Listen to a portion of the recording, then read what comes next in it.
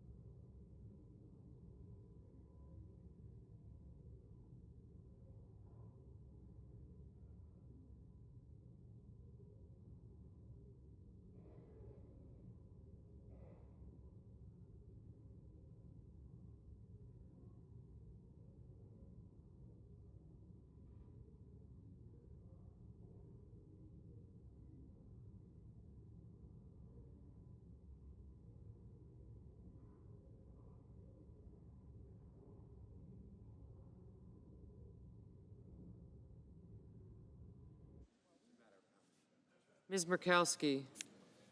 Aye.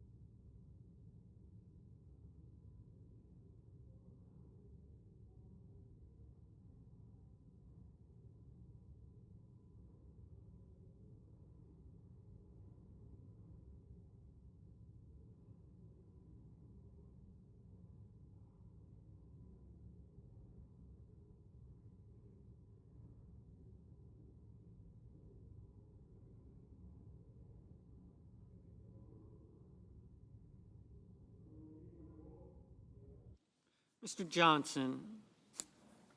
Mr. Johnson.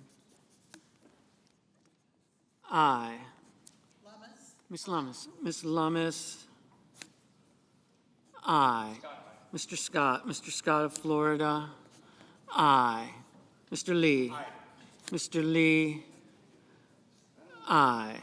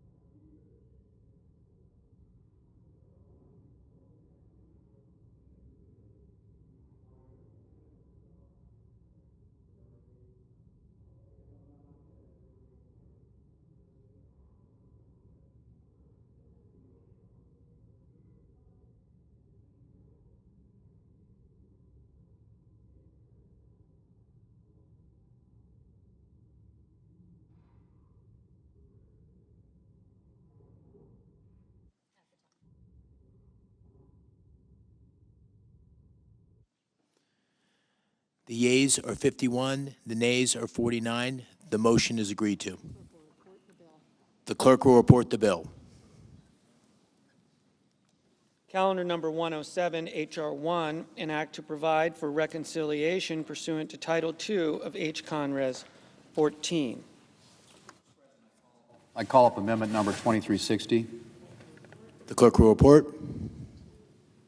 The senator from South Dakota, Mr. Thune, proposes an amendment numbered 2360. Mr. President, I ask consent the reading be dispensed with. Reserving the right to object. Is there, And I will object. Senate Republicans are scrambling to pass a radical bill released to the public in the dead of night, praying the American people don't realize what's in it. If Senate Republicans won't tell the American people what's in this bill, then Democrats are going to force this chamber to read it from start to finish. I object. objections heard? All right. The clerk will read the amendment. Strike all after the enacting clause and insert the following. Section 1, short title. This act may be cited as the One Big Beautiful Bill Act. Section 2, table of contents. The table of contents of this act is as follows. Section 1, short title. Section 2, table of contents. Title 1, Committee on Agriculture, Nutrition, and Forestry. Subtitle A, Nutrition. Section 10101, Reevaluation of Thrifty Food Plan. Section 10102, modifications to SNAP work requirements for able-bodied adults. Section 10103, availability of standard utility allowances based on receipt on energy assistance. Section 10104, restrictions on internet expenses. Section 10105, matching funds requirements. Section 10106, administrative cost sharing. Section 10107, National Education and Obesity Prevention Grant Programs. Section 10108, Alien SNAP Eligibility. Subtitle B, Forestry. Section 10201, Rescissions of Amounts for Forestry. Subtitle C, Commodities. Section 10301, Effective Reference Price. Section 10302, Base Acres. Section 10303, Producer Election. Section 10304, Price Loss Coverage. Section 10305, Agriculture Risk Coverage. Section 10306, Equitable Treatment of Certain Entities. Section 10307, Payment Limitations. Section 10308, Adjusted Gross Income Limitation. Section 10309, Marketing Loans. Section 10310, Repayment of Marketing Loans. Section 10311, Economic Adjustment Assistance for Textile Mills. Section 10312,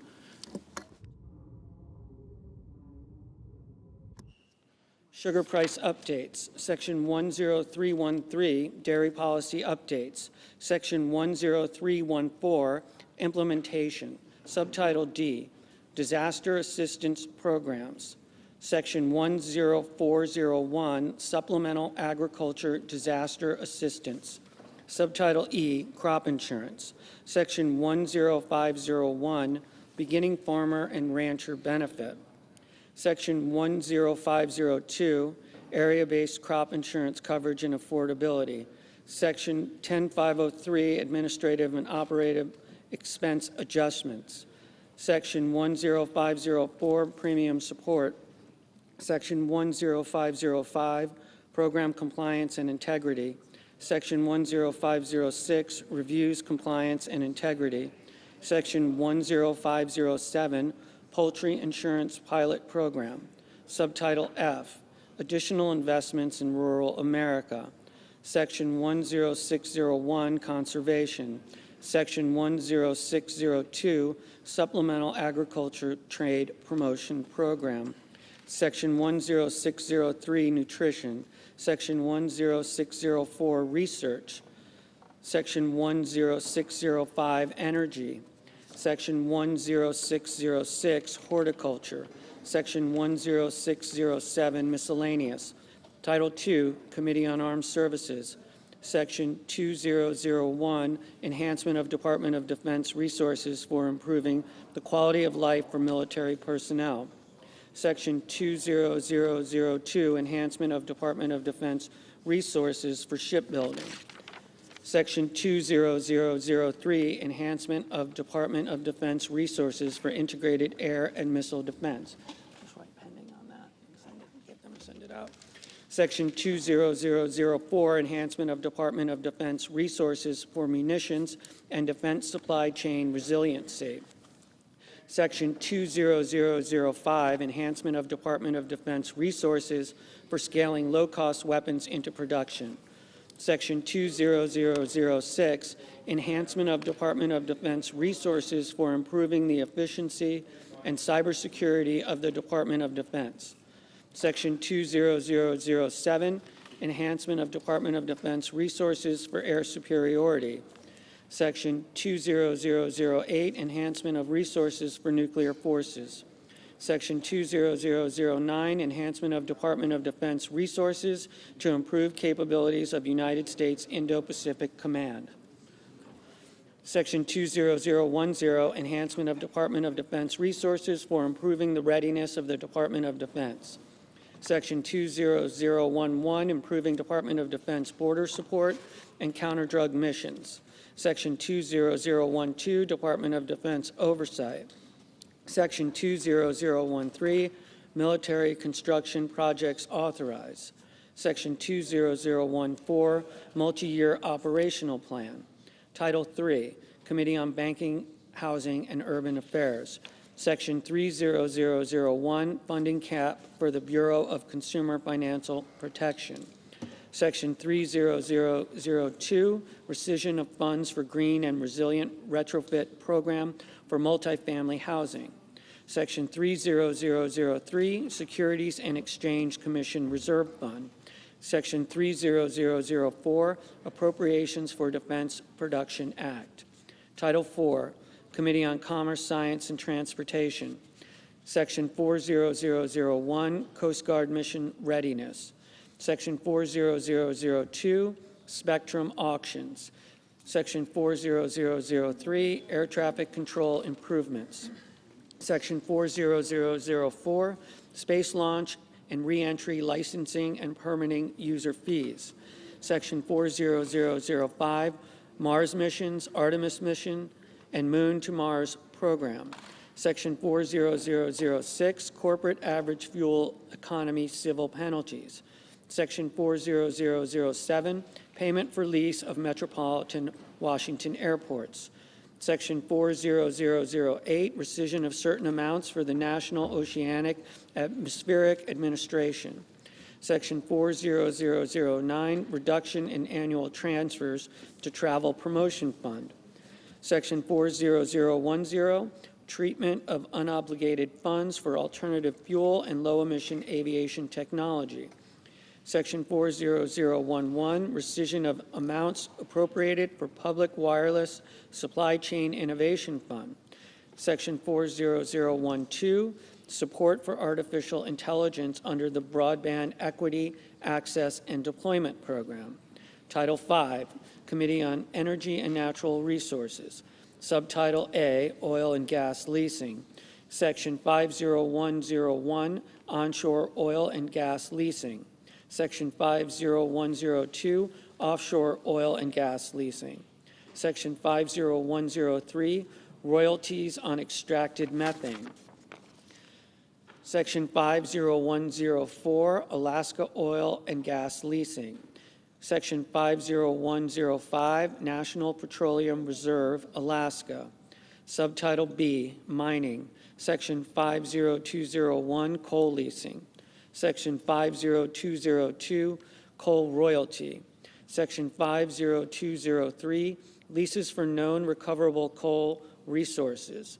Section 50204, Authorization to Mine Federal Coal.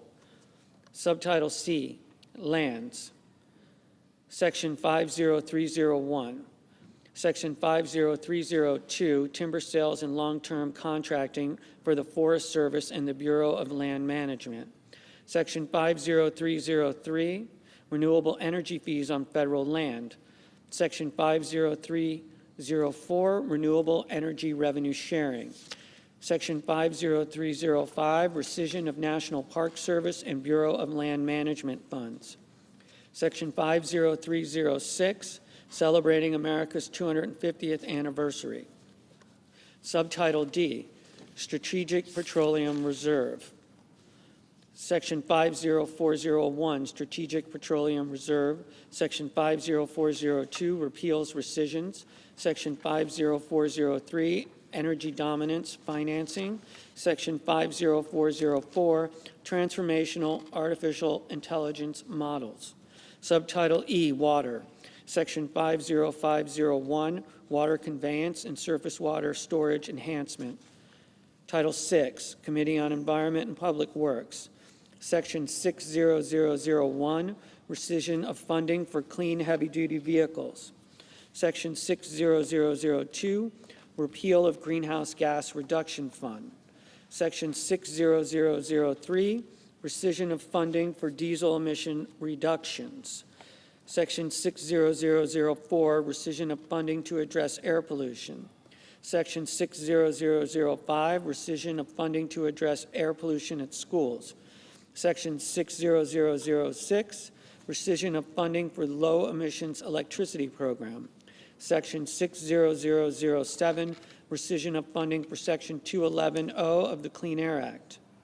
Section 60008, rescission of funding for implementation of the American Innovation and Manufacturing Act. Section 60009, rescission of funding for enforcement, technology, and public information. Section 60010, rescission of funding for greenhouse gas corporate reporting. Section 60011, rescission of funding for environmental product declaration assistance. Section 60012, rescission of funding for methane emissions and waste reduction incentive program for petroleum and natural gas systems. Section 60013, rescission of funding for greenhouse gas, air pollution plans, and implementation grants. Section 60014, rescission of funding for Environmental Protection Agency efficient, accurate, and timely reviews. Section 60015, rescission of funding for low embodied carbon labeling for construction materials. Section 60016, rescission of funding for environmental and climate justice block grants. Section 60017, rescission of funding for ESA recovery plans. Section 60018, rescission of funding for environmental and climate data collection. Section 60019, rescission of neighborhood access and equity grant program. Section 60020, rescission of funding for federal building assistance. Section 60021, rescission of funding for low-carbon materials for federal buildings. Section 60022, rescission of funding for GSA emerging and sustainable technologies. Section 60023, rescission of environmental review implementation funds. Section 60024, rescission of low-carbon transportation materials grants. Section 60025, John F. Kennedy Center for Performing Arts. Section 60026, project sponsor opt-in fees for environmental services. Title VII, Finance. Subtitle A, Tax. Section 70001, references to the Internal Revenue Code of 1986, etc. Chapter 1, providing permanent tax relief for middle-class families and workers. Section 70101, extension and enhancement of reduced rates. Section 70102, extension and enhancement of increased standard deduction. Section 70103, termination of deduction of personal exemptions other than temporary senior deduction. Section 70104, extension and enhancements of increased child tax credit. Section 70105, extension and enhancement of deduction for qualified business income. Section 70106, extension and enhancement of increased estate and gift tax exemption amounts. Section 70107, extension of increased alternative minimum tax exemption amounts and modification of phase-out thresholds. Section 70108, extension and modification of limitation on deduction for qualified residence interest. Section 70109, extension and modification of limitation on casualty loss deduction. Section 70110, termination of miscellaneous itemized deductions other than educator expenses. Section 70111, limitation on tax benefits of itemized deductions. Section 70112, extension and modification of qualified transportation fringe benefits. Section 70113, extension and modification of limitation on deduction and exclusions for moving expenses. Section 70114, extension and modification of limitation on wagering losses. Section 70115, extension and enhancement of increased limitation on contributions to able accounts. Section 70116, extension and enhancement of savers credit allowed for able contributors. Section 70117, extension of rollovers for qualified tuition programs to able accounts permitted. Section 70118, extension of treatment of certain individuals performing services in the Sinai Peninsula and enhancement to include additional areas. Section 70119, extension and modification and exclusion from gross income of student loans discharged on account of death or disability. Section 70120, limitation on individual deductions for certain state and local taxes, etc. Chapter 2, delivering on presidential priorities to provide new middle-class tax relief. Section 70201, no tax on tips. Section 70202, no tax on overtime. Section 70203, no tax on car loan investment. Section 70204, Trump accounts and contribution pilot program. Chapter 3, establishing certainty and competitiveness for American job creators. Subtitle A, permanent U.S. business tax reform and boosting domestic investment. Section 70301, full expensing for certain business property. Section 70302, full expensing of domestic research and experimental expenditures. Section 70303, modification of limitation on business interest. Section 70304, extension and enhancement of paid family and medical leave credit. Section 70305, exceptions from limitations on deduction for business meals. Section 70306, increased dollar limitations for expensing of certain depreciable business assets. Section 70307, special depreciation allowance for qualified production property. Section 70308, enhancement of advanced manufacturing investment credit. Section 70309, spaceports are treated like airports under exempt facility bond rules. Subtitle B, permanent America First international tax reforms. Part 1, foreign tax credit. Section 70311, modifications related to foreign tax credit limitation. Section 70312, modifications to determination of deemed paid credit for taxes properly attributable to tested income. Section 70313, sourcing certain income from the sale of inventory produced in the United States. Part 2, foreign-derived deduction eligible income and net CFC tested income. Section 70321, modification of deduction for foreign-derived deduction eligible income and net CFC tested income. Section 70322, determination of deduction eligible income. Section 70323, rules related to deemed intangible income. Part 3, base erosion minimum tax. Section 70331, extension and modification of base erosion minimum tax amount. Part 4, business interest limitation. Section 70341, coordination of business interest limitation and interest capitalization provisions. Section 70342, definition of adjusted taxable income for business interest limitation. Part 5, other international tax reforms. Section 70351, permanent extension of look-through rule for related controlled foreign corporations. Section 70352, repeal of election for 1 month deferral and determination of taxable year of specified foreign corporations. Section 70353, restoration of limitation on downward attribution of stock ownership in applying constructive ownership rules. Section 70354, modification to pro rata share rules. Chapter 4, investing in American families, communities, and small businesses.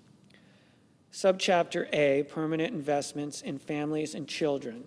Section 70401, enhancement of employer-provided child care credit. Section 70402, enhancement of adoption credit. Section 70403, recognizing Indian tribal governments for purposes of determining whether a child has special needs for purposes of the adoption credit. Section 70404, enhancement of the Dependent Care Assistance Program. Section 70405, enhancement of Child and Dependent Care Tax Credit. Subtitle B, permanent investments in students and reforms to tax-exempt institutions. Section 70411, tax credit for contributions of individuals to scholarship-granting organizations. Section 70412, exclusion for employer payments of student loans. Section 70413, additional expenses treated as qualified higher education expenses for purpose of 529 accounts.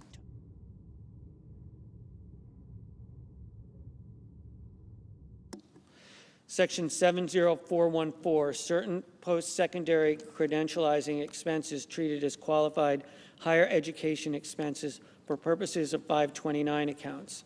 Section 70415, modification of excise tax on investment income of certain private colleges and universities. Section 70416, expanding application of tax on excess compensation within tax-exempt organizations. Subchapter C, permanent investments in community development. Section 70421, permanent renewal and enhancement of opportunity zones. Section 70422, permanent enhancement of low-income housing tax credit.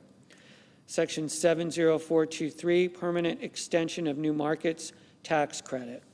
Section 70424, permanent and expanded reinstatement of partial deduction for charitable contributions of individuals who do not elect to itemize.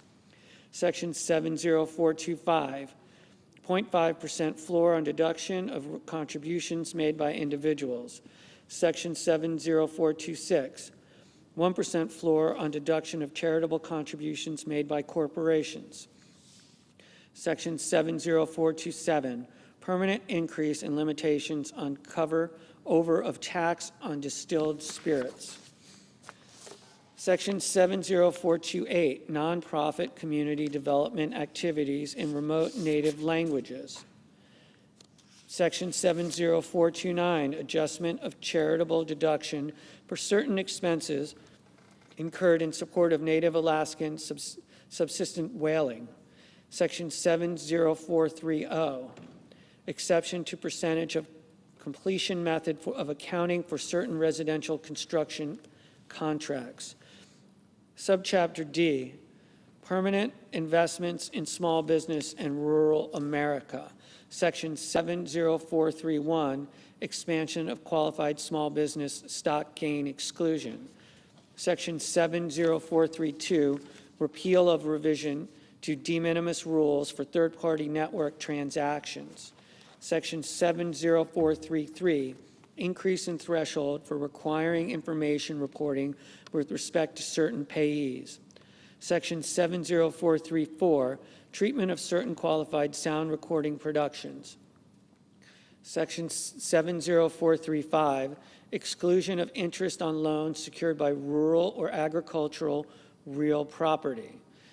Section 70436, reduction of transfer and manufacturing taxes for certain devices. Section 70437, treatment of capital gains from the sale of certain farmland property. Section 70438, extension of rules for treatment of certain disaster-related personal casualty losses. Chapter 5, ending Green New Deal spending, promoting America First energy, and other reforms. Subchapter A, termination of Green New Deal subsidies. Section 70501, termination of previously owned clean vehicle credit. Section 70502, termination of clean vehicle credit. Section 70503, termination of qualified commercial clean vehicles credit. Section 70504, termination of alternative fuel vehicle refueling property credit. Section 70505, termination of energy efficient home improvement credit. Section 70506, termination of residential clean energy credit. Section 70507, termination of energy efficient commercial building deduction. Section 70508, termination of new energy efficient home credit. Section 70509, termination of cost recovery for energy, property, and qualified clean energy facilities, property, and technology. Section 70510, modifications of zero-emission nuclear power production credit. Section 70511, termination of clean hydrogen production credit. Section 70512, termination and restrictions on clean electricity production credit. Section 70513, termination and restrictions on clean electricity investment credit. Section 70514, phase out and restrictions on advanced manufacturing production credit. Section 70515, restriction on the extension of advanced energy project credit program. Subchapter B, enhancement of America First energy policy. Section 70521, extension and modification of clean fuel production credit. Section 70522, restrictions on carbon oxide sequestration credit. Section 70523, intangible drilling and development costs taken into account for purposes of computing adjusted financial statement income. Section 70524, income from hydrogen storage, carbon capture, advanced nuclear, hydropower, and geothermal energy added to qualifying income of certain publicly traded partnerships. Section 70525, allow for payments to certain individuals who die fuel. Subchapter C, other reforms. Section 70531, modifications to de minimis entry privilege for commercial shipments. Chapter 6, enhancing deduction and income tax credit, guardrails, and other reforms. Section 70601, modification and extension of limitation on excess business losses of non-corporate taxpayers. Section 70602, treatment of payments for partnerships to partners for property or services. Section 70603, excessive employee remuneration from controlled group members and allocation of deduction. Section 70604, third-party litigation funding reforms. Section 70605, excise tax on certain remittance transfers. Section 70606, enforcement provisions with respect to COVID-related employee retention credits. Section 70607, Social Security number requirement for American Opportunity and Lifetime Learning credits. Section 70608, Task Force on the Replacement of the Direct File. Subtitle B, Health. Chapter 1, Medicaid. Chapter A, Reducing Fraud and Improving Enrollment Processes. Section 71101, Moratorium on Implementation of Rule relating to eligibility and enrollment in Medicare savings programs. Section 71102, Moratorium on Implementation of Rule relating to eligibility and enrollment for Medicaid, CHIP, and the Basic Health Program. Section 71103, Reducing Duplicate Enrollment under the Medicaid and CHIP programs. Section 71104, Ensuring deceased individuals do not remain enrolled. Section 71105, Ensuring deceased providers do not remain enrolled. Section 71106, Payment reduction related to certain erroneous excess payments under Medicaid. Section 71107, eligibility redeterminations. Section 71108, revising home equity limit for determining eligibility for long-term care services under the Medicaid program. Section 71109, alien Medicaid eligibility. Section 71110, expansion FMAP for certain states providing payments for health care furnished to certain individuals.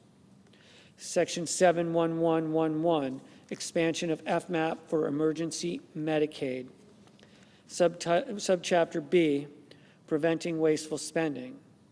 Section 7112, moratorium on implementation of rule relating to staffing standards for long-term care facilities under the Medicare and Medicaid programs. Section 71113, reducing state Medicaid costs. Section 71114, prohibiting federal Medicaid and CHIP funding for certain items and services. Section 71115, federal payments to prohibited entities. Subchapter C, stopping abusive financing practices. Section 7116, sunsetting increased FMAP incentive. Section 71117, provider taxes. Section 71118, state-directed payments. Section 71119, requirements regarding waiver of uniform tax requirement for Medicaid provider tax. Section 71120, requiring budget neutrality for Medicaid demonstration projects under Section 1115. Subchapter D, increasing personal accountability. Section 71121, requirement for states to establish Medicaid community engagement requirements for certain individuals. Section 71122, modifying cost-sharing requirements for certain expansion individuals under the Medicaid program. Subchapter E, expanding access to care. Section 71123, making certain adjustments to coverage of home or community-based services under Medicaid. Section 71124, determination of FMAP for high-poverty states. Chapter 2, Medicare. Subchapter A, strengthening eligibility requirements. Section 71201, limiting Medicare coverage of certain individuals. Subchapter B, improving services for seniors. Section 71202, temporary payment, increase under the Medicare physician fee schedule to account for exceptional circumstances. Section 71203, expanding and clarifying the exclusion for orphan drugs under the drug price negotiation program. Section 71204, application of cost living adjustment to non-labor related portion for hospital outpatient department services furnished in Alaska and Hawaii. Chapter 3, health tax. Subchapter A, improving eligibility criteria. Section 71301, permitting premium tax credit only for certain individuals. Section 71302, disallowing premium tax credit during periods of Medicaid ineligibility due to alien status. Subchapter B, preventing waste, fraud, and abuse. Section 71303, requiring verification of eligibility for premium tax credit. Section 71304, disallowing premium tax credit in case of certain coverage enrolled in during special enrollment period. Section 71305, eliminating limitation on recapture of advance payment of premium tax credit. Section 71306, permanent extension of safe harbor for absence of deductible for telehealth services. Section 71307, allowance of bronze and catastrophic plans and connection with health savings accounts. Section 71308, treatment of direct primary care service arrangements. Chapter 4, protecting rural hospitals and providers. Section 71401, Rural Health Transformation Program. Subtitle C, Increase in Debt Limit. Section 72001, Modification of Limitation on the Public Debt. Title 8, Committee on Health, Education, Labor, and Pensions. Subtitle A, Exemption of Certain Assets. Section 80001, Exemption of Certain Assets. Subtitle B, Loan Limits. Section 81001, Establishment of Loan Limits for Graduate and Professional Students and Parent Borrowers, Termination of Graduate and Professional Plus Loans. Subtitle C, Loan Repayment. Section 82001, Loan Repayment. Section 82002, Deferment, Forbearance. Section 82003, Loan Rehabilitation. Section 82004, Public Service Loan Forgiveness. Section 82005, Student Loan Servicing. Subtitle D, Pell Grants. Section 83001, Eligibility. Section 83002, Workforce Pell Grants. Section 83003, Pell Shortfall. Section 83004, Federal Pell Grants exclusion relating to other grant aid. Subtitle E, Accountability. Section 84001, Ineligibility based on low earnings outcomes. Subtitle F, Regulatory Relief. Section 85001, Delay of Rule relating to borrower defense to repayment. Section 85002, Delay of Rule relating to closed school discharges.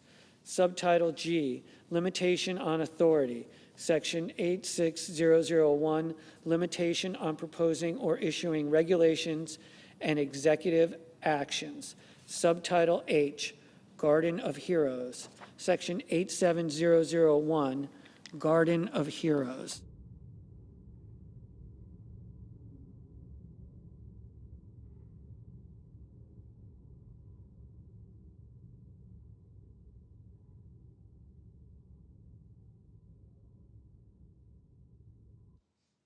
Subtitle 1, Office of Refugee Resettlement, Section 88001, Potential Sponsor Vetting for Unaccompanied Alien Children Appropriation.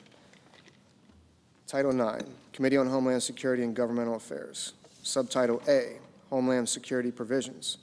Section 90001, Border Infrastructure and Wall System.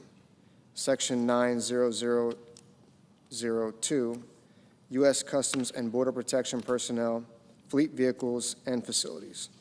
Section 90003, Detention Capacity. Section 90004, Border Security, Technology, and Screening. Section 90005, State and Local Assistance. Section 90006, Presidential Residence Protection.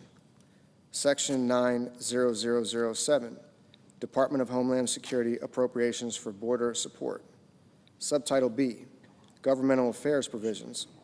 Section 90101, FEHB Improvements. Section 90102, Pandemic Response Accountability Committee. Section 90103, Appropriation for the Office of Management and Budget. Title 10, Committee on the Judiciary. Subtitle A, Immigration and Law Enforcement Matters. Part 1, Immigration Fees. Section 100001, Applicability of the Immigration Laws. Section 100002, Asylum Fee. Section 100003, Employment Authorization Document Fees. Section 100004, Immigration Parole Fee. Section 100005, Special Immigrant Juvenile Fee. Section 100006, Temporary Protected Status Fee. Section 100007, Visa Integrity Fee. Section 100008, Form I-94 Fee. Section 100009, Annual Asylum Fee. Section 100010, Fee relating to renewal and extension of employment authorization for parolees. Section 10011, fee relating to renewal or extension of employment authorization for asylum applicants. Section 10012, fee relating to renewal and extension of employment authorization for aliens granted temporary protected status. Section 10013, fees relating to applications for adjustment of status. Section 10014, electronic system for travel authorization fee. Section 10015, electronic visa update system fee. Section 10016, fee for aliens ordered removed in absentia. Section 10017, inadmissible alien apprehension fee. Section 10018, amendment to authority to apply for asylum. Part 2, immigration and law enforcement funding. Section 10051, appropriation for the Department of Homeland Security. Section 10052, appropriation for U.S. Immigration and Customs Enforcement. Section 10053, appropriation for federal law enforcement training centers. Section 10054, appropriation for the Department of Justice. Section 10055, bridging immigration-related deficits experienced nationwide reimbursement fund. Section 10056, appropriation for the Bureau of Prisons. Section 10057, appropriation for the United States Secret Service. Subtitle B, Judiciary Matters. Section 10011, appropriation to the Administrative Office of the United States Courts. Section 10012, appropriation to the Federal Judicial Center. Subtitle C, Radiation Exposure Compensation Matters. Section 1000201, extension of fund. Section 1000202, claims relating to atmospheric testing. Section 1000203, claims relating to uranium mining. Section 1000205, limitations on claims. Title I, Committee on Agriculture, Nutrition, and Forestry. Subtitle A, Nutrition. Section 10101, reevaluation of Thrifty Food Plan. A, in general, Section 3 of the Food and Nutrition Act of 2008, 7 U.S.C. 2012 is amended by striking subsection U and inserting the following. U, Thrifty Food Plan. 1, in general, the term Thrifty Food Plan means a diet required to feed a family of 4 persons consisting of a man and a woman ages 20 through 50, a child ages 6 through 8, and a child ages 9 through 11, using the items and quantities of food described in the report of the Department of Agriculture entitled Thrifty Food Plan 2021. And each successor report updated pursuant to this subsection, subject to the conditions that A, the relevant market baskets of the Thrifty Food Plan shall only be changed pursuant to paragraph 4. B, the cost of the Thrifty Food Plan shall be the basis for uniform allotments for all households regardless of the actual composition of the household. And C, the cost of the Thrifty Food Plan may only be adjusted in accordance with this subsection. 2, household adjustments. The Secretary shall make household adjustments using the following ratios of household size as a percentage of the maximum 4-person allotment. A, for a one-person household, 30%. B, for a 2-person household, 55%. C, for a 3-person household, 79%. D, for a 4-person household, 100%. E, for a 5-person household, 119%. F, for a 6-person household, 143%. G, for a 7-person household, 158%. H, for an 8-person household, 180%. I, for a household of 9 persons or more, an additional 22% per person, which additional percentage shall not total more than 200%. 3, allowable cost adjustments. The Secretary shall, A, make cost adjustments in the Thrifty Food Plan for Hawaii and the urban and rural parts of Alaska to reflect the cost of food in Hawaii and urban and rural Alaska. B, make cost adjustments in the separate Thrifty Food Plans for Guam and the Virgin Islands of the United States to reflect the cost of food in those states, but not to exceed the cost of food in the 50 states and the District of Columbia. And C, on October 1st, 2025, and on each October 1st thereafter, adjust the cost of the Thrifty Food Plan to reflect changes in the Consumer Price Index for all urban consumers published by the Bureau of Labor Statistics of the Department of Labor for the most recent 12-month period ending in June. 4, reevaluation of market baskets. A, reevaluation. Not earlier than October 1st, 2027, the Secretary may reevaluate the market baskets of the Thrifty Food Plan based on current food prices, food composition data, consumption patterns, and dietary guidance. B, cost neutrality. The Secretary shall not increase the cost of the Thrifty Food Plan based on a reevaluation under this paragraph. B, conforming amendments.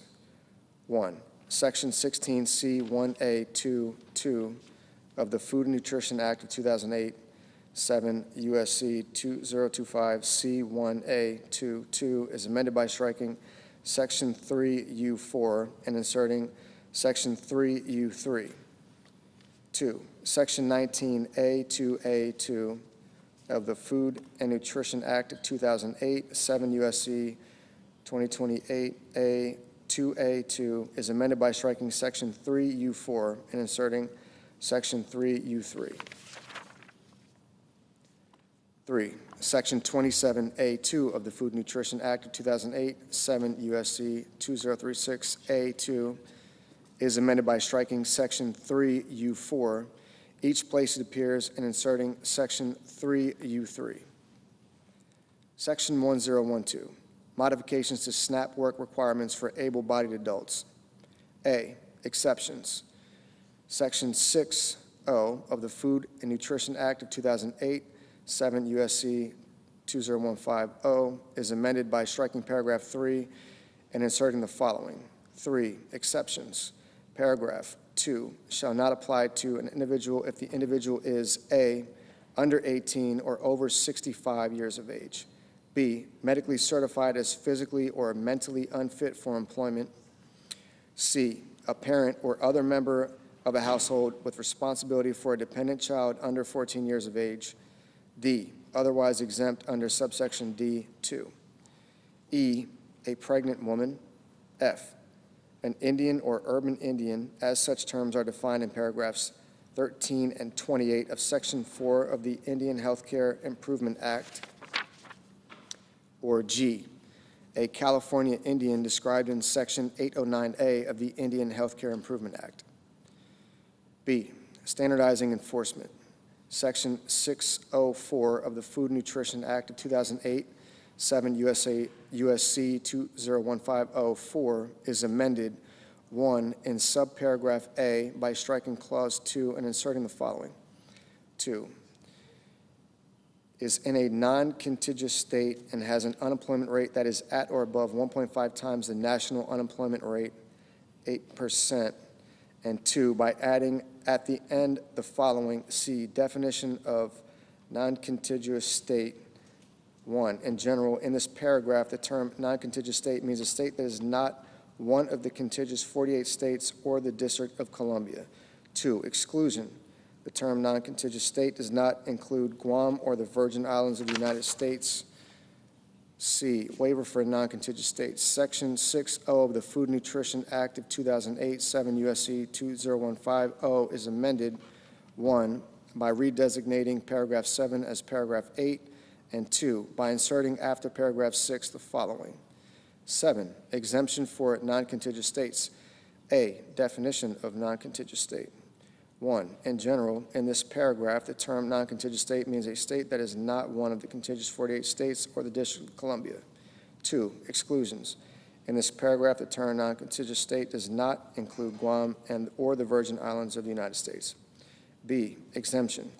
Subject to subparagraph D, the Secretary may exempt individuals in a non-contiguous state from compliance with the requirements of paragraph 2 if, 1, the state agency submits to the Secretary a request for that exemption made in such form and at such time as the Secretary may require, and including the information described in subparagraph C, and 2, the Secretary determines that based on that request, the state agency is demonstrating a good faith effort to comply with the requirements of paragraph 2.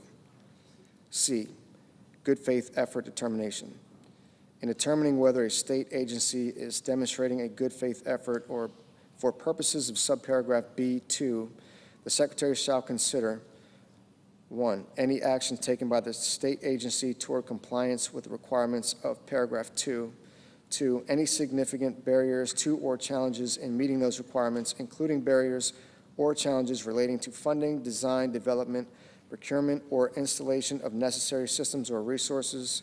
3, the detailed plan and timeline of the state agency for achieving full compliance with those requirements, including any milestones as defined by the Secretary.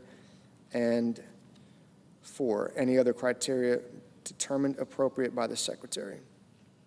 D, duration of exemption. 1, in general, an exemption granted under subparagraph B shall expire not later than December 31st, 2028, and may not be renewed beyond that date. 2, early termination.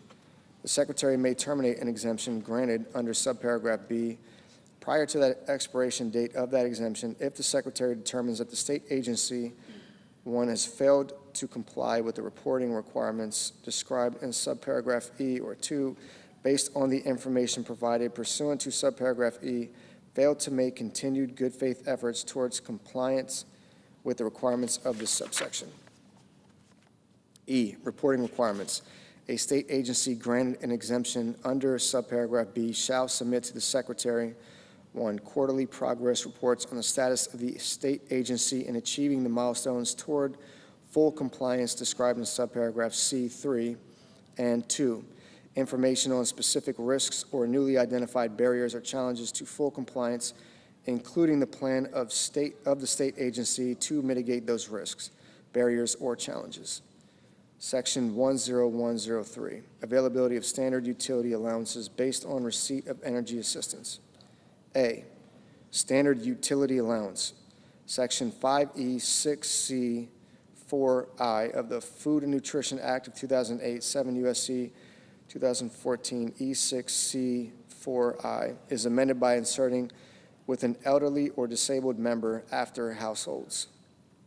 B, third-party energy assistance payments. Section 5K4 of the Food Nutrition Act of 2008, 7 U.S.C.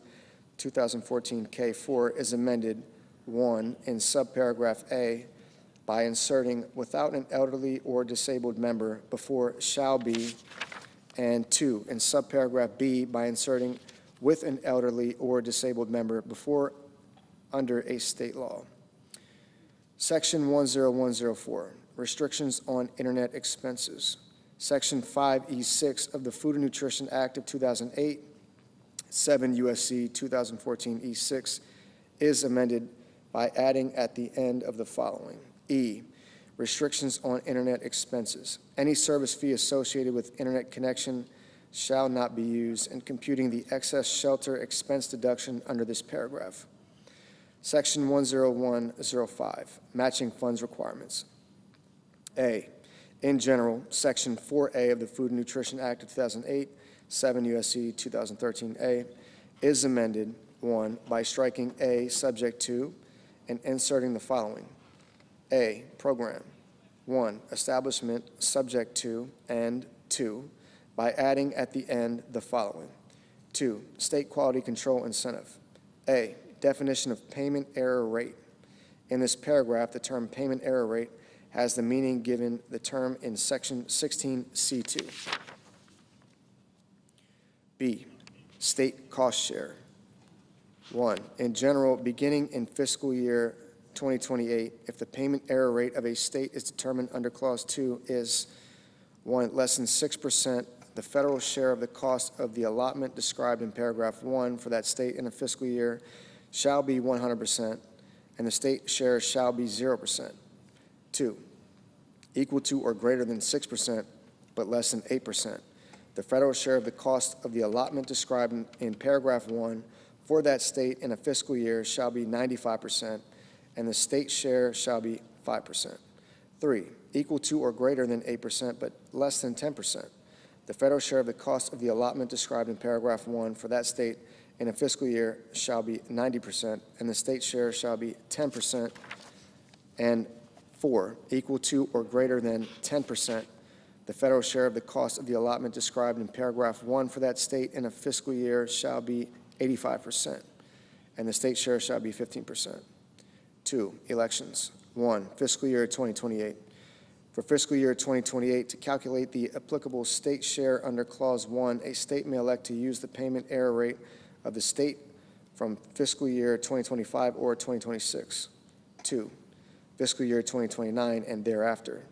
For fiscal year 2029 and each fiscal year thereafter, to calculate the applicable state share under Clause 1, the Secretary shall use the payment error rate of the state for the third fiscal year preceding the fiscal year for which the state share is being calculated. 3, maximum federal payment. The Secretary may not pay towards the cost of an allotment described in paragraph 1 an amount that is greater than the applicable federal share under paragraph 2. 4, waiver authority. A, in general, the Secretary may waive the requirement under paragraph 2 for a non-contiguous state excluding Guam and the Virgin Islands of the United States for a period of not more than 2 years if, 1, the Secretary determines that the waiver is necessary, and 2, the non-contiguous state is, 1, actively implementing a corrective action plan as described in Section 275.17 of Title VII Code of Federal Regulations or a successor regulation, and 2, carrying out any other activities determined necessary by the Secretary to reduce its payment error rate as defined in paragraph 2. B, termination of authority. The waiver authority under subparagraph A shall terminate on the date that is 4 years after the date of enactment of this paragraph. B, limitation on authority. Section 13A1 of the Food and Nutrition Act of 2008, 7 U.S.C. 2022A1 is amended in the first sentence by inserting or the payment or disposition of a state share under Section 4A2 after 16C 1D12. Section 10106, administrative cost sharing. Section 16A of the Food and Nutrition Act of 2008, 7 U.S.C. 2025A, is amended in the matter preceding paragraph 1 by striking agency an amount equal to 50% and inserting agency through fiscal year 2026, 50%, and for fiscal year 2027 and each fiscal year thereafter, 25%. Section 10107, National Education and Obesity Prevention Grant Program. Section 28D1F of the Food and Nutrition Act of 2008, 7 U.S.C. 2036A D1F is amended by striking for fiscal year 2016 and each subsequent fiscal year, and inserting for each of fiscal years 2016 through 2025. Section 10108, Alien SNAP eligibility. Section 6F of the Food and Nutrition Act of 2008, 7 U.S.C. 2015F, is amended to read as follows. F, no individual who is a member of a household otherwise eligible to participate in the Supplemental Nutrition Assistance Program under this section shall be eligible to participate in the Supplemental Nutrition Assistance Program as a member of that or any other household unless he or she is, 1, a resident of the United States, and 2, either A, a citizen or national of the United States, B, an alien lawfully admitted for permanent residence as an immigrant as defined by sections 101A15 and 101A20 of the Immigration and Nationality Act, excluding, among others, alien visitors, tourists, diplomats, and students who enter the United States temporarily with no intention of abandoning their residence in a foreign country.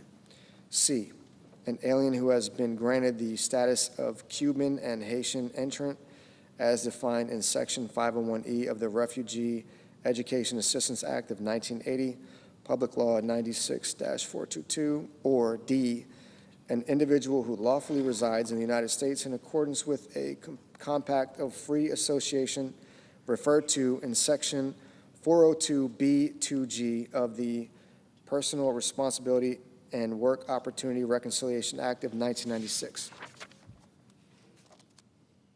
The income less at state option or a pro rata share and financial resources of the individual rendered ineligible to participate in the Supplemental Nutrition Assistance Program under this subsection shall be considered in determining the eligibility and the value of the allotment of the household of which such individual is a member. Subtitle B, Forestry, Section 10201, Rescission of Amounts for Forestry. The unobligated balances of amounts appropriated by the following provisions of Public Law 117-169 are rescinded. 1. Paragraphs 3 and 4 of Section 23001A, 136 Stat 2023. 2. Paragraphs 1 through 4 of Section 23002A, 136 Stat 2025. 3. Section 23003A2, 136 Stat 2026. 4. Section 23005, 136 Stat 2027. Subtitle C, Commodities. Section 10301, Effective Reference Price, A, Effective Reference Price.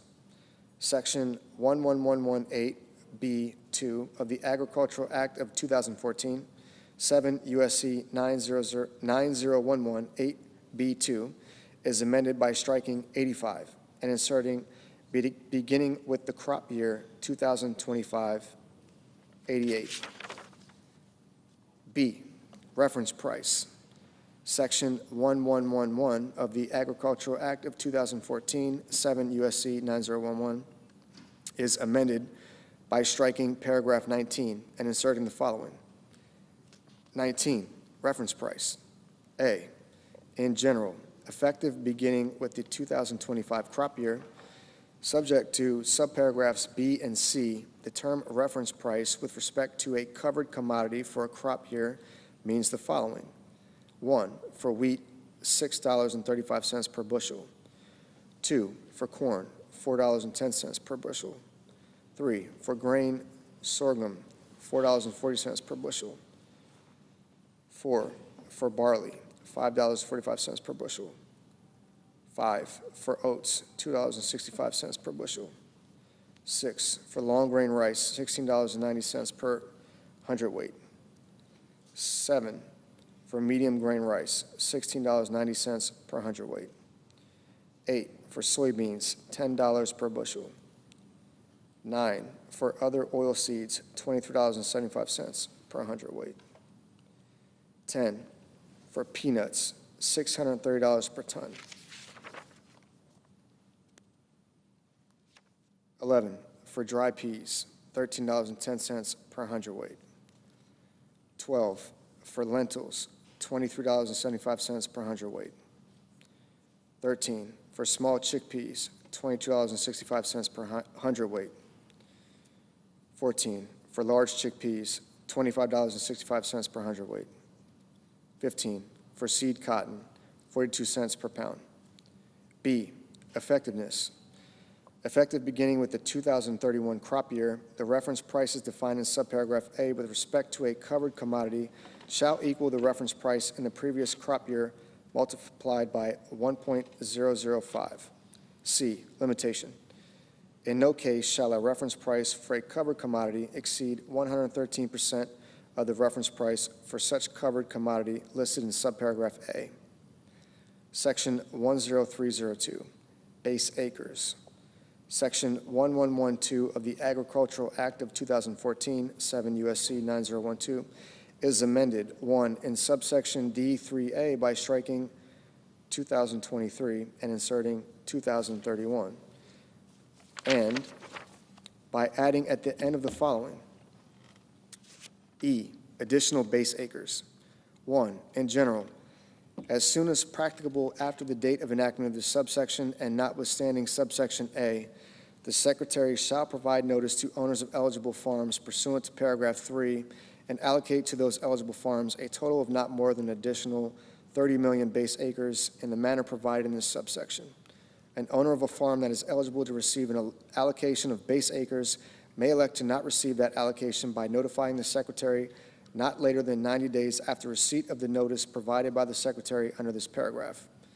2, content of notice. The notice under paragraph 1 shall include the following. A, information that the allocation is occurring. B, information regarding the eligibility of the farm for an allocation of base acres under paragraph 3. C, information regarding how an owner may appeal a determination of ineligibility for an allocation of base acres under paragraph 3.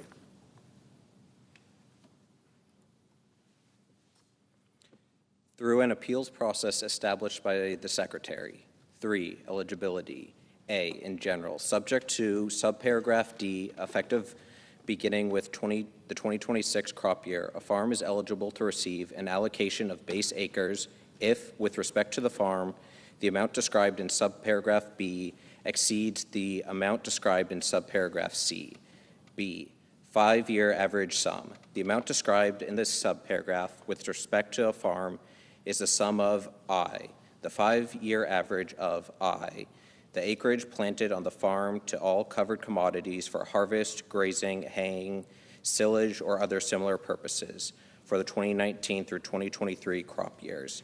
And 2, any acreage on the farm that the producers were prevented from planting during the 2019 through 2023 crop years to covered commodities because of drought, flood, or other natural disaster, or other conditions beyond the control of the producers as determined by the Secretary, plus 2, the lesser of 1, subsection 1, 15% of the total acres on the farm, and 2, the 5-year average of AA, the acreage planted on the farm to eligible non-covered commodities for harvest, grazing, haying, silage, or other similar purposes for the 2019 through 2023 crop years, and subsection BB, any acreage on the farm that producers were prevented from planting during the 2019 through 2023 crop years to eligible non-covered commodities because of drought, flood, or other natural disaster, or other condition beyond the control of the producers, as determined by the Secretary. C, total number of base acres for covered commodities. The amount described in this subparagraph with respect to a farm is the total number of base acres for covered commodities on the farm, excluding unassigned crop base, as in effect on September 30, 2024. D, effect of no recent plantings of covered commodities in the case of a farm for which the amount determined under Clause I of subparagraph B is equal to 0. That farm shall be ineligible to receive an allocation of base acres under the subsection.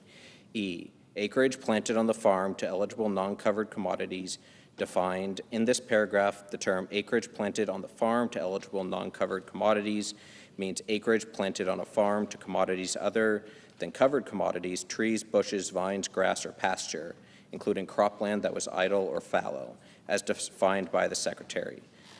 4, number of base acres, subject to paragraphs 3 and 8. The number of base acres allocated to an eligible farm shall, subsection A, be equal to the difference obtained by subtracting the amount determined under subparagraph C of paragraph 3 from the amount determined under subparagraph B of that paragraph. And B, include unassigned crop base.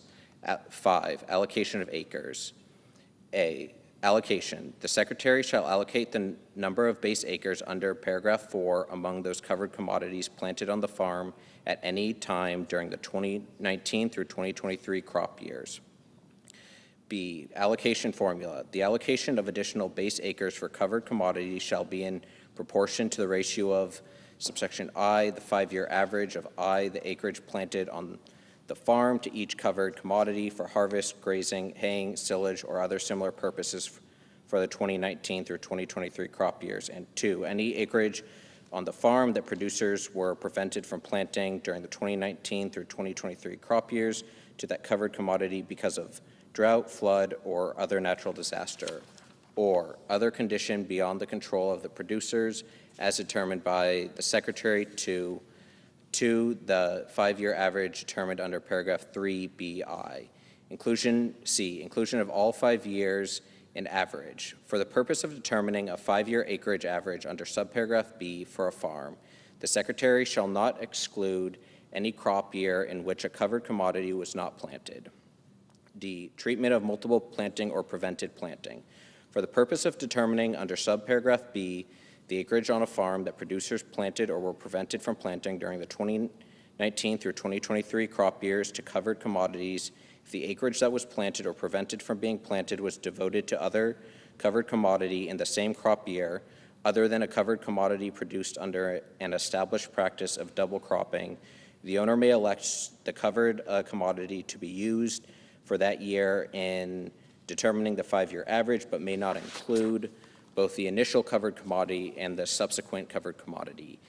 E, limitation. The allocation of additional base acres among covered commodities on a farm under this paragraph may not result in a total number of base acres for the farm in excess of the number of acres on the farm. 6, reduction by the Secretary.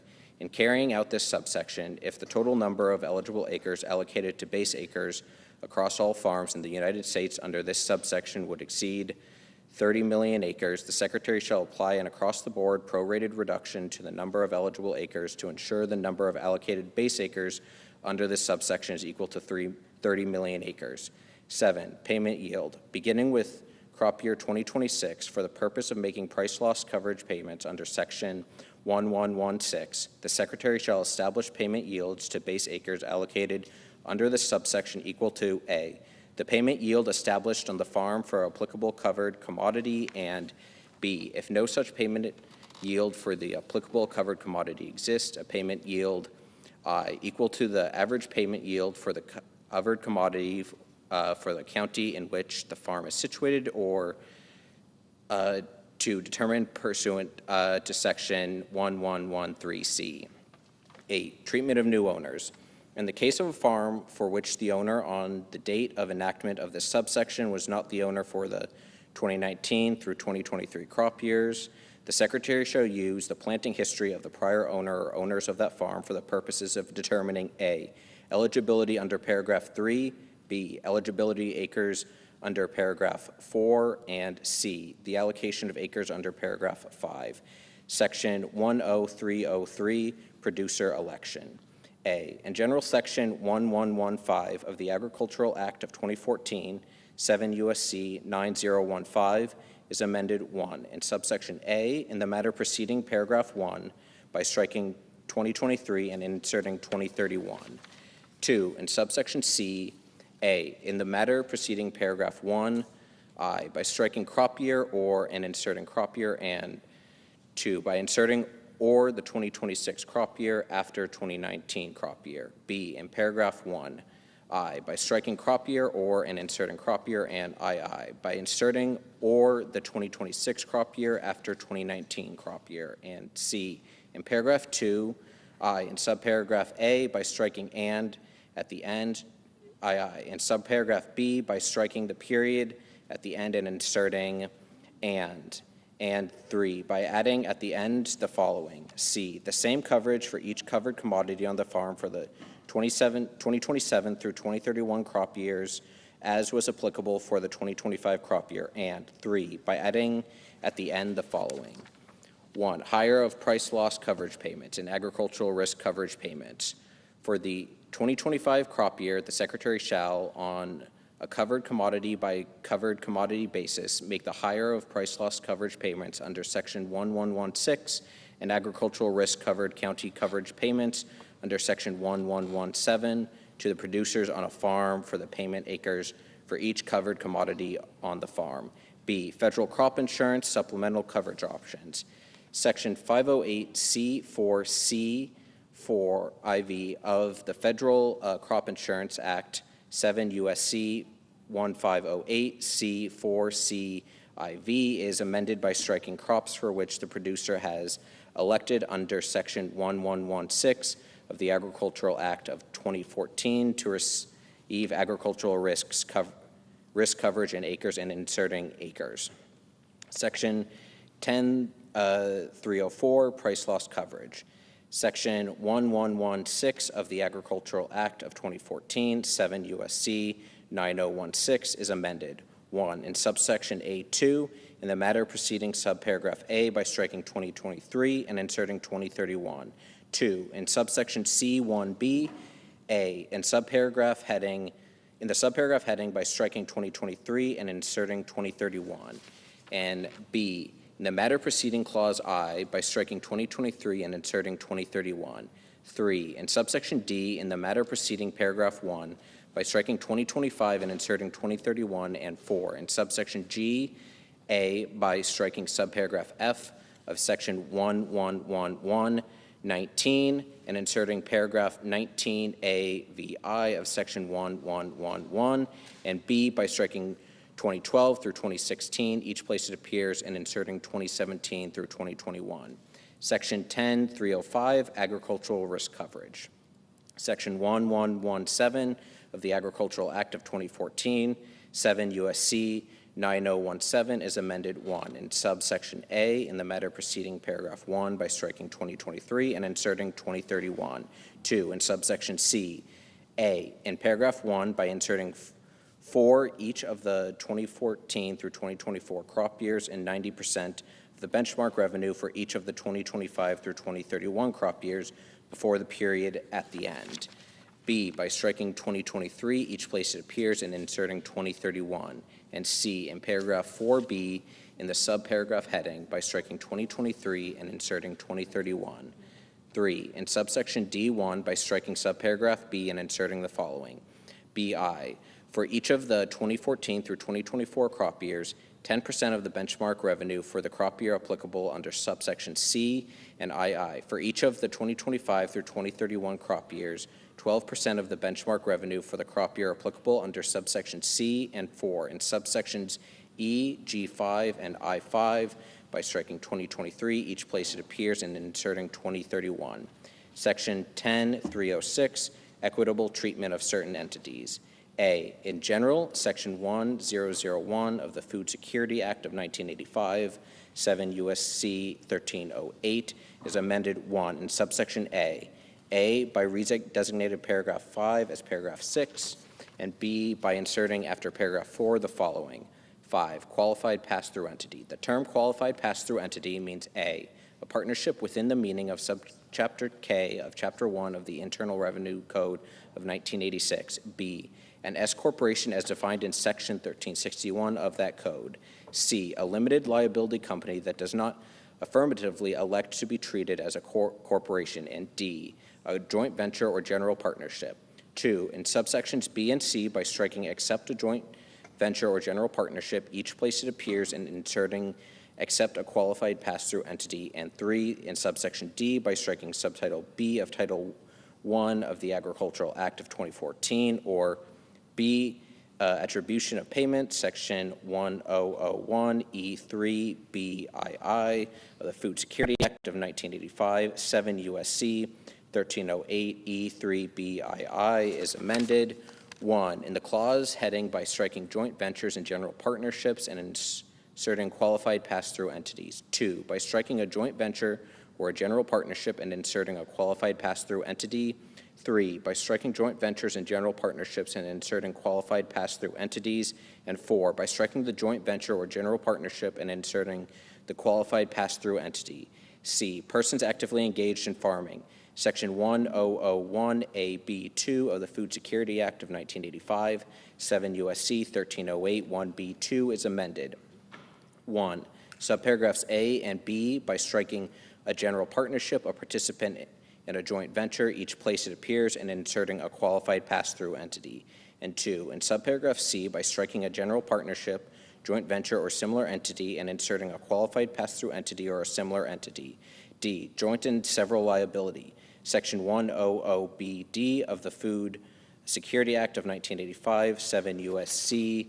1308-2D is amended by striking partnerships and joint ventures and inserting qualified pass-through entities. E, exclusion from AGI calculation, Section 1001D of the Food Security Act of 1985, 7 U.S.C. 1308-3AD is amended by striking general partnership or joint venture each place it appears. Section 10307, payment limitations.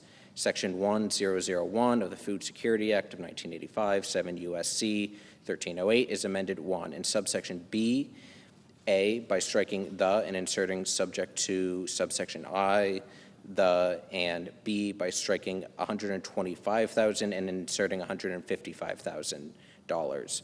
And 2, in subsection C, A, by striking the and inserting subject to subsection I, the, and B, by striking $125,000 and inserting $155,000. And 3, by adding at the end the following: I, adjustment for the 2025 crop year and each crop year thereafter. The Secretary shall annually adjust the amounts described in subsections B and C for inflation based on the Consumer Price Index for all urban consumers published by the Bureau of Labor Statistics of the Department of Labor. Section 10308, adjusted gross income limitation. Section 1001DB of the Food Security Act of 1985, 7 U.S.C. 1308-3AB is amended 1. In paragraph 1 by striking paragraph 3 and inserting paragraphs 3 and 4. And 2, by adding at the end the following: 4, exception for certain operations. A, definitions. In this paragraph, I, accepts payment or benefit. The term accepted payment or benefit means I, a payment or benefit under Subtitle E of Title I of the Agricultural Act of 2014, 7 U.S.C. 908, at sequence. 2, a payment or benefit under Section 196 of the Federal Agricultural Improvement and Reform Act of 1996, 7 U.S.C. 7333, and 3, a payment or benefit described in paragraph 2C received on or after October 1st, 2024. II, farming, ranching, or silviculture activities. The term farming, ranching, or silviculture activities include agritourism, direct-to-consumer marketing of agricultural products, the sale of agricultural equipment owned by the person or legal entity, and other agricultural-related activities as determined by the Secretary. B, exception. In the case of an accepted payment or benefit, the limitation established by paragraph 1 shall not apply to a person or legal entity during a crop, fiscal, or program year as appropriate, if greater than or equal to 75% of the average gross income of the person or legal entity derives from farming, ranching, or silviculture activities. Section 10309, marketing loans. A, availability of non-recourse marketing assistance loans for loan commodities. Section 1201B1 of the Agricultural Act of 2014, 7 U.S.C. 9031B1 is amended by striking 2023 and inserting 2031. B, loan rates for non-recourse marketing assistance loans. Section 1202 of the Agricultural Act of 2014, 7 U.S.C. 9032 is amended 1 in subsection B. A, in the subsection heading by striking 2023 and inserting 2025, and B, in the matter preceding paragraph 1 by striking 2023 and inserting 2025.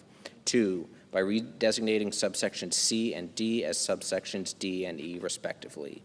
3, by inserting after subsection B the following: C, 2026 through 2031 crop years.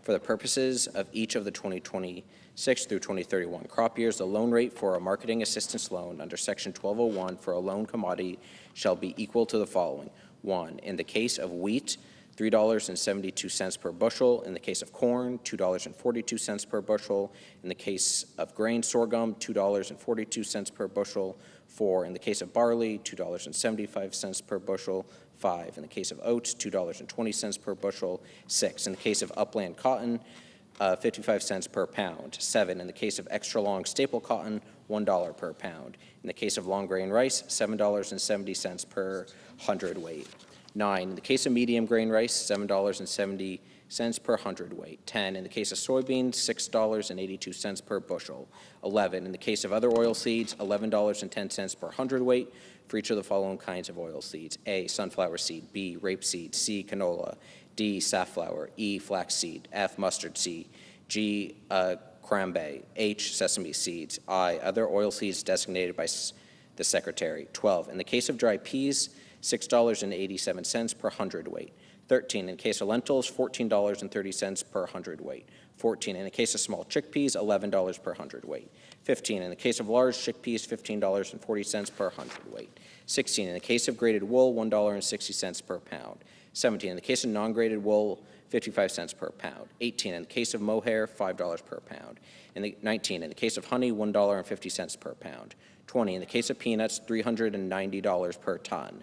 4, in subsection D, as so redesignated by striking A11 and B11 and inserting A11, B11, and C11, and 5, in subsection E, as so redesignated in paragraph 1 by striking 25 cents and inserting 30 cents.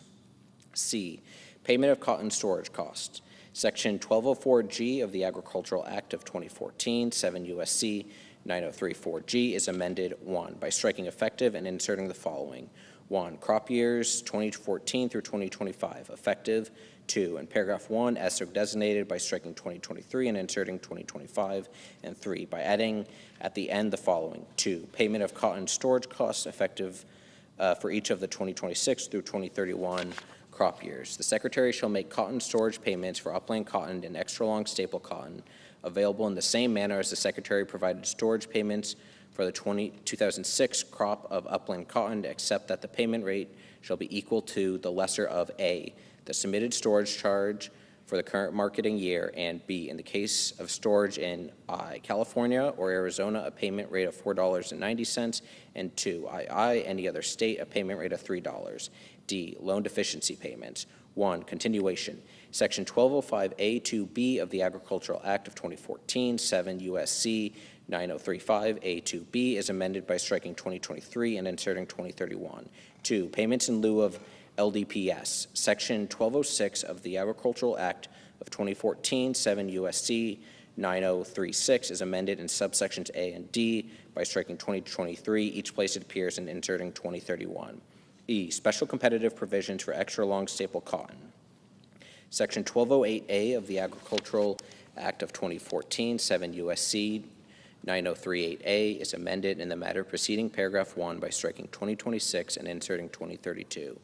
F, availability of recourse loans. Section 1209 of the Agricultural Act of 2014, 7 U.S.C. 9039 is amended in subsections A, 2, B, and C by striking 2023 each place it appears and inserting 2031. Section 310, repayment of marketing loans. Section 1204 of the Agricultural Act of 2014, 7 U.S.C. 9034 is amended 1 in subsection B, A, by redesignating paragraph 1 as subparagraph A and indenting appropriately. B, in the matter preceding subparagraph A, as so redesignated by striking the Secretary and inserting the following. 1, in general, the Secretary, and C, by striking paragraph 2 and inserting the following. BI, in the case of long grain rice and medium grain rice, the prevailing world market price for the commodity as determined and adjusted by the Secretary in accordance with this section, or II, in the case of upland cotton, the prevailing world market price for the commodity as determined and adjusted by the Secretary in accordance with this section.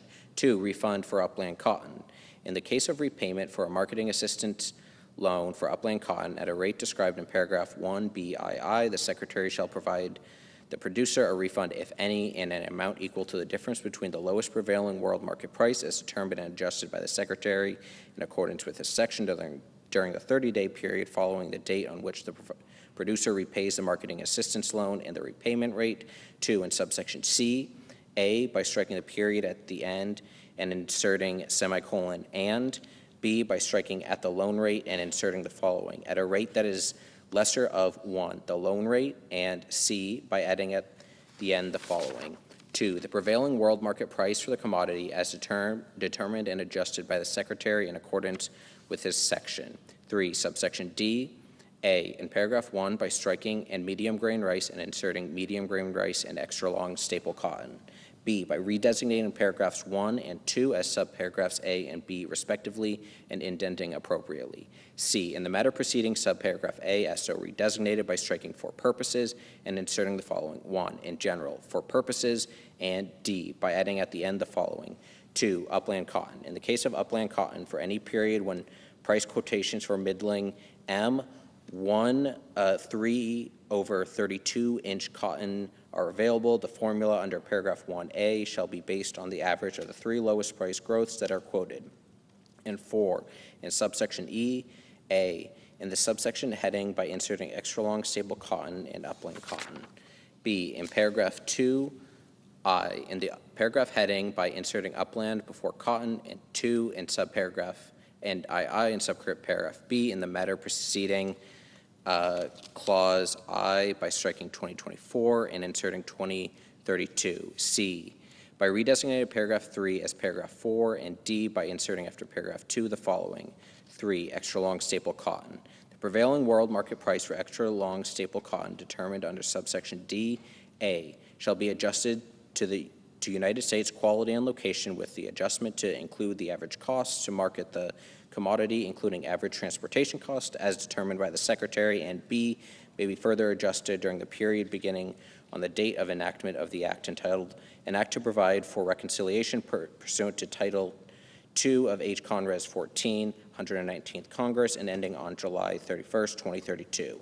If the Secretary determines the adjustment is necessary, I, to minimize potential loan forfeitures, I, to minimize the accumulation of stocks of extra long staple cotton by the federal government, I, to ensure that extra long staple cotton produced in the United States can be marketed freely and competitively, and IV, to ensure an appropriate transition between current crop and forward crop price quotations, except that the Secretary may use forward crop price quotations prior to July 31st of a marketing year only if I, there are insufficient current crop price quotations, and II, the forward crop price quotation is the lowest such quotation available.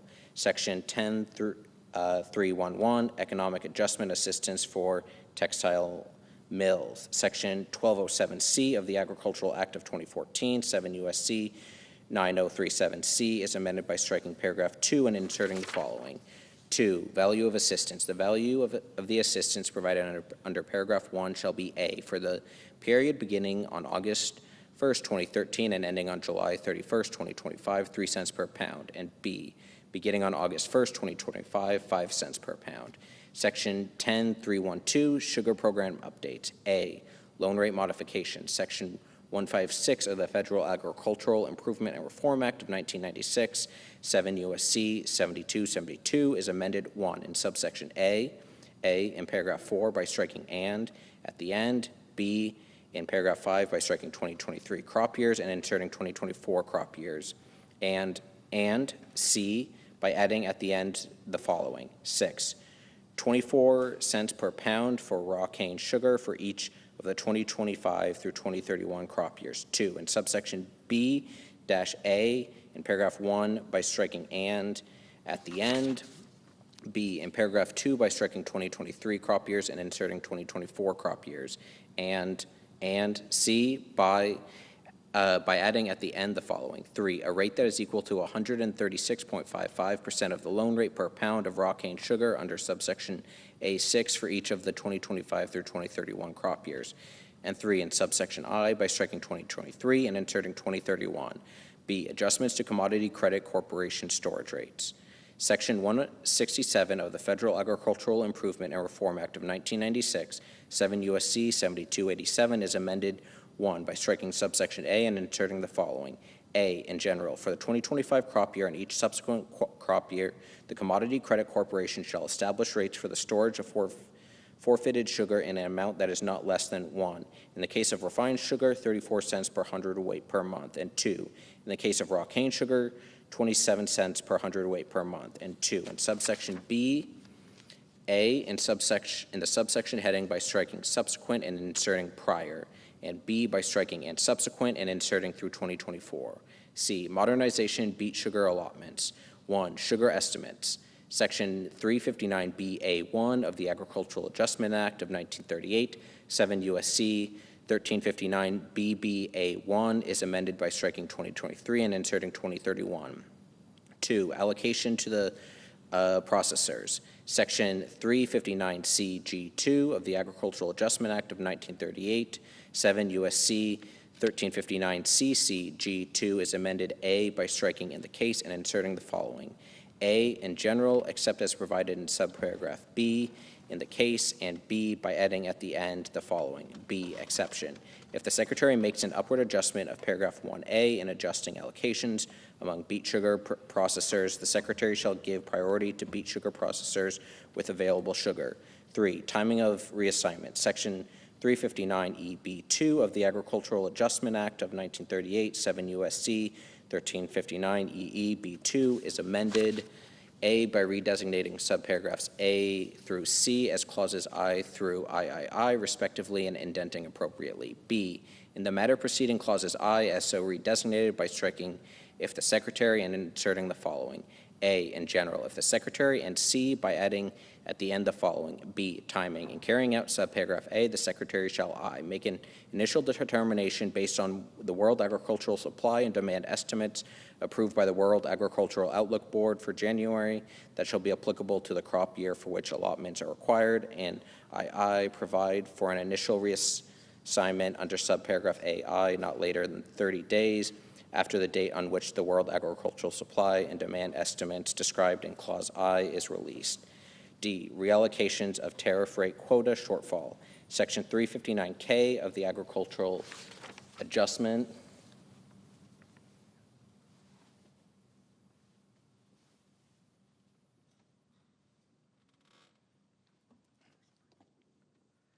Act of 1938, 7 U.S.C. 1359KK is amended by adding at the end the following. C, reallocation. 1, initial reallocation. Subject to paragraph 3, following the establishment of the tariff rate quotas under subsection A for a quota year, the Secretary shall, A, determine which countries do not intend to fulfill their allocation for the quota year, and B, reallocate any forecasted shortfall in the fulfillment of the tariff rate quotas as soon as practicable.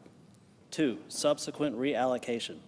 Subject to paragraph 3, not later than March 1 of a quota year, the Secretary shall reallocate any additional forecasted shortfall in the fulfillment of the tariff rate quotas for raw cane sugar established under subsection A1 for that quota year. 3, cessation of effectiveness. Paragraphs 1 and 2 shall cease to be in effect if A, the agreement suspending the countervailing duty investigation on sugar from Mexico signed December 19, 2014 is terminated, and B, no countervailing duty order under Subtitle A of Title VII of the Tariff Act of 1930, 19 U.S.C. 1671 et sequitur, is in effect with respect to sugar from Mexico. D, refined sugar. 1, definition of domestic sugar industry. In this subsection, the term domestic sugar industry means domestic A, sugar beet producers and processors, B, producers and processors of sugar cane, and C, refiners of raw cane sugar. 2, study required. A, in general, not later than 180 days after the date of enactment of this subsection, the Secretary shall conduct a study on whether the establishment of additional terms and conditions with respect to refined sugar imports is necessary and appropriate. B, elements. In conducting the study under subparagraph A, the Secretary shall examine the following. I, the need for 1, defining refined sugar as having a minimum polarization of 99.8 degrees or higher. 2, establishing a standard for color or reflectance-based units for refined sugar such as those utilized by the International Commission on Uniform Methods of Sugar Analysis. 3, prescribing specifications for packaging type for refined sugar. 4, prescribing specifications for transportation modes for refined sugar. 5, requiring evidence that sugar imported as refined sugar will not undergo further refining in the United States. 6, prescribing appropriate terms and conditions to avoid unlawful sugar imports. And 7, establishing other definitions, terms, and conditions or other requirements. II, the potential impact of modifications described in each of the subclauses 1 through 7 of Clause I of the domestic sugar industry. III, whether based on the needs described in Clause I and the impact described in Clause II, The establishment of additional terms and conditions is appropriate. C, consultation. In conducting the study under subparagraph A, the Secretary shall consult with representatives of the domestic sugar industry and users of refined sugar. D, report. Not later than 1 year after the date of enactment of this subsection, the Secretary shall submit to the Committee on Agriculture of the House of Representatives and the Committee on Agriculture, Nutrition, and Forestry of the Senate a report that describes the findings of the study conducted under subparagraph A. 3, establishment of additional terms and conditions permitted. A, in general, based on the findings in the report submitted under paragraph 2D, and after providing notice to the Committee on Agriculture of the House of Representatives and the Committee on Agriculture, Nutrition, and Forestry of the Senate, the Secretary may issue regulations in accordance with subparagraph B to establish additional terms and conditions with respect to refined sugar imports that are necessary and appropriate. B, promulgation of regulations.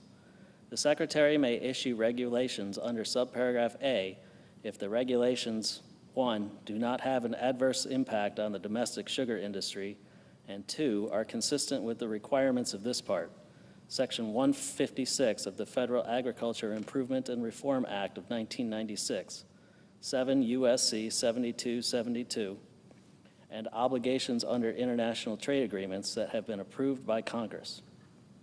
E, clarification of tariff rate quota adjustments. Section 359KB1 of the Agriculture Adjustment Act of 1938, 7 U.S.C. 1359 KKB1 is amended in the matter preceding subparagraph A by striking "if there is N" and inserting "for the sole purpose of responding directly to N." F, period of effectiveness. Section 359LA of the Agriculture Adjustment Act of 1938, 7 U.S.C. 1359 LLA, is amended by striking 2023 and inserting 2031. Section 10313, Dairy Policy Updates. A, dairy margin coverage production history. 1, definition.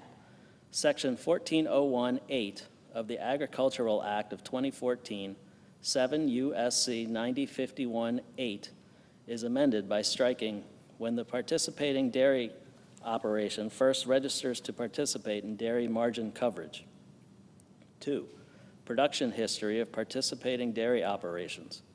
Section 1405 of the Agricultural Act of 2014, 7 U.S.C. 9055, is amended by striking subsections A and B and inserting the following. A, production history. Except as provided under subsection B, the production history of a dairy operation for dairy margin coverage is equal to the highest annual milk marketings of the participating dairy operation during any one of the 2021, 2022, or 2023 calendar years. B, election by new dairy operations.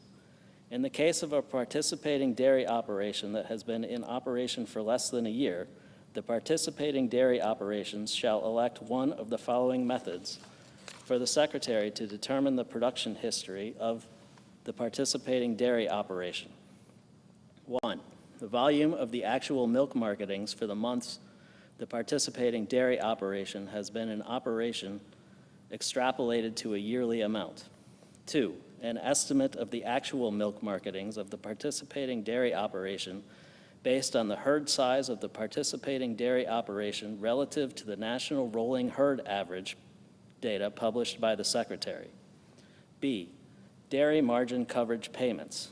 Section 1406A1C of the Agricultural Act of 2014, 7 U.S.C. 9056A1C, is amended by striking $5 million each place it appears and inserting $6 million.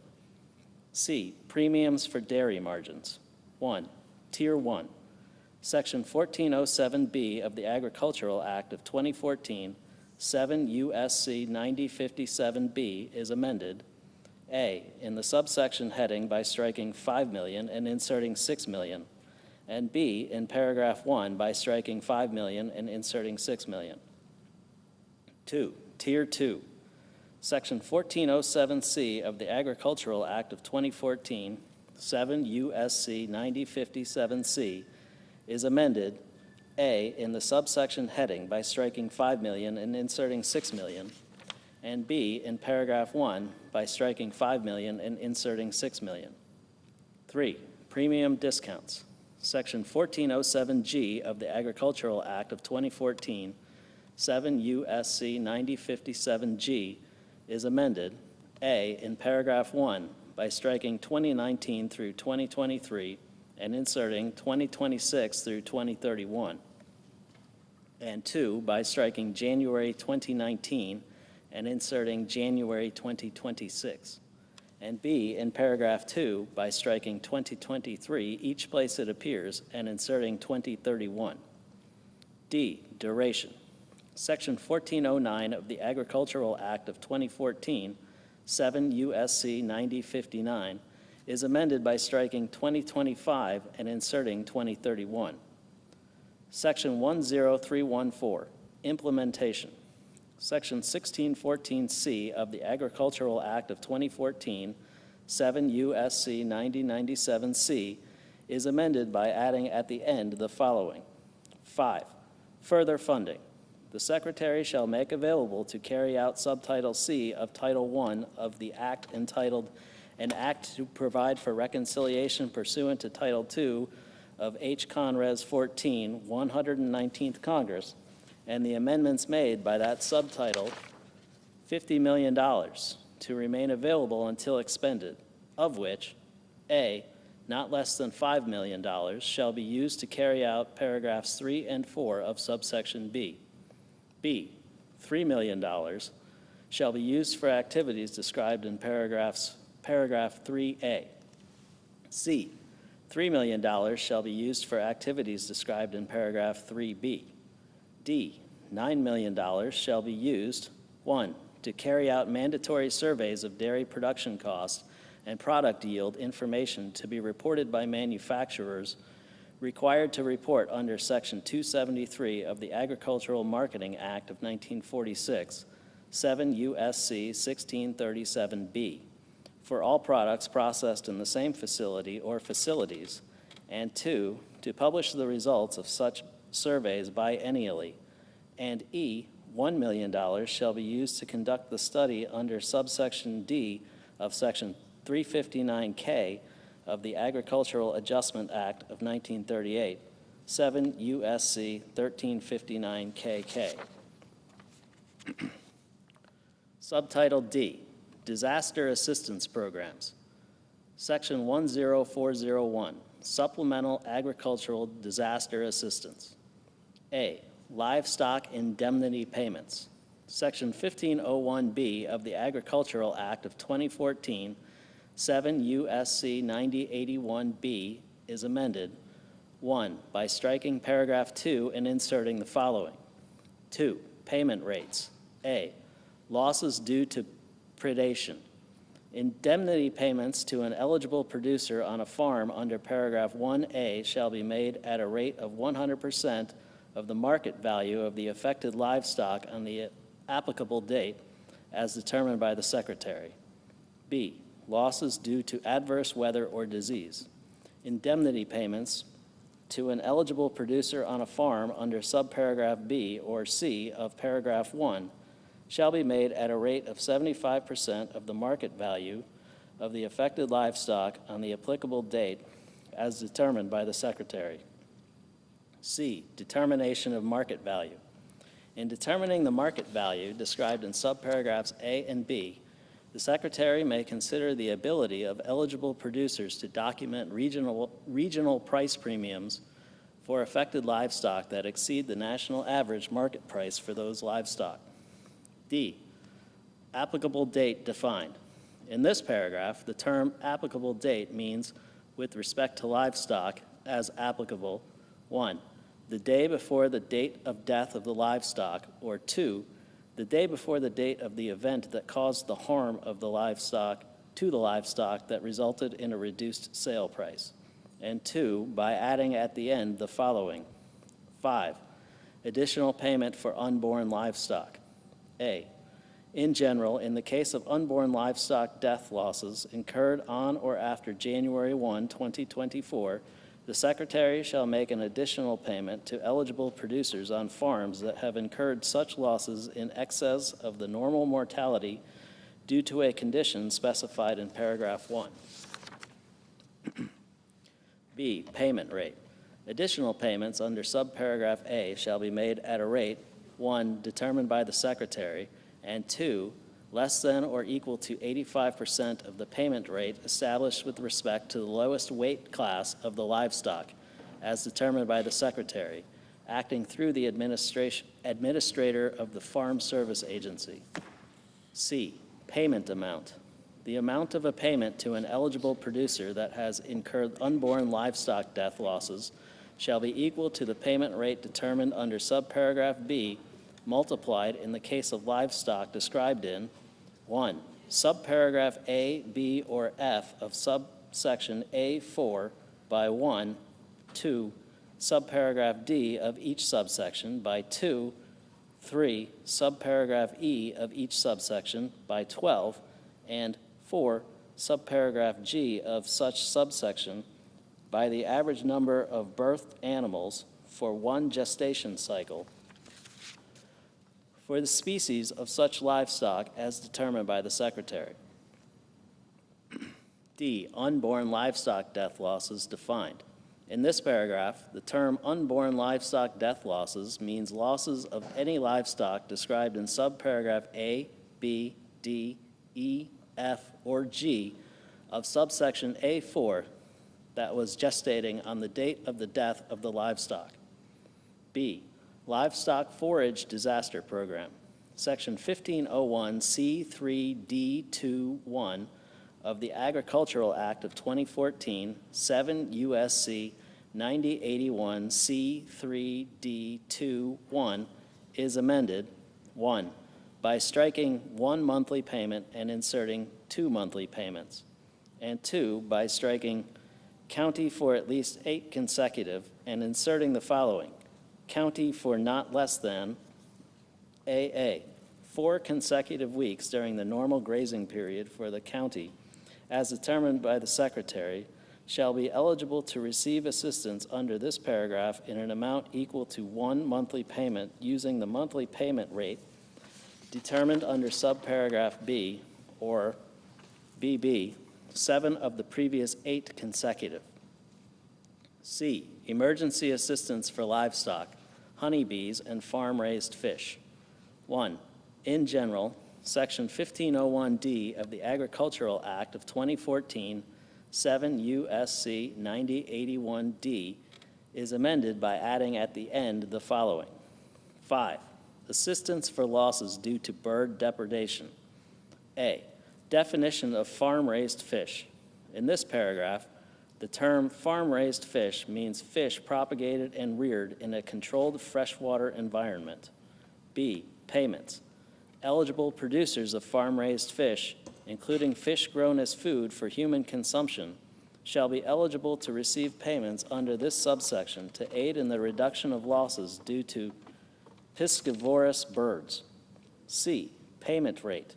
1, in general, the payment rate for payments under subparagraph B shall be determined by the Secretary, taking into account 1, costs associated with the deterrence of piscivorous birds, 2, the value of lost fish and revenue due to bird depredation, and 3, costs associated with disease loss from bird depredation.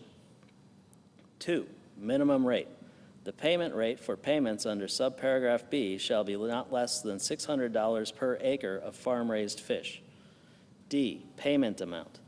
The amount of a payment under subparagraph B shall be the product obtained by multiplying 1, the applicable payment rate under subparagraph C, and 2, 85% of the total number of acres of farm-raised fish that the eligible producer has in production for the calendar year.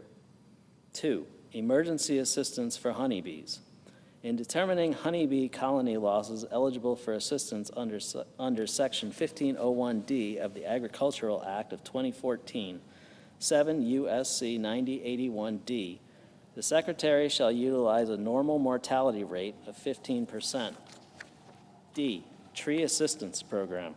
Section 1501E of the Agricultural Act of 2014, 7 U.S.C. 9081E, is amended, 1, in paragraph 2B by striking 15%, adjusted for normal mortality, and inserting normal mortality, and 2, in paragraph 3, A, in subparagraph A1 by striking 15% mortality, adjusted for normal mortality, and inserting normal mortality, and B, in subparagraph B, 1, by striking 50 and inserting 65, and 2, by striking 15% damage or mortality, adjusted for normal tree damage and mortality, and inserting normal tree damage or mortality.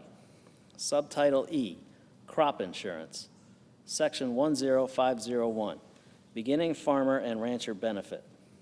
A, definitions. 1, in general, Section 502B3 of the Federal Crop Insurance Act, 7 U.S.C. 1502B3, is amended by striking 5 and inserting 10.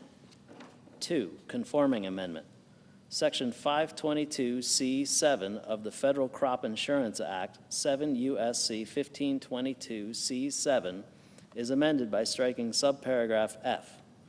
B, increase in assistance. Section 508E of the Federal Crop Insurance Act, 7 U.S.C. 1508E, is amended by adding at the end the following.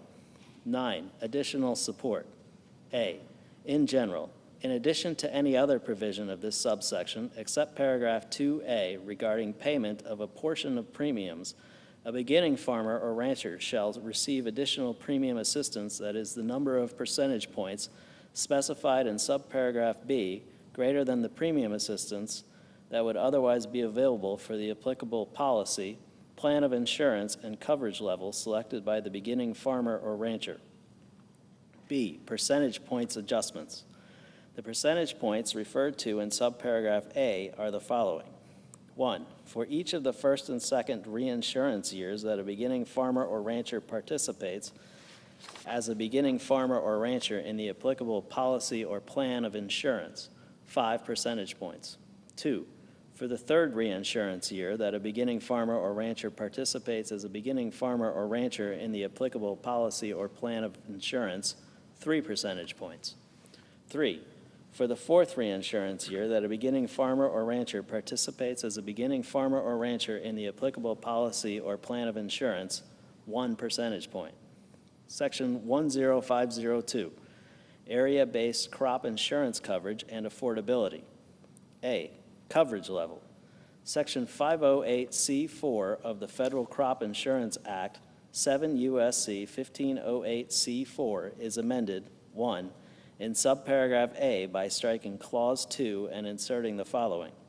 2, may be purchased at any level not to exceed 1, in the case of the individual yield or revenue coverage, 85%. 2, in the case of individual yield or revenue coverage aggregated across multiple commodities, 90%. And 3, in the case of area yield or revenue coverage as determined by the corporation, 95%. And 2, in subparagraph C.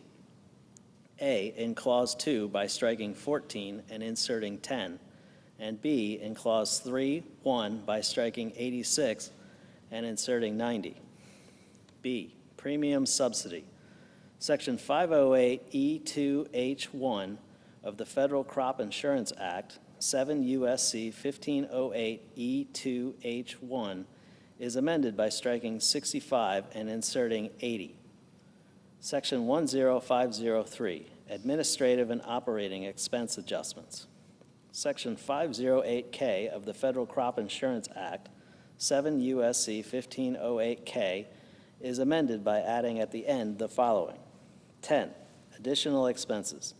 A, in general, beginning with the 2026 reinsurance year and for each reinsurance year thereafter, in addition to the terms and conditions of the standard reinsurance agreement, to cover additional expenses for loss adjustment procedures, the corporation shall pay an additional administrative and operating expense subsidy to approved insurance providers for eligible contracts. B, payment amount. In the case of an eligible contract, the payment to an approved insurance provider required under subparagraph A shall be the amount equal to 6% of the net book premium. C, definitions. In this paragraph, 1, eligible contract. The term eligible contract, 1, means a crop insurance contract entered into by an approved insurance provider in an eligible state, and 2, does not include a contract for AA, catastrophic risk protection under subsection B, BB, an area-based plan of insurance or similar plan of insurance as determined by the corporation, or CC, a policy under which an approved insurance provider does not incur loss adjustment expenses as determined by the corporation. 2, eligible state. The term eligible state means a state in which, with respect to an insurance year, the loss ratio for eligible contracts is greater than 120% of the total net book premium written by all approved insurance providers. 11, specialty crops. A, minimum reimbursement. Begin with the 2026 reinsurance year, and for each reinsurance year thereafter, the rate of reimbursement to approved insurance providers and agents for administrative and operating expenses with respect to crop insurance contracts covering agricultural commodities described in Section 101 of the Specialty Crops Competitiveness Act of 2004, 7 U.S.C. 1621 Note, Public Law 108-465, shall be equal to or greater than the percentage that is the greater of the following. 1, 17% of the premium used to define loss ratio.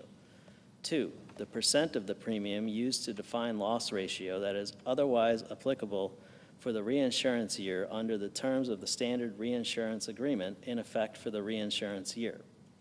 B, other contracts. In carrying out subparagraph A, the corporation shall not reduce, with respect to any reinsurance year, the amount or the rate of reimbursement to approved insurance providers and agents under the standard reinsurance agreement described in Clause 2 of such subparagraph for administrative and operating expenses with respect to contracts covering agricultural commodities that are not subject to such subparagraph. C, administration. The requirements of this paragraph and the adjustments made pursuant to this paragraph shall not be considered a renegotiation under paragraph 8A. 12, A&O inflation adjustment. In general, subject to subparagraph B, beginning with the 2026 reinsurance year and for each reinsurance year thereafter, the corporation shall increase the total administrative and operating expense reimbursements otherwise required under the standard reinsurance agreement in effect for the reinsurance year in order to account for inflation in a manner consistent with the increases provided with respect to the 2011 through 2015 reinsurance years under the enclosure included in Risk Management Agency Bulletin numbered MGR 10007 and dated June 30, 2010. B, special rule for 2026 reinsurance year. The increase under subparagraph A for the 2026 reinsurance year shall not exceed the percentage change for the preceding reinsurance year included in the Consumer Price Index for all urban consumers published by the Bureau of Labor Statistics and the Department of Labor. C, administration. An increase under subparagraph A, 1, shall apply with respect to all contracts covering agricultural commodities that were subject to an increase during the period of the 2011 through 2015 reinsurance years under the enclosure referred to in that subparagraph, and 2, shall not be considered a renegotiation under paragraph 8A. Section 10504, premium support. Section 508E2 of the Federal Crop Insurance Act, 7 U.S.C. 1508E2 is amended, 1, in subparagraph C1 by striking 64 and inserting 69. 2, in subparagraph D1 by striking 59 and inserting 64. 3, in subparagraph E1 by striking 55 and inserting 60. 4, in subparagraph F1 by striking 48 and inserting 51. And 5, in subparagraph G1 by striking 38 and inserting 41. Section 10505, Program Compliance and Integrity. Section 515L2 of the Federal Crop Insurance Act, 7 U.S.C. 1515 L2, is amended by striking than and all that follows through the period at the end and inserting the following. Than, A, $4 million for each of fiscal years 2009 through 2025, and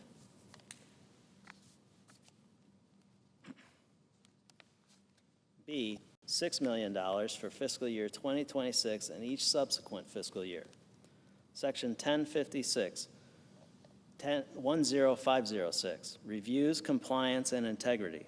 Section 516B2C1 of the Federal Crop Insurance Act, 7 U.S.C. 1516 B2C1, is amended in the matter preceding subclause 1 by striking for each fiscal year and inserting for each of fiscal years 2014 through 2025 and $10 million for fiscal year 2026 and each fiscal year thereafter.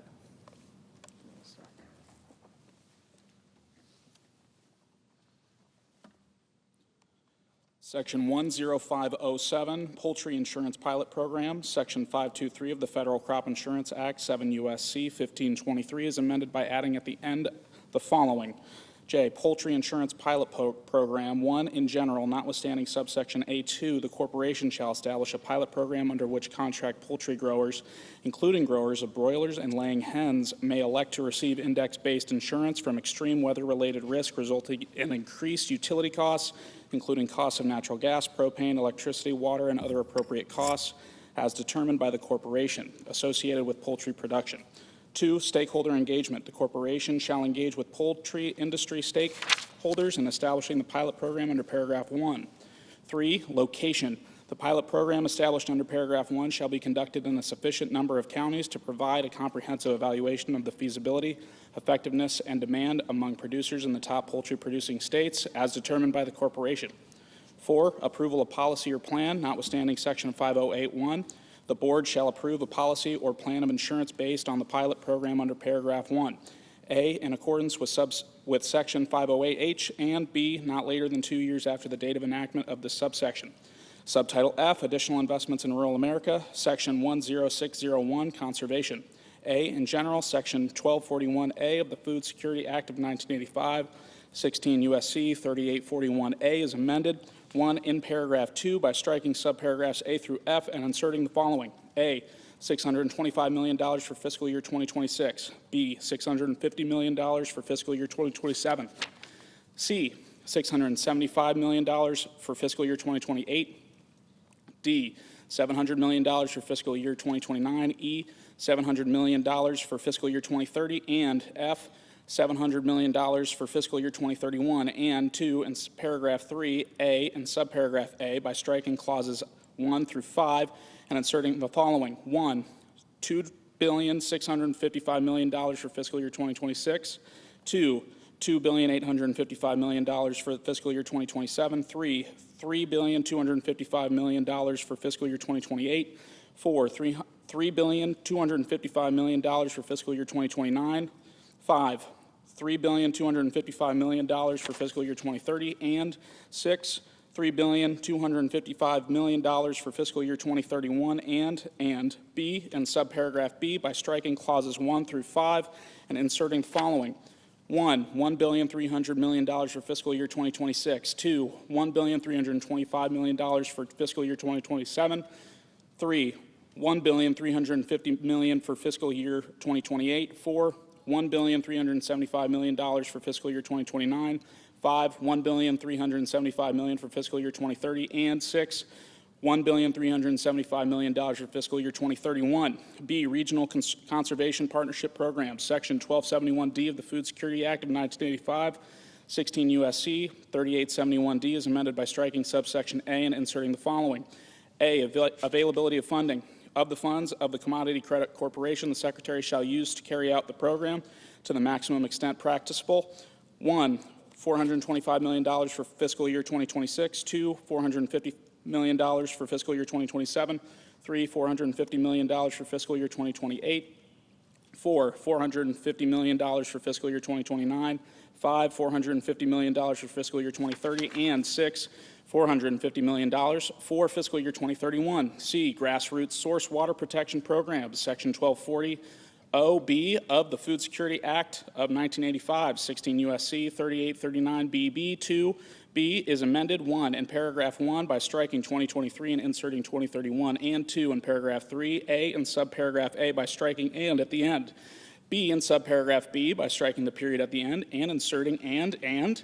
C by adding at the end of the following. C, $1 million beginning in fiscal year 2026 to remain available until expended. D, voluntary public access and habitat incentive programs, Section 1240 RF1 of the Food Security Act of 1985, 16 U.S.C. 3839BB at 5F1 is amended 1 by striking 2023 and inserting 2023, and 2 by inserting and $70 million for the period of fiscal years 2025 through 2031 before the period at the end. E, watershed protection and flood prevention.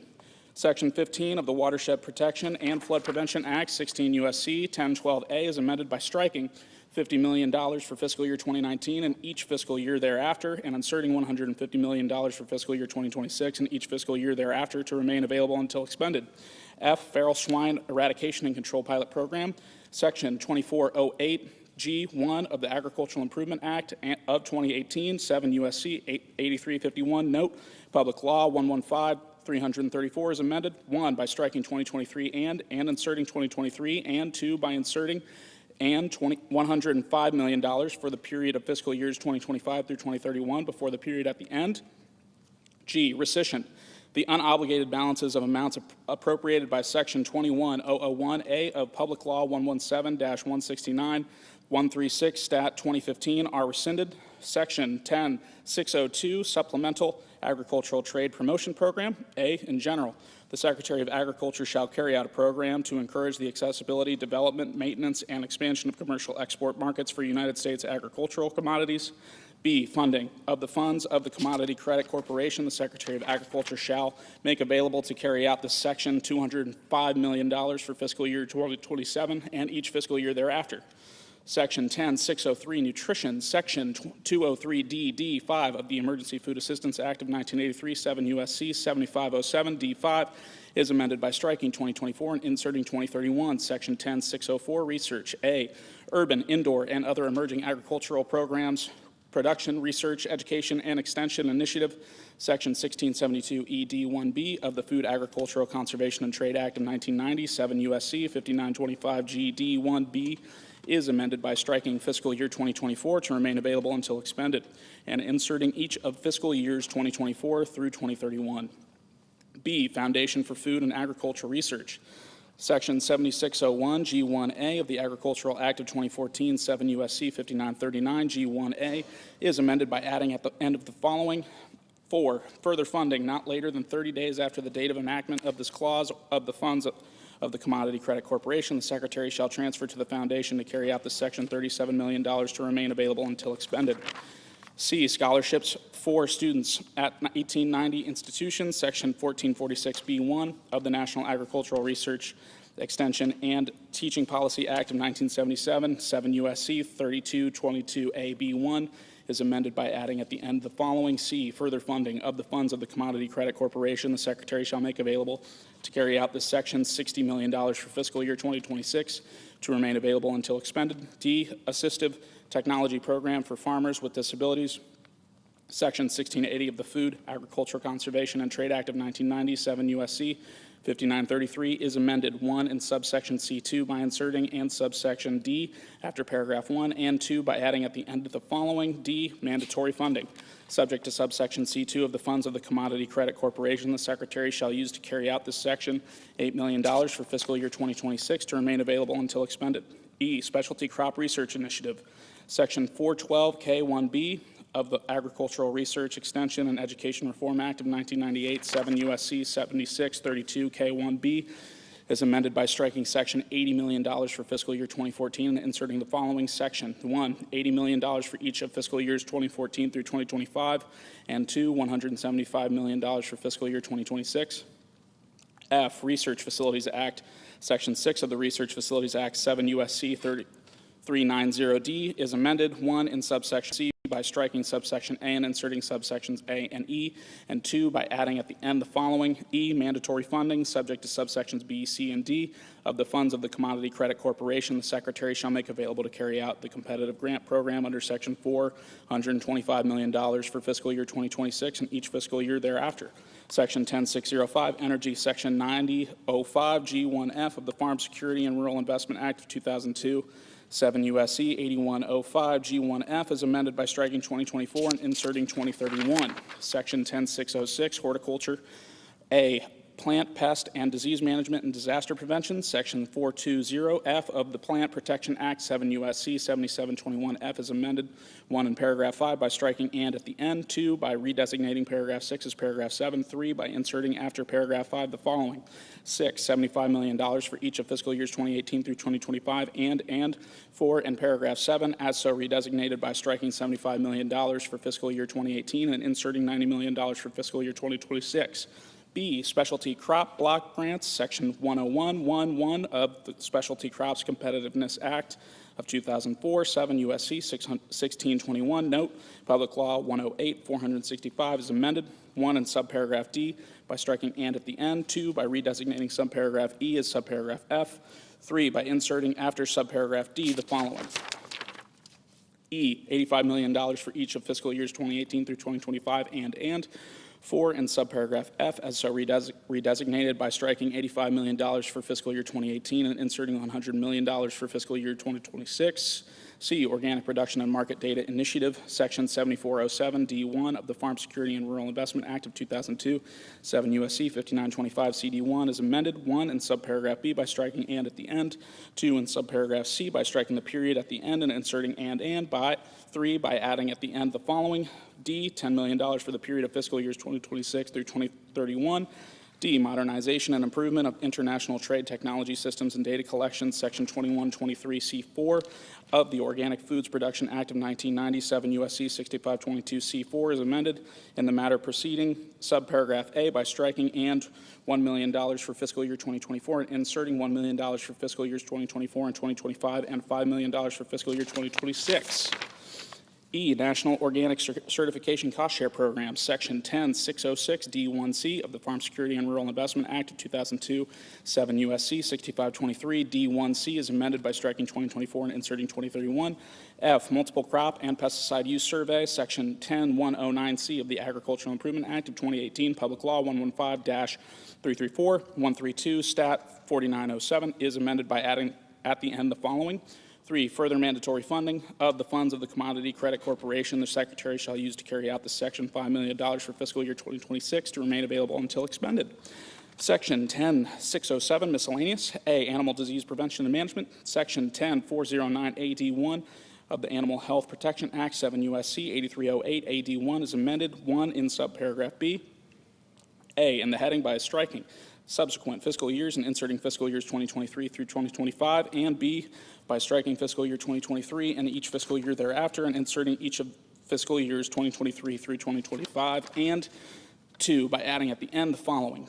C, fiscal years 2026 through 2030 of the funds of the Commodity Credit Corporation. The Secretary shall make available to carry out the Section $233 million for each of fiscal years 2026 through 2030, of which 1, not less than $10 million shall be made available for each such fiscal year to carry out subsection A. 2, not less than $70 million shall be made available for each such fiscal year to carry out subsection B. And 3, not less than $153 million shall be made available for each such fiscal year to carry out subsection C. D, subsequent fiscal years. Of the funds of the Commodity Credit Corporation, the Secretary shall make available to carry out this section $75 million for fiscal year 2031, each fiscal year thereafter, of which not less than $45 million shall be made available for each of those fiscal years to carry out subsection B. B, Sheep Production and Marketing Grant Program, Section 209C of the Agricultural Marketing Act of 1946, 7 U.S.C. 1627 AC is amended, 1, by striking 2019 and inserting 2019, and 2, by inserting and $3 million for fiscal year 2026 after fiscal year 2024. The C, Pima Agricultural Cotton Trust Fund, Section 12314 of the Agricultural Act of 2014, 7 U.S.C. 2101, Note, Public Law 113-79 is amended, 1, in subsection B in the matter preceding paragraph 1 by striking 2024 and inserting 2031, and 2, in subsection H by striking 2024 and inserting 2031. D, Agricultural Wool Apparel Manufacturers Trust Fund, Section 12315 of the Agricultural Act 2014, 7 U.S.C. 7101, Note, Public Law 113-79 is amended by striking 2024, each place it appears, and inserting 2031. E, Wool Research and Promotion, Section 12316A of the Agricultural Act of 2014, 7 U.S.C. 7101, Note, Public Law 113-79 is amended by striking 2024 and inserting 2031. F, Emergency Citrus Disease Research and Development Trust Fund, Section 12605D of the Agricultural Improvement Act of 2018, 7 U.S.C. 7632, Note, Public Law 115-334 is amended by striking 2024 and inserting 2031. Title II, Committee on Armed Services, Section 20001, Enhancement of Department of Defense Resources for Improving the Quality of Life for Military Personnel. A, Appropriations. In addition to amounts otherwise available, there are appropriated to the Secretary of Defense for fiscal year 2025 out of any money in the Treasury not otherwise appropriated to remain available until September 30th, 2029. 1, $230,480,000 for restoration and modernization costs under the Marine Corps Barracks 2030 Initiative. 2, $119 million for base operating support costs under the Marine Corps. 3, $1 billion for Army, Navy, Air Force, and Space Force sustainment, restoration, and modernization of military unaccompanied housing. $2 billion for the Defense Health Program. 5, $2.9 billion to supplement the basic allowance for housing payable to members of the Army, Air Force, Navy, Marine Corps, and Space Force, notwithstanding Section 403 of Title 37 United States Code. 6, $50 million for bonuses, special pays, and incentive pays for members of the Army, Air Force, Navy, Marine Corps, and Space Force pursuant to Titles 10 and 37 United States Code. 7, $10 million for the defense activity for non-traditional education, supports online academic skills course program for members of the Army, Air Force, Navy, Marine Corps, and Space Force. 8, $100 million for tuition assistance for members of the Army, Air Force, Navy, Marine Corps, and Space Force pursuant to Title 10 United States Code. 9, $100 million for child care fee assistance for members of the Army, Air Force, Navy, Marine Corps, and Space Force under Part 2 of Chapter 88 of Title 10 United States Code.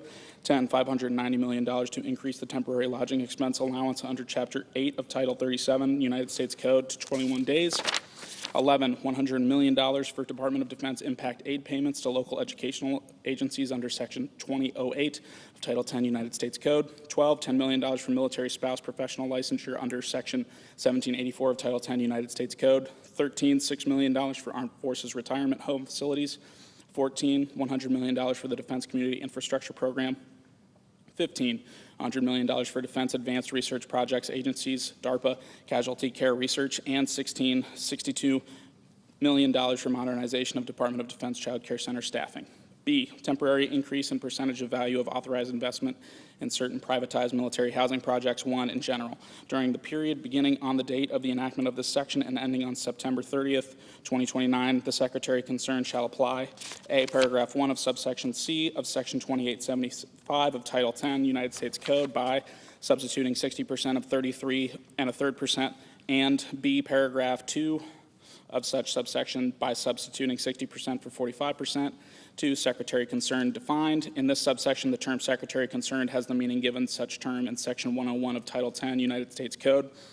C, temporary authority for acquisition or construction of privatized military unaccompanied housing. Section 2881A of Title 10 United States Code is amended, 1, by striking the heading and inserting temporary authority for acquisition or construction of privatized military unaccompanied housing. 2, by striking Secretary of the Navy each place it appears and inserting secretary concerned. 3, by striking under the pilot projects each place it appears and inserting pursuant to this section. 4, in subsection A, A, by striking the heading and inserting in general, and B, by striking carry out not more than 3 pilot projects under the authority of this section or another provision of this subchapter to use the private sector, and inserting use the authority under this subchapter to enter into contracts with appropriate private sector entities. 5, in subsection C, by striking privatized housing and inserting privatized housing units. 6, by redesignating subsection F as subsection E, and 7, in subsection E as so redesignated. A, by striking under the pilot programs and inserting under this section, and B, by striking September 30th, 2009 and inserting September 30th, 2029.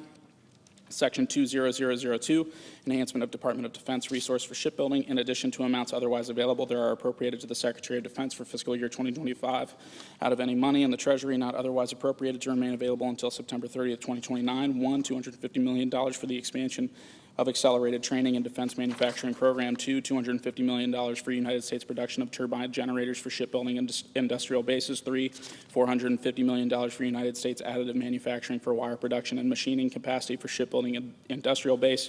4, $492 million for the next generation shipbuilding techniques. 5, $85 million for United States made steel plate for shipbuilding industrial base. 6, $50 million for machining capacity for naval propellers for shipbuilding industrial base. 7, $110 million for rolled steel and fabrication facility for shipbuilding industrial base. 8, $400 million for expansion of collaborative campus for naval shipbuilding. 9, $450 million for application of autonomy and artificial intelligence to naval shipbuilding. 10, $500 million for the adoption of advanced manufacturing techniques in the shipbuilding industrial base. 11, $500 million for additional dry dock capability. 12, $50 million for the expansion of cold spray repair technologies. 13, $450 million for additional maritime industrial workforce development programs. 14, $750 million for additional supplier development across the naval shipbuilding industrial base. 15, $250 million for additional advanced manufacturing processes across the naval shipbuilding industrial base. 16, $4,600 million for a second Virginia-class submarine in fiscal year 2026. 17, $5,400 million for 2 additional guided missile destroyers, DDG ships. 18, $160 million for advanced procurement of landing ship medium. 19, $1,803,941,000 for procurement of landing ship medium. 20, $295 million for development of a second landing craft utility shipyard and production of additional landing craft utility. 21, $100 million for advanced procurement for light replenishment oiler program. 22, $600 million for the lease or purchase of new ships through the National Defense Sea Lift Fund. 23, $2,725 million for the procurement of TAO oilers. 24, $500 million for cost to complete for rescue and salvage ships. 25, $300 million for production of ship-to-shore connectors. 26, $1,470 million for the implementation of a multi-ship amphibious warship contract. 27, $80 million for accelerated development of vertical launch system reloading at sea. 28, $250 million for expansion of Navy corrosion control programs. 29, $159 million for leasing of ships for Marine Corps operations. 30, $1,534 million for expansion of small unmanned surface vessel production. 31, $2,100 million for development, procurement, and integration of purpose-built medium unmanned surface vessels. 32, $1,300 million for expansion of unmanned underwater vehicle production. 33, $188,360,000 for the development of testing of maritime robotic autonomous systems and enabling technologies. 34, $170 million for the development of a test resource management center, robotic autonomous systems proving ground. 35, $250 million for the development, production, and integration of wave-powered unmanned underwater vehicles. And 36, $150 million for retention of inactive reserve fleet ships. Section 20003, enhancement of Department of Defense resources for integrated air and missile defense. A, next-generation missile defense technologies. In addition to amounts otherwise available, there are appropriated to the Secretary of Defense for fiscal year 2025 out of any money in the Treasury not otherwise appropriated to remain available until September 30th, 2029. 1, $250 million for development and testing of directed energy capabilities by the Undersecretary for Research and Engineering. 2, $500 million for national security space launch infrastructure. 3, $2 billion for air-moving target indicator military satellites. 4, $400 million for expansion of multi-service advanced capability hypersonic test bed program. $5.6 billion for development of space-based and boost phase intercept capabilities. 6, $7.2 billion for the development, procurement, and integration of military space-based sensors. And 7, $2.55 billion for the development, procurement, and integration of military missile defense capabilities. B, Laird Homeland Defense. In addition to amounts otherwise available, there are appropriated to the Secretary of Defense for fiscal year 2025 out of any money in the Treasury not otherwise appropriated to remain available until September 30th, 2029. 1, $2.2 billion for acceleration of hypersonic defense systems. 2, $800 million for accelerated development and deployment of next-generation intercontinental ballistic missile defense systems. 3, $408 million for Army space and strategic missile test range infrastructure restoration and modernization in the United States Indo-Pacific Command Area of Operations west of the international date line. 4, $1.975 billion for improved ground-based missile defense radars. And 5, $530 million for the design and construction of Missile Defense Agency missile instrumental range safety ship. Section 20004, enhancement of Department of Defense resources for munitions and defense supply chain resiliency. A, appropriations. In addition to amounts otherwise available, there are appropriated to the Secretary of Defense for fiscal year 2025 out of any money in the Treasury not otherwise appropriated to remain available until September 30th, 2029. 1, $400 million for the development, production, and integration of Navy and Air Force long-range anti-ship missiles. 2, $380 million for production capacity expansion for Navy and Air Force long-range anti-ship missiles. 3, $490 million for the development, production, and integration of Navy and Air Force long-range air-to-surface missiles. 4, $94 million for the development, production, and integration of alternative Navy and Air Force long-range air-to-surface missiles. 5, $630 million for the development, production, and integration of long-range Navy air defense and anti-ship missiles. 6, $688 million for the development, production, and integration of long-range multi-service cruise missiles. 7, $250 million for the production, capacity expansion, and supplier base strengthening of long-range multi-service cruise missiles. 8, $70 million for the development, production, and integration of short-range Navy and Marine Corps anti-ship missiles. 9, $100 million for the development of an anti-ship seeker for short-range Army ballistic missiles. 10, $175 million for production capacity expansion for next-generation Army medium-range ballistic missiles. 11, $50 million for the mitigation of diminishing manufacturing sources for medium-range air-to-air missiles. 12, $250 million for the procurement of medium-range air-to-air missiles. 13, $225 million for the expansion of production capacity for medium-range air-to-air missiles. 14, $50 million for the development of second sources for components of short-range air-to-air missiles. 15, $325 million for production capacity improvements for air-launched anti-radiation missiles. 16, $50 million for the accelerated development of Army next-generation medium-range anti-ship ballistic missiles. 17, $114 million for the production of Army next-generation medium-range ballistic missiles. 18, $300 million for the production of Army medium-range ballistic missiles. 19, $85 million for the accelerated development of Army long-range ballistic missiles. 20, $400 million for the production of heavyweight torpedoes. 21, $200 million for the development, procurement, and integration of mass-producible autonomous underwater munitions. 22, $70 million for the improvement of heavyweight torpedo maintenance activities. 23, $200 million for the production of lightweight torpedoes. 24, $500 million for the development, procurement, and integration of maritime mines. 25, $50 million for the development, procurement, and integration of new underwater explosives. 26, $55 million for the development, procurement, and integration of lightweight multi-mission torpedoes. 27, $80 million for the production of sono buoys. 28, $150 million for the development, procurement, and integration of air-delivered long-range maritime mines. 29, $61 million for the acceleration of Navy expeditionary loitering munitions deployment. 30, $50 million for the acceleration of one-way attack unmanned aerial systems with advanced autonomy. 31, $1 billion for the expansion of the one-way attack unmanned aerial systems industrial base. 32, $200 million for investments in solid rocket motor industrial base through the Industrial Base Fund established under Section 4817 of Title 10 United States Code. 33, $400 million for investments in the emerging solid rocket motor industrial base through the Industrial Base Fund established under Section 4817 of Title 10 United States Code. 34, $42 million for investments in second sources for large diameter solid rocket motors for hypersonic missiles. 35, $1 billion for the creation of next-generation automated munitions production factories. 36, $170 million for the development of air depot for repair, testing, and production of radar and electronic warfare systems. 37, $25 million for the expansion of the Department of Defense industrial base policy analysis workforce. 38, $30,300 $1,000 for the repair of Army missiles. 39, $100 million for the production of small and medium ammunition. 40, $2 billion for additional activities to improve the United States stockpile of critical minerals through the National Defense Stockpile Transaction Fund, authorized by Subchapter 3 of Chapter 5 of Title 5 United States Code. 41, $10 million for the expansion of Department of Defense Armaments Cooperation Workforce. 42, $500 million for the expansion of the Defense Exportability Features Program. 43, $350 million for protection of Navy long-range air and missile defense interceptors. 44, $93 million for replacement of Navy long-range air and missile defense interceptors. 45, $100 million for development of a second solid rocket motor source for Navy air defense and anti-ship missiles. 46, $65 million for expansion of production capacity of Missile Defense Agency long-range anti-ballistic missiles. 47, $225 million for expansion of production capacity for Navy air defense and anti-ship missiles. 48, $103,300,000 for expansion of depot-level maintenance facility for Navy long-range air and missile defense interceptors. 49, $18 million for creation of domestic source for guidance section of Navy short-range air defense missiles. 50, $65 million for integration of Army medium-range air and missile defense interceptor with Navy ships.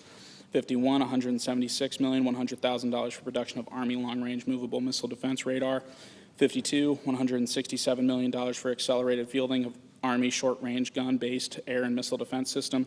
53, $40 million for development of low-cost alternatives to air and missile defense interceptors. 54, $50 million for acceleration of Army next-generation shoulder-fired air defense system. 55, $91 million for production of Army next-generation shoulder-fired air defense system. 56, $500 million for development, production, and integration of counter-unmanned aerial system programs. 57, $350 million for development, production, and integration of non-kinetic counter-unmanned aerial systems programs. 58, $250 million for development, production, and integration of land-based counter-unmanned aerial systems programs. 59, $200 million for development, production, and integration of ship-based counter-unmanned aerial systems programs. 60, $400 million for acceleration of hypersonic strike programs. 61, $167 million for procurement of additional launchers for Army medium-range air and missile defense interceptors. 62, $500,000 for expansion of defense advanced manufacturing techniques. 63, $1 million for establishment of the Joint Energetics Transition Office. 64, $200 million for acceleration of Army medium-range air and missile defense interceptors. 65, $150 million for additive manufacturing for propellant. 66, $250 million for expansion and acceleration of penetrating munitions production. And 67, $50 million for development, procurement, and integration of precision extended range artillery.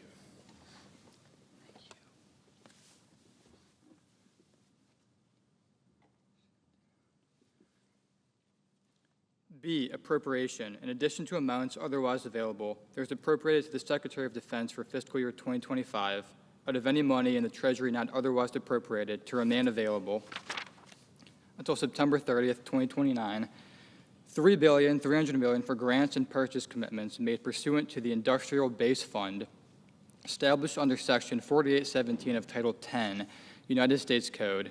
C, appropriation. In addition to amounts otherwise available, there is appropriated to the Secretary of Defense for fiscal year 2025 out of any money in the Treasury not otherwise appropriated to remain available until September 30th, 2029, $5 billion for investments in critical mineral supply chains made pursuant to the Industrial Base Fund established under Section 4817 of Title 10, United States Code. D, appropriations. In addition to amounts otherwise available, there is appropriated to the Secretary of Defense out of any money in the Treasury not otherwise appropriated to remain available until September 30th, 2029, $500 million to the Department of Defense Credit Program account to carry out the Capital Assistance Program, including loans, loan guarantees, and technical assistance established under Section 149E of Title 10, United States Code for critical minerals and related industries and projects, including related covered technology categories, provided that 1, such amounts are available to subsidize gross obligations for the principal amount of direct loans and total loan principal, any part of which is to be guaranteed, not to exceed $100 billion, and 2, such amounts are available to cover all costs and expenditures as provided under Section 149E5B of Title 10, United States Code. Section 20005 enhancement of Department of Defense resources for scaling low-cost weapons into production. A, appropriations. In addition to amounts otherwise available, there are appropriated to the Secretary of Defense for fiscal year 2025 out of any money in the Treasury not otherwise appropriated to remain available until September 30th, 2029. 1, $25 million for the Office of Strategic Capital Global Technology Scout Program. 2, $1.4 billion for the expansion of the Small Unmanned Aerial System Industrial Base. 3, $400 million for the development and deployment of the Joint Fires Network and associated joint battle management capabilities. 4, $400 million for the expansion of advanced command and control tools to combatant commands and military departments. 5, $100 million for the development of shared secured facilities for the Defense Industrial Base. 6, $50 million for the creation of additional Defense Innovation Unit on-ramp hubs. 7, $600 million for the acceleration of strategic capabilities office programs. 8, $650 million for the expansion of mission capabilities office joint prototyping and experimentation activities for military innovation. 9, $500 million for the accelerated development and integration of advanced 5G, 6G technologies for military use. 10, $25 million for testing of simultaneous transmit and receive technology for military spectrum agility. 11, $50 million for the development, procurement, and integration of high-altitude stratospheric balloons for military use.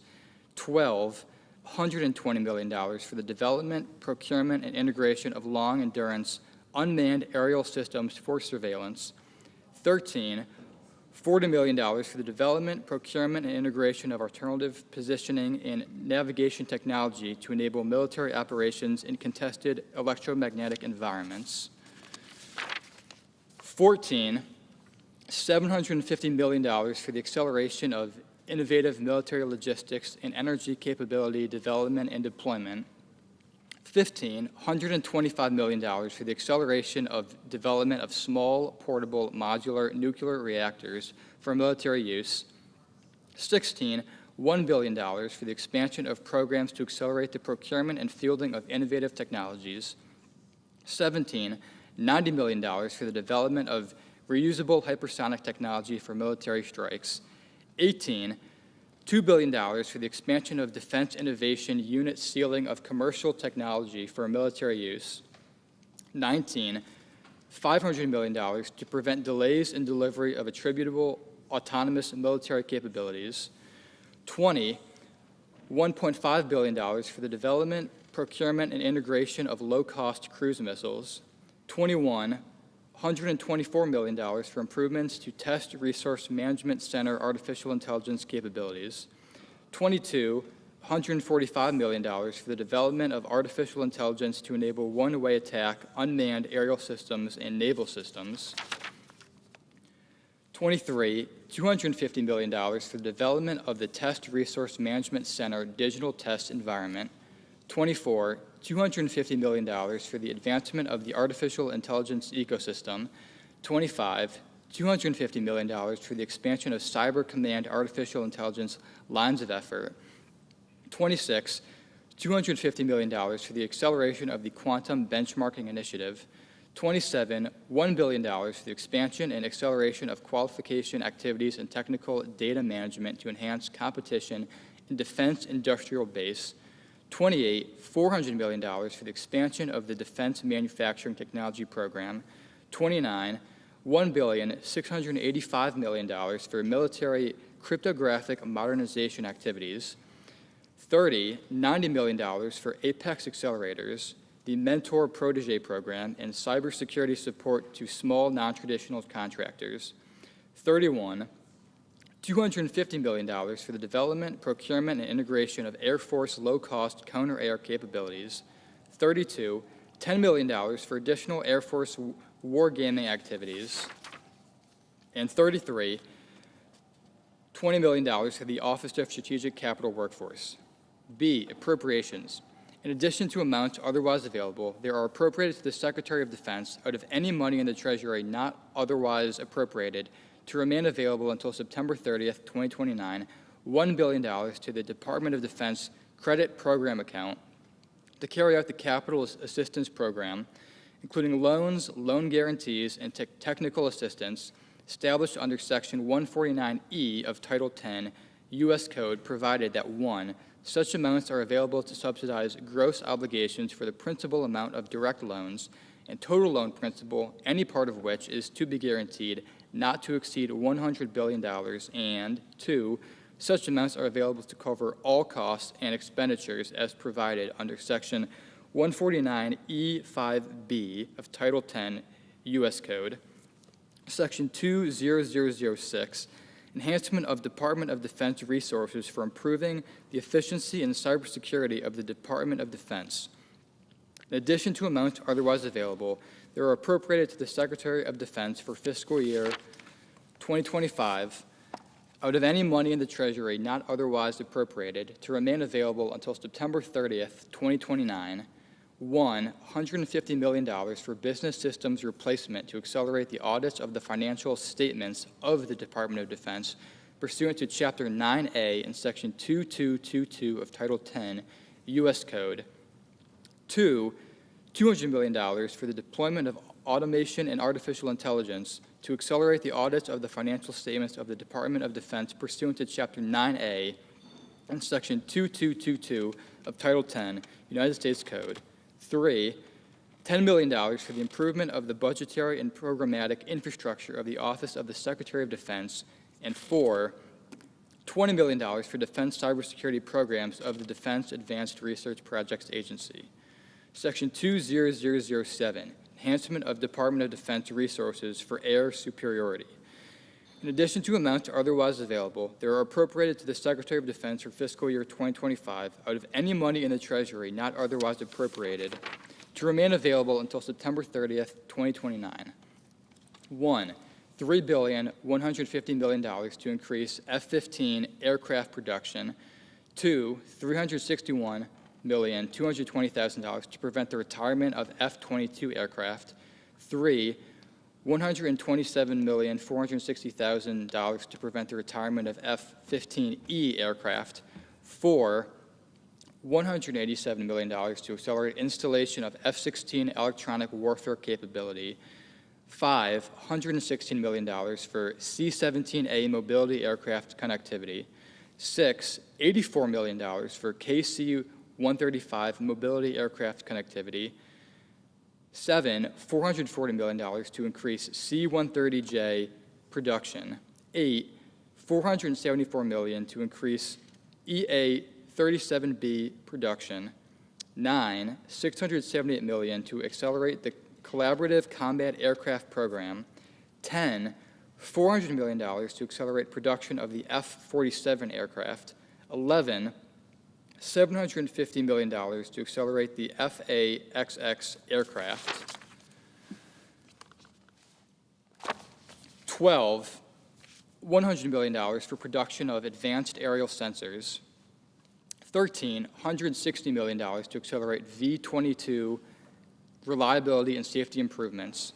14, $100 million to accelerate production of MQ-25 aircraft. 15, $270 million for development, procurement, and integration of Marine Corps unmanned combat aircraft. 16, $96 million for the procurement and integration of infrared search and track pods. 17, $50 million for the procurement and integration of additional F-15EX fuel tanks. 18, $600 million for the development, procurement, and integration of Air Force long-range strike aircraft.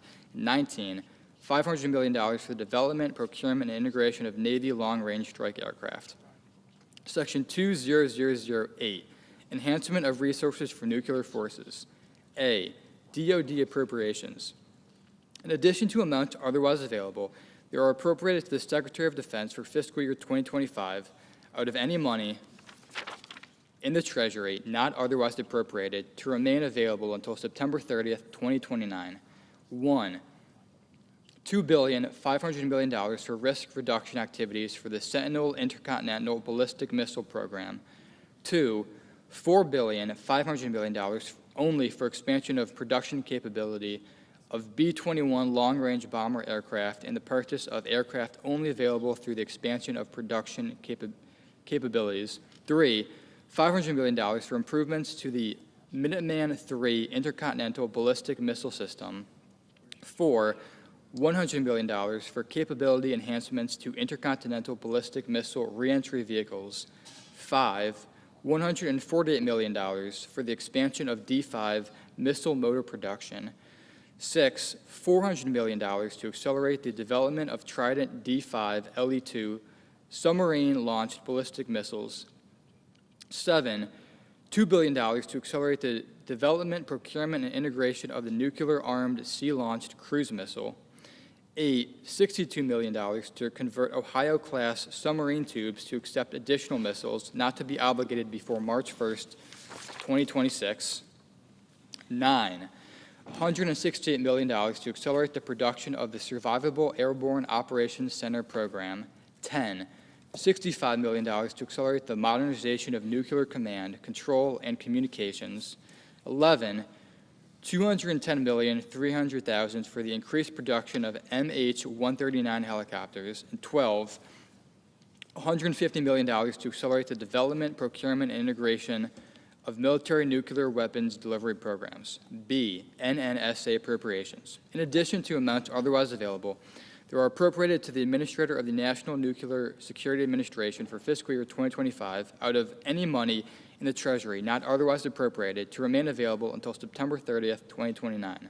1, $200 million to perform National Nuclear Security Administration Phase 1 studies pursuant to Section 3211 of the National Nuclear Security Administration Act, 50 U.S.C. 2401.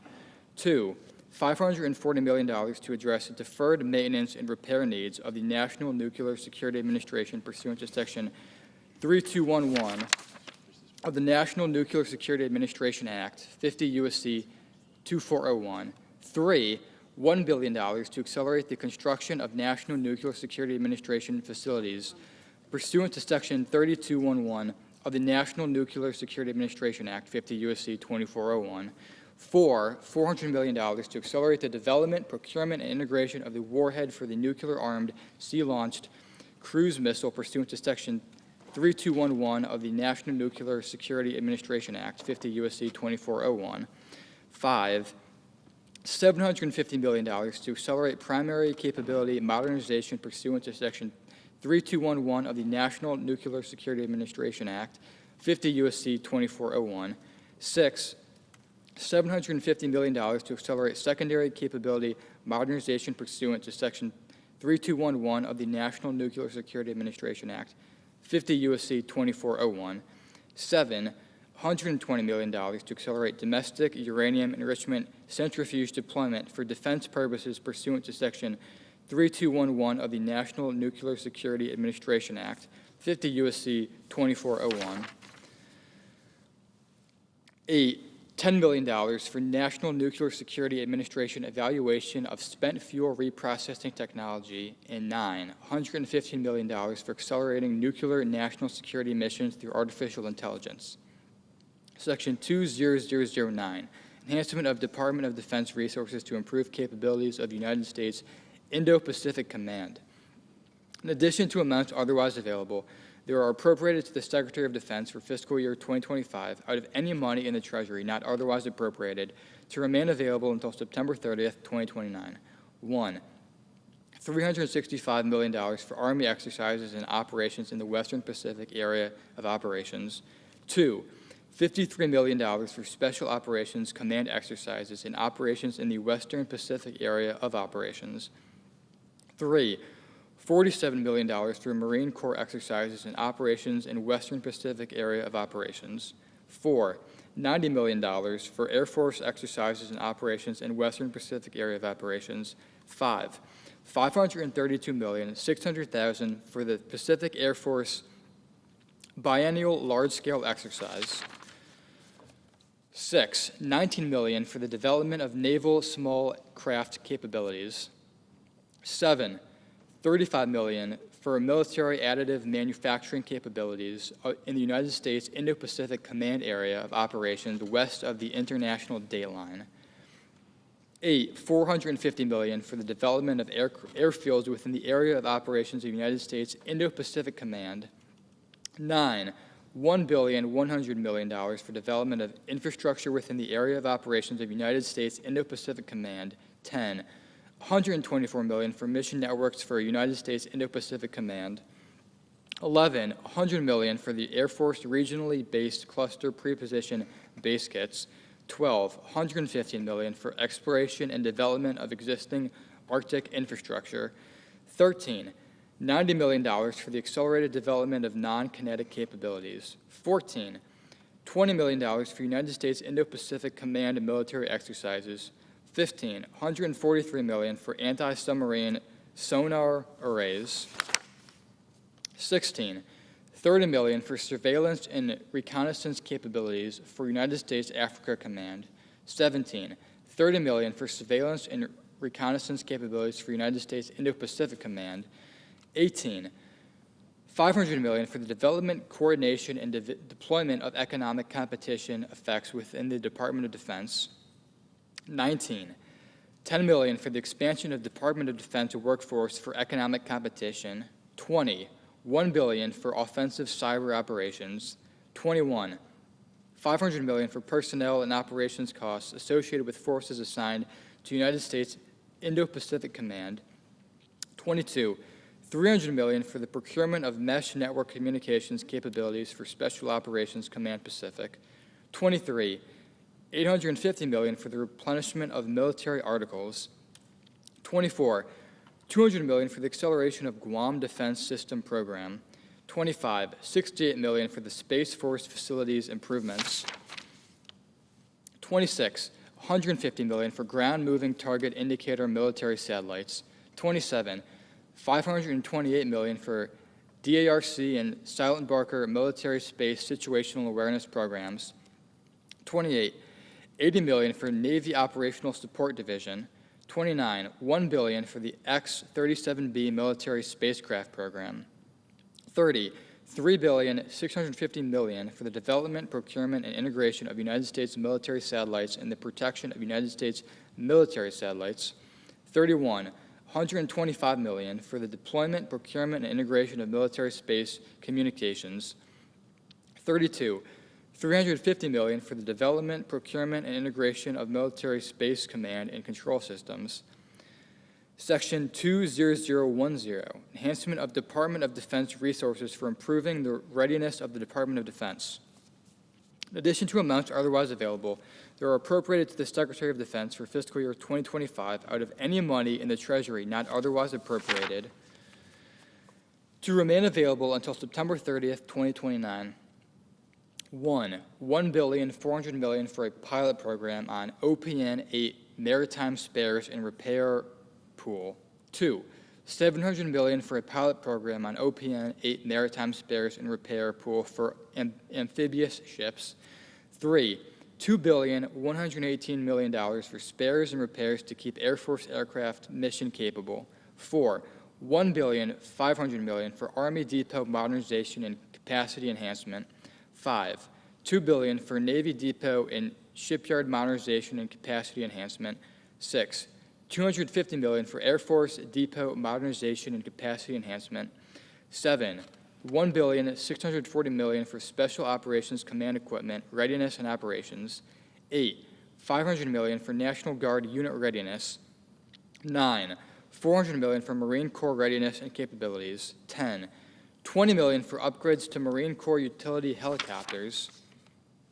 11, $310 million for next-generation vertical lift, assault, and infrastructure acro medical evacuation aircraft. 12, $75 million for the procurement of anti-lock braking systems for the Army wheeled transport vehicles.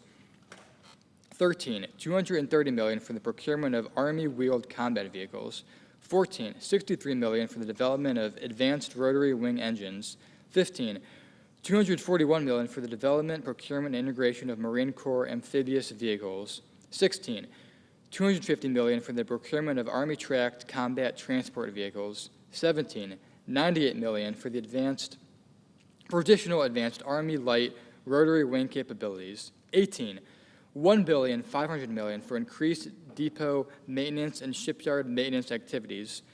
19, $2.5 billion for Air Force facilities sustainment, restoration, and modernization.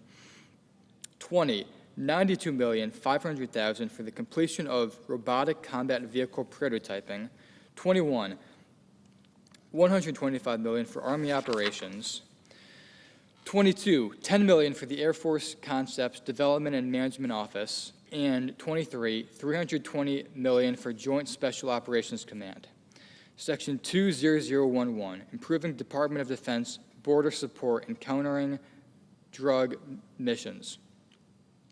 In addition to amounts otherwise available, they are appropriated to the Secretary of Defense for fiscal year 2025 out of any money in the Treasury not otherwise appropriated to remain available until September 30th, 2029, $1 billion for the deployment of military personnel in support of border operations, operations and maintenance activities in support of border operations, counter-narcotics and counter-transnational criminal organization mission support, the operation of national defense areas and construction in national defense areas, and the temporary detention of migrants on Department of Defense installations in accordance with Chapter 15 of Title 10, United States Code.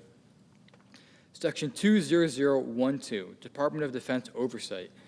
In addition to amounts otherwise available, there is appropriated to the Inspector General of the Department of Defense for fiscal year 2025, out of any money in the Treasury not otherwise appropriated, $10 million to remain available through September 30th, 2029, to monitor Department of Defense activities for which funding is appropriated in this title, including 1, programs with mutual technological dependencies, 2, programs with related data management and data ownership considerations, and 3, programs particularly vulnerable to supply chain disruptions and long lead time components.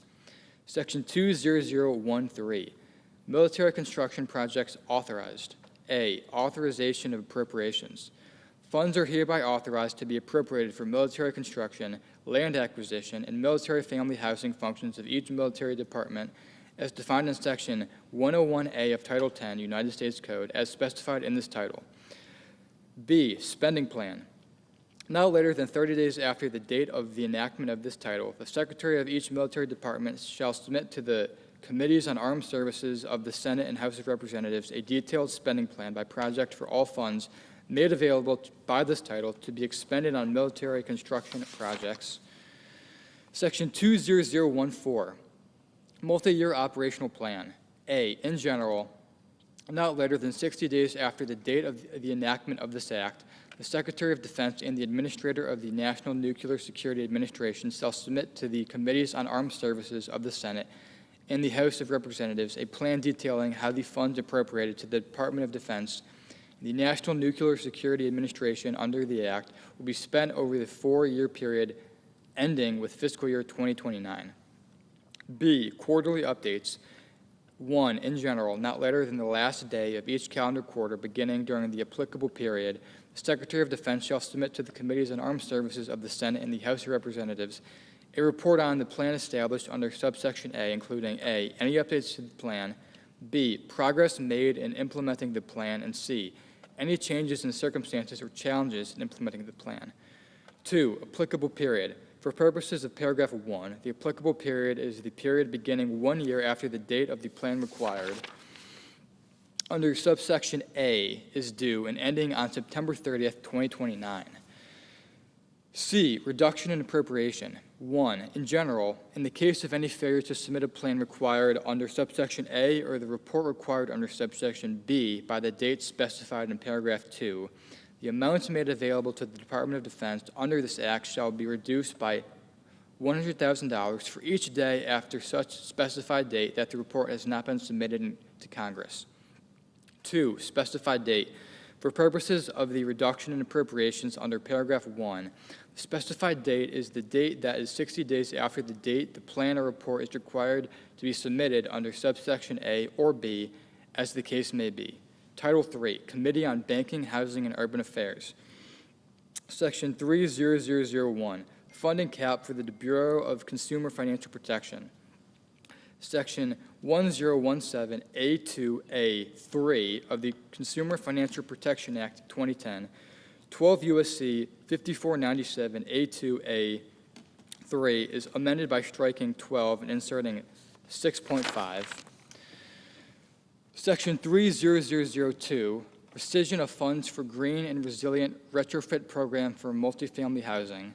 The unobligated balances of amounts made available under Section 30002A of the Act entitled An Act to Provide for Reconciliation pursuant to Title II of S. Con. Res. 14, approved August 16, 2022, Public Law 117, 169, 136, Statute 2027, are rescinded. Section 30003, Securities and Exchange Commission Reserve Fund. A, in general, Section 4 of the Securities Exchange Act of 1934, 15 U.S.C. 78D is amended, 1, by striking subsection 1, and 2, by redesignating subsections J and K as subsections I and J, respectively. B, technical and conforming amendment. Section 21FG2 of the Securities Exchange Act of 1934, 15 U.S.C. 78U G 6.2 is amended to read as follows. A, use of fund. The fund shall be available to the Commission without further appropriation or fiscal year limitation for paying awards to whistleblowers as provided in subsection B.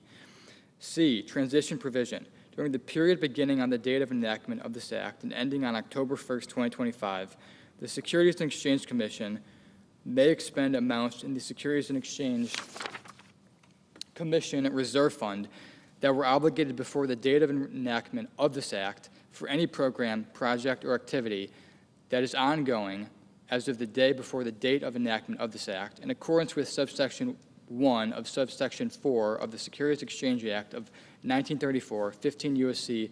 78D, as in effect on the day before the date of enactment of this Act. D, transfer of remaining amounts. Effective on October 1st, 2025, the obligated and unobligated balances of amounts in the Securities and Exchange Commission Reserve Fund shall be transferred to the General Fund of the Treasury. E, closing of account. For the purposes of Section 1555 of Title 31, United States Code, the Securities and Exchange Commission Reserve Fund shall be considered closed and thereafter shall not be available for obligation or expenditure for any purpose upon execution of the transfer required under subsection D.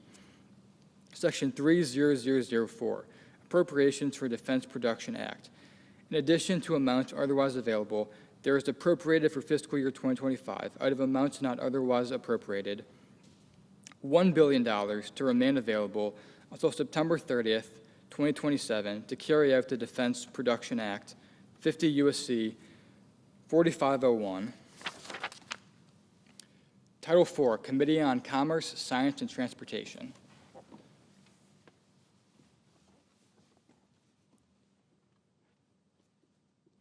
Section 40001, Coast Guard Mission Readiness. A, in general, Chapter 11 of Title 14 United States Code is amended by adding at the end the following. Subchapter 5, Coast Guard Mission Readiness. Section 1181, Special Appropriations. In addition to amounts otherwise available, there is appropriated to the Coast Guard for fiscal year 2025 out of any money in the Treasury not otherwise appropriated, $24,593,500,000,000 to remain available until September 30th, 2029. Notwithstanding paragraphs 1 and 2 of Section 1105A and Sections 1131, 1132, 1133, and 1156 to use expedited processes to procure or acquire new operational assets and systems, to maintain existing assets and systems, to design, construct, plan, engineer, and improve necessary shore infrastructure, and to enhance operational resilience for monitoring, search and rescue, interdiction, hardening of maritime approaches, and navigational safety, of which $1,142 $1,500,000,000 is provided for procurement and acquisition of fixed-wing aircraft, equipment related to such aircraft and training simulators and program management for such aircraft to provide for security of the maritime border. 2, $2,283 billion is provided for procurement and acquisition of rotary wing aircraft, equipment related to such aircraft and training simulators, and program management for such aircraft to provide for security of the maritime border. 3, $266 billion is provided for procurement and acquisition of long-range unmanned aircraft and base stations, equipment related to such aircraft and base stations, and program management for such aircraft and base stations to provide for security of the maritime border. 4, $4,300 billion is provided for procurement of offshore patrol cutters, equipment related to such cutters, and program management for such cutters to provide operational presence and security of the maritime border for the interdiction of persons and controlled substances. 5, $1 trillion is provided for procurement of fast response cutters, equipment related to such cutters, and program management for such cutters to provide operational presence and security of the maritime border for interdiction of persons and controlled substances. 6, $4,300 billion is provided for procurement of polar security cutters, equipment related to such cutters, and program management for such cutters to ensure timely presence of the Coast Guard in the Arctic and Antarctic regions. 7, $3,500 billion is provided for procurement of Arctic security cutters, equipment related to such cutters, and program management for such cutters to ensure timely presence of the Coast Guard in the Arctic and Antarctic regions. 8, $816 billion is provided for procurement of light and medium ice-breaking cutters and equipment related to such cutters from shipyards that have demonstrated success in the cost-effective application of design standards and in delivering on schedule and within budget vessels of size and tonnage that are not less than the size and tonnage of the cutters described in this paragraph, and for program management for such cutters to expend domestic ice-breaking capacity. 9, $126 billion is provided for procurement of waterways, commerce cutters, equipment related to such cutters, and program management for such cutters to support aids to navigation, waterways, and coastal security, and to search and rescue in inland waterways. 10, $4,379 billion is provided for design, planning, engineering, recapitalization, construction, rebuilding, and improvement of, and program management for shore facilities, of which A, $425 billion is provided for design, planning, engineering, construction of, and program management for 1, the enlisted boot camp barracks and multi-use training center, and 2, other related facilities at the enlisted boot camp. B, $500 billion is provided for 1, construction, improvement, and dredging of the Coast Guard yard, and 2, acquisition of a floating dry dock for the Coast Guard yard. C, not more than $2,729,500,000 is provided for home ports and hangars for cutters and aircraft for which funds are appropriated under paragraph 1 through 9, and D, $300 billion is provided for home porting of the existing polar icebreaker commissioned into service in 2025. 11, $2,200 billion is provided for aviation cutter and shore facility depot maintenance and maintenance of command, control, communication, computer, and cyber assets. 12, $170 billion is provided for improving maritime domain awareness on the maritime border at United States ports and land-based facilities and in the cyber domain. And 13, $75 billion is provided for provided to contract the services of acquire or procure autonomous maritime systems. B, technical and conforming amendment. The analysis for Chapter 11 of Title 14 United States Code is amended by adding at the end the following. Subchapter 5, Coast Guard Mission Readiness, 1181, Special Appropriations. Section 4002, Spectrum Auctions. A, definitions. In this section, 1, Assistant Secretary. The term Assistant Secretary means the Assistant Secretary of Commerce for Communications and Information. 2, Commission. The term commission means the Federal Communications Commission. 3, covered band. The term covered band, A, except as provided in subparagraph B, means the band of frequencies between 1.3 gigahertz and 10.5 gigahertz, and B, does not include 1, the band of frequencies between 3.1 gigahertz and 3.45 gigahertz for purpose of auction, reallocation, modification, or withdrawal, or 2, the band of frequencies between 7.4 gigahertz and 8.4 gigahertz for purpose of auction, reallocation, modification, or withdrawal. 4, full power commercial licensed use cases. The term full power commercial licensed use cases means flexible use wireless broadband services with base station power levels sufficient for high power, high density, and wide area communication mobile services consistent with the service rules under Part 27 of Title 47, Code of Federal Regulations, or any successor regulations for wireless broadband deployment through the covered band. B, General Auction Authority.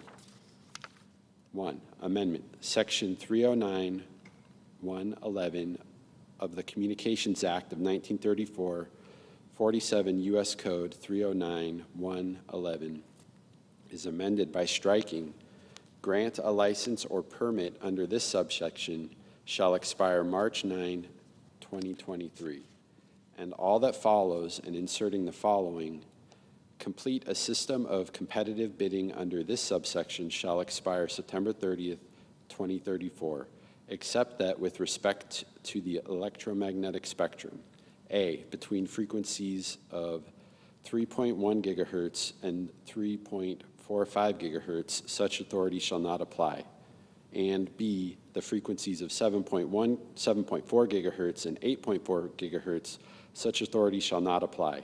2, spectrum auctions.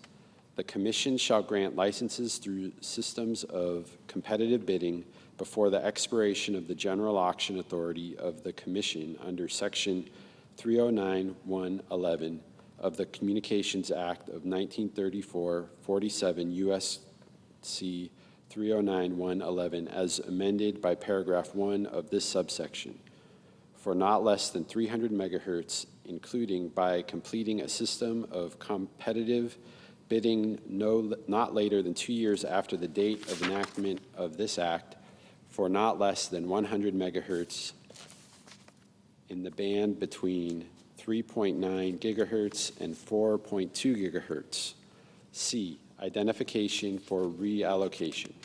In general, the Assistant Secretary, in consultation with the Commission, shall identify 500 megahertz of frequencies in the covered band for reallocation to non-federal use, shared federal and non-federal use, or a combination thereof, for full power commercial licensed use cases that, A, as of the date of enactment of this act are allocated for federal use, and B, shall be in addition to the 300 megahertz of frequencies for which the Commission grants licenses under subsection B2. 2, schedule.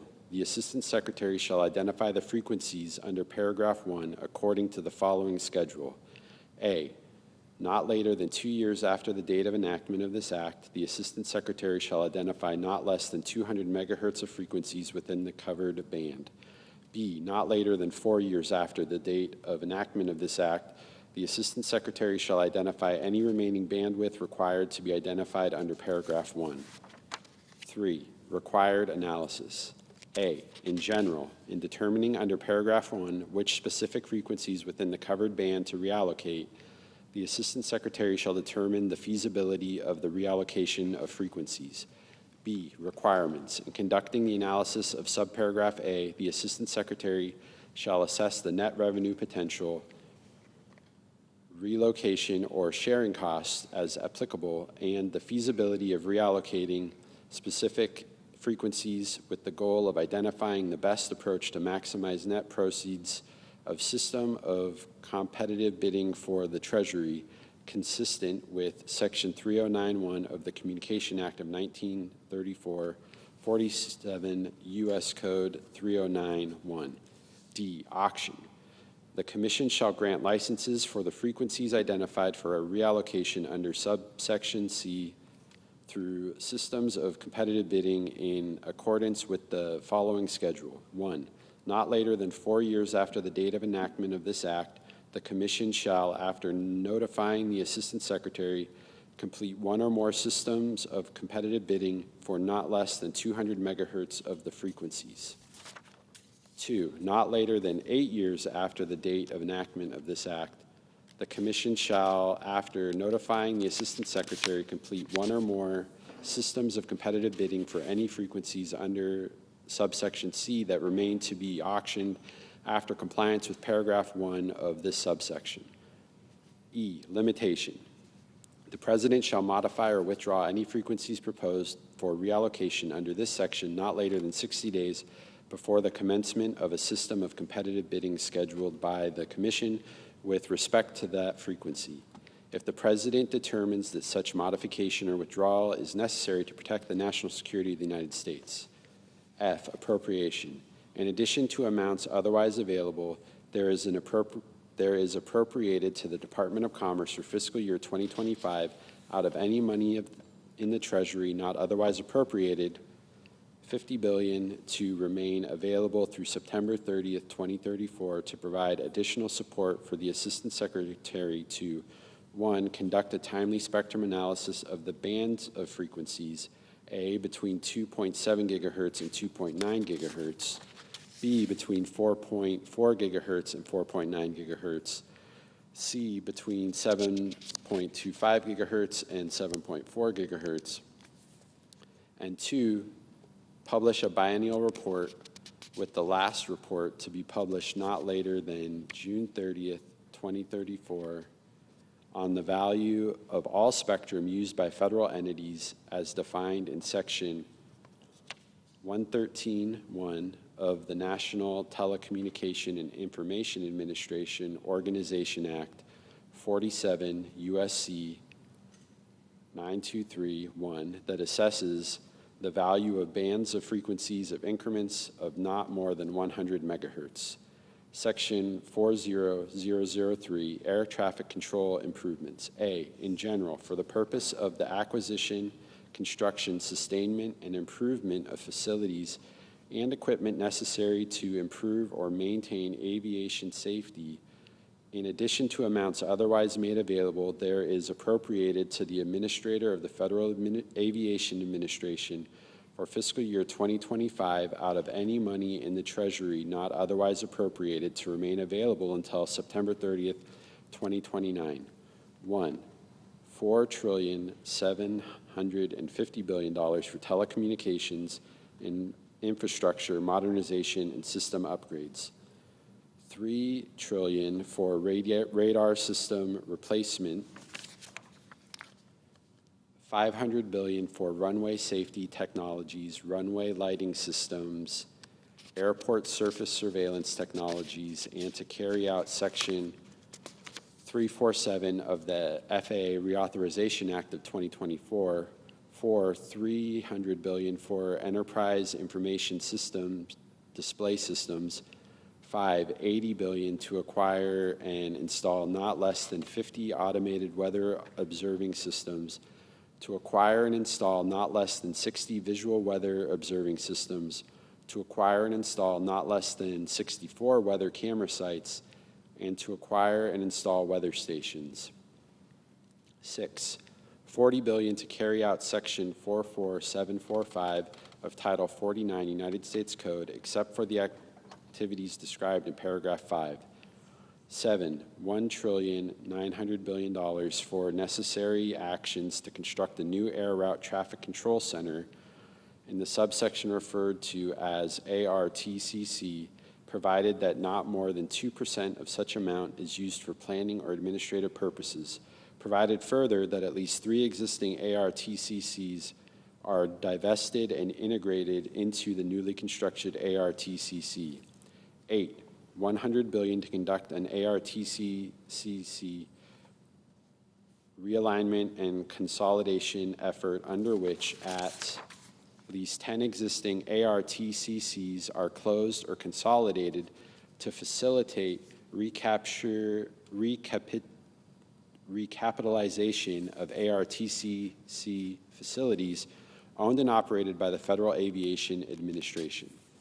9, $1 trillion to support recapitalization and consolidation of terminal radar approach control facilities. In this subsection, referred to as TRACONs, the analysis of identification of TRACONs for divestment, consolidation, or integration, planning, site selection, facility acquisition, and transition activities and other appropriate activities for carrying out such divestment, consolidation, or integration, and the establishment of brand-new TRACONs. 10, $350 billion for unstaffed infrastructure and replacement.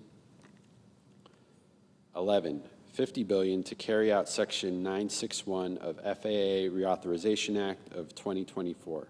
12, $300 billion to carry out Section 619 of the FAA Reauthorization Act of 2024.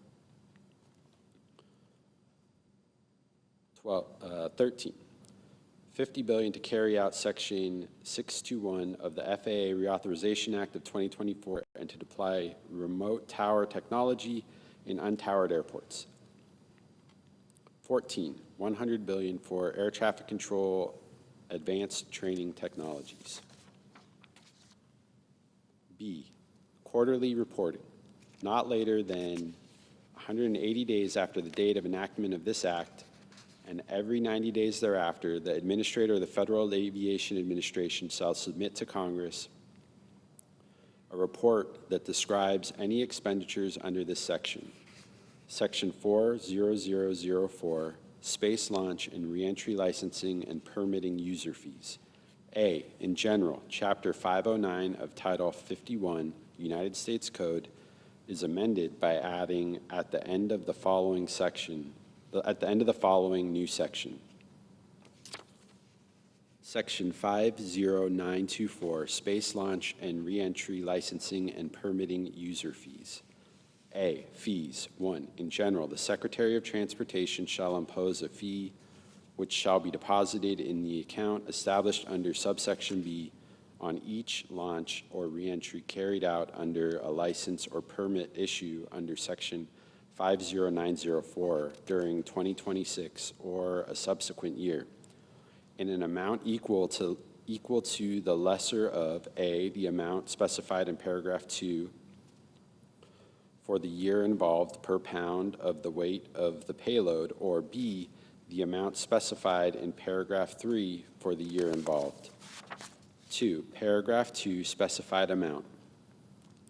The amount specified in this paragraph is A, for 2026, 25 cents, B, for 2027, 35 cents, C, for 2028, 50 cents, D, for 2029, 60 cents, E, for 2030, 75 cents, F, for 2031, $1, G, for 2032, $1.25, C, for 2033, $1.50, and I, for 2034, and each subsequent year, the amount specified in this paragraph for the previous years increased by the percentage increase in the Consumer Price Index for all urban consumers, all items United States city average over the previous year.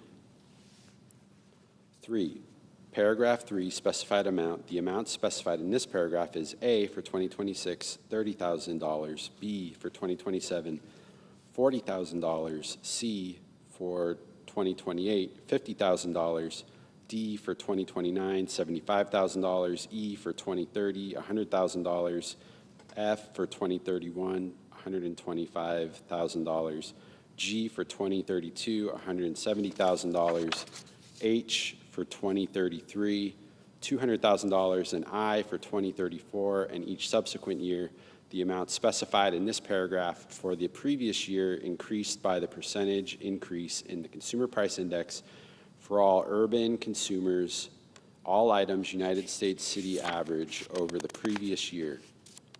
B, Office of Commercial Space Transportation Launch and Reentry Licensing and Permitting Fund.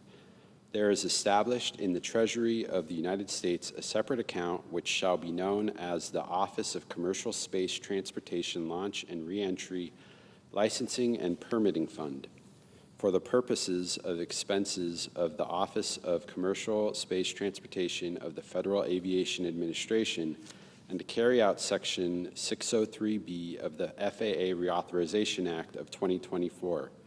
70% of the amounts deposited into the fund shall be available for such purposes and shall be available without further appropriation and without fiscal year limitations.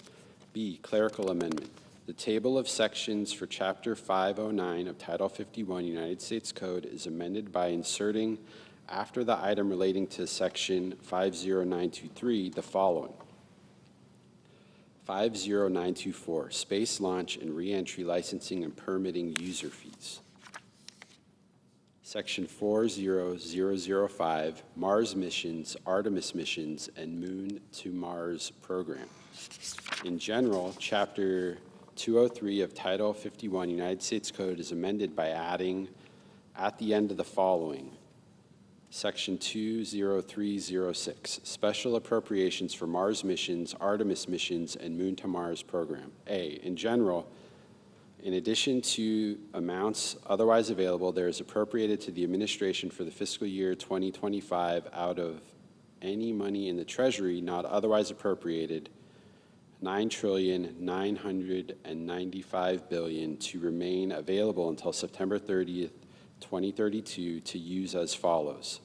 $700 billion to be obligated not later than fiscal year 2026 for the procurement using a competitively bid firm fixed price contract with the United States commercial provider as defined in Section 501017 of a high-performance Mars telecommunications orbiter. A, that one is capable of providing robust continuous communication for a Mars sample return mission as described in Section 4323C of the National Aeronautics and Space Transition Authorization Act of 2017, 51 U.S. Code 20302, note Public Law 115-10. And two, future Mars surface, orbital, and human exploration missions.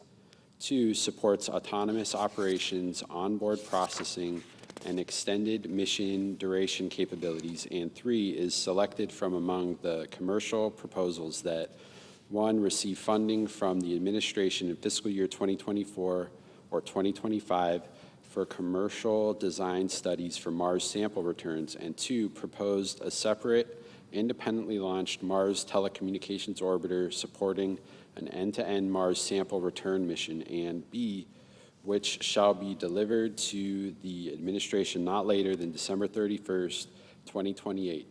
Two, $2,600 billion to meet the requirements of Section 20302A using the program of record known as of the date of the enactment of this section as Gateway and as described in Section 10811B2B4 of the National Aeronautics and Space Administration Authorization Act of 2022, 51 U.S.C. 20302, note Public Law 117-167, of which not less than $750 billion shall be obligated for each of fiscal years 2026, 2027, and 2028.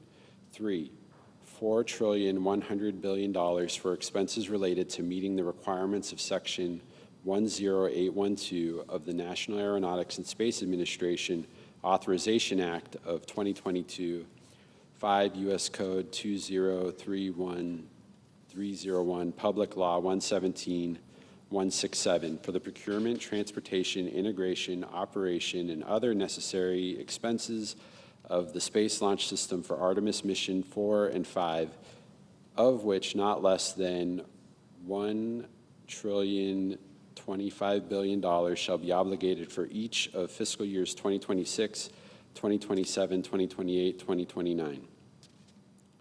4, $20 billion for expenses related to the continued procurement of the multipurpose crew vehicle described in Section 303 of the National Aeronautics and Space Administration Authorization Act of 2020, 42 U.S. Code 18323, known as the Orion, for use with the Space Launch System on the Artemis 4 mission and reuse in subsequent Artemis missions, of which not less than $20 billion shall be obligated not later than fiscal year 2026. 5, $1,250 billion for expenses related to the operation of the International Space Station and for the purpose of meeting the requirements under Section 503A of the National Aeronautics and Space Administration Authorization Act of 2010, 42 U.S.C. 18353A, of which not less than $250 billion shall be obligated for such expenses for each of fiscal years 2025, 2026, 2027, 2028, and 2029. 6, $1 trillion for infrastructure improvements at the manned spaceflight centers of the administration, of which not less than $120 billion shall be obligated not later than fiscal year 2026 for the construction, revitalization, recapitalization, and other infrastructure projects and improvements at the center described in Executive Order 12641, 53 Federal Register 18816, related to designating certain facilities of the National Aeronautics and Space Administration in the state of Mississippi as the John C. Stennis Space Center.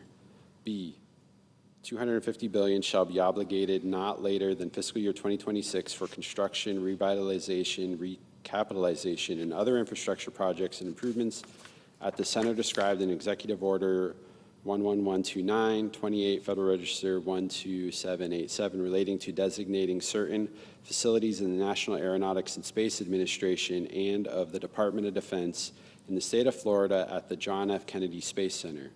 C, $300 billion shall be obligated not later than fiscal year 2026 for construction, revitalization, recapitalization, and other infrastructure projects and improvements at the center described in the joint resolution entitled Joint Resolution to Designate the Manned Spacecraft Center in Houston, Texas as the Lyndon B. Johnson Space Center in honor of the late president, approved February 17, 1973, Public Law 93-8, 87, Statute 7.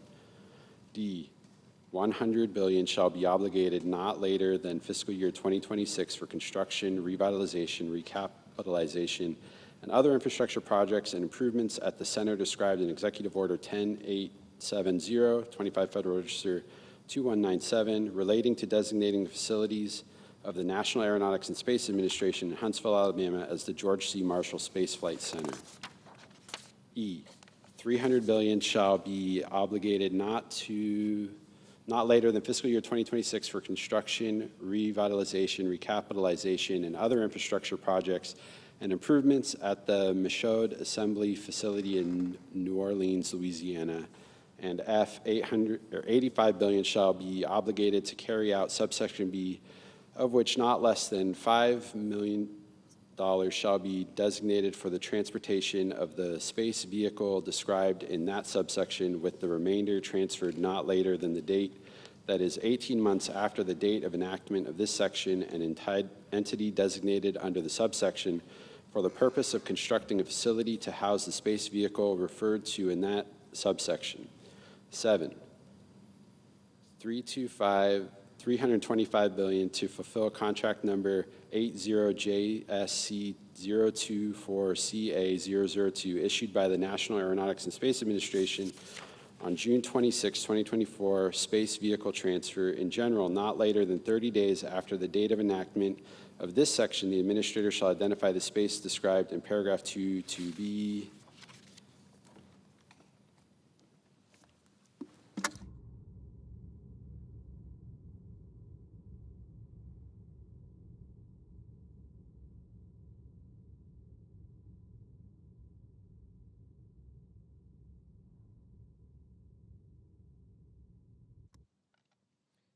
B, placed on public exhibition at an entity within the metropolitan statistical area where such center is located.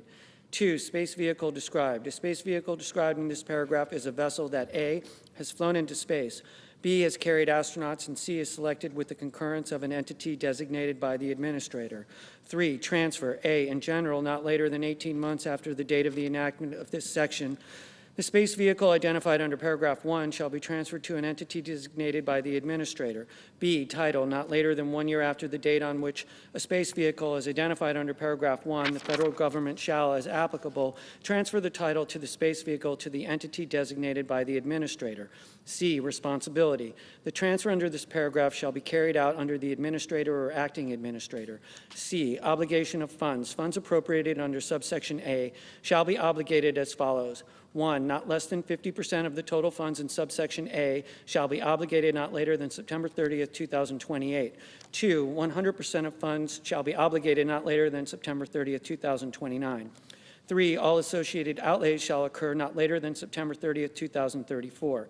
B, clerical amendment.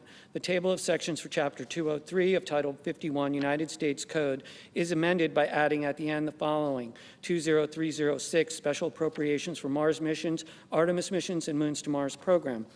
Section 40006, Corporate Average Fuel Economy Civil Penalties. A, in general, Section 32912 of Title 49 United States Code is amended. 1, in subsection B, in the matter preceding paragraph 1 by striking $5 and inserting $0, and 2, in subsection C1B by striking $10 and inserting $0. B, effect applicability. The amendments made by subsection A shall 1, take effect on the date of the enactment of this section, and 2, apply to all model years of manufacture for which the Secretary of Transportation has not provided a notification pursuant to Section 32903B2B of Title 49 United States Code, specifying the penalty due for the average fuel economy of that manufacturer being less than the applicable standard prescribed under Section 32902 of that title. Section 40007, payments for lease of metropolitan Washington airports. Section 49104B of Title 49 United States Code is amended to read as follows.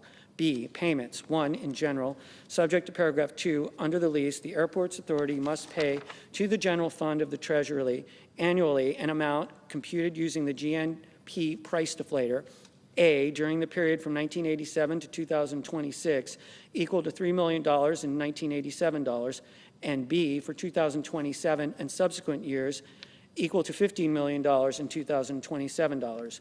2, renegotiation. The Secretary and Airports Authority shall renegotiate the level of lease payments at least once every 10 years to ensure that in no year the amount specified in paragraph 1B is less than $15 million in 2027 dollars. Section 40008, rescission of certain amounts for the National Oceanic and Atmospheric Administration. Any unobligated balances of amounts appropriated or otherwise made available by sections 40001, 40002, 40003, and 40004 of Public Law 117-169, 136-2028 are hereby rescinded. Section 40009, reduction in annual transfer to Travel Promotion Fund. Subsection D2B of the Travel Promotion Act of 2009, 22 U.S.C. 2131 D2B is amended by striking $100 million and inserting $20 million. Section 40010, treatment of unobligated funds for alternative fuel and low emissions aviation technology. Out of the amounts made available in Section 40007A of Title IV of Public Law 117-169, 49 U.S.C. 44504 note, any obligated balances of such amounts are hereby rescinded. Section 40011, rescission of amounts appropriated to Public Wireless Supply Chain Innovation Fund. Of the unobligated balances of amounts made available under Section 106A of the CHIPS Act of 2022, Public Law 117-167, 136-1392, $850 million are permanently rescinded. Section 40012, support for artificial intelligence under the Broadband Equity, Access, and Deployment Program. A, in general, Section 60102 of Division F of Public Law 117-58, 47 U.S.C. 1702 is amended. 1, in subsection A2, A, by redesignating subparagraphs B through N as subparagraphs F through R, respectively.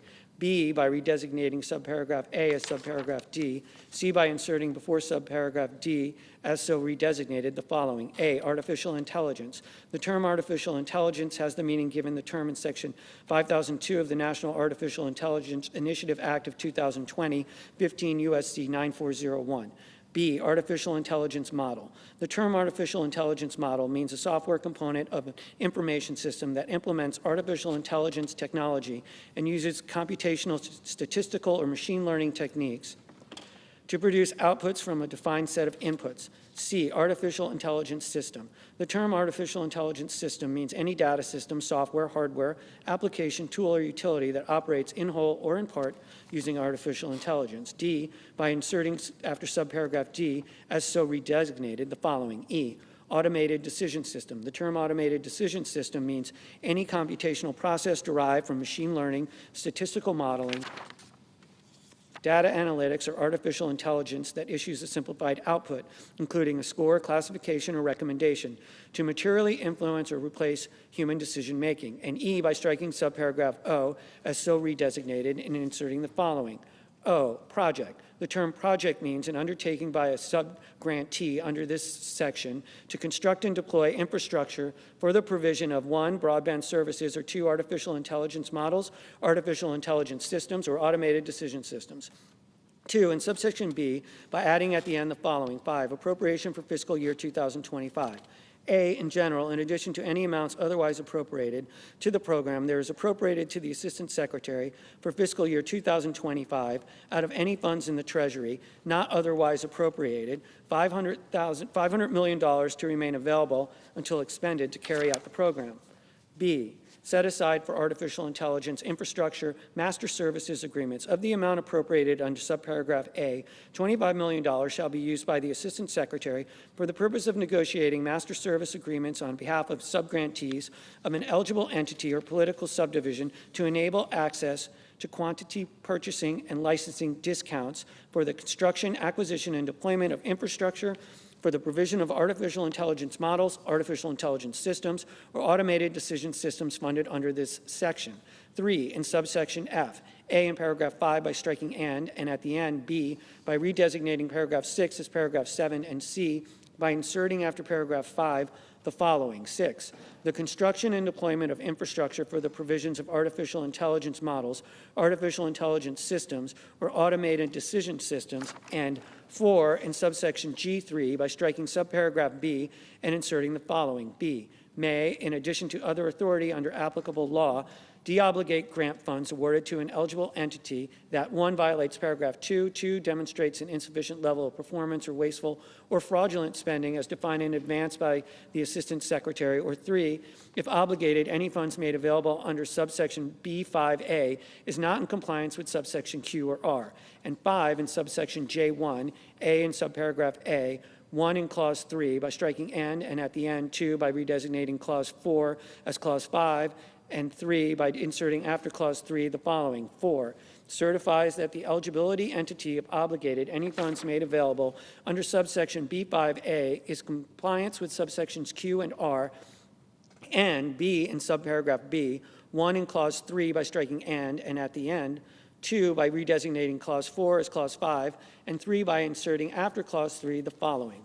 4, certifies that the eligibility entity of obligated any funds made available under subsection B5A is in compliance with subsections Q and R, and C in subparagraph C, 1 by redesignating clauses 4 and 5 as clauses 5 and 6 respectively, 2 by inserting after clause 3 the following. 4, certifies that the eligibility entity, if obligated, any funds made available under subsection B5A is in compliance with subsections Q and R, and 6, by adding at the end the following. P, receipt of funds conditioned on temporary pause and efficiencies. On and after the date of the enactment of this subsection, no funds made available under subsection B5A may be obligated to an eligible entity or political subdivision thereof that is not in compliance with subsections Q and R. Q, temporary pause. 1, in general, except as provided in paragraph 2, no eligible entity or political subdivision thereof to which funds made available under subsection B5A are obligated on or after the date of enactment of this subsection may enforce during the 10-year period beginning on the date of enactment of this subsection any law or regulation that eligible entity or political subdivision thereof limiting, restricting, or otherwise regulating artificial intelligence models, artificial intelligence systems, or automated decision systems entered into interstate commerce. 2, rule of construction. Paragraph 1 may not be construed to prohibit the enforcement of any law or regulation. A, the primary purpose and effect of which is to, 1, remove legal impediments to or facilitate the deployment or operation of an artificial intelligence model, artificial intelligence system, or automated decision system. Or 2, streamline licensing, permitting, routing, zoning, procurement, or reporting procedures in a manner that facilitates the adoption of artificial intelligence models, artificial intelligence systems, or automated decision systems. Or B, that does not impose any substantive design, performance, data holding, documentation, civil liability, taxation fee, or other requirement of artificial intelligence models, artificial intelligence systems, or automated decision systems, unless that requirement is imposed under 1, federal law, 2, a general applicable law, such as a body of common law, and C, that does not impose a fee or bond unless 1, the fee or bond is reasonable and cost-based, and 2, under the fee or bond, artificial intelligence models, artificial intelligence systems, and automated decision systems are treated in the same manner as other models and systems that perform comparable functions. R, master service agreements. An eligible entity or political subdivision thereof to which funds made available under subsection B5A are obligated on or after the date of the enactment of this subsection shall certify to the Assistant Secretary either that 1, each subgrantee of the eligible entity or political subdivision is utilizing applicable master service agreements negotiated using amounts made available under subsection B5B, or 2, each contract, license, purchase order, or service agreement entered into, procured, or made by a subgrantee of the eligible entity or political subdivision for purposes described in subsection B5B is at least as cost-effective as the terms of executable master services agreements, as applicable, negotiated by the Assistant Secretary using amounts made available under subsection B5B. B, technical conforming amendments. Section 60102A1 of Division F of Public Law 117-58, 47 U.S.C. 1702A1 is amended, 1, in subparagraph B by striking a project and inserting a project described in subsection A2OI, and 2, in subparagraph D by striking a project and inserting a project described in subsection A2OI. Title 5, Committee on Energy and Natural Resources. Subtitle A, Oil and Gas Leasing. Section 50101, Onshore Oil and Gas Leasing. A, Repeal of Inflation Reduction Act provisions. 1, onshore oil and gas royalty rates, subsection A of section 50262 of Public Law 117-169-136-2056 is repealed, and provision of law amended or repealed by that subsection is restored or revived as if the subsection had not been enacted into law. 2, non-competitive leasing. Subsection E of section 50262 of Public Law 117-169-136-2057 is repealed, and any provision of law amended or repealed by that subsection is restored or revived as if the subsection had not been enacted into law. B, requirement to immediately resume onshore oil and gas leases. 1, in general, the Secretary of the Interior shall immediately resume quarterly onshore oil and gas lease sales in compliance with the Mineral Leasing Act 30 U.S.C. 181 et sec. 2, requirement, the Secretary of the Interior shall, A, that any oil and gas lease required under paragraph 1 is conducted immediately on completion of an applicable scoping, public comment, and environmental analysis requirements under the Mineral Leasing Act 30 U.S.C. 181 et sec. and the National Environmental Policy Act of 1965, 42 U.S.C. 4321, and B, that the process described in subparagraph A are conducted in a timely manner to ensure compliance with subsection B1. 3, lease of oil and gas lands. Section 17B1A of the Mineral Leasing Act 30 U.S.C. 226B1A, as amended by subsection A, is amended by inserting, for purposes of the previous sentence, the term eligible land means all lands that are subject to leasing under this act and are not excluded from leasing by statutory prohibition. And the term available with respect to eligible lands means those that have been designated as open for leasing under a land use plan developed under Section 202 of the Federal Land Policy and Management Act of 1976, 43 U.S.C. 1712, and that have been nominated for leasing through the submission of an expression of interest, are subject to drainage in the absence of leasing, or are otherwise designated as available pursuant to regulations adopted by the Secretary after sales are necessary. C, quarterly lease sales. 1, in general, in accordance with the Mineral Leasing Act, 30 U.S.C. 181, each fiscal year the Secretary of the Interior shall conduct a minimum of 4 oil and gas lease sales of available land in each of the following states: A, Wyoming, B, New Mexico, C, Colorado, D, Utah, E, Montana, F, North Dakota, G, Oklahoma, H, Nevada, I, Alaska. 2, requirement. In conducting a lease sale under paragraph 1 in a state described in that paragraph, the Secretary of the Interior, A, shall offer not less than 50% of available parcels nominated for oil and gas development under the applicable resource management plan in effect for relevant Bureau of Land Management resource management areas within the applicable state, and B, shall not restrict the parcels offered to one Bureau of Land Management field office within the applicable state unless all nominated parcels are located within the same Bureau of Land Management field office. 3, replacement sales. The Secretary of the Interior shall conduct a replacement sale during the same fiscal year if A, a lease sale under paragraph 1 is canceled, delayed, or deferred, including for a lack of eligible parcels, or B, during a lease sale under paragraph 1, the percentage of acreage that does not receive a bid is equal to or greater than 25% of the acreage offered. D, Mineral Leasing Act reforms. Section 17 of the Mineral Leasing Act, 30 U.S.C. 226, as amended by subsection A, is amended. 1, by striking the section designation and all that follows through the end of subsection A and inserting the following. Section 17, leasing of oil and gas parcels. A, leasing authorized. 1, in general, any parcel of land subject to disposition under this act that is known or believed to contain oil or gas deposits shall be made available for leasing subject to paragraph 2 by the Secretary of the Interior not later than 18 months after the date of the receipt of the Secretary of an expression of interest in the leasing applicable parcel of land available for disposition under this section. If the Secretary determines that the parcel of land is open to oil or gas leasing under the approved resource management plan applicable to the planning area in which the parcel of land is located, that is in effect on the date on which the expression of interest was submitted to the Secretary, referred to in this subsection as the approved resource management plan. 2, resource management plans. A, lease and terms and conditions. A lease issued by the Secretary under the section with respect to applicable parcel of land made available for leasing under paragraph 1. 1 shall be subject to the terms and conditions of the approved resource management plan, and 2 may not require any stipulations or mitigation requirements not included in the approved resource management plan. B, effective amendment. The initiation of an amendment to an approved resource management plan shall not prevent or delay the Secretary from making the applicable parcel of land available for leasing in accordance with the approved resource management plan if the other requirements in this section have been met as determined by the Secretaries. 2, in subsection P, by adding at the end the following. 4, term. A permit to drill approved under this section shall be valid for a single, non-renewable 4-year period beginning on the date that the permit to drill is approved. And 3, by striking subsection Q and inserting the following. Q, commingling of production. The Secretary of Interior shall approve applications allowing for the commingling of production from 2 or more sources, including the area of oil and a gas lease, the area included in a drilling spacing unit, a unit participating area, a communitized area, or non-federal property.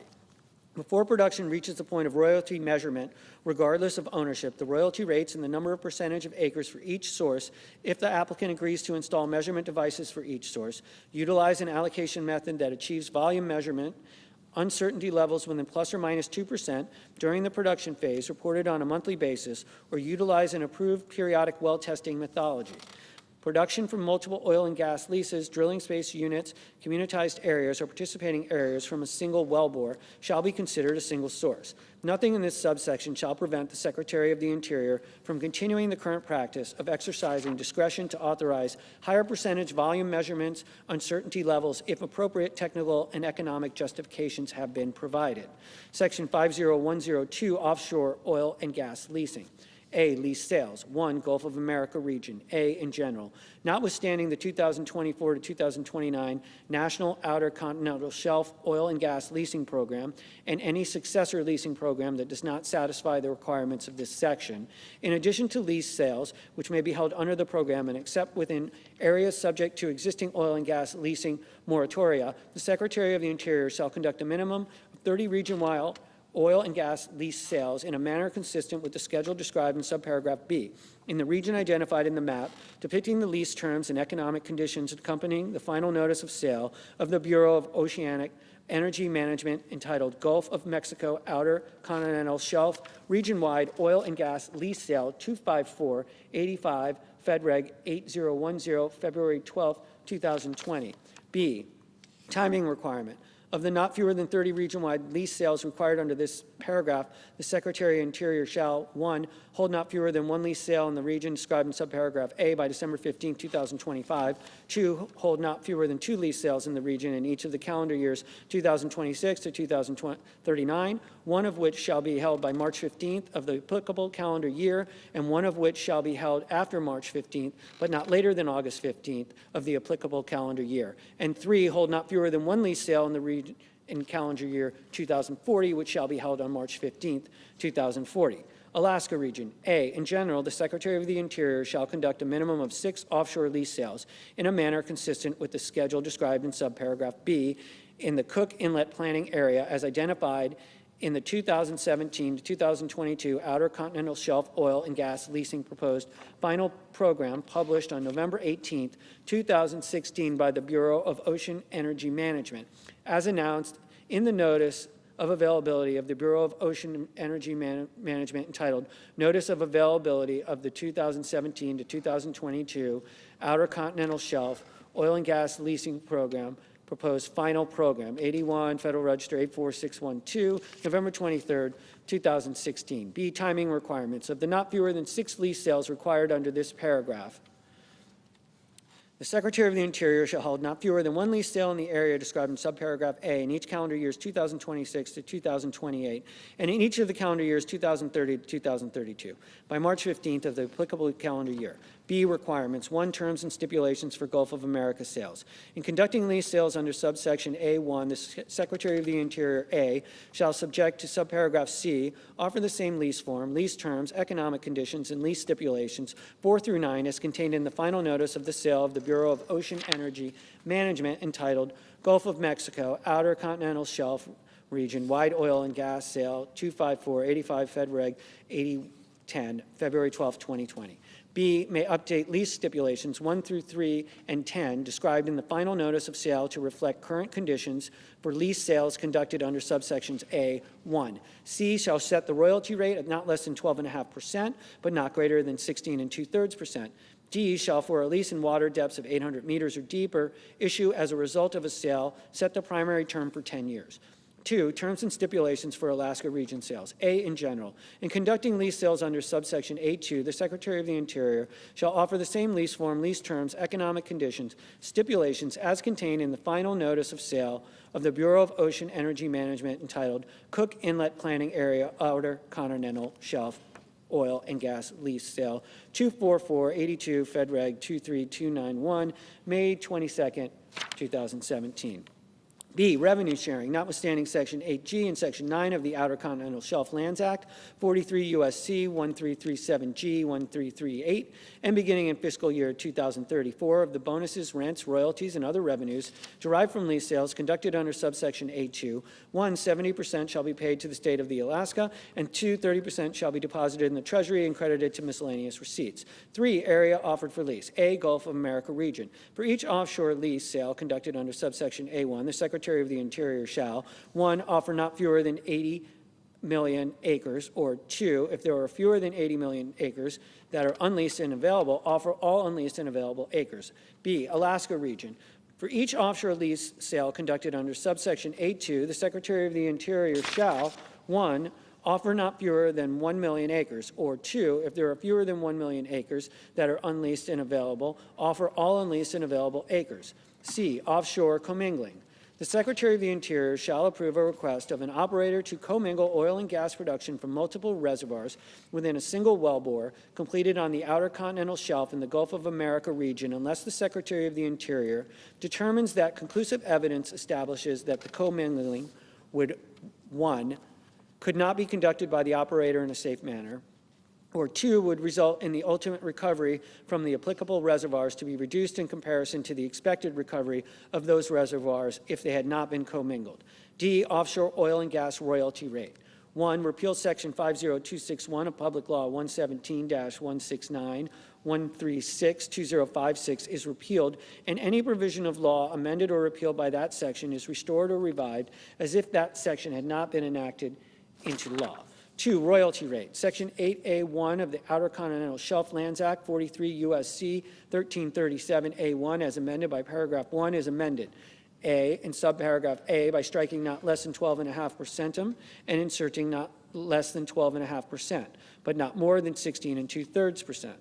B, in subparagraph C, by striking not less than 12.5% and inserting not less than 12.5%, but not more than 16 2/3%. C, in subparagraph F, by striking no less than 12.5% and inserting not less than 12.5%, but not more than 16 2/3%.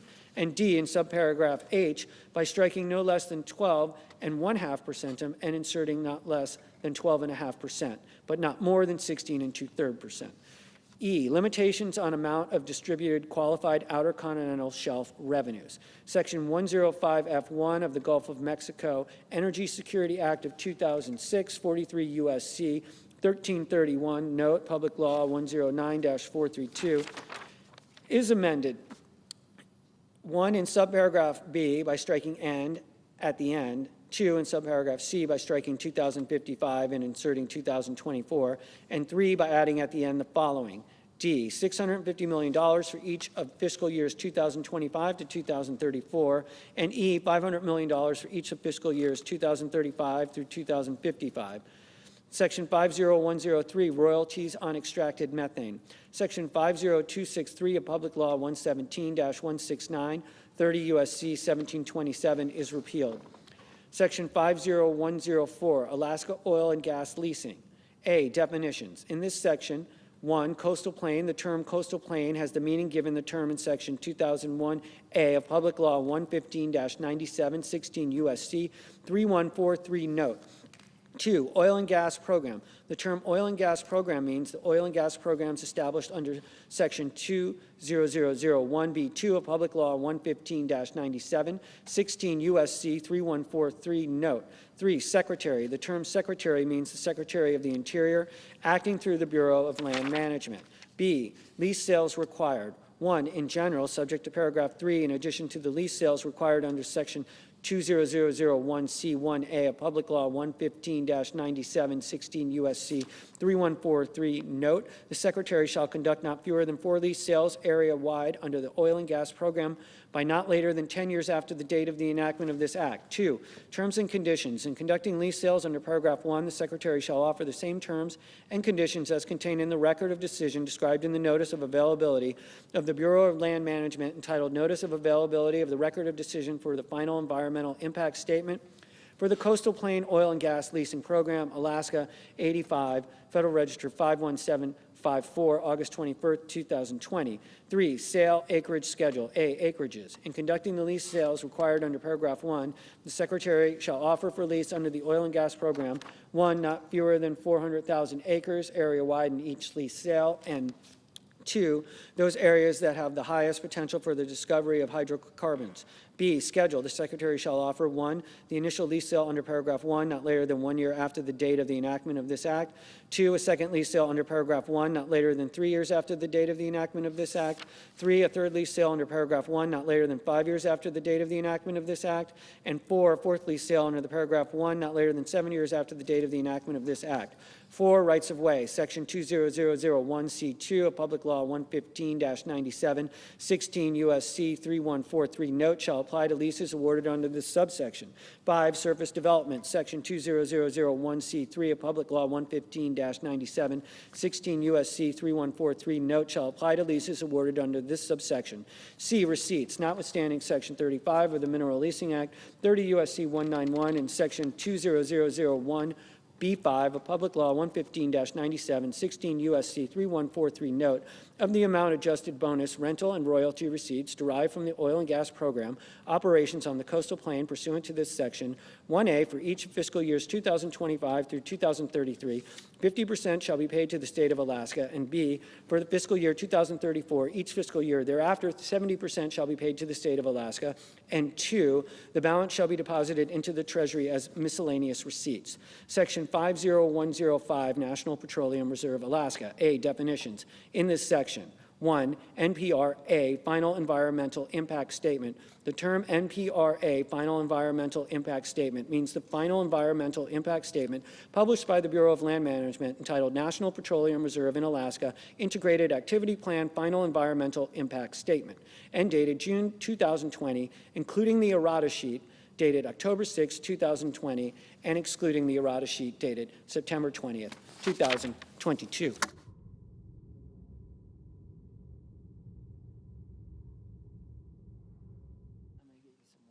Two, NPRA, record of decision. The term NPRA, record of decision, means the record of decision published by the Bureau of Land Management entitled National Petroleum Reserve in Alaska, Integrated Activity Plan Record of Decision, and dated December 2020. 3, program. The term program means the competitive oil and gas leasing, exploration, development, and production program established under Section 107 of the Naval Petroleum Reserves Reduction Act of 1976, 42 U.S.C. 6506A. 4, secretary. The term secretary means the Secretary of the Interior. B, restoration of NPRA oil and gas leasing program, effective beginning on the date of enactment of this act. 1, the Secretary shall expeditiously restore and resume oil and gas lease sales under the program for domestic energy production and federal revenue, subject to the requirements of this section. And 2, the final rule of the Bureau of Land Management entitled Management and Protection of the National Petroleum Reserve in Alaska, 89 Fed Reg 38712, May 7, 2024, shall have no force or effect until January 1, 2035. C, resumption of NPRA lease sales. 1, in general, subject to paragraph 2, the Secretary shall conduct not fewer than 5 lease sales under the program by not later than 10 years after the date of enactment of this act. 2, sales acreages schedule A, acreages. In conducting the lease sales required under paragraph 1, the Secretary shall offer not fewer than 4 million acres in each sale. B, schedule.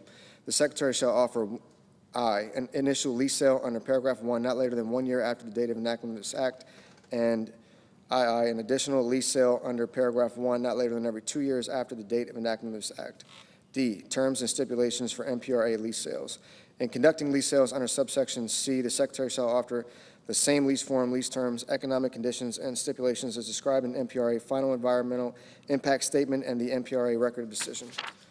C, receipts. Section 107I of the Naval Petroleum Reserves Reduction Act of 1976, 42 U.S.C. 6506A1 is amended. 1, by striking all receipts from and inserting the following. 1, in general, except as provided in paragraph 2, all receipts from. 2, by adding at the end the following, 2% share for fiscal year 2034 and thereafter. Beginning in fiscal year 2034, the receipts from sales, rentals, bonuses, and royalties on leases issued pursuant to the section after the date of enactment of the act entitled An Act to Provide for Reconciliation pursuant to Title II of H. Con. Res. 14, 119th Congress.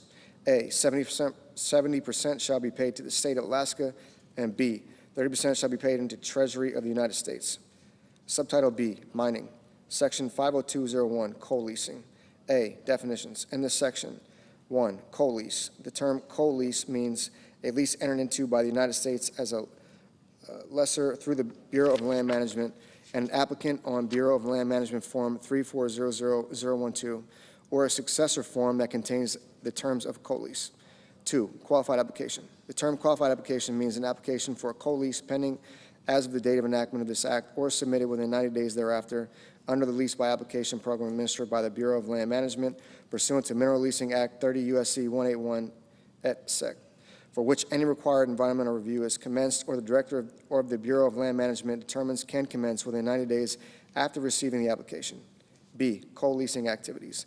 Not later than 90 days after the date of enactment of this act, the Secretary of the Interior, 1, shall, A, with respect to each qualified application, 1, if not previously published for public comment, publish any required environmental review. 2, establish the fair market value of the applicable contract. 3, hold a lease sale with respect to the applicable contract. 4, identify the highest bidder or at above the fair market value and take all other intermediate actions necessary to identify the winning bidder and grant the qualified application. And 2, may, A, with respect to a previously issued co-lease, grant any additional approvals of the Department of the Interior required for mining activities to commence.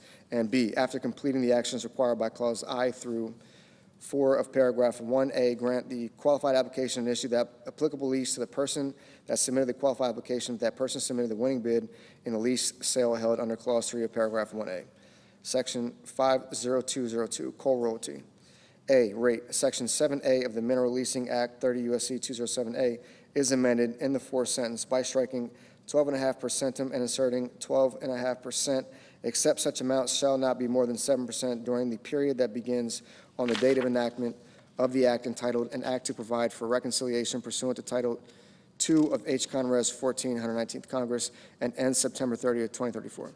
B, applicability to existing leases. The amendment made by subsection A shall apply to a co-lease, 1, issued under Section 2 of the Mineral Leasing Act, 30 U.S.C. 201, before, on, or after the date of enactment of this act, and 2, that has not been terminated. C, advanced royalties. With respect to a lease issued under Section 2 of the Mineral Leasing Act, 30 U.S.C. 201, for which the leasee has paid advanced royalties under Section 7B of that act, 30 U.S.C. 207B, the Secretary of the Interior shall provide to the leasee a credit for the difference between the amount paid by the leasee and advanced royalties for the lease before the date of the enactment of this act and the amount the leasee would have to be repaid if the amendment made by subsection A had been made before the leasee paid advanced royalties for the lease. Section 50203, leases for known recoverable coal resources. Notwithstanding Section 2A3A of the Mineral Leasing Act, 30 U.S.C. 201A3A, and Section 202A of the Federal Land Policy and Management Act of 1976, 43 U.S.C. 1712A, not later than 90 days after the date of enactment of this act, the Secretary of the Interior shall make available for lease known recoverable coal resources of not less than 4 million additional acres on federal land located in the 48 contiguous states in Alaska, subject to the jurisdiction of the Secretary, but which shall not include any federal land within 1, a national monument, 2, a national recreation area, 3, a component of the National Wilderness Preservation System, 4, a component of the National Wild and Scenic River System, 5, a component of the National Trail System, 6, a National Conservation Area, 7, a unit of the National Wildlife Refuge System, 8, a unit of the National Fish Hatchery System, or 9, a unit of the National Park System. Section 50204, authorization to mine federal coal. Authorization in order to provide access to coal reserves in adjacent state or private land that without an authorization could not be mined economically, federal coal reserves located in federal land subject to a mining plan previously approved by the Secretary of the Interior as of the date of enactment of this act and adjacent to coal reserves in adjacent state or private land are authorized to be mined. B, requirement. Not later than 90 days after the date of the enactment of this act, the Secretary of the Interior shall, without substantial modification, take such steps as are necessary to authorize the mining of federal land described in subsection A. C, NEPA. Nothing in this section shall prevent a review under the National Environmental Policy Act of 1969, 42 U.S.C. 4321 et sec. Subtitle C, lands.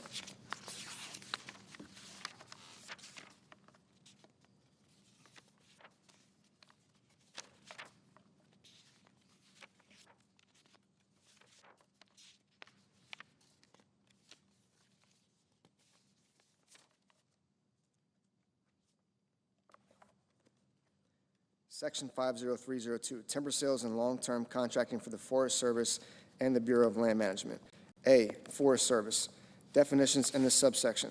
A, forest plan. A term forest plan means a land and resource management plan prepared by the Secretary for a unit of the National Forest System pursuant to Section 6 of the Forest and Rangeland Renewable Resources Planning Act of 1974, 16 U.S.C. 1604. B, National Forest System. 1, in general, the term National Forest System means land of the National Forest System as defined in Section 11A of the Forest and Rangeland Renewable Resources Planning Act of 1974, 16 U.S.C. 1609A, administered by the Secretary. 2, exclusions. The term National Forest System does not include any forest reserve not created from the public domain. C, Secretary. The term Secretary means the Secretary of Agriculture acting through the Chief of the Forest Service. 2, timber sales on public domain forest reserves. A, in general, for each of fiscal years 2026 through 2034, the Secretary shall sell timber annually on National Forest System land in a total quantity that is not less than 250 million board feet greater than the quantity of board feet sold in the previous fiscal year. B, limitation. The timber sales under subparagraph A shall be subject to the maximum allowable sale quality of timber and projected timber sale quality under the applicable forest plan in effect on the date of enactment of this act. 3, long-term contracting for the Forest Service. A, long-term contracting. For the period of fiscal years 2025 through 2034, the Secretary shall enter into not fewer than 40 long-term timber sale contracts with private persons or other public-private entities under subsection A of Section 14 of the National Forest Management Act of 1976, 16 U.S.C. 472A, for the sale of national forest materials as defined in subsection E1 of that section in the National Forest System. B, contract length.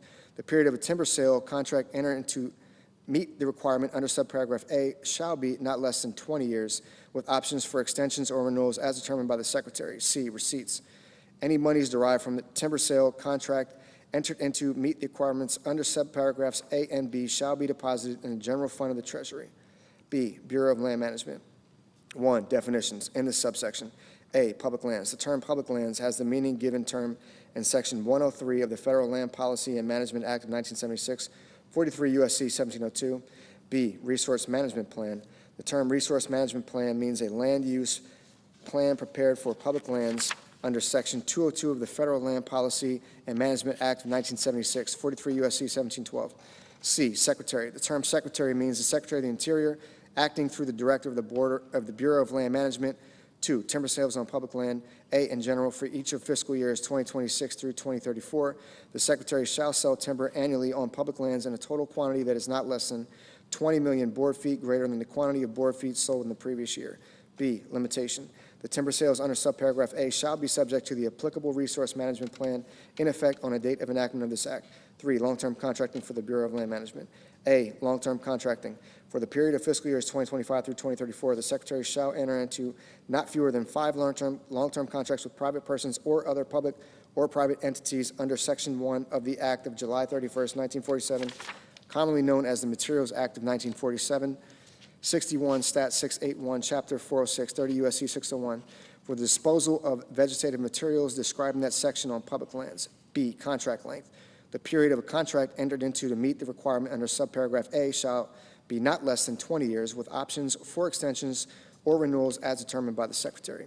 C, receipts. Any monies derived from a contract entered into to meet the requirements under subparagraphs A and B shall be deposited in the general fund of the Treasury. Section 50303, renewable energy fees on federal land. A, definitions in this section. 1, annual adjustment factor. The term annual adjustment factor means 3%. 2, encumbrance factor. The term encumbrance factor means A, 100% for a solar energy generation facility, and B, an amount determined by the Secretary but not less than 10% for a wind energy generation facility. 3, National Forest System. A, in general, the term National Forest System means land of the National Forest System as defined in Section 11A of the Forest and Rangeland Renewable Resources Planning Act of 1974, 16 U.S.C. 1609A, administered by the Secretary of Agriculture. B, exclusion. The term National Forest System does not include any forest reserve not created from the public domain. 4, per acre rate. The term per acre rate with respect to a right-of-way means the average of the per acre pasture land rental rates published in the cash rent survey by the National Agricultural Statistics Service for the state in which the right-of-way is located over the 5 calendar year period preceding the issuance or renewal of the right-of-way. 5, project. The term project means a system described in Section 2801.9A4 of Title 43, Code of Federal Regulations, as in effect on the date of enactment of this act. 6, public land. The term public land means A, public lands as defined in Section 103 of the Federal Land Policy and Management Act of 1976, 43 U.S.C. 1702, and B, National Forest System land. 7, renewable energy project. The term renewable energy project means a project located on public land that uses wind or solar energy to generate energy. 8, right-of-way. The term right-of-way has the meaning given the term Section 103 of the Federal Land Policy and Management Act, 1976, 43 U.S.C. 1702. 9, secretary. The term secretary means A, Secretary of the Interior with respect to land controlled or administered by the Secretary of the Interior, and B, the Secretary of Agriculture with respect to National Forest System land. B, acreage rent for wind and solar rights-of-way. 1, in general, pursuant to Section 504G of the Federal Land Policy and Management Act of 1976, 43 U.S.C.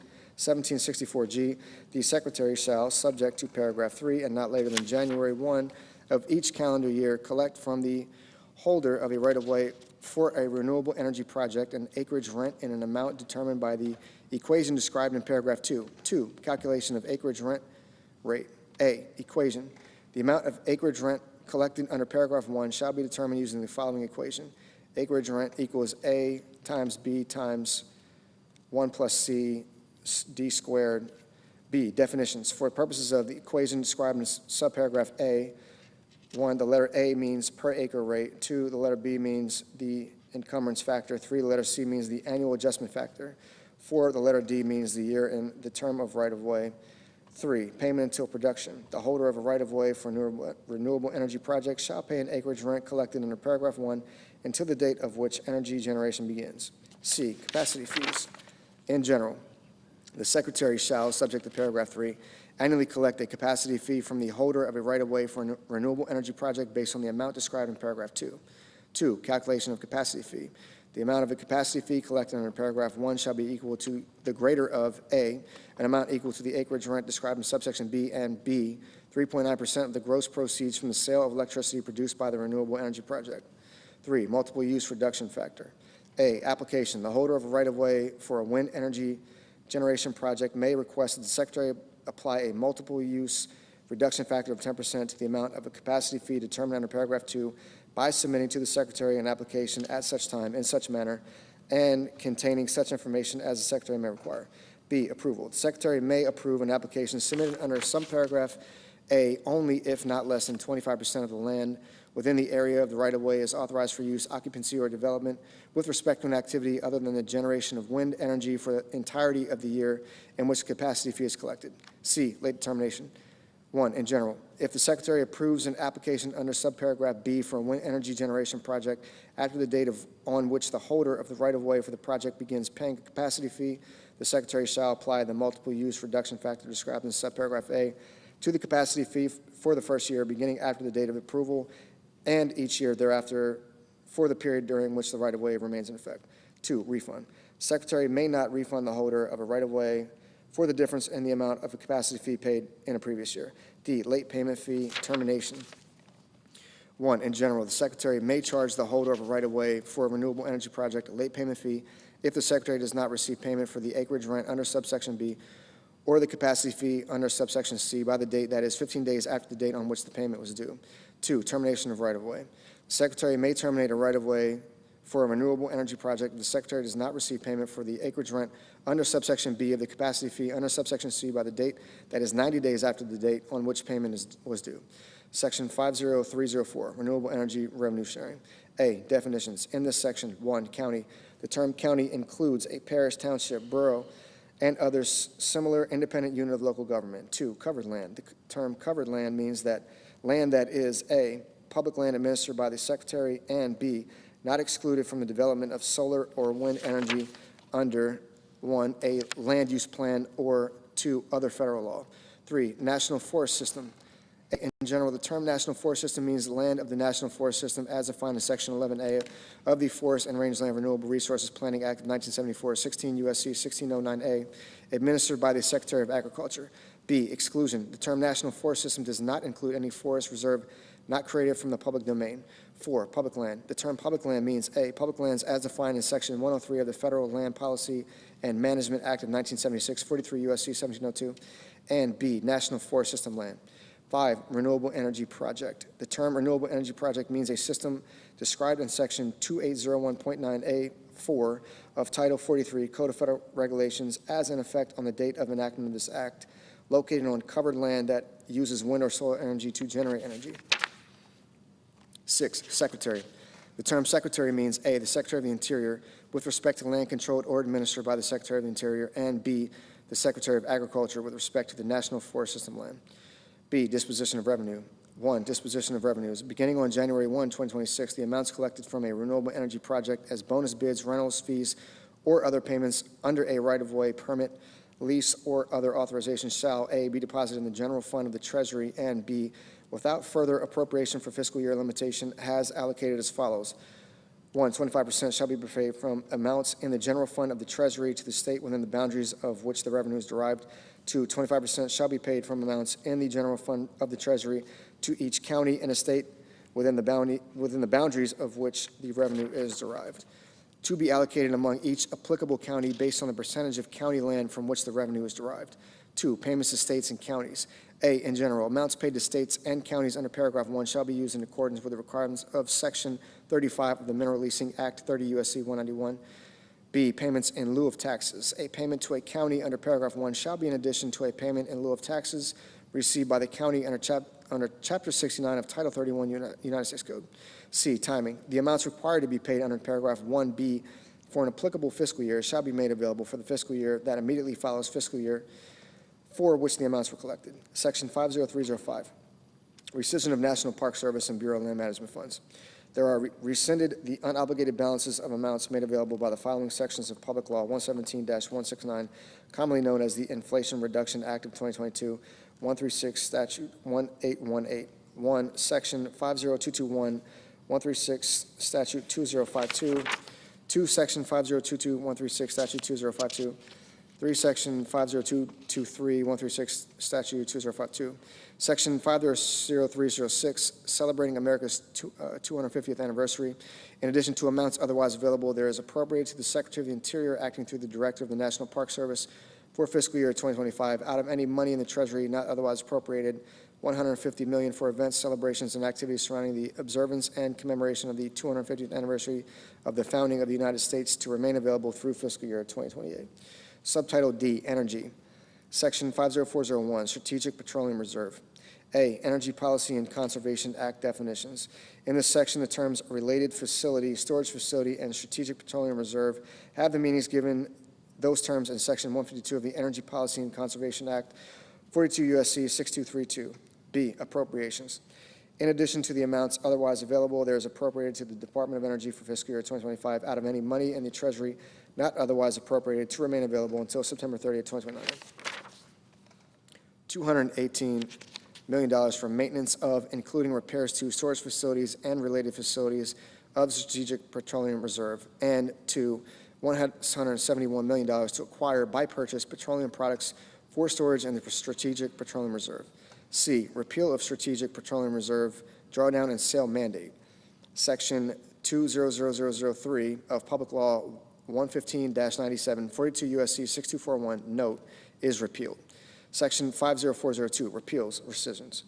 A, repeal and rescission. Section 50142 of Public Law 117-169, 163, Statute 2044, commonly known as the Inflation Reduction Act of 2022, is repealed, and the unobligated balance of amounts made available under that section as in effect on the day before the date of enactment of this act is rescinded. B, rescissions. 1, in general, the unobligated balances of amounts made available under the sections described in paragraph 2 are rescinded. 2, sections described. The sections referred to in paragraph 1 are the following sections of Public Law 117-179, commonly known as the Inflation Reduction Act of 2022. A, Section 50123, 42 U.S.C. 1879B5. B, Section 50141, 136, Statute 2042. C, Section 50144, 136, Statute 2044. D, Section 50145, 136, Stat 2045. E, Section 50151, 42 U.S.C. 18715. 5, F, Section 50152, 42 U.S.C. 18715A. G, Section 50153, 42 U.S.C. 18715B. H, Section 50161, 42 U.S.C. 17113B. Section 50403, Energy Dominance Financing. A, in general, Section 1706 of the Energy Policy Act of 2005, 42 U.S.C. 16517, is amended, 1, in subsection A in paragraph 1 by striking "or" at the end, B, in paragraph 2 by striking "avoid," and all that follows through the period at the end, and insert increased capacity or output, and C, by adding at the end the following: 3, support or enable the provision of known or forecastable electric supply at time intervals necessary to maintain or enhance grid reliability or other system adequacy needs. 2, by striking subsection C. 3, by redesignating subsections D through F as subsections C through E respectively. 4, in subsection C, as so redesignated, A, in paragraph 1 by adding "and" at the end, B, by striking paragraph 2, and C, by redesignating paragraph 3 as paragraph 2. 5, in subsection E, as so redesignated, by striking "for" in the matter preceding paragraph 1, and all that follows through the period at the end of the paragraph 2, and inserting "for enabling the identification, leasing, development, production, processing, transportation, transmission, refining, and generation needed for energy and critical minerals," and 6, by adding at the end of the following: F, funding. I, in general, in addition to amounts otherwise available, there is appropriated to the Secretary for fiscal years 2025 out of any money in the Treasury not otherwise appropriated $1 trillion to remain available through September 30, 2028 to carry out activities under the section. 2, administrative costs. Of the amount made available under paragraph 1, the Secretary shall not use more than 3% for administrative expenses. B, commitment authority. Section 50144B of Public Law 117-169, commonly known as the Inflation Reduction Act of 2022, 136 Stat 2045 is amended by striking 2026 and inserting 2028. Section 50404, Transformational Artificial Intelligence Models. A, definitions in this section. 1, American Science Cloud. The term American Science Cloud means a system of United States government, academic, and private sector programs and infrastructures utilizing cloud computing technologies to facilitate and support scientific research, data sharing, and computational analysis across various disciplines while ensuring compliance with applicable legal, regulatory, and privacy standards. 2, artificial intelligence. The term artificial intelligence has the meaning given term in Section 5002 of the National Artificial Intelligence Initiative Act of 2020, 15 U.S.C. 9401. B, transformational models. The Secretary of Energy shall, 1, mobilize national laboratories to partner with industry sectors within the United States to curate the scientific data of the Department of Energy across the national laboratory complex so that the data is structured, cleaned, and pre-processed in a way that makes it suitable for use in artificial intelligence and machine learning models. And 2, initiate seed efforts for self-improving artificial intelligence models for science and engineering powered by the data described in paragraph 1. C, uses. Microelectronics. The curated data described in subsection B1 may be used to rapidly develop next-generation microelectronics that have greater capabilities beyond Moore's law while requiring lower energy consumption. 2, new energy technologies. The artificial intelligence models developed under subsection B2 shall be provided to the scientific community through the American Science Cloud to accelerate innovation in discovery, science, and engineering for new energy technologies. D, appropriations. There is appropriated out of any funds in the Treasury not otherwise appropriated $150 million to remain available through September 30th, 2026 to carry out this section. Subtitle E, water. Section 50501, water conveyance and surface water storage enhancement. In addition to amounts otherwise available, there is appropriated to the Secretary of the Interior acting through the Commissioner of Reclamation for fiscal year 2025 on any funds in the Treasury not otherwise appropriated $1 billion to remain available through September 30th, 2034 for construction and associated activities that restore or increase the capacity or use of existing conveyance facilities constructed by the Bureau of Reclamation, or for construction and associated activities that increase the capacity of existing Bureau of Reclamation surface water storage facilities in a manner as determined by the Secretary of the Interior acting through the Commissioner of Reclamation, provided that for the purposes of Section 203 of the Reclamation Reform Act of 1982, 43 U.S.C. 390cc, or Section 3404A of the Reclamation Projects Authorization and Adjustment Act of 1992, Public Law 102-575, 106 Stat 4708, a contract or agreement entered into pursuant to this section shall not be treated as a new or amended contract, provided further that none of the funds provided under this section shall be reimbursable or subject to matching or cost-sharing requirements. Title VI, Committee on Environment and Public Works, Section 60001, rescission of funding for clean heavy-duty vehicles. The unobligated balances of amounts made available to carry out Section 132 of the Clean Air Act, 42 U.S.C. 7432, are rescinded. Section 60002, repeal of Greenhouse Gas Reduction Fund.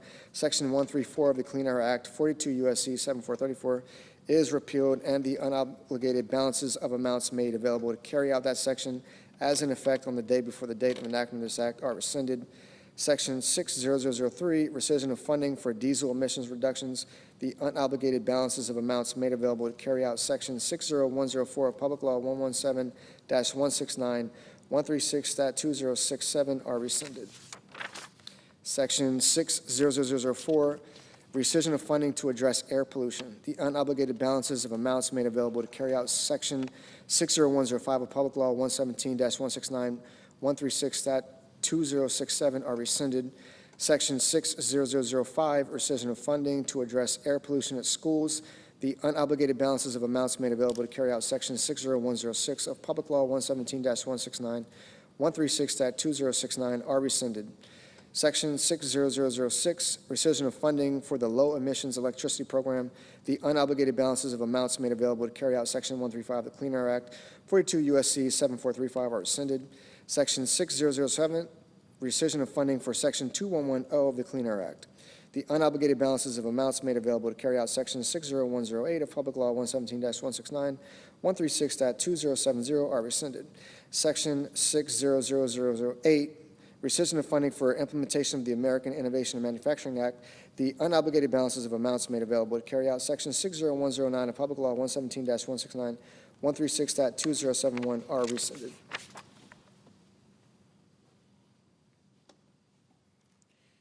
Section 60009, rescission of funding for enforcement technology and public information. The unobligated balances of amounts made available to carry out Section 60110 of Public Law 117-169, 136.2071 are rescinded. Section 60010, rescission of funding for greenhouse gas corporate reporting. The unobligated balances of amounts made available to carry out 60111 of Public Law 117-169, 136.2072 are rescinded.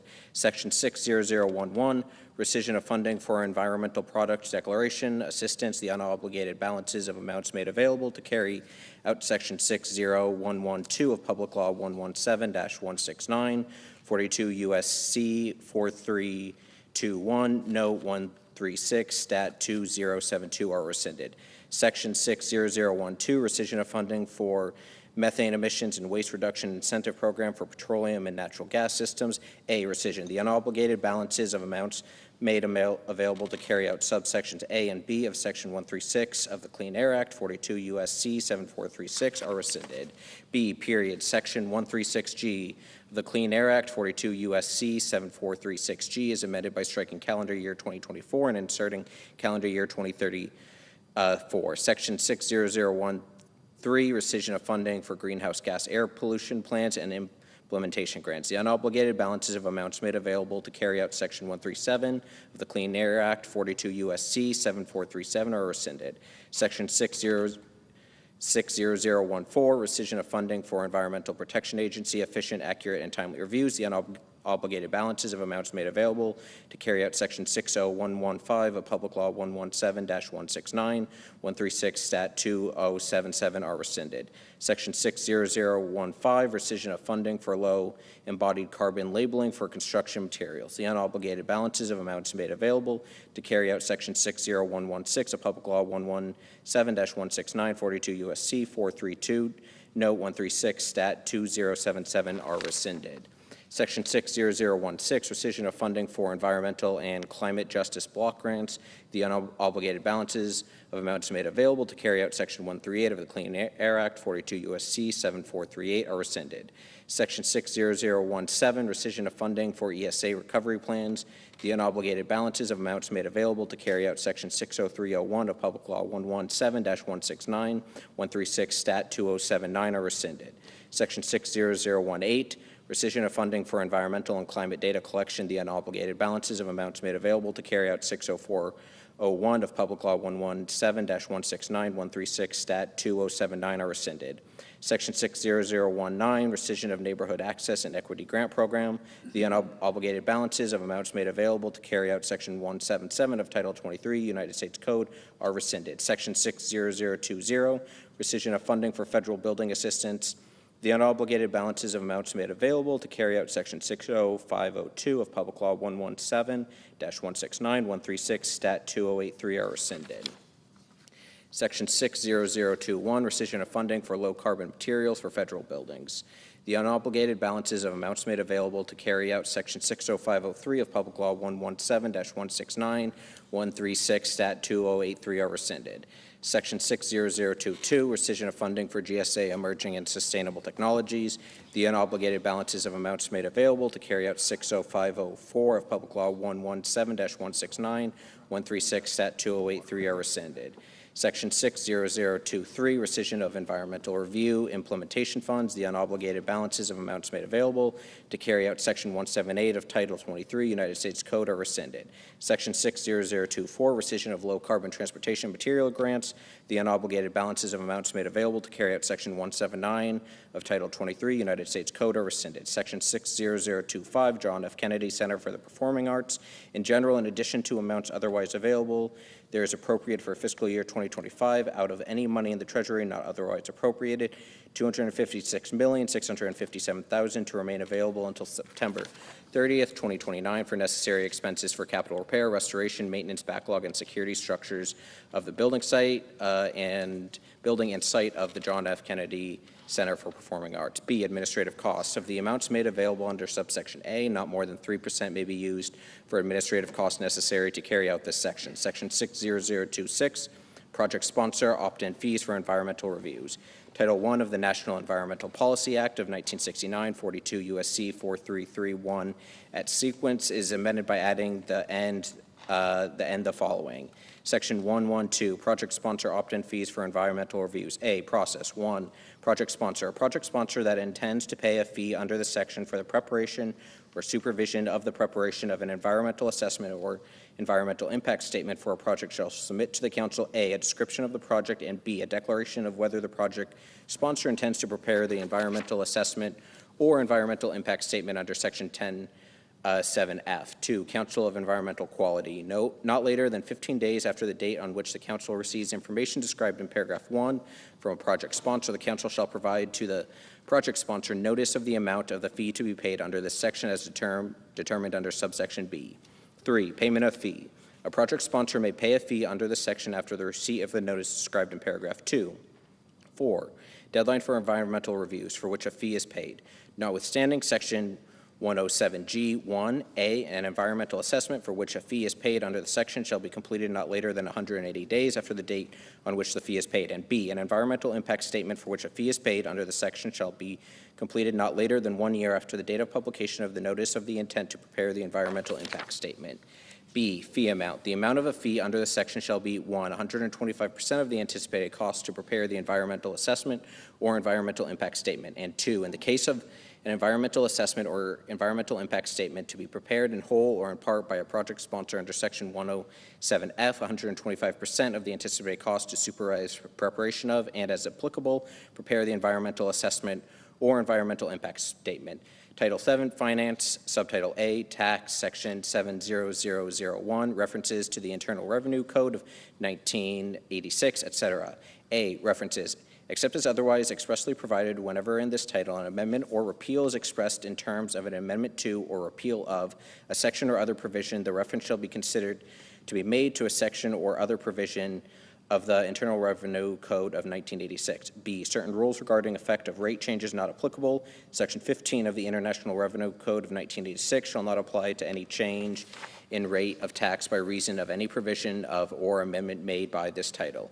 Chapter 1, providing permanent tax relief for middle-class families and workers. Section 70101, extension and enhancement of reduced rates. A, in general, Section 1J is amended. 1, in paragraph 1 by striking and before January 1, 2026, and 2 by striking 2018 through 2025 in the heading and inserting beginning after 2017. B, inflation adjustment. Section 1J3BI is amended by inserting solely for the purpose is of determining the dollar amounts at which any rate bracket higher than 12% ends and at which any rate bracket higher than 22% begins before subsection F3. C, effective date. The amendments made by this section shall be applied to taxable years beginning after December 31st, 2025. Section 70102, extension and enhancement of increased standard reduction. A, in general, Section 63C7 is amended 1, by striking and before January 1st, 2026 in the matter preceding subparagraph A, and 2, by striking 2018 through 2025 in the heading inserting beginning after 2017. B, additional increase in standard deduction. Paragraph 7 of Section 63C is amended 1, by striking $18,000, both places it appears in subparagraphs AI and BII, and inserting $23,625. 2, by striking $12,000, both places it appears in subparagraphs AII and BII, and inserting $15,750. 3, by striking 2018 in subparagraph BII and inserting 2025. And 4, by striking 2017 in subparagraph BII and inserting 2024. C, effective date. The amendments made by this section shall apply to taxable years beginning after December 31st, 2024. Section 70103, termination of deduction for personal exemptions other than temporary senior deduction. A, in general, Section 151D5 is amended 1, by striking 2018 through 2025 in the heading and inserting beginning after 2017. 2, by striking and before January 1st, 2026. And 3, by adding at the end the following new subparagraph. C, deductions for seniors. I, in general, in the case of a taxable year beginning before January 1st, 2029, there shall be allowed a deduction in an amount equal to $6,000 for each qualified individual with respect to the taxpayer. I, qualified individual, for purposes of Clause I, the term qualified individual means I, the taxpayer, if the taxpayer has attained age 65 before the close of the taxable year, and I, in the case of a joint return, the taxpayer's spouse, if such spouse has attained age 65 before the close of the taxable year. I, limitation based on modified adjusted gross income. I, in general, in the case of any taxpayer for any taxable year, the $6,000 amount in Clause I shall be reduced, but not below 0, by 6% of so much of that taxpayer's modified adjusted gross income as exceeds $75,000, $150,000 in the case of a joint return. I, modified adjustment gross income. For the purpose of this clause, the term modified adjusted gross income means the adjusted gross income of the taxpayer for the taxable year increased by any amount excluded from gross income under sections 911, 931, or 933. 4, Social Security number required. 1, in general clause, I shall not apply with respect to a qualified individual unless the taxpayer includes such qualified individual Social Security number on the return of tax for the taxable year. 2, Social Security number. For the purpose is of subclause 1, the term Social Security number has the meaning given such term in Section 24H7. 5, married individuals. If the taxpayer is a married individual within this meaning of Section 7703, this subparagraph shall apply only if the taxpayer and the taxpayer's spouse file a joint return for the taxable year. B, omission of correct Social Security number treated as mathematical or clerical error. Section 6213G2 is amended by striking and at the end of subparagraph U, by striking the period at the end of subparagraph V and inserting and by inserting after subparagraph V the following new subparagraph W. An omission of a correct Social Security number required under Section 151D5C relating to deduction for seniors. C, effective date. The amendments made by this section shall apply to taxable years beginning after December 31st, 2024. Section 70104, extension and enhancement of increased child tax credit. A, extension and increase of expanded child tax credit. Section 24H is amended 1 in paragraph 1 by striking and before January 1st, 2026. 2 in paragraph 2 by striking $2,000 and inserting $2,200, and 3 by striking 2018 through 2025 and in the heading and inserting beginning after 2017. B, Social Security number required. Section 24H7 is amended to read as follows. 7, Social Security number required. A, in general, no credit shall be allowed under the section to a taxpayer with respect to any qualifying child unless the taxpayer includes on the return of the tax for the taxable year. 1, the taxpayer's social security number, or in the case of a joint return, the social security number of at least one spouse, and 2, the social security number of such qualifying child. B, social security number. For the purposes of this paragraph, the term social security number means any social security number issued to an individual by the Social Security Administration, but only if the social security number is issued, 1, to a citizen of the United States or pursuant to subclause I, or that portion of subclause III that relates to subclause I of Section 205C2BI of the Social Security Act, and 2, before the due date for such return. C, inflation adjustments. In general, Section 24I is amended to read as follows. I, inflation adjustments. 1, maximum amount of refundable credit. In the case of a taxable year beginning after 2024, the $1,400 amount in subsection H5 shall be increased by an amount equal to A, such dollar amount multiplied by B, the cost of living adjustment determined under Section 1F3 for the calendar year in which the taxable year begins, determined by substituting 2017 for 2016 in subparagraph A, II thereof. 2, special rule for adjustment of credit amount in the case of a taxable year beginning after 2025. The $2,200 amount in subsection H2 shall be increased by an amount equal to A, such dollar amount multiplied by B, the cost of living adjustment determined under Section 1F3 for the calendar year in which the taxable year begins, determined by substituting 2024 for 2016 in subparagraph A, II thereof. 3, rounding. If any increase under the subsection is not a multiple of $100, such increase shall be rounded to the next lowest multiple of $100. D, conforming amendment. Section 24H5 is amended to read as follows. 5, maximum amount of refundable credit. The amount determined under subsection D1A with respect to any qualifying child shall not exceed $1,400, and such subsection shall appear without regard to paragraph 4 of this subsection. E, omission of correct social security number treated as mathematical or clerical error. Section 6213G2I is amended by striking section 24E and inserting section 24F, effective date. The amendments made by this section shall apply to taxable years beginning after December 31st, 2024. Section 70105, extension and enhancement of deduction for qualified business income. A, increase in taxable income limitation phase in amounts. 1, in general. Subparagraph B of section 199AB3 is amended by striking $50,000, $100,000 in case of a joint return. Each place it appears and inserting $75,000, $150,000 in the case of a joint return. 2, conforming amendment. Paragraph 3 of section 199AD is amended by striking $50,000, $100,000 in the case of a joint return. Each place it appears and inserting $75,000, $150,000 in the case of a joint return. B, minimum deduction for active qualified business income. 1, in general. Subsection I of section 199A is amended to read as follows. I, minimum deduction for active qualified business income. 1, in general. In the case of an applicable taxpayer for any taxable year, the deduction allowed under subsection A for the taxable year shall be equal to the greater of A, the amount of such deduction determined without regard to the subsection, or B, $400.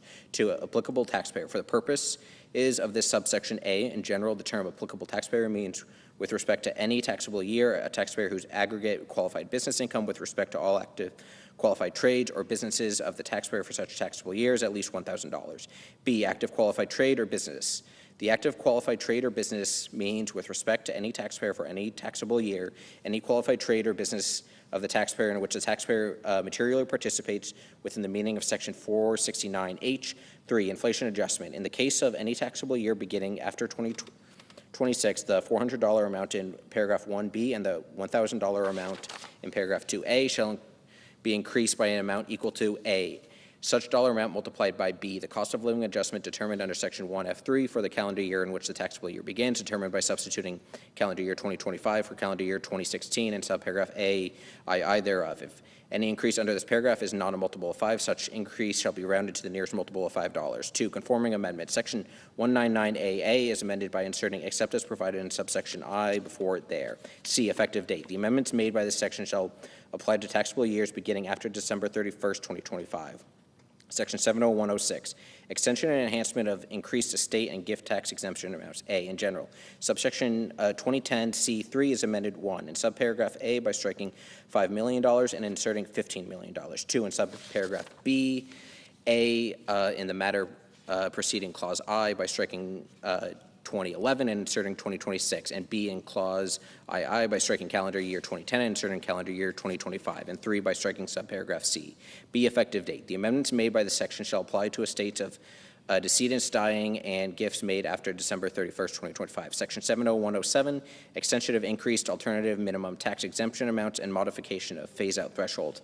A, in general, Section 55D4 is amended 1 in subparagraph A by striking and before January 1st, 2026, and 2 by striking and before 2026 in the heading. B, modification of inflation adjustment. Section 55D4B is amended 1 by striking 2018 and inserting 2018-2026 in the case of $1 million, amount in subparagraph AIII, and 2 by striking determined by substituting calendar year 2017 for calendar year 2016 in subparagraph AII thereof, and inserting determined by substituting for calendar year 2016 in subparagraph AII thereof. 1, calendar year 2017 in the case of $109,400 amount in subparagraph AII, and the $70,300 amount in subparagraph AIII, and 2, calendar year 2025 in the case of $1 million amount in subparagraph AIII.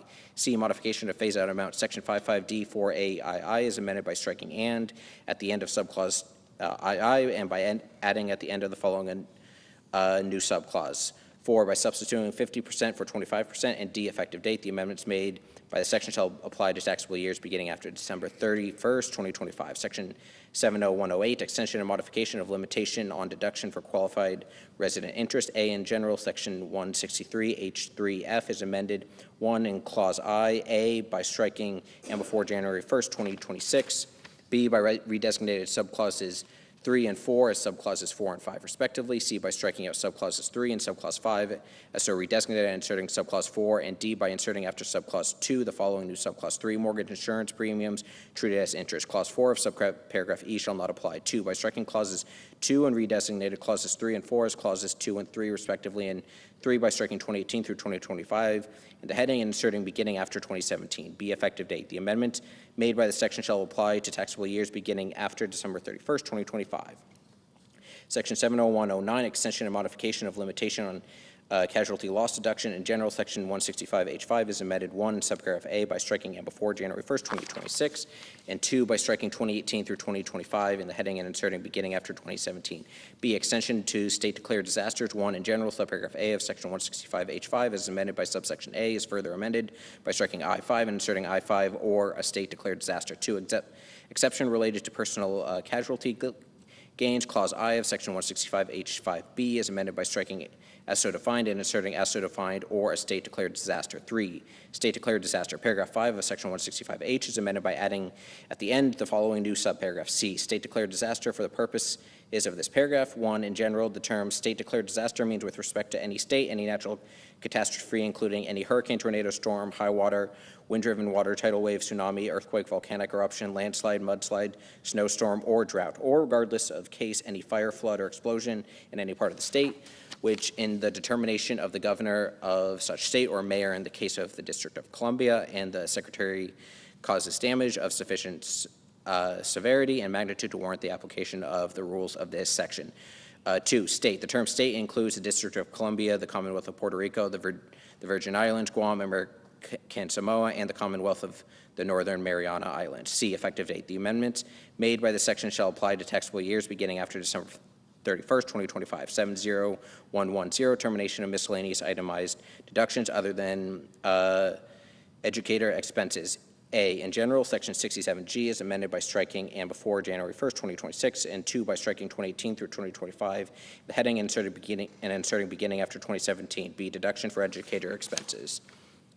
1, in general, Section 67B is amended by striking and at the end of paragraph 11, by striking the period at the end of paragraph 12, and inserting and by adding the end the following new paragraph. 13, the deductions allowed by Section 162 for educator expenses as defined in subsection G. 2, inclusion of coaches and certain non-athletic instructional equipment. Section 67 is amended by redesignated subsection G as amended by the section of subsection H and by inserting after subsection F the following new section. G, educator expenses for the purpose of subsection B13. The term educator expenses means expenses of a type which would be described in section 62A2D if 1, such section were applied, A, without regard to dollar limitation, and B, without regard to other than non-athletic supplies for courses of instruction in health or physical education in Clause 2 thereof, and C, by substituting as part of instructional activity for in the classroom in Clause 2 thereof, and 2, Section 62D1A, where were applied to inserting interscholastic sports administrator or coach after counselor. C, effective date. The amendments made by the section shall apply to taxable years beginning after December 31st, 2025. Section 70111, limitation on tax benefit of itemized deductions. A, in general, Section 68 is amended to read as follows. A, in general, in the case of an individual, the amount of the itemized deductions otherwise allowable for the taxable year determined without regard to this section shall be reduced by 2/37 of the lesser of 1. Such amount of itemized deductions, or 2, so much of the taxable income of the taxpayer for the taxable year determined without regard to the section increased by such amount of itemized deductions as exceeds the dollar amount at which the 37% tax bracket under Section 1 begins with respect to the taxpayer. B, coordination with other limitations. The section shall be applied after the application of any other limitation on allowance of any itemized deductions. B, limitation not applicable to determination of deduction for qualified business income. 1, in general, Section 199 AE1 is amended by inserting without regard to Section 68 and after shall be computed. 2, patrons of specified agricultural and horticultural cooperatives. Section 199 AG2B is amended by inserting Section 68 or after without regard to. C, effective date. The amendments made by this section shall apply to taxable years beginning after December 31st, 2025. Section 70112, extension and modification of qualified transportation fringe benefits. A, in general, Section 132F is amended 1 by striking subparagraph D of paragraph 1, 2, and paragraph 2 by inserting and at the end of subparagraph A by striking and at the end of subparagraph B and inserting a period, and by striking subparagraph C. 3, by striking other than a qualified bicycle commuting reimbursement in paragraph 4, 4 by striking subparagraph F of paragraph 5, and 5 by striking paragraph 8. B, inflation adjustment. Clause 2 of Section 132F6A is amended by striking 1998 in Clause 2 and inserting 1997. C, coordination with disallowance of certain expenses. Subsection 1 of Section 274 is amended 1 by striking benefits and all that follows through no deduction and inserting benefits, no deduction, and 2 by striking paragraph 2. D, effective date. The amendments made by the section shall apply to taxable years beginning after December 31st, 2025. Section 70113, extension and modification of limitation on deduction and exclusion for moving expenses. A, extension of limitation on deduction. Section 217K is amended 1 by striking and before January 1st, 2026, and 2 by striking 2018 through 2025 in the heading and inserting beginning after 2017. B, allowance of deduction for members of the intelligence community. Section 217K, as amended by subsection A, is further amended 1 by striking 2017, accepting the case and inserting 2017. 1, in general, accepting the case, and 2 by adding at the end of the following new paragraph, 2, members of the intelligence community and employee or new appointee of the intelligence community as defined in Section 3 of the National Security Act of 1947, 50 U.S.C. 3003, other than a member of the armed forces of the United States who moves pursuant to a change in assignment which requires relocation shall be treated for the purposes of this section in the same manner as an individual to whom subsection G applies. C, extension of limitation on exclusion. Section 132G2 is amended 1 by striking and before January 1st, 2026, and 2 by striking 2018 through 2025 in the heading and inserting beginning after 2017. D, allowance of exclusion for members of the intelligence community. 132G2 of the Internal Revenue Code of 1986 is amended by inserting or an employee or new appointee of the intelligence community as defined in Section 3 of the National Security Act of 1947, 50 U.S.C. 3003, other than a member of the armed forces of the United States who moves pursuant to a change in assignment that requires relocation after a change of station. E, effective date. The amendments made by the section shall apply to taxable years beginning after December 31st, 2025. Section 70114, extension and modification of limitation on wagering losses. A, in general, Section 165 is amended by striking subsection D and inserting the following. D, wagering losses. 1, in general, for purpose of losses from wagering transactions, the amount allowed as a deduction for any taxable year, A, shall be equal to 90% of the amount of such losses during such taxable year, and B, shall only be allowed to the extent of the gains from such transactions during such taxable year. 2, special rule. For the purpose is paragraph 1, the term losses from wagering transactions includes any deduction otherwise allowable under this chapter incurred in carrying on any wagering transaction. B, effective date. The amendments made by this section shall apply to taxable years beginning after December 31st, 2025. Section 70115, extension and enhancement of increased limitation on contributions to able accounts. A, in general, section 529AB2B is amended. 1, in clause 1 by inserting determined by substituting 1996 for 1997. In paragraph 2B thereof, after section 2503B, and 2, in clauses 2 by striking before January 1st, 2026. B, effective dates. 1, in general, except as otherwise provided in the subsection, the amendments made. This section shall apply to the contributions made after December 31st, 2025. 2, modified inflation adjustment. The amendment made by subsection A1 shall apply to taxable years beginning after December 31st, 2025. Section 70116, extension and enhancement of savers credit allowed for able contributions. A, extension. 1, in general, section 25BD1 is amended to read as follows. 1, in general, the term qualified retirement savings contributions means with respect to any taxable year, the sum of A, the amount of contributions made by the eligible individual during such taxable year to the able account within the meaning of section 529A, of which such an individual is the designated beneficiary, and B, in the case of any taxable year beginning before January 1st, 2027.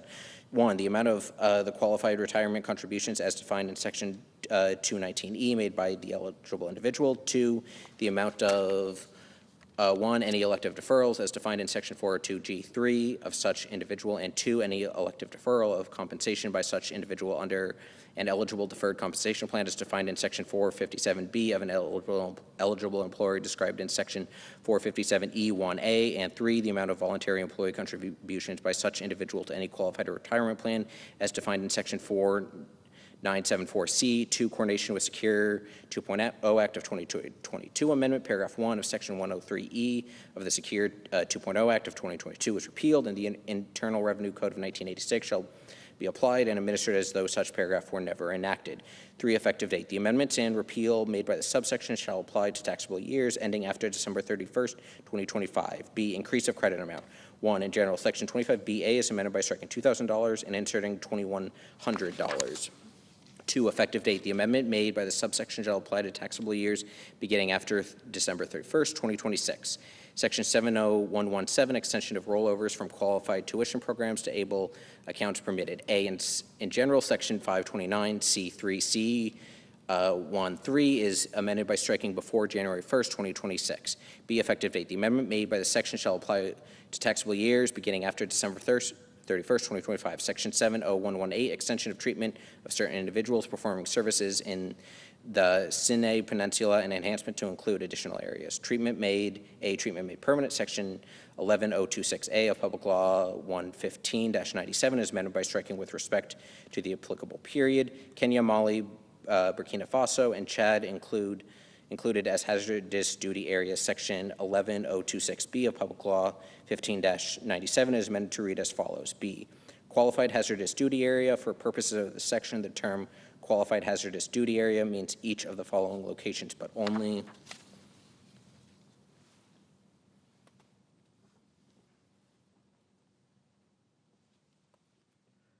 during the period for which any member of the Armed Forces of the United States is entitled to special pay under Section 310 of Title 37, United States Code, relating to special pay, duty subject to hostile fire or imminent danger for services performed in such location. 1, the Sinai Peninsula of Egypt. 2, Kenya. 3, Mali. 4, Burkina Faso. 5, Chad.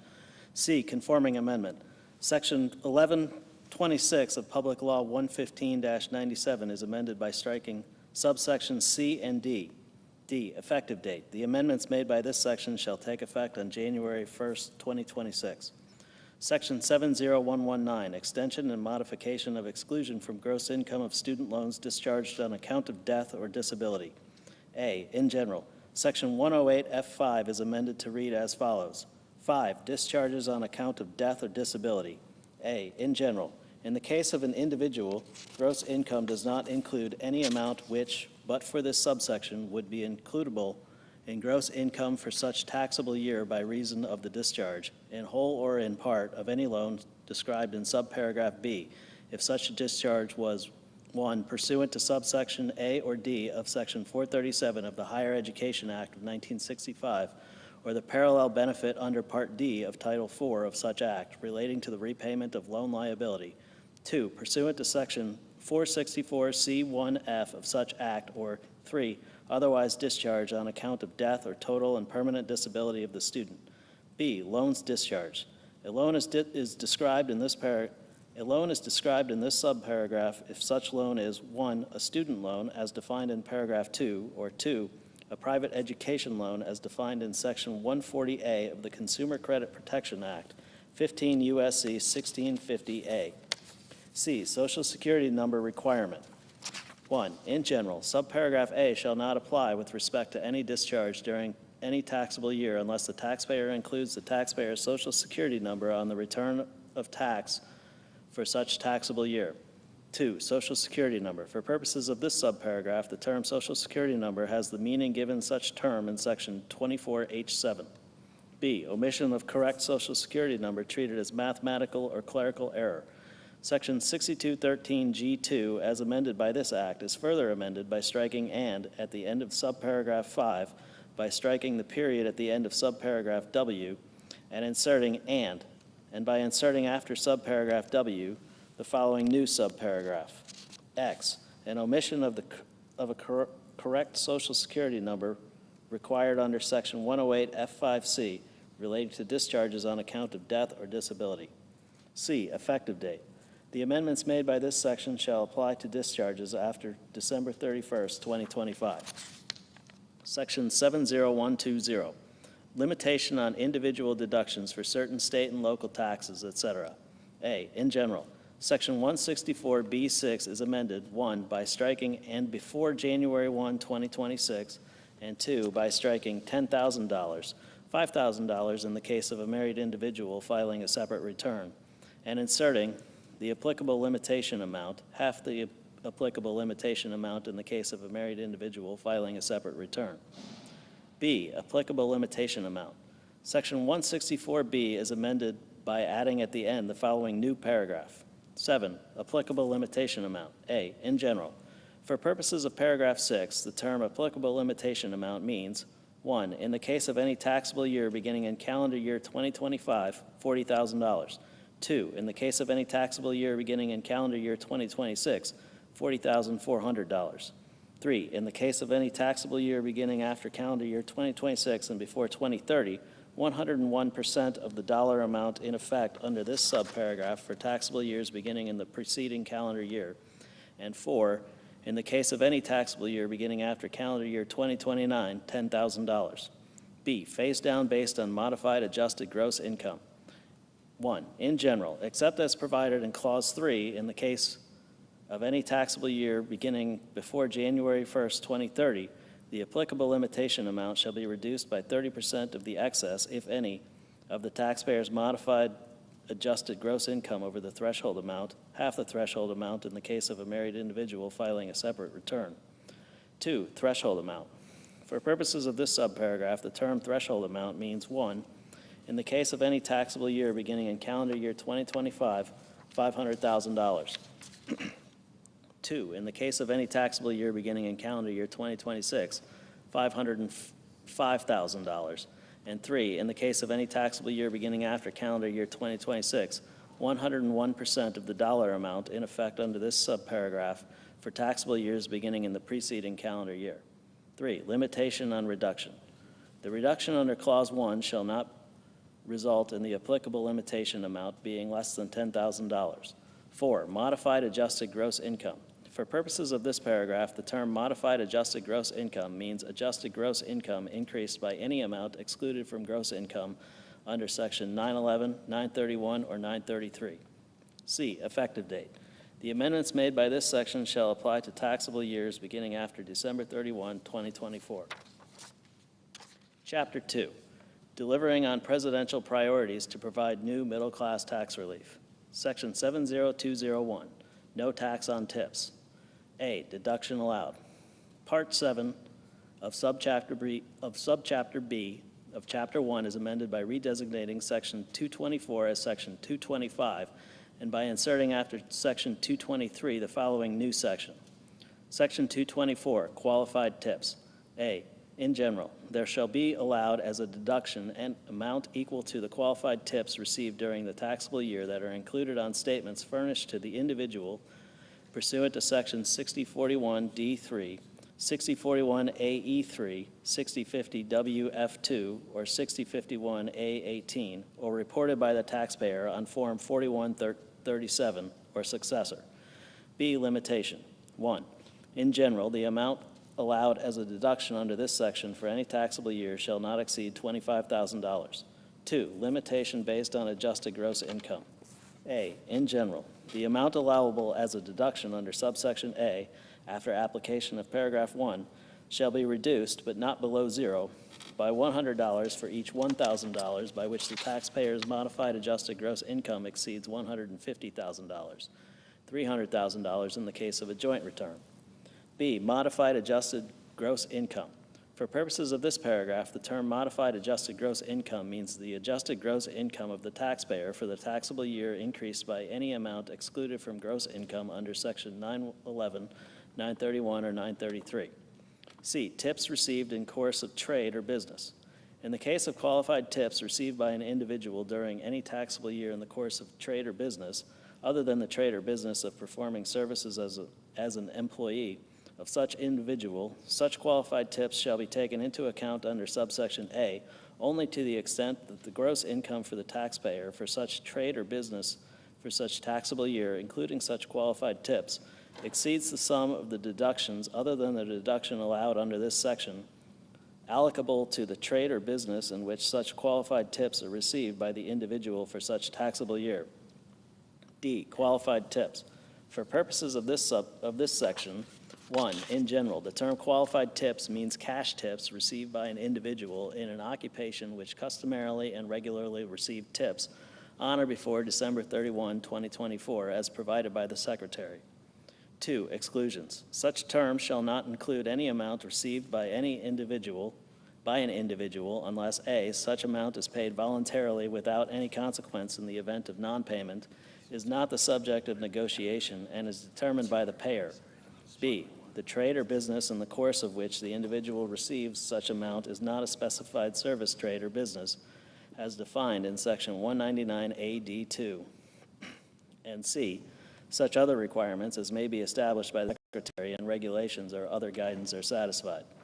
For purposes of subparagraph B, in the case of an individual receiving tips in the trade or business of performing services as an employee, such individual shall be treated as receiving tips in the course of a trade or business which is a specified service, trade, or business if the trade or business of the employer is a specified service, trade, or business.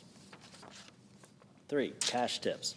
For purposes of paragraph 1, the term cash tips includes tips received from customers that are paid in cash or charged, and in the case of an employee, tips received under any tip-sharing arrangement.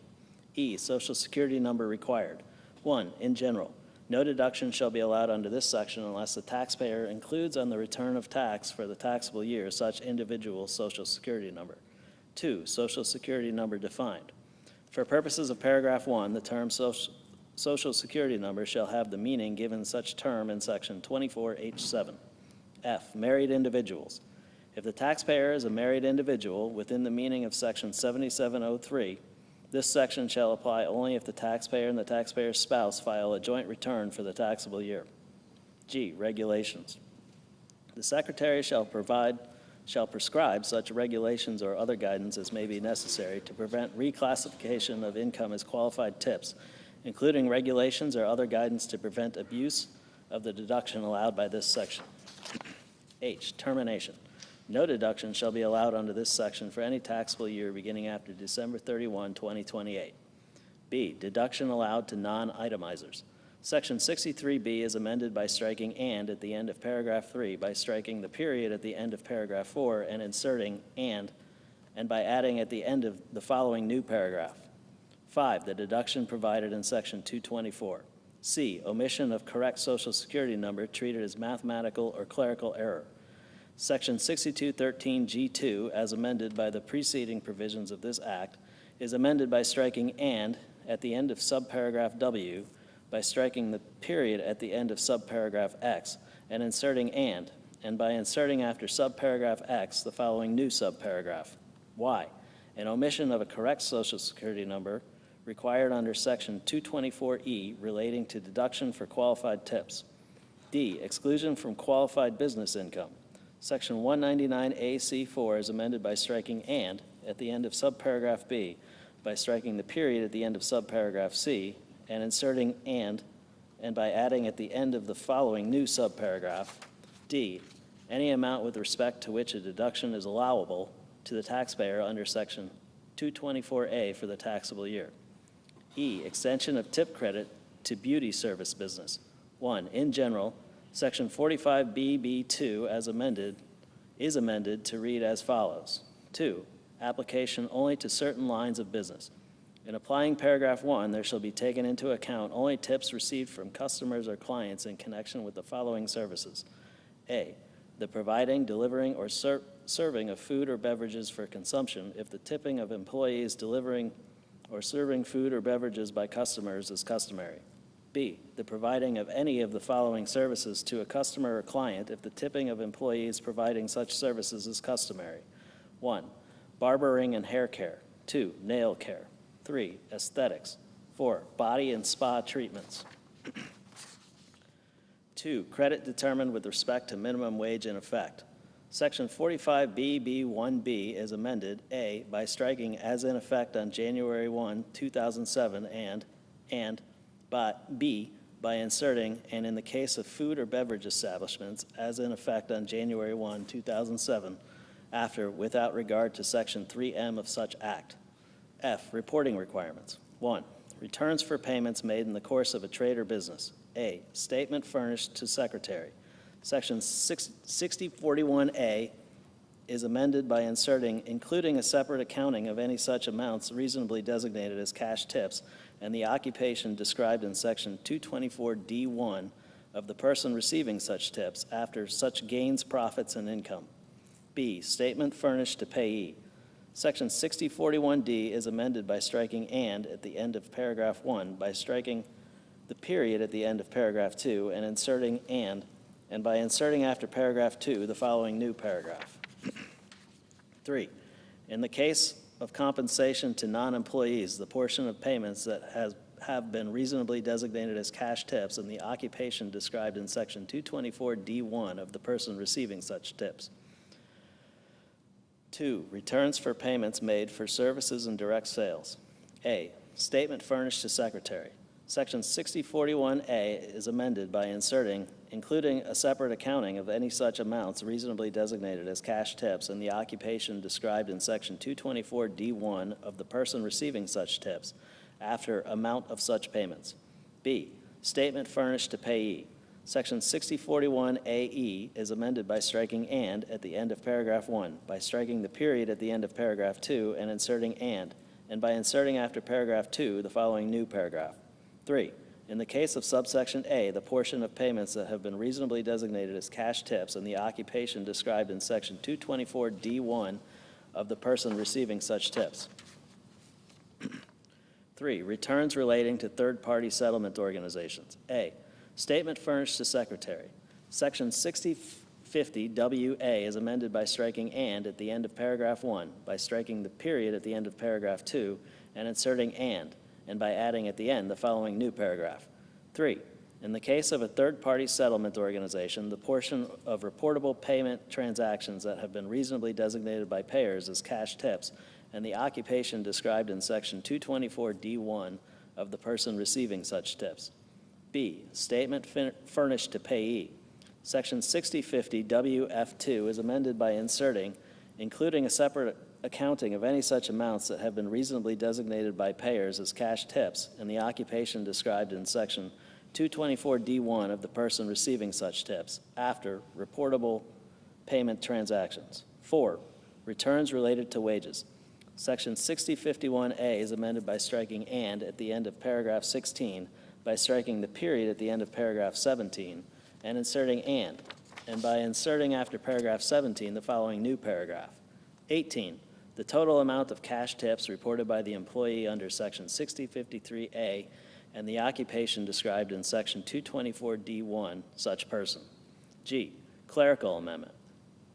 The table of sections for Part 7 of Subchapter B of Chapter 1 is amended by redesignating the item relating to Section 224 as relating to Section 225, and by inserting after the item relating to Section 223 the following new item. Section 224, Qualified Tips. H, published list of occupations traditionally receiving tips.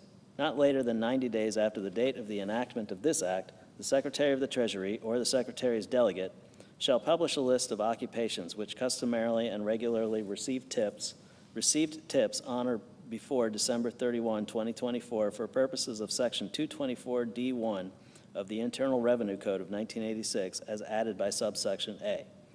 1. Withholding. The Secretary of the Treasury or the Secretary's delegate shall modify the procedures prescribed under Section 3402A of the Internal Revenue Code of 1986 for taxable years beginning after December 31, 2025, to take into account the deduction allowed under Section 224 of such code as added by this act. J, effective date.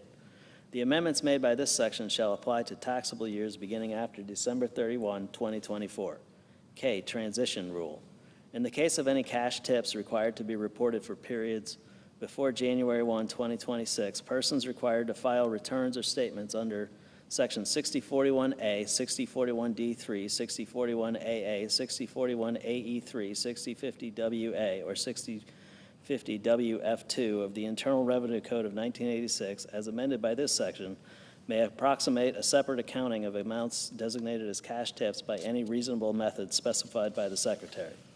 Section 70202, no tax on overtime. A, deductions allowed. Part 7 of Subchapter B of Chapter 1, as amended by the preceding provisions of this Act, is amended by redesignating Section 225 as Section 226 and by inserting after Section 224 the following new section. Section 225, qualified overtime compensation. A, in general, there shall be allowed as a deduction an amount equal to the qualified overtime compensation received during the taxable year and included on statements furnished to the individual pursuant to Section 6041D4 or 6051A19. B, limitation. 1, in general, the amount allowed as a deduction under this section for any taxable year shall not exceed $12,500, $25,000 in the case of a joint return. 2, limitation based on adjusted gross income. A, in general, the amount allowable as a deduction under subsection A after application of paragraph 1 shall be reduced, but not below zero, by $100 for each $1,000 by which the taxpayer's modified adjusted gross income exceeds $150,000, $300,000 in the case of a joint return. B, modified adjusted gross income. For purposes of this paragraph, the term modified adjusted gross income means the adjusted gross income of the taxpayer for the taxable year increased by any amount excluded from gross income under Section 911, 931, or 933. C, qualified overtime compensation. 1, in general, for purposes of this section, the term qualified overtime compensation means overtime compensation paid to an individual required under Section 7 of the Fair Labor Standards Act of 1938 that is in excess of the regular rate as used in such section at which such individual is employed. 2, exclusions. Such term shall not include any qualified tip as defined in Section 224D. D, Social Security number required. 1, in general, no deduction shall be allowed under this section unless the taxpayer includes on the return of tax for the taxable year such individual's Social Security number. 2, Social Security number defined. For purposes of paragraph 1, the term Social Security number shall have the meaning given such term in Section 24H7. E, married individuals. If the taxpayer is a married individual within the meaning of Section 7703, this section shall apply only if the taxpayer and the taxpayer's spouse file a joint return for the taxable year. F, regulations. The Secretary shall issue such regulations or other guidance as may be necessary or appropriate to carry out the purposes of this section, including regulations or other guidance to prevent abuse of the deduction allowed by this section. G, termination. No deduction shall be allowed under this section for any taxable year beginning after December 31, 2028. B, deduction allowed to non-itemizers. Section 63B, as amended by the preceding provisions of this Act, is amended by striking "and" at the end of paragraph 4, by striking the period at the end of paragraph 5 and inserting "and by adding at the end a following new paragraph. 6, the deduction provided in Section 225. C, reporting. 1, requirement to include overtime compensation on W-2. Section 6051A, as amended by the preceding provision of this act, is amended by striking "and" at the end of paragraph 17, by striking the period at the end of paragraph 18, and inserting "and by inserting after paragraph 18 the following new paragraph. 19, the total amount of qualified overtime compensation as defined in Section 225C. 2, payments to persons not treated as employees under tax laws. A, statement furnished to Secretary. Section 6041A, as amended by Section 70201E1A, is amended by inserting "and a separate accounting of any amount of qualified overtime compensation as defined in Section 225C after occupation of the person receiving such tips." B, statement furnished to payee. Section 6041D, as amended by Section 70201E1B, is amended by striking "and" at the end of paragraph 2, by striking the period at the end of paragraph 3, and inserting "and by inserting after paragraph 3 the following new paragraph. 4, the portion of payments that are qualified overtime compensation as defined in Section 225C. Omission of correct Social Security number treated as mathematical or clerical error. Section 6213G2, as amended by the preceding provisions of this act, is amended by striking "and" at the end of subparagraph X, by striking the period at the end of subparagraph Y, and inserting "and by inserting after subparagraph Y the following new subparagraph. Z, an omission of a correct Social Security number required under Section 225D relating to deduction for qualified overtime. E, clerical amendment. The table of sections for Part 7 of Subchapter B of Chapter 1, as amended by the preceding provisions of this act, is amended by redesignating the item relating to Section 225 as an item relating to Section 226, and by inserting after the item relating to Section 224 the following new item. Section 225, qualified overtime compensation. F, withholding. The Secretary of the Treasury or the Secretary's delegate shall modify the procedures prescribed under Section 3402A of the Internal Revenue Code of 1986 for taxable years beginning after December 31st, 2025, to take into account the deduction allowed under Section 225 of such code as added by this act. G, effective date. The amendments made by this section shall apply to taxable years beginning after December 31, 2024. H, transition rule.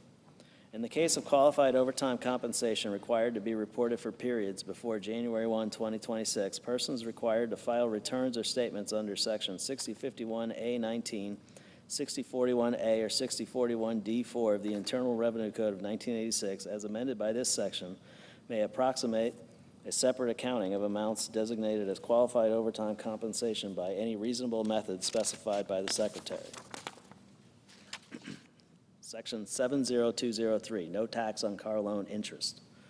A, in general, Section 163H is amended by redesignating paragraph 4 as paragraph 5 and by inserting after paragraph 3 the following new paragraph. 4, special rules for taxable years 2025 through 2028 relating to qualified passenger vehicle loan interest. A, in general, in the case of taxable years beginning after December 31, 2024 and before January 1, 2029, for purposes of this subsection, the term personal interest shall not include qualified passenger vehicle loan interest. B, qualified passenger vehicle loan interest defined. 1, in general, for purposes of this paragraph, the term qualified passenger vehicle loan interest means any interest which is paid or accrued during the taxable year on indebtedness incurred by the taxpayer after December 31, 2024 for the purchase of and that is secured by a first lien on an applicable passenger vehicle for personal use. 2, exceptions. Such term shall not include any amount paid or incurred on any of the following. 1, a loan to finance fleet sales. 2, a loan incurred for the purchase of a commercial vehicle that is not used for personal purposes. 3, any lease financing. 4, a loan to finance the purchase of a vehicle with a salvage title. 5, a loan to finance the purchase of a vehicle intended to be used for scrap or parts. 3, VIN requirement. Interest shall not be treated as qualified passenger vehicle loan interest under this paragraph unless the taxpayer includes the vehicle identification number of the applicable passenger vehicle described in Clause 1 of the return of tax for the taxable year. C, limitations. 1, dollar amount. The amount of interest taken into account by a taxpayer under subparagraph B for any taxable year shall not exceed $10,000. 2, limitation based on modified adjusted gross income. 1, in general, the amount which is otherwise allowable as a deduction under subsection A is qualified passenger vehicle loan interest determined without regard to this clause and after the application of Clause 1 shall be reduced, but not below zero, by $200 for each $1,000 or portion thereof, by which the modified adjusted gross income of the taxpayer for the taxable year exceeds $100,000, $200,000 in the case of a joint return. 2, modified adjusted gross income. For purposes of this clause, the term modified adjusted gross income means the adjusted gross income of the taxpayer for the taxable year increased by any amount excluded from gross income under section 911, 931, or 933. D, applicable passenger vehicle. The term applicable passenger vehicle means any vehicle, 1, the original use of which commences with the taxpayer, 2, which is manufactured primarily for use on public streets, roads, and highways, not including a vehicle operated exclusively on a rail or rails. 3, which has at least 2 wheels. 4, which is a car, minivan, sport utility vehicle, pickup truck, or motorcycle. 5, which is treated as a motorcycle for purposes of Title II of the Clean Air Act. And 6, which has a gross vehicle weight rating of less than 14,000 pounds. Such term shall not include any vehicle, the final assembly of which did not occur within the United States. E, other definitions and special rules. For purposes of this paragraph, 1, final assembly. For purposes of subparagraph D, the term final assembly means the process by which a manufacturer produces a vehicle at or through the use of a plant, factory, or other place from which the vehicle is delivered to a dealer with all component parts necessary for the mechanical operation of the vehicle included with the vehicle, whether or not the component parts are permanently installed in or on the vehicle. 2, treatment of refinancing. Indebtedness described in subparagraph B shall include indebtedness that results from refinancing any indebtedness described in such subparagraph and that is secured by a first lien on the applicable passenger vehicle with respect to which the refinanced indebtedness was incurred, but only to the extent the amount of such resulting indebtedness does not exceed the amount of such refinanced indebtedness. 3, related parties. Indebtedness described in subparagraph B shall not include any indebtedness owned to a person who is related within the meaning of section 267B or 707B1 to the taxpayer. B, deduction allowed to non-itemizers. Section 63B, as amended by the preceding provisions of this act, is amended by striking "and" at the end of paragraph 5, by striking the period at the end of paragraph 6, and inserting and by adding at the end the following new paragraph. 7, so much of the deduction allowed by section 163A as is attributable to the exception under section 163H4A. C, reporting. 1, in general, subpart B of part 3 of subchapter A of chapter 61 is amended by adding at the end the following new section.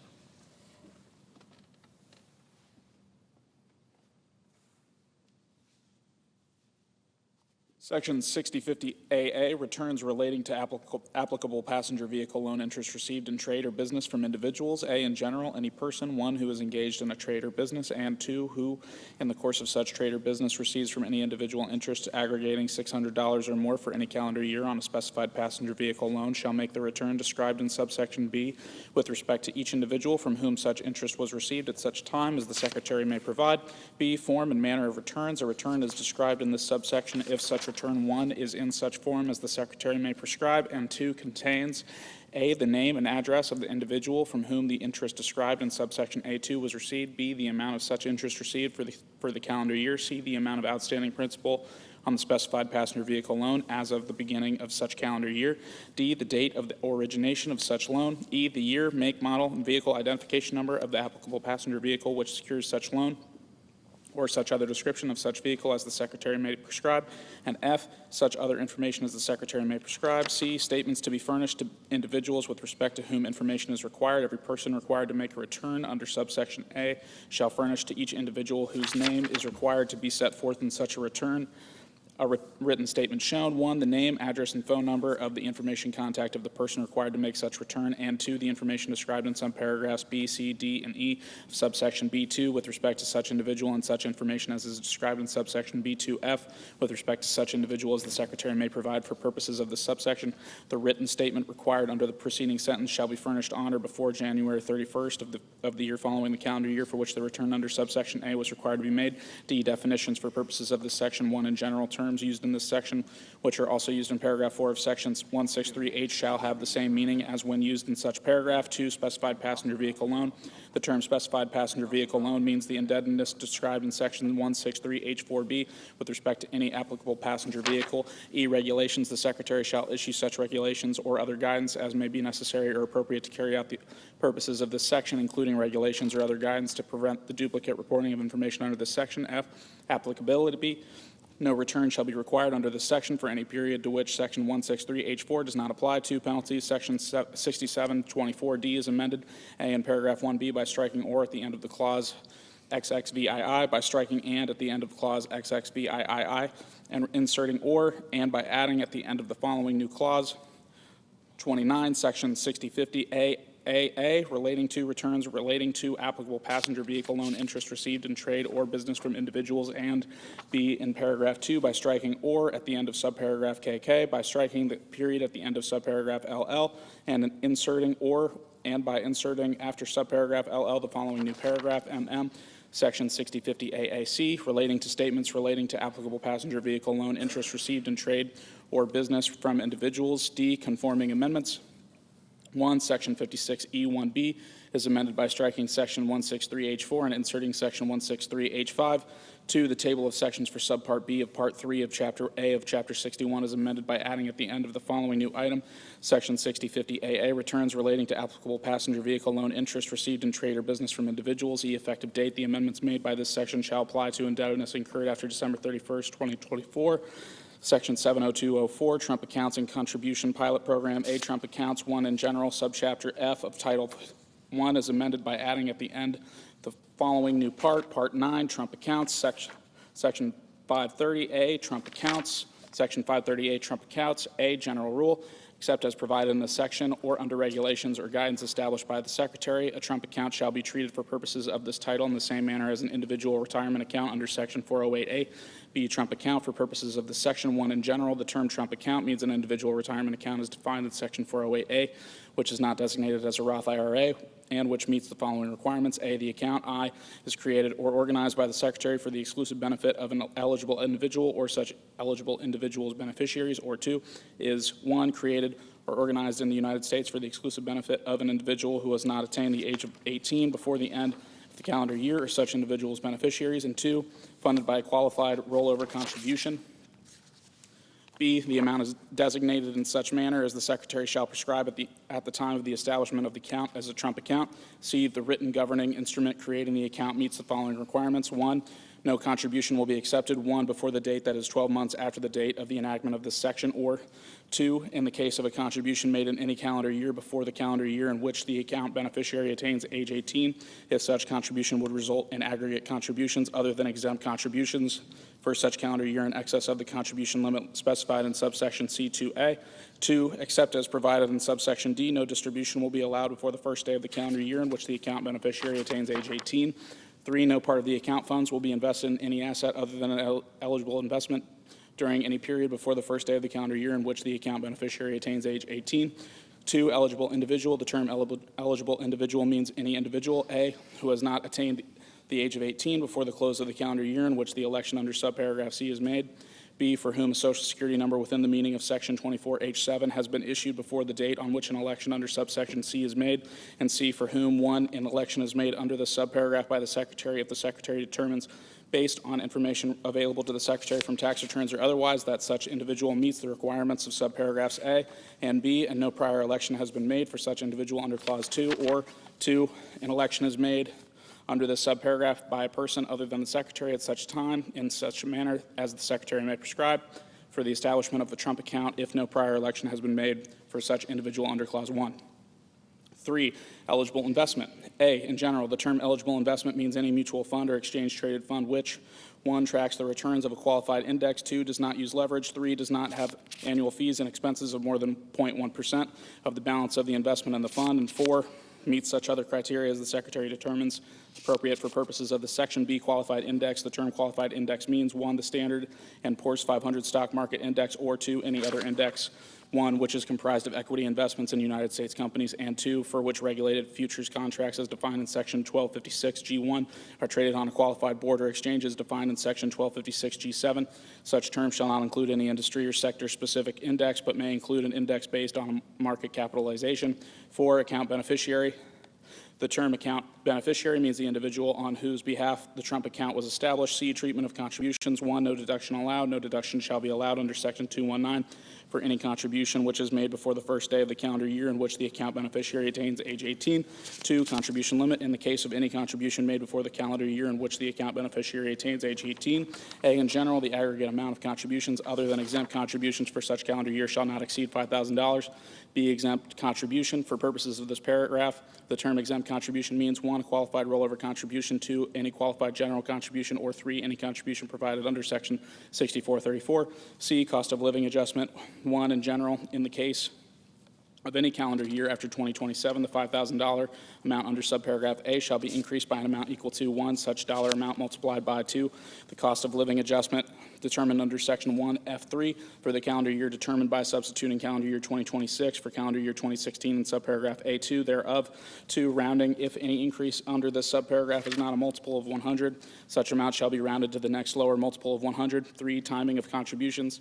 Section 219F3 shall not apply to any contribution made to a Trump account for any taxable year ending before the calendar year in which the account beneficiary attains age 18. D, distributions. 1, in general, except as otherwise provided in the subsection, no distribution shall be allowed before the first day of the calendar year in which the account beneficiary attains age 18. 2, tax treatment of allowable distributions. For purposes of applying Section 72 to any amount distributed from a Trump account, the investment in the contract shall not include A, any qualified general contribution, B, any contribution provided under Section 6434, and C, the amount of any contribution which is excluded from the gross income under Section 128. 3, qualified rollover contributions. Paragraph 1 shall not apply to any distribution which is a qualified rollover contribution, and the amount of such distribution shall not be included in the gross income of the beneficiary.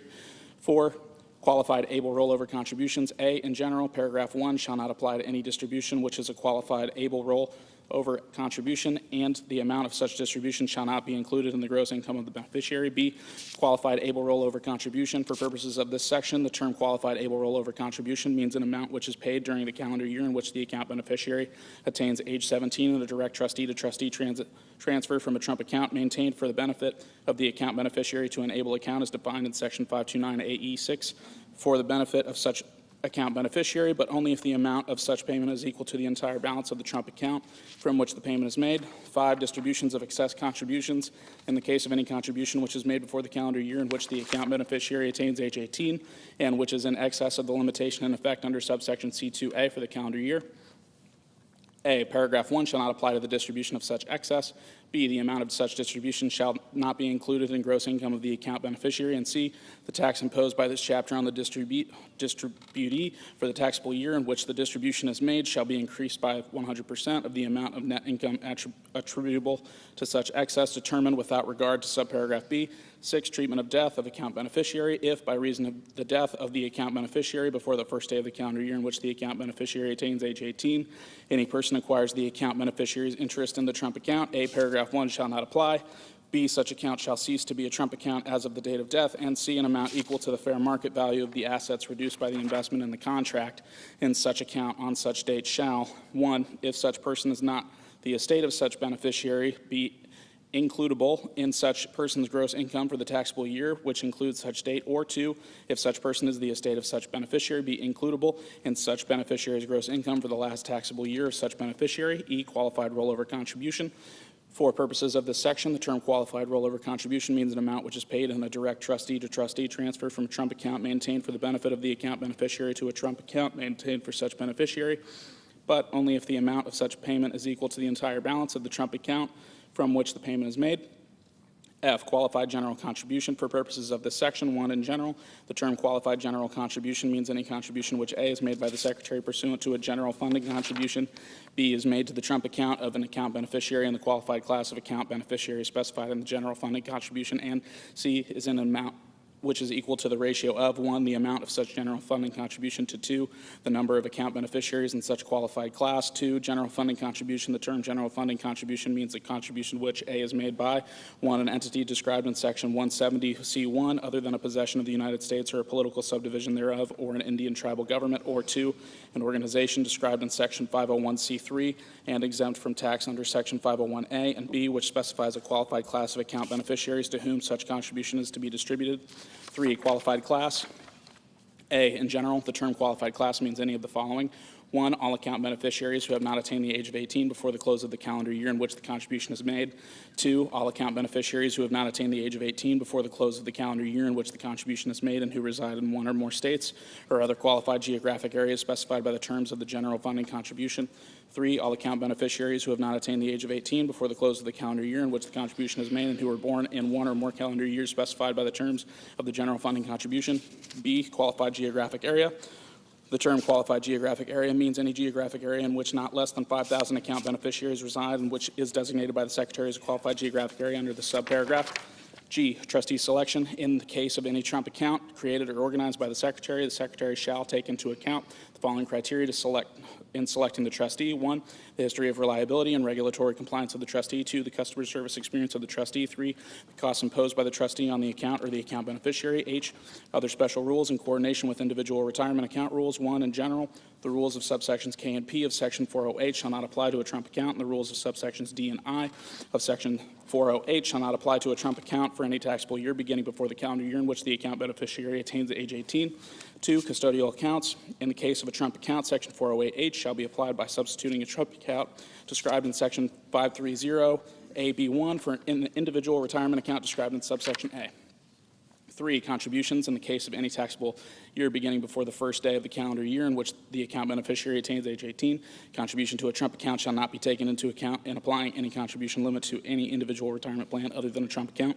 4, distributions. Section 408D2 shall be applied separately with respect to Trump accounts and other individual retirement plans. 5, excess contributions for purposes of applying section 4973B to a Trump account for any taxable year beginning before the first day of the calendar year in which the account beneficiary attains age 18. The term excess contributions means the sum of A, the amount by which the amount contributed to the account for the calendar year in which taxable year begins exceeds the amount permitted to be contributed to the account under subsection C2, and B, the amount determined under this paragraph for the preceding taxable year. For purposes of this paragraph, the excess contributions for a taxable year are reduced by the distributions to which subsection D5 applies that are made during the taxable year by the date prescribed by law, including extensions of time for filing the account beneficiary's return for the taxable year.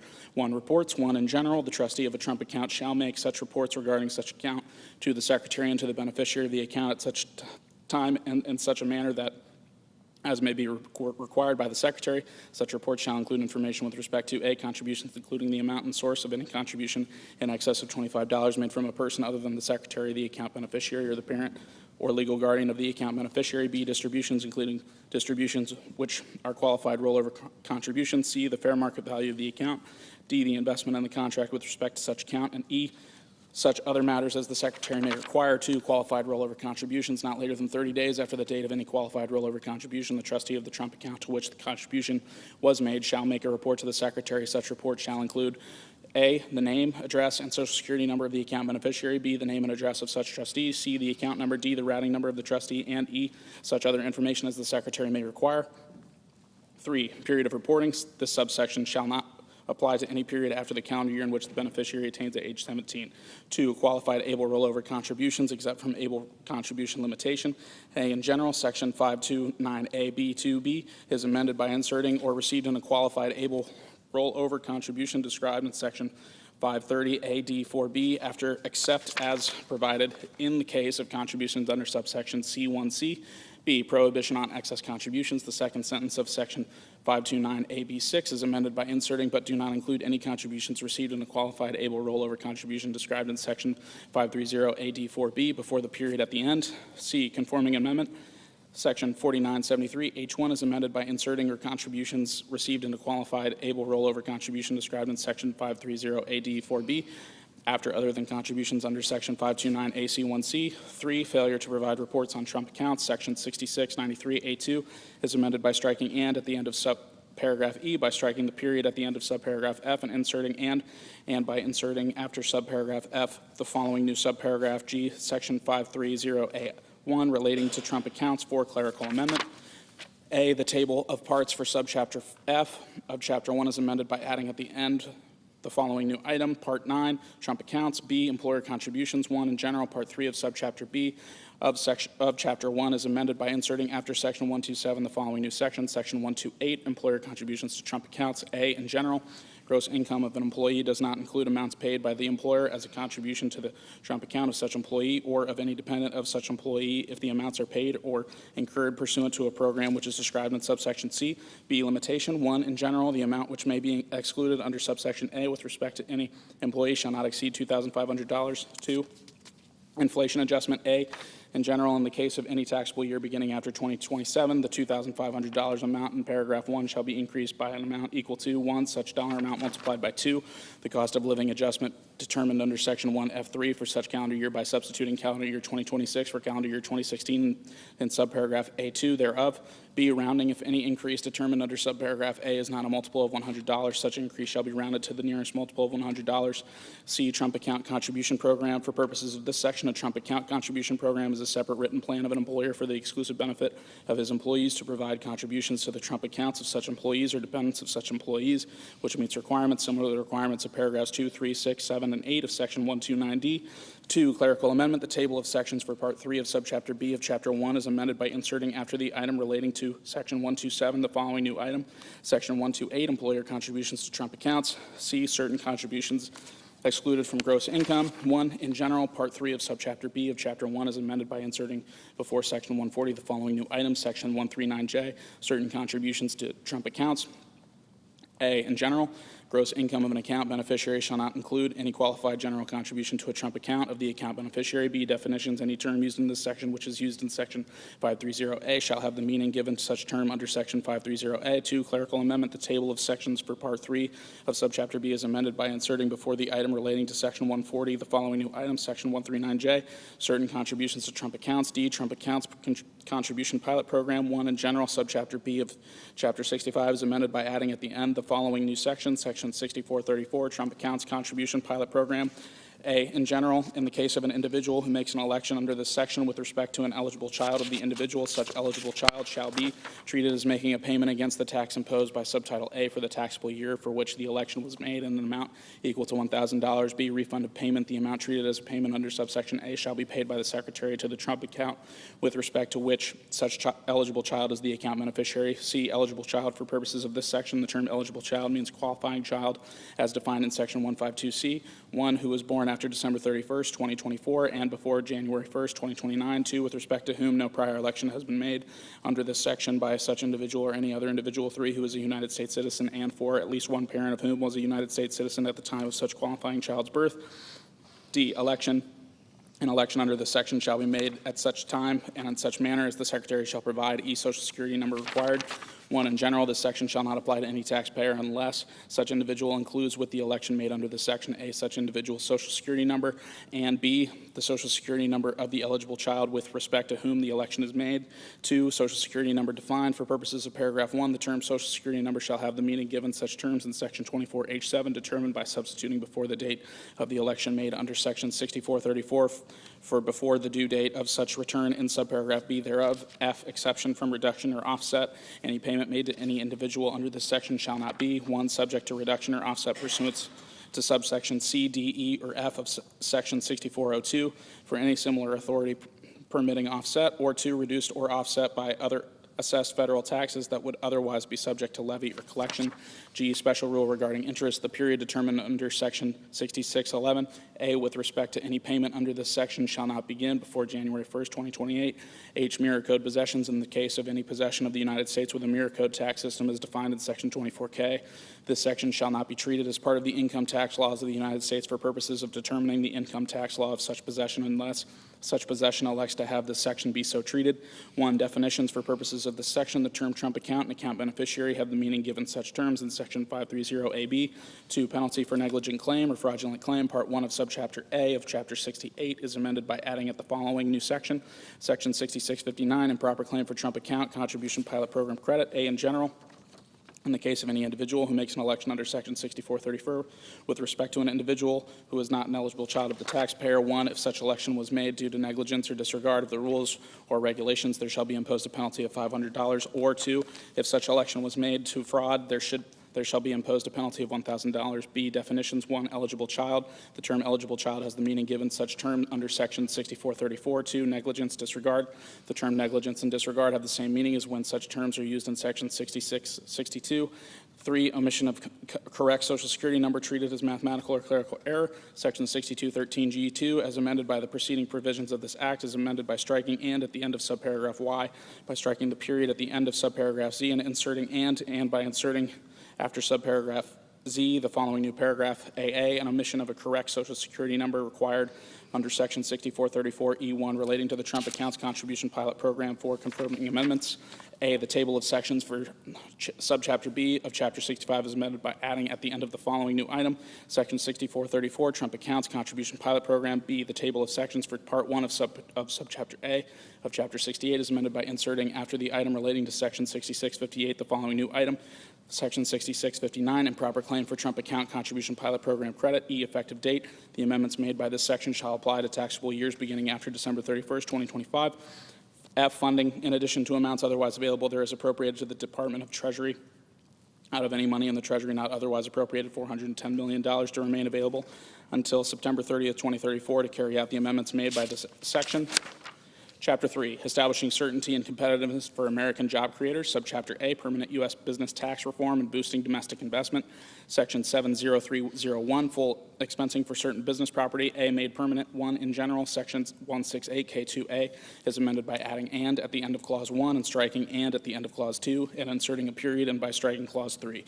2, property with longer production periods. Section 168K2B is amended A in Clause 1 by striking subclauses 2 and 3 and redesignating subclauses 4, 5, and 6 as subclauses 2, 3, and 4, respectively, and B by striking Clause 2 and redesignating clauses 3 and 4 as clauses 2 and 3, respectively. 3, self-constructed property. Section 168K2E is amended by striking Clause 1 and redesignating clauses 2 and 3 as clauses 1 and 2, respectively. For certain plants, Section 168K5A is amended by striking planted before January 1st, 2027, or is grafted before such date to a plant that has already been planted in the matter preceding Clause 1 and inserting planted or grafted. 5, conforming amendments. A, Section 168K2A2 is amended by striking Clause 2 of subparagraph E and inserting Clause 1 of subparagraph E. B, Section 168K2C1 is amended by striking and subclauses 2 and 3 of subparagraph B1. C, Section 168K2C2 is amended by striking subparagraph B3 and inserting subparagraph B2. D, Section 460C6B is amended by striking which and all that follows through the period and inserting which has a recovery period of 7 years or less. B, 100% expensing. 1, in general, Section 168K is amended A in paragraph 1A by striking the applicable percentage and inserting 100%, and B by striking paragraph 6 and 8. 2, certain plants. Section 168K5A1 is amended by striking the applicable percentage and inserting 100%. 3, transitional election of reduced percentage. Section 168K10 is amended by striking subparagraph A and by redesignating subparagraph B as subparagraph C and by inserting before subparagraph C as so redesignated the following new subparagraphs. A, in general, in the case of qualified property placed in service by the taxpayer during the first taxable year ending after January 19, 2025, the taxpayer elects to have this paragraph apply for such taxable year. Paragraph 1A shall be applied. 1, in the case of property which is not described in Clause 2 by substituting 40% for 100%, or 2, in the case of property which is described in subparagraph B or C of paragraph 2 by substituting 60% for 100%. B, specified plants. In the case of any specified plant planted or grafted by the taxpayer during the first taxable year ending after January 19, 2025, that the taxpayer elects to have this paragraph apply for such taxable year. Paragraph 5A1 shall be applied by substituting 40% for 100%. C, effective date. 1, in general, except as otherwise provided in this subsection, the amendments made by this section shall apply to property acquired after January 19, 2025.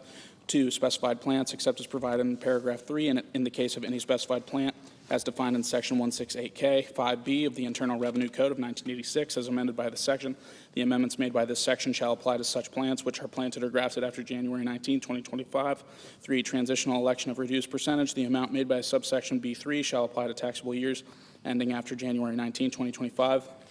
4, acquisition date determination. For purposes of paragraph 1, property shall not be treated as acquired after the date on which a written binding contract is entered into for such acquisition. Section 70302, full expensing of domestic research and experimental expenditures, A in general.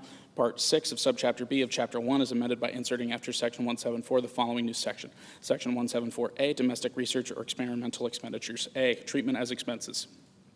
Notwithstanding Section 263, there shall be allowed as a deduction any domestic research or experimental expenditures which are paid or incurred by the taxpayer during the taxable year. B, domestic research or experimental expenditures. For purposes of this section, the term domestic research or experimental expenditures means research or experimental expenditures paid or incurred by the taxpayer in connection with the taxpayer's trade or business other than such expenditures which are attributable to foreign research within the meaning of Section 41D4F. C, amortization of certain domestic research or experimental expenditures in general at the election of the taxpayer made in accordance with regulations or guidance provided by the Secretary in the case of domestic research or experimental expenditures which would, but for subsection A, be chargeable to capital account but not chargeable to property of a character which is subject to the allowance under Section 167 relating to allowance for depreciation, etc., or Section 611 relating to allowance for depletion. Subsection A shall not apply, and the taxpayer shall A, charge such expenditures to capital account, and B, be allowed an amortization deduction of such expenditures ratably over such period of not less than 60 months as may be selected by the taxpayer, beginning with the month in which the taxpayer first realizes benefits from such expenditures. 2, time for and scope of election. The election provided by paragraph 1 may be made for any taxable year, but only if made not later than the time prescribed by law for filing the return for such taxable year, including extensions thereof. The method so elected and the period selected by the taxpayer shall be adhered to in computing taxable income for the taxable year for which the election is made, and for all subsequent taxable years, unless with the approval of the Secretary a change to a different method or to a different period is authorized with respect to part or all of such expenditures. The election shall not apply to any expenditure paid or incurred during any taxable year before the taxable year for which the taxpayer makes the election. D, special rules. 1, land and other property. This section shall not apply to any expenditure for the acquisition or improvement of land or for the acquisition or improvement of property to be used in connection with the research or experimentation and of a character which is subject to the allowance under Section 167 relating to allowance for depreciation, etc., or Section 611 relating to allowance for depletion, but for the purposes of this section, allowances under Section 167 and allowances under Section 611 shall be considered as expenditures. 2, expiration expenditures. This section shall not apply to any expenditure paid or incurred for the purpose of ascertaining the existence, location, extent, or quality of any deposit of ore or other mineral, including oil and gas. 3, software development. For purposes of this section, any amount paid or incurred in connection with the development of any software shall be treated as a research or experimental expenditure. B, coordination with certain other provisions. 1, foreign research expenses. Section 174 is amended. A in subsection A, 1, by striking a taxpayer's specified research or experimental expenditures and inserting a taxpayer's foreign research or experimental expenditures, and 2, by striking over the 5-year period, 15-year period in the case of any specified research or experimental expenditures which are attributable to foreign research within the meaning of Section 41D4F, then paragraph 2B, and inserting over the 15-year period. B in subsection B, 1, by striking specified research and inserting foreign research, 2, by inserting and which are attributable to foreign research within the meaning of Section 41D4F before the period at the end, and 3, by striking specified in the heading thereof, inserting foreign, and C in subsection D, 1, by striking specified research or experimental expenditures and inserting foreign research or experimental expenditures, and 2, by inserting or reduction to amount realized after no deduction.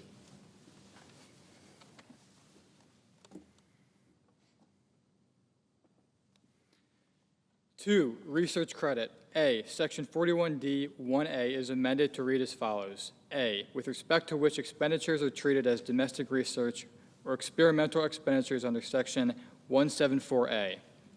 B, Section 280 CE1 is amended to read as follows. 1, in general, the domestic research or experimental expenditures otherwise taken into account under Sections 174A shall be reduced by the amount of the credit allowed under Section 41A. 3, AMT adjustment. Section 56B2 is amended. A, in subparagraph A, 1, by striking or 174A in the matter preceding Clause 1 and inserting 174A or 174AA, and 2, by striking research and experimental expenditures described in Section 174A in Clause 2 thereof and inserting foreign research or experimental expenditures described in Section 174A and domestic research or experimental expenditures in Section 174AA, and B, in paragraph C, by inserting or 174A after 174AA. 4, optional 10-year write-off. Section 59E2B is amended by striking Section 174A relating to research and experimental expenditures and inserting Section 174AA relating to domestic research or experimental expenditures. 5, qualified small issue bonds. Section 144A4C4 is amended by striking 174A and inserting 174AA. 6, startup expenditures. Section 195C1 is amended by striking or 174 in the last sentence and inserting 174 or 174A. 7, capital expenditures.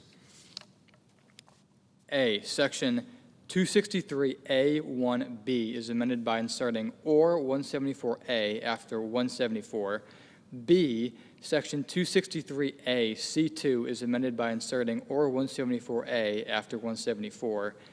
8, active business computer software royalties. Section 543D4A1 is amended by inserting 174A after 174. 9, source rules. Section 864G2 is amended, A, by striking research and experimental expenditures within the meaning of Section 174 in the first sentence and inserting foreign research or experimental expenditures within the meaning of Section 174, or domestic research or experimental expenditures within the meaning of Section 174, and B, in the last sentence, 1, by striking treated as deferred expenses under subsection B of Section 174 and inserting allowed as an amortization deduction under Section 174A or Section 174AC, and 2, by striking such subsection and inserting such section as the case may be. 10, basis adjustment. Section 1016A14 is amended by striking deductions as deferred expenses under Section 174B1 relating to research and experimental expenditures and inserting deductions under Section 174 or 174AC. 11, small business stock. Section 1202E2B is amended by striking which may be treated as research and experimental expenditures under Section 174 and inserting which are treated as foreign research or experimental expenditures under Section 174 or domestic research or experimental expenditures under Section 174A. E, change in method or accounting. 1, in general, the amendments made by subsection A shall be treated as a change in method of accounting for purposes of Section 481 of the Internal Revenue Code of 1996, and A, such change shall be treated as initiated by the taxpayer. B, such change shall be treated as made with the consent of the Secretary. And C, such change shall be applied only on a cutoff basis for any domestic research or experimental expenditures as defined in Section 174AB of such code as added by this section, and determined by applying the rules of Section 174AD of such code, paid or incurred in taxable years beginning after December 31st, 2024, and no adjustments under Section 41A shall be made. 2, special rules. In the case of a taxable year which begins after December 31st, 2024, and ends before the date of the enactment of this Act, A, paragraph 1C shall not apply, and B, the change in method of accounting under paragraph 1 shall be applied on a modified cutoff basis, taking into account for purposes of Section 481A of such code only the domestic research or experimental expenditures as defined in Section 174AB of such code as added by the section, and determined by applying the rules of Section 174AD of such code, paid or incurred in such taxable year, but not allowed as a deduction in such taxable year. D, clerical amendment. The table of sections for Part 6 of Subchapter B of Chapter 1 is amended by inserting after the item relating to Section 174 the following new item. Section 174A, domestic research or experimental expenditures. C, effective date. 1, in general, except as otherwise provided in the subsection or subsection F1, the amendments made by this section shall apply to amounts paid or incurred in taxable years beginning after December 31st, 2024. 2, treatment of foreign research or experimental expenditures upon disposition. A, in general, the amendment by subsection B1, C2 shall apply to property disposed, retired, or abandoned after May 12th, 2025. B, no inference. The amendment made by subsection B1, C2 shall not be construed to create any inference with respect to the proper application of section 174D of the Internal Revenue Code of 1996 with respect to taxable years beginning before May 13th, 2025. 3, coordination with research credit. The amendment made by subsection B2B shall apply to taxable years beginning after December 31st, 2024. 4, no inference with respect to coordination with research credit for prior periods. The amendment made by subsection B2B shall not be construed to create any inference with respect to the proper application of section 280CE of the Internal Revenue Code of 1996 with respect to taxable years beginning before January 1st, 2025.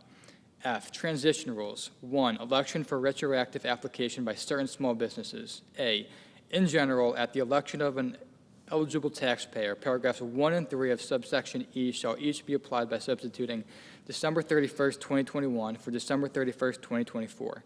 An election made under this subparagraph shall be made in such manner as the Secretary may provide and not later than the date that is 1 year after the date of the enactment of this Act. The taxpayer shall file an amended return for each taxable year affected by such election. B, eligible taxpayer. For purposes of this paragraph, the term eligible taxpayer means any taxpayer other than the tax shelter prohibited from using the cash receipts and disbursements methods of accounting under section 448A3, which meets the gross receipts test of section 448E for the first taxable year beginning after December 31st, 2024. C, election treated as change in method of accounting. In the case of any taxpayer which elects the application of subparagraph A, 1, such election may be treated as a change in method of accounting for purposes of section 41 of such code for the taxpayer's first taxable year affected by such election. 2, such change shall be treated as initiated by the taxpayer for such taxable year. 3, such change shall be treated as made with the consent of the Secretary. And 4, subsection C shall not apply to such taxpayer. D, election regarding coordination with research credit. An election under section 280C E2 of the Internal Revenue Code of 1986 or revocation of such election for any taxable year beginning after December 31st, 2021 by an eligible taxpayer making an election under subparagraph A shall not fail to be treated as timely made or as made on the return if made during the 1-year period beginning on the date of the enactment of this Act on an amended return for such taxable year. 2, election to deduct certain unamortized amounts paid or incurred in taxable years beginning before January 1st, 2025. A, in general, in the case of any domestic research or experimental expenditures as defined in section 174A as added by subsection A, which are paid or incurred in taxable years beginning after December 31st, 2021 and before January 1st, 2025, and which was charged to capital account, a taxpayer may elect 1, to deduct any remaining unamortized amount with respect to such expenditures in the first taxable year beginning after December 31st, 2024, or 2, to deduct such remaining unamortized amount with respect to such expenditures ratably over the 2 taxable year period beginning with the first taxable year beginning after December 31st, 2024. B, change the method of accounting. In the case of a taxpayer who makes an election under this paragraph, 1, such taxpayer shall be treated as initiating a change in method of accounting for purposes of section 41 of the Internal Revenue Code of 1996 with respect to the expenditures to which the election applies.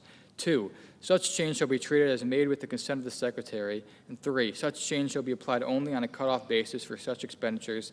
No adjustments under section 41A shall be made. C, regulations. The Secretary of the Treasury or the Secretary's delegate shall publish such guidance or regulations as may be necessary to carry out the purposes of this paragraph, including regulations or guidance allowing for the deduction allowed under subparagraph A in the case of taxpayers with taxable years beginning after December 31st, 2024, and ending before the date of the enactment of this Act. Section 70303, modification of limitation on business interest. A, in general, section 163J 8AV is amended by striking in the case of taxable years beginning before January 1st, 2025. B, floor plan financing applicable to certain trailers and campers. Section 163J9C is amended by adding at the end of the following new flush sentence, such terms shall also include any trailer or camper which is designed to provide temporary living quarters for recreational camping or seasonal use and is designed to be towed by or fixed to a motor vehicle. C, effective date and special rule. In general, the amendments made by this section shall apply to taxable years beginning after December 31st, 2024. 2, special rule for short taxable years. Secretary of the Treasury or the Secretary's delegate may prescribe such rules as are necessary or appropriate to provide for the application of the amendments made by this section in the case of any taxable year of less than 12 months that begins after December 31st, 2024, and ends before the date of the enactment of this Act. Section 70304, extension and enhancement of paid family and medical leave credit. A, in general, Section 45S is amended in subsection A, by striking paragraph 1 and inserting the following. 1, in general, for purposes of Section 38, in the case of an eligible employer, the paid family and medical leave credit is an amount equal to either of the following as elected by such employer. A, the applicable percentage of the amount of wages paid to qualifying employees with respect to any period in which such employees are on family and medical leave. B, if such employer has an insurance policy with regards to the provision of paid family and medical leave, which is in force during the taxable year, and the applicable percentage of the total amount of premiums paid or incurred by such employer during such taxable year with respect to such insurance policy, and B, by adding at the end of the following. 3, rate of payment determined without regard to whether leave is taken. For purposes of determining the applicable percentage with respect to paragraph 1B, the rate of payment under the insurance policy shall be determined without regard to whether any qualifying employees were on family and medical leave during the taxable year. 2, in subsection B1, by striking credit allowed and inserting wages taken into account. 3, in subsection C, by striking paragraphs 3 and 4 and inserting the following. 3, aggregation rule. A, in general, except as provided in subparagraph B, all persons which are treated as a single employer under subsections B and C of section 414 shall be treated as a single employer. B, exception 1, in general, subparagraph A shall not apply to any person who establishes to the satisfaction of the Secretary that such person has a substantial and legitimate business reason for failing to provide a written policy described in paragraph 1 or 2. 2, substantial and legitimate business reason. For purposes of Clause 1, the term substantial and legitimate business reason shall not include the operation of a separate line of business, the rate of wages or category of jobs for employees, or any similar basis, or the application of state or local laws relating to family and medical leave, but may include the grouping of employees of a common law employer. 4, treatment of benefits mandated or paid for by state or local governments. For purposes of this section, any leave which is paid by a state or local government is required by state or local law. A, except as provided in subparagraph B, shall be taken into account in determining the amount of paid family and medical leave provided to the employer, and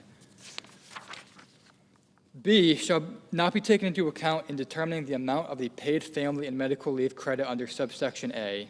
4, in subsection D, A in paragraph 1 by inserting, or at the election of the employer, for not less than 6 months after 1 year or more. B in paragraph 2 by inserting, as determined on an annualized basis, pro rata for part-time employees after compensation, and by striking the period at the end and inserting and by adding at the end of the following. 3, is customarily employed for not less than 20 hours per week, and 5, by striking subsection 1. B, no double benefit. Section 280CA is amended. 1, by striking 45SA and inserting 45SA1A, and 2, by inserting after the first sentence of the following.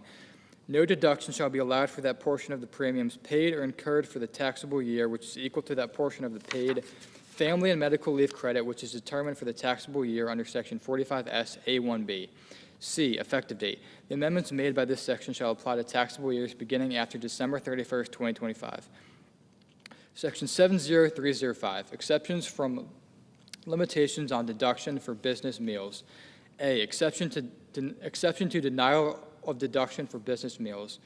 Section 274 O as added by Section 13304 of Public Law 11597 as amended by striking no deduction and inserting except in the case of an expense described in subsection ES or N2C, no deduction.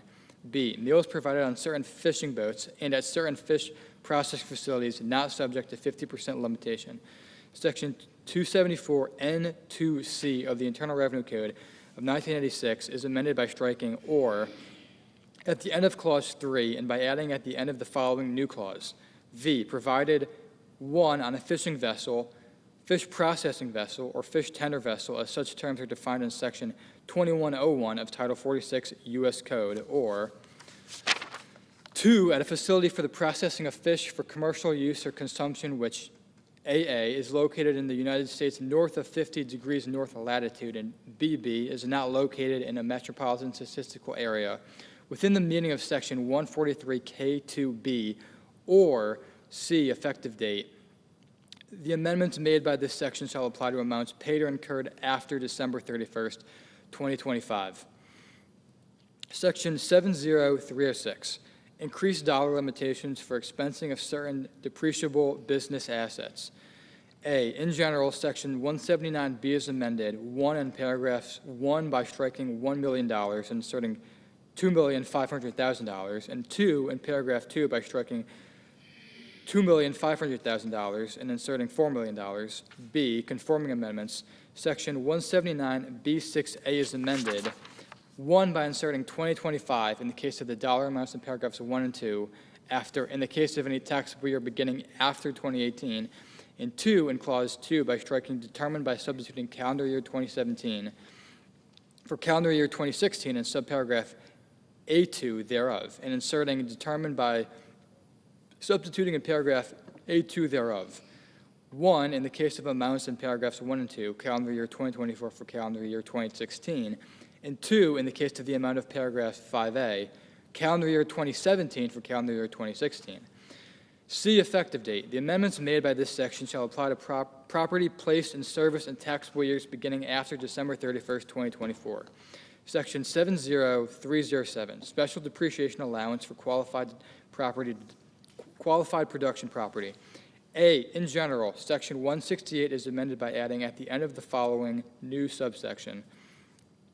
N, special allowance for qualified production property. 1, in general, in the case of any qualified production property of a taxpayer making an election under this subsection, A, the depreciation deduction provided by Section 167A for the taxable year in which such property is placed in service shall include an allowance equal to 100% of the adjusted basis of the qualified production property, and B, the adjusted basis of the qualified production property shall be reduced by the amount of such deduction before computing the amount otherwise allowable as a depreciation deduction under this chapter for such taxable year and any subsequent taxable year. 2, qualified production property. For purposes of this subsection, A, in general, the term qualified production property means that the portion of any non-residential real property, 1, to which this section applies, and 2, which is used by the taxpayer as an integral part of a qualified production activity, 3, which is placed in the service of the United States or any possession of the United States, 4, the original use of which commences with the taxpayer, 5, the construction of which begins after January 19th, 2025, and before January 1st, 2029, 6, which is designated by the taxpayer in the election made under this subsection, and 7, which is placed in service before January 1st, 2031. For purposes of Clause 2, in the case of a property with respect to which the taxpayer is a lessor, property used by a lessee shall not be considered to be used by the taxpayer as part of a qualified production activity. B, special rule for certain property not previously used in qualified production activities. 1, in general, in the case of property acquired by the taxpayer during the period described in subparagraph AV, the requirements of clauses 4 and 5 of subparagraph A shall be treated as satisfied if 1, such property was not used in a qualified production activity, determined without regard by the second sentence of subparagraph D, by any person at any time during the period beginning on January 1st, 2021, and ending on May 12th, 2025. 2, such property was not used by the taxpayer at any time prior to such acquisition. And 3, The acquisition of such property meets the requirements of paragraphs 2A, 2B, 2C, and 3 of Section 179D. 2. Written binding contracts. For purposes of determining under Clause 1 whether such property is acquired before the period described in subparagraph AV, such property shall be treated as acquired not later than the date on which the taxpayer enters into a written binding contract for such acquisition. And H, whether such property is acquired under such period, such property shall be treated as acquired not earlier than such date. C, exclusion of office space, etc. The term qualified production property shall not include that portion of any non-residential real property which is used for offices, administrative services, lodging, parking, sales activities, research activities, software development or engineering activities, or other functions unrelated to the manufacturing, production, or refining of tangible personal property. D, qualified production activity. The term qualified production activity means the manufacturing, production, or refining of a qualified product. The activities of any taxpayer do not constitute manufacturing, production, or refining of a qualified product unless the activities of such taxpayer result in a substantial transformation of the property comprising the product. E, production. The term production shall not include activities other than agricultural production and chemical production. F, qualified product. The term qualified product means any tangible personal property if such property is not a food or beverage prepared in the same building as a retail establishment in which such property is sold. G, syndication. For purposes of subparagraph A4, rules similar to the rules of subsection K2E3 shall apply. H, extension of placed in service date under certain circumstances. The Secretary may extend the date under subparagraph A7 with respect to any property that meets the requirements of clauses 1 through 6 of subparagraph A if the Secretary determines that an act of God, as defined in section 101(1) of the Comprehensive Environmental Response, Compensation, and Liability Act of 1980, prevents the taxpayer from placing such property in service before such date. 3, deduction allowed in computing minimum tax. For purposes of determining alternative minimum taxable income under Section 55, the deduction under Section 167 for qualified production property shall be determined under the section without regard to any adjustment under Section 56. 4, coordination with certain other provisions. A, other special depreciation allowances. For purposes of subsections K7, 1(3)D, and M2(B)(3), 1, qualified production property shall be treated as a separate class of property, and 2, the taxpayer shall be treated as having made an election under such subsections with respect to such class. B, alternative depreciation property. The term qualified production property shall not include any property to which the alternative depreciation system under subsection G applies. For purposes of subsection G7A, qualified production property to which this subsection applies shall be treated as separate non-residential real property. 5, recapture.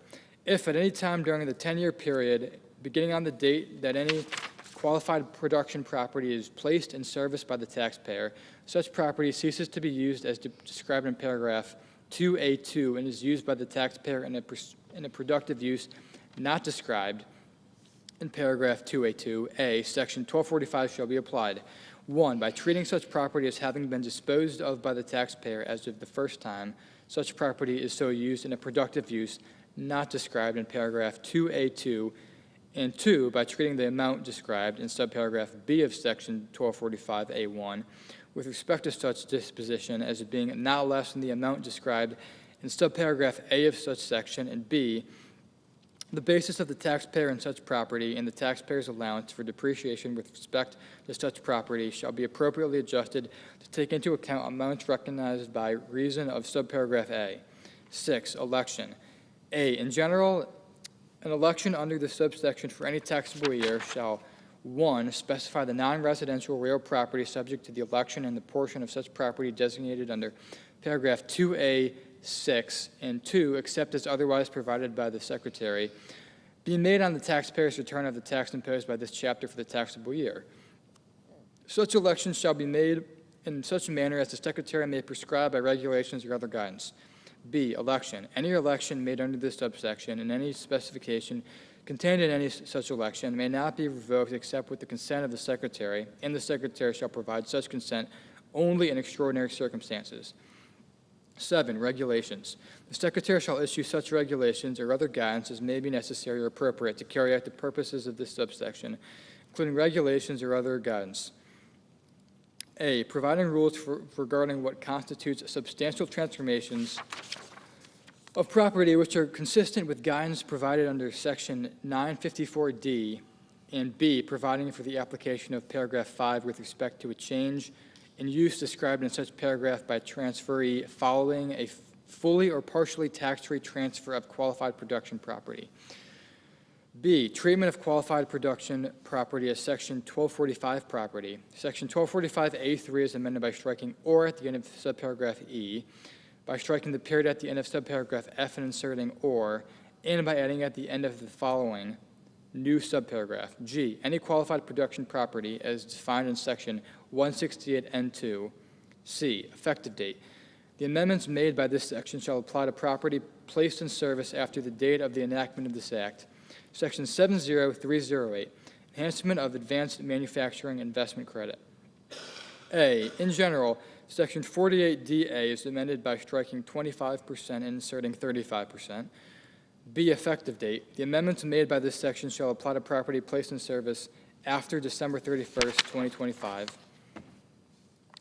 Section 70309, spaceports are treated like airports under exempt facility bond rules. A, in general, Section 142A1 is amended to read as follows. 1, airports and spaceports. B, treatment of ground leases. Section 142B1 is amended by adding at the end of the following new subparagraph. C, special rule for spaceport ground leases. For purposes of subparagraph A, spaceport property located on land leased by a governmental unit from the United States shall not fail to be treated as owned by a governmental unit if the requirements of this paragraph are met by the lease and any subleases of the property. C, definition of spaceport. Section 142 is amended by adding at the end of the following new subsection. P, spaceport. In general, for purposes of subsection A1, the term spaceport means any facility located or in use in close proximity to a launch site or re-entry site used for A, manufacturing, assembling, or repairing spacecraft, space cargo, or other facilities as described in this paragraph, or any component of the foregoing. B, flight control operations. C, providing launch services and re-entry services, or D, transferring crew, space flight participants, or space cargo to or from spacecraft. 2, additional terms. For purposes of paragraph 1, A, space cargo. The term space cargo includes satellites, scientific experiments, other property transported into space, and any other type of payload, whether or not such property returns from space. B, spacecraft. The term spacecraft means a launch vehicle or a re-entry vehicle. C, other terms. The terms launch site, crew, space flight participant, launch services, launch vehicle, payload, re-entry services, re-entry site. A re-entry vehicle shall have the respective meanings given to such terms by Section 50902 of Title 51 United States Code as in effect on the date of enactment of this subsection. 3, public use requirement. Notwithstanding any other provision of law, a facility shall not be required to be available for use by the general public to be treated as a spaceport for purposes of this section. 4, manufacturing facilities and industrial parks allowed. With respect to spaceports, subsection C2E shall not apply to spaceport property described in paragraph 1A. D, exception from federally guaranteed bond prohibition. Section 149B3 is amended by adding at the end of the following the new paragraph, F, subsection exception for spaceports. A bond shall not be treated as federally guaranteed merely because of the payments of rent, user fees, or other charges by the United States, or any agency or instrumentality thereof, in exchange for the use of the spaceport by the United States, or any agency or instrumentality thereof. E, conforming amendment. The heading for Section 142E is amended by inserting spaceports after airports.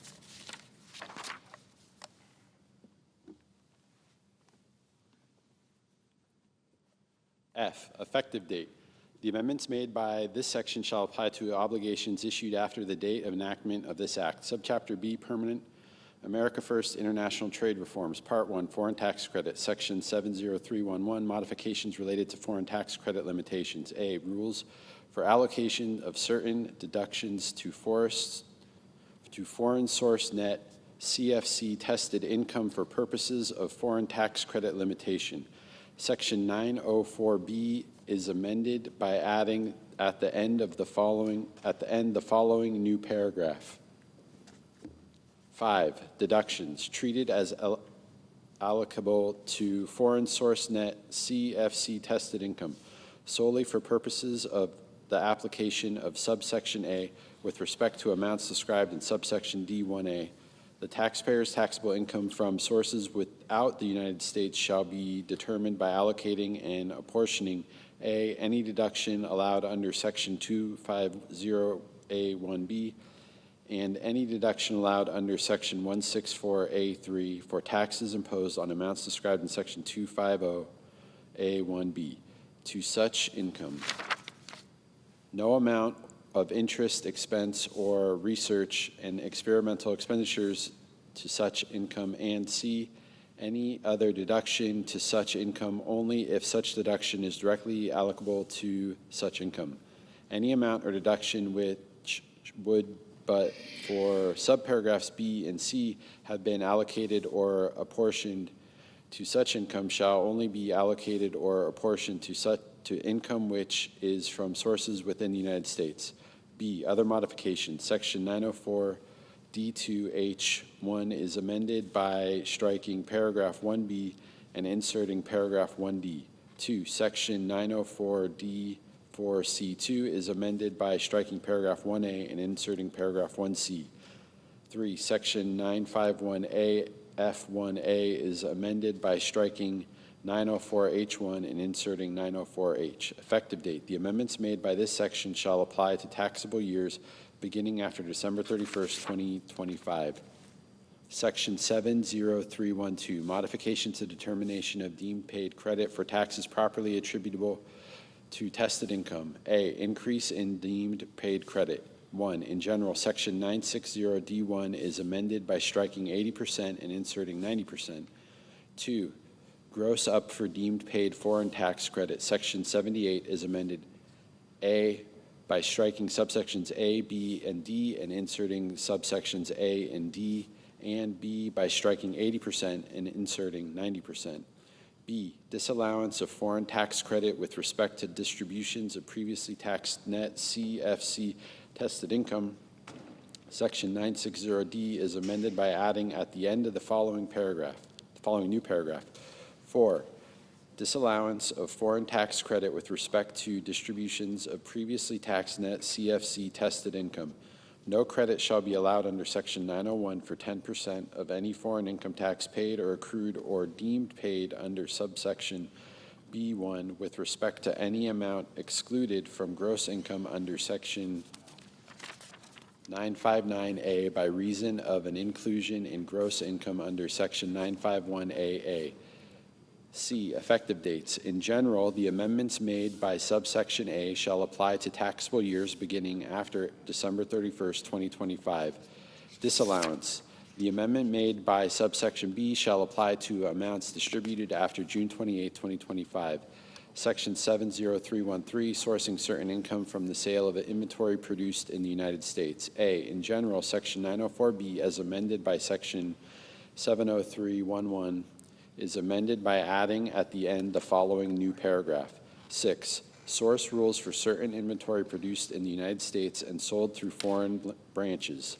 For purposes of this section, if a United States person maintains an office or other fixed place of business in a foreign country, determined under rules similar to the rules of Section 864C5, the portion of income which A, is from the sale or exchange outside the United States of inventory property within the meaning of Section 86511, 1, which is produced in the United States, 2, which is for use outside the United States, 3, which is the third sentence of Section 863B applies, and B is attributable to determined under rules similar to the rules of Section 864C5 to such office, or other fixed place of business shall be treated as from sources without the United States, except that the amount so treated shall not exceed 50% of the income from the sale or exchange of such inventory property. B, effective date. The amendment made by this section shall apply to taxable years beginning after December 31st, 2025. Part 2, foreign-derived deduction, eligible income, and net CFC tested income. Section 70321, modification of deduction for foreign-derived deduction, eligible income, and net CFC tested income. A, in general, Section 250A is amended, 1, by striking 37.5% in paragraph 1A and inserting 33.34%. 2, by striking 50% in paragraph 1B and inserting 40%, and by striking paragraph 3, B, effective date. The amendments made by this section shall apply to taxable years beginning after December 31st, 2025. Section 70322, determination of deduction eligibility income.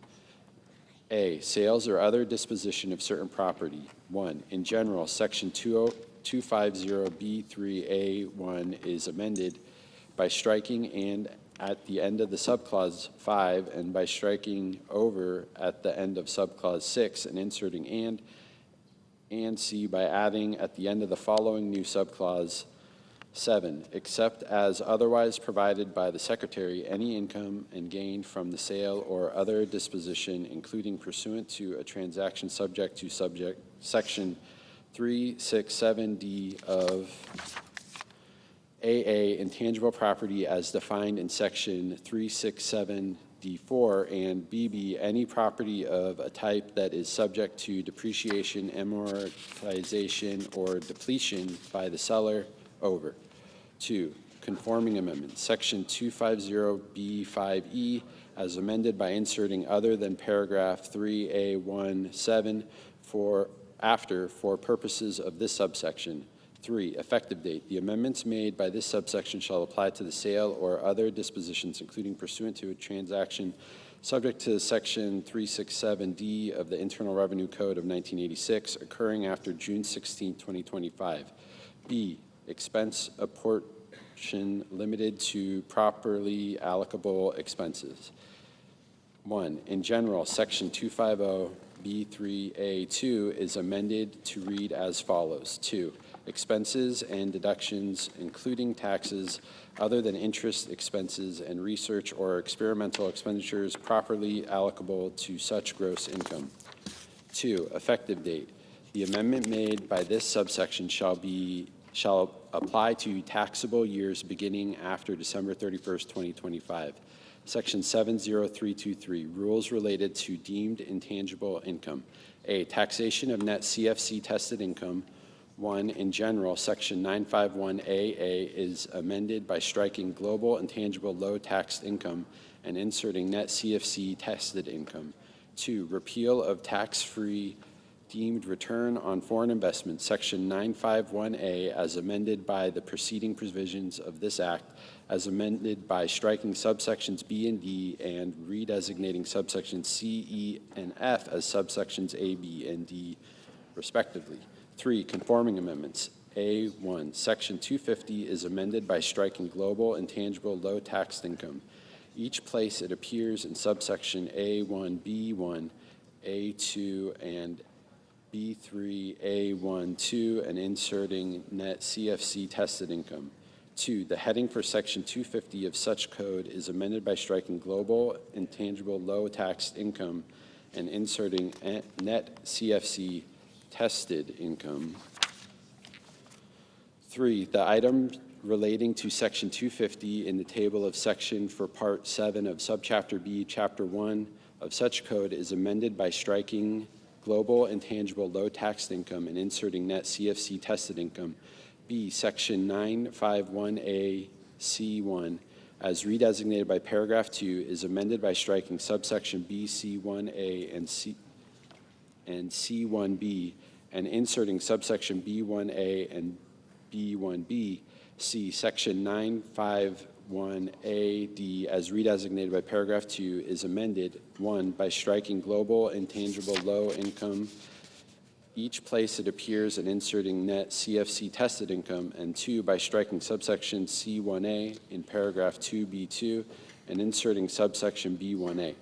D, section 960D2 is amended, 1, by striking global intangible low tax income and subparagraph A and inserting net CFC tested income, and 2, by striking section 951A C1A and subparagraph B and inserting section 951A B1A. E1, the heading for section 951A is amended by striking global intangible low tax income and inserting net CFC tested income. 2, the item relating to section 951A in the table of sections for subpart F of Part 3 and subchapter N of Chapter 2, or 1, is amended by striking global intangible low tax income and inserting net CFC tested income. Deductions for foreign-derived deduction eligible income. 1, in general, Section 250A1A is amended by striking foreign-derived intangible income and inserting foreign-derived deduction eligible income. 2, conforming amendment. Section 250A2 is amended by striking foreign-derived intangible income each place it appears and inserting foreign-derived deduction eligible income. B, Section 250B as amended by subsection A is amended. 1, by striking paragraphs 1 and 2. 2, by redesignating paragraphs 4 and 5 as paragraphs 1 and 2 respectively, and by moving such paragraphs before paragraph 3. 3, in paragraph 2B2, as so redesignated by striking paragraph 4B and inserting paragraph 1B, and 4, by striking intangible in the heading thereof and inserting deduction eligible. C1, the heading for section 250 is amended by striking intangible in the heading thereof and inserting deduction eligible. 2, the heading for section 172D9 is amended by striking intangible and inserting deduction eligible. 3, the item relating to section 250 in the table of section for part 8 of subchapter B, chapter 1 is amended by striking intangible and inserting deduction eligible. C, effective date. The amendment made by this section shall apply to taxable years beginning after December 31st, 2025. Part 3, base erosion minimum tax, section 70331. Extension and modification of base erosion minimum tax. A, in general, section 59AB is amended, 1, by striking 10% in paragraphs 1 and inserting 10.5%, and 2, by striking paragraph 2 and redesignating paragraphs 3 and 4 as paragraphs 2 and 3 respectively. B, conforming amendments. 1, section 59AB1 is amended by striking except as provided in paragraphs 2 and 3 and inserting except as provided in paragraphs 2. 2, section 59AB2 as redesignated by subsection A2 is amended by striking the percentage otherwise in effect under paragraph 1A and 2A shall each be increased, and inserting the percentages otherwise in effect under paragraph 1A shall be increased. 3, sections 59E1C is amended by striking in the case of the taxpayer described in subsection B3B and inserting in the case of the taxpayer described in subsection B2B. C, other modifications. In section 59A B2B2, as redesignated by subsection A2, is amended by striking registered securities dealer and inserting securities dealer registered. 2, section 59H2B is amended by striking section 603BB2 and inserting section 6038AB2. 3, section 59A12 is amended, A, by striking subsection G and inserting subsection H, and B, by striking subsection G3 and inserting subsection H3. D, effective date. The amendments made by this section shall apply to taxable years beginning after December 31st, 2025. Part 4, business interest limitation. Section 70341, coordination of business interest limitation with interest capitalization provisions. A, in general, section 163J is amended by redesignating paragraphs 10 and 11 as paragraphs 11 and 12, and by inserting after paragraph 9 the following. 10, coordination with interest capitalization provisions. A, in general, in applying this subsection. 1, the limitation under paragraph 1 shall apply to business interest without regard to whether the taxpayer would otherwise deduct such business interest or capitalize such business interest under an interest capitalization provision. And 2, any reference in this subsection to a deduction for a business interest shall be treated as including a reference to the capitalization of business interest. B, amount allowed applied first to be capitalized interest.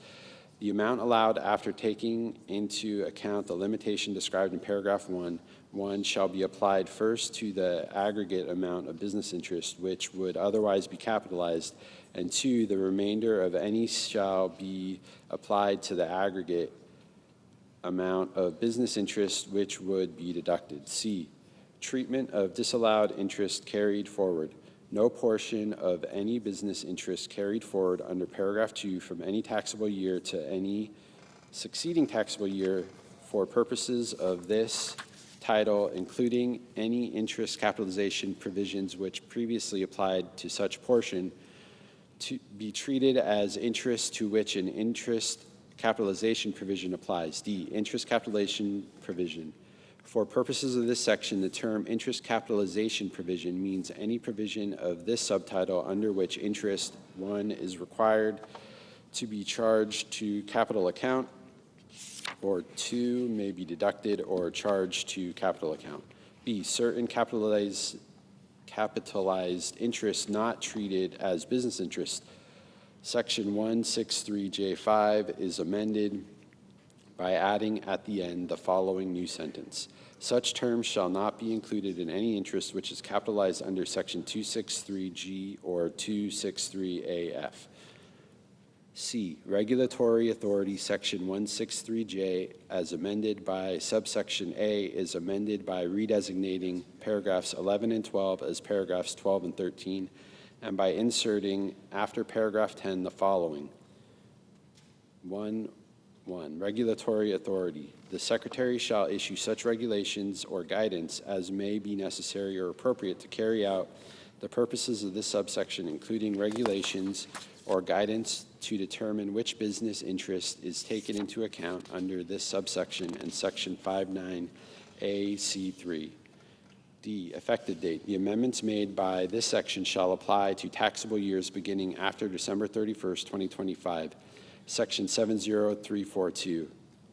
Definition of adjusted taxable income for business interest limitations. A, in general, subparagraph A of Section 163J8 is amended. 1, by striking and at the end of the clause 4, and 2, by adding at the end the following new clause.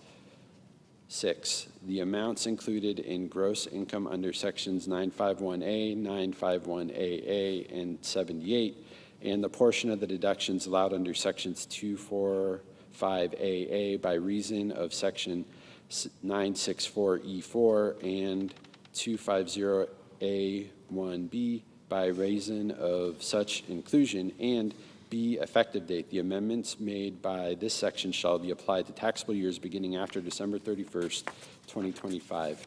Part 5, Other International Tax Reforms, Section 70351. Permanent extension of look-through rule for related controlled foreign corporations. A, in general, Section 954C6C is amended by striking and before January 1st, 2026. B, effective date. The amendment made by this section shall apply to taxable years of foreign corporations beginning after December 31st, 2025. Section 70352, repeal of election for 1 month deferral in determination of taxable year of specified foreign corporations. A, in general, Section 898C is amended by striking paragraph 2 and redesignating paragraph 3 as paragraph 2. B, effective date. The amendment made by this section shall apply to taxable years of specific foreign corporations beginning after November 30th, 2025. C, transition rule. 1, in general, in the case of the corporation that is a specific foreign corporation as of November 30th, 2025, such corporation's first taxable year beginning after such date shall end in the same time as the first required year within the meaning of Section 898C1 of the Internal Revenue Code of 1986.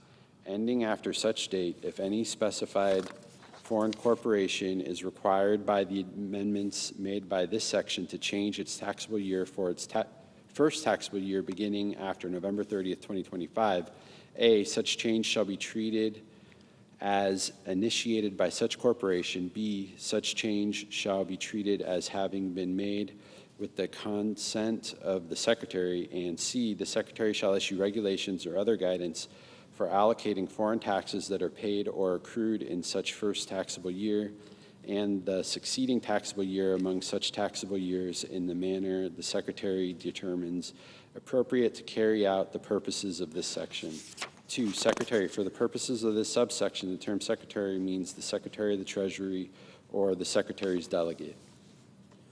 Section 70353, restoration of limitations on downward attribution of stock ownership and applying constructive ownership rules. A, in general, Section 958B as amended, 1, by inserting after paragraph 3 the following 4 subparagraphs A, B, and C of Section 318A shall not be applied so as to consider a United States person as owning stock which is owned by a person who is not a United States person, and 2, by striking paragraph 1 in the last sentence and inserting paragraphs 1 and 4. B, foreign-controlled United States shareholders, subpart F of Part 3, subchapter N of Chapter 1 is amended by inserting after Section 951A the following new section, Section 951B. Amounts included in gross income of foreign-controlled United States shareholders. A, in general, in the case of any foreign-controlled United States shareholder of a foreign-controlled foreign corporation, 1, this subpart other than Section 951A, 951B, and 957 shall be applied with respect to each shareholder, to such shareholder, separately from and in addition to the application of this subpart without regard to this section. A, by substituting foreign-controlled United States shareholder for United States shareholder, each place it appears therein, and B, by substituting foreign-controlled foreign corporation for controlled foreign corporation, each place it appears therein, and 2, Section 951A and such other provisions of this subpart as provided by the Secretary shall be applied with respect to such shareholder. A, by treating each reference to United States shareholder in such section as including a reference to such shareholder, and B, by treating each reference to controlled foreign corporation in such section as including a reference to such foreign-controlled foreign corporations. B, foreign-controlled United States shareholder. For purposes of this section, the term foreign-controlled United States shareholder means with respect to any foreign corporation, any United States person which would be a United States shareholder with respect to such foreign corporation. If 1, Section 951B were applied to substituting more than 50% for 10% or more, and 2, Section 958B were applied without regard to paragraph 4 thereof. C, foreign-controlled foreign corporation. For purposes of this section, the term foreign-controlled foreign corporation means a foreign corporation other than a controlled foreign corporation, which would be a controlled foreign corporation if Section 957A were applied. 1, by substituting foreign-controlled United States shareholder for United States shareholders, and 2, by substituting Section 958B other than paragraph 4 thereof for Section 958B. D, regulations. The Secretary shall prescribe such regulations or other guidance as may be necessary or appropriate to carry out the purpose of this section, including regulations or other guidance. 1, to treat a foreign-controlled United States shareholder or a foreign-controlled foreign corporation as a United States shareholder or as a controlled foreign corporation, respectively, for purposes of provisions of this title other than this subpart, including any reporting requirements. And 2, with respect to the treatment of foreign-controlled foreign corporations that are passive foreign investment companies as defined in Section 921-97. C, clerical amendment. The table of sections for subpart F of Part 3 of subchapter N of Chapter 1 is amended by inserting after the item relating to Section 951 the following new item. C951B, amounts included in the gross income of foreign-controlled United States shareholders. D, effective date. The amendments made by this section shall apply to taxable years of foreign corporations beginning December 31st, 2025. E, special rule. 1, in general, except to the extent provided by the Secretary of the Treasury or the Secretary's delegate, the effective date of any amendment to the Internal Revenue Code of 1986 shall be applied by treating references to United States shareholders as references to foreign-controlled United States shareholders, and by treating references to controlled foreign corporations as references to foreign-controlled foreign corporations. 2, definitions. Any term used in this paragraph 1 which is used in subpart F of Part 3 of Subchapter N of Chapter 1 of the Internal Revenue Code of 1986 as amended by this section shall have the meaning given such term in such subpart. F, no inference. The amendments made by this section shall not be construed to create any inference with respect to the proper application of any provision of the Internal Revenue Code of 1986 with respect to taxable years beginning before the taxable years to which such amendments apply. Section 70354, modification to pro rata share rules. In general, subsection A of Section 951 is amended to read as follows. A, amounts included. 1, in general, if a foreign corporation is a controlled foreign corporation at any time during a taxable year of a foreign corporation in this subsection referred to as the CFC year, A, each United States shareholder which owns within the meaning of Section 958A stock in such corporation or on any day during the CFC year shall include in gross income such shareholders' pro rata share determined under paragraph 2 of the corporation subpart F income for the CFC year, and B, each United States shareholder which owns within the meaning of Section 958A stock in such corporation on the last day in the CFC year on which such corporation is controlled foreign corporation shall include in gross income the amount determined under Section 956 with respect to such shareholder for the CFC year, but only to the extent not excluded from gross income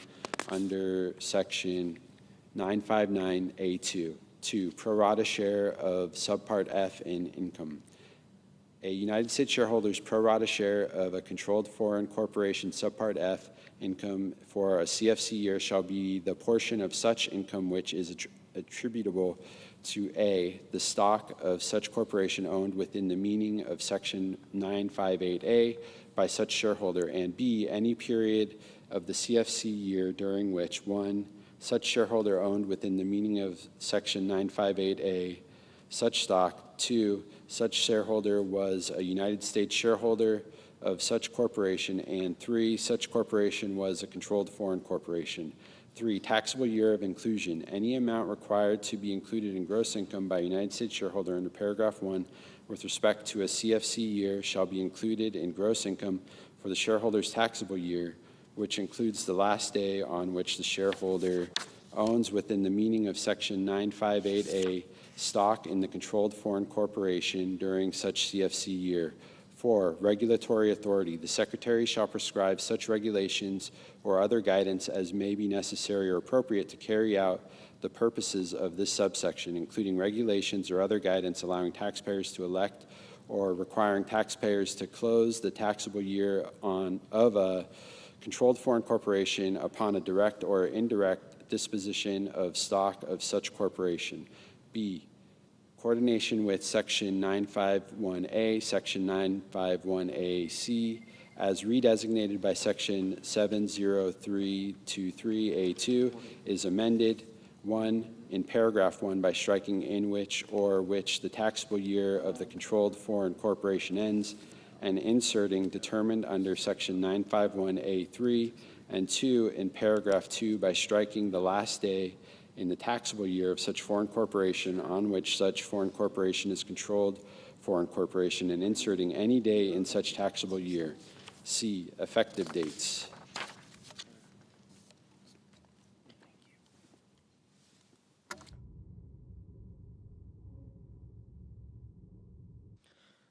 1, in general, the amendments made by this section shall apply to taxable years of foreign corporations beginning after December 31st, 2025. 2, transition rule for dividends. A dividend paid or deemed paid by a controlled foreign corporation shall not be treated as a dividend for purposes of applying Section 951, A2B of the Internal Revenue Code of 1986, as in effect before the amendments made by this section if A, such dividend, 1, was paid or deemed paid on or before June 28, 2025, during the taxable year of such controlled foreign corporation, which included such date and the United States shareholder described in Section 951A1 of such code as so in effect did not own, within the meaning of Section 958A of such code, the stock of such controlled foreign corporation during the portion of such taxable year on or before June 28, 2025, or 2, was paid or deemed paid after June 28, 2025, and before such controlled foreign corporation's first taxable year beginning after December 31st, 2025. B, such dividends does not increase the taxable income of a United States person, including by reason of dividends received deduction and inclusion from gross income or an exclusion from Subpart F income. Chapter 4, investing in American families, communities, and small businesses. Subchapter A, permanent investments in families and children, Section 70401, enhancement of employer-provided child care credit.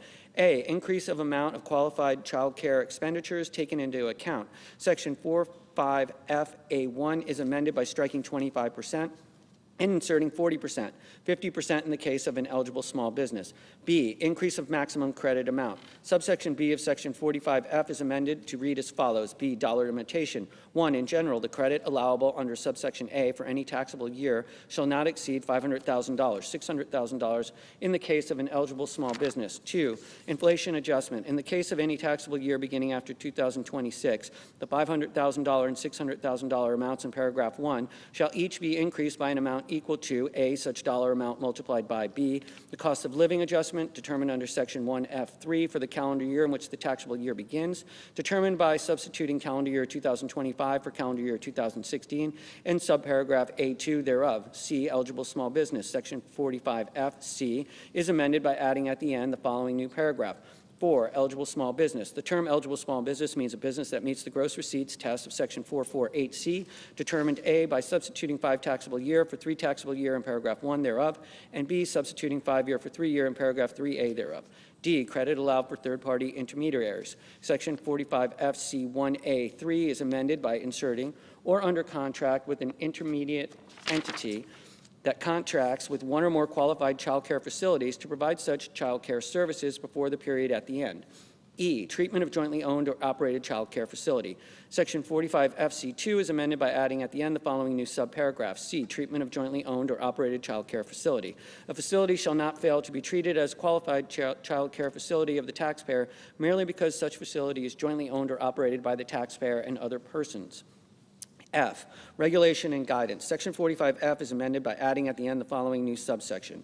G, regulations and guidance. The Secretary shall issue such regulations or other guidance as may be necessary to carry out the purposes of this section, including guidance to carry out the purposes of paragraphs 1A, 3, and 2C of subsection C. G, effective date. The amendments made by this section shall apply to amounts paid or incurred after December 31st, 2025. Section 70402, enhancement of adoption credit. A, in general. Section 23A is amended by adding at the end the following new paragraph.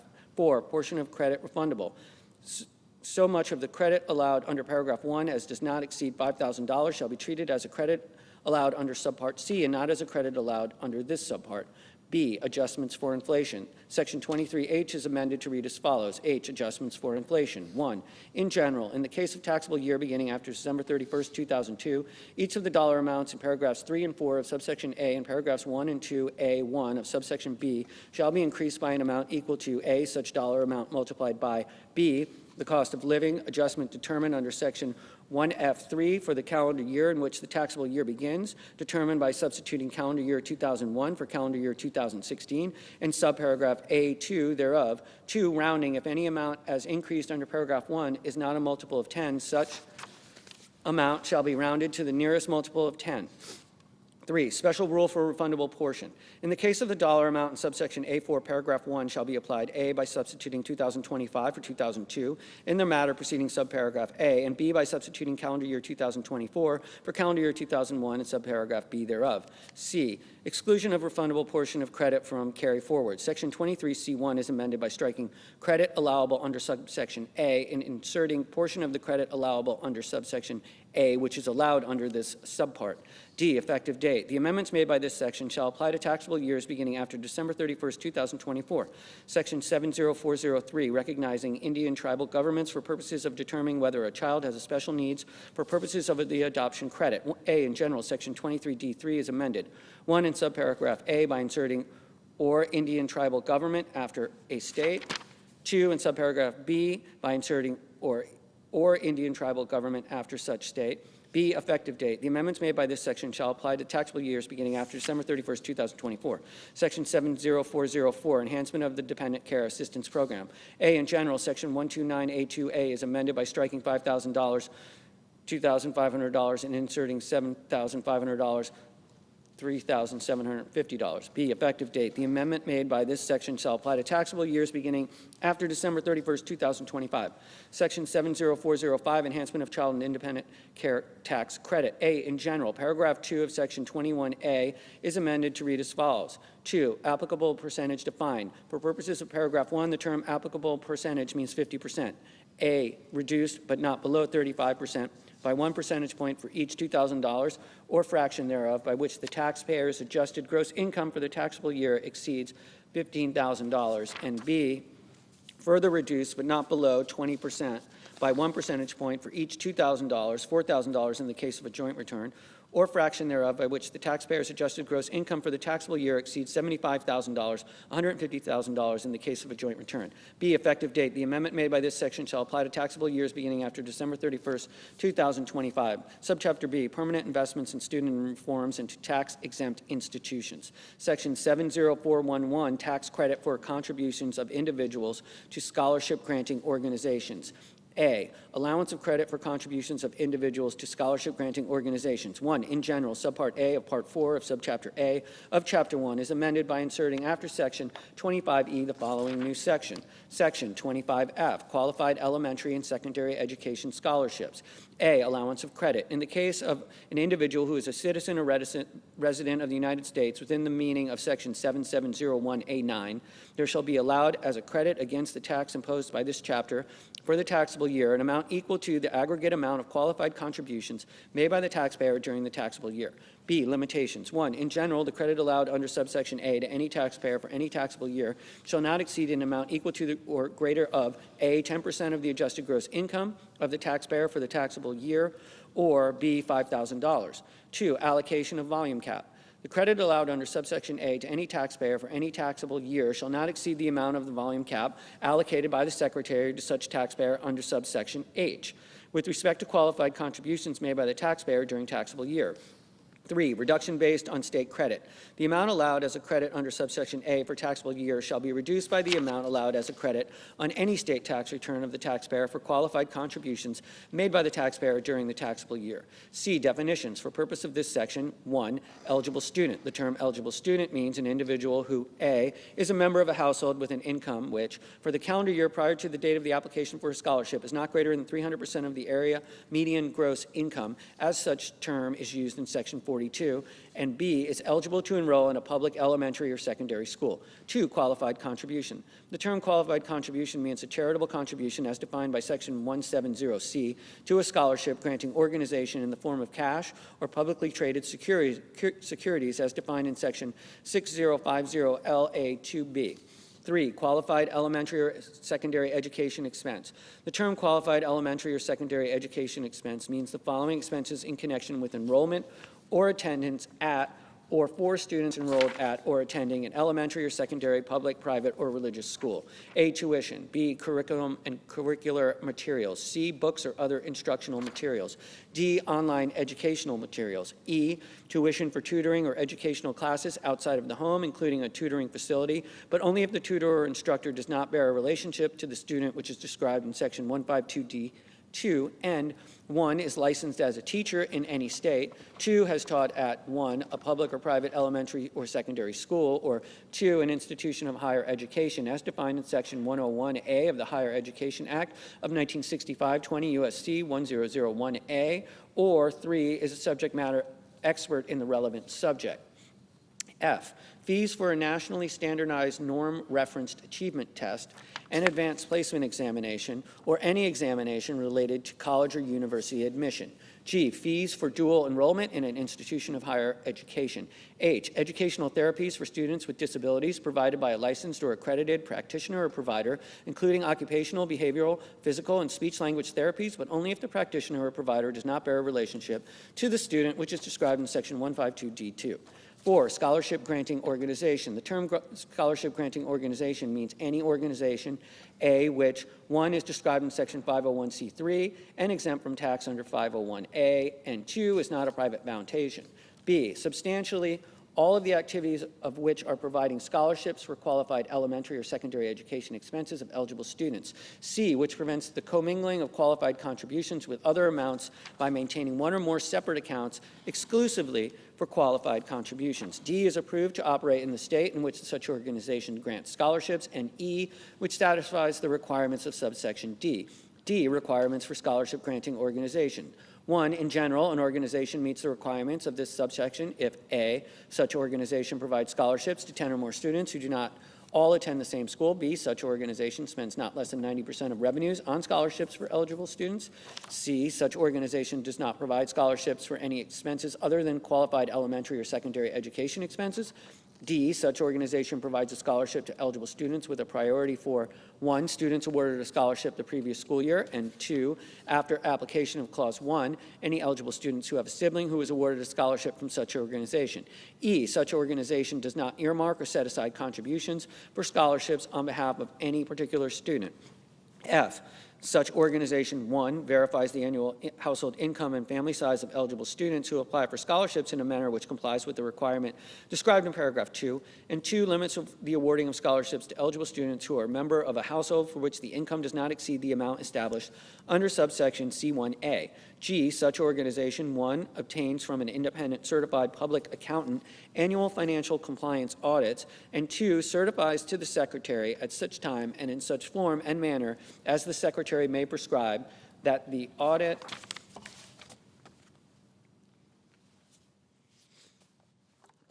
described in Clause 1 has been completed, and H, no officer or board member of such organization has been convicted of a felony. 2, income verification. The requirement described in this paragraph is that the organization review all of the following documents which are applicable with respect to members of the household of the applicant for the calendar year prior to application for a scholarship. A, federal and state income tax returns, or tax returns transcripts with applicable schedules. B, income reporting statements for tax purposes or wage and income transcripts from the Internal Revenue Service. C, notarized income verification letter from employees. D, unemployment or workers' compensation statements. E, benefit verification letters regarding public assistance payments and supplemental nutrition assistance program payments, including a list of household members. 3, independent certified public accountant.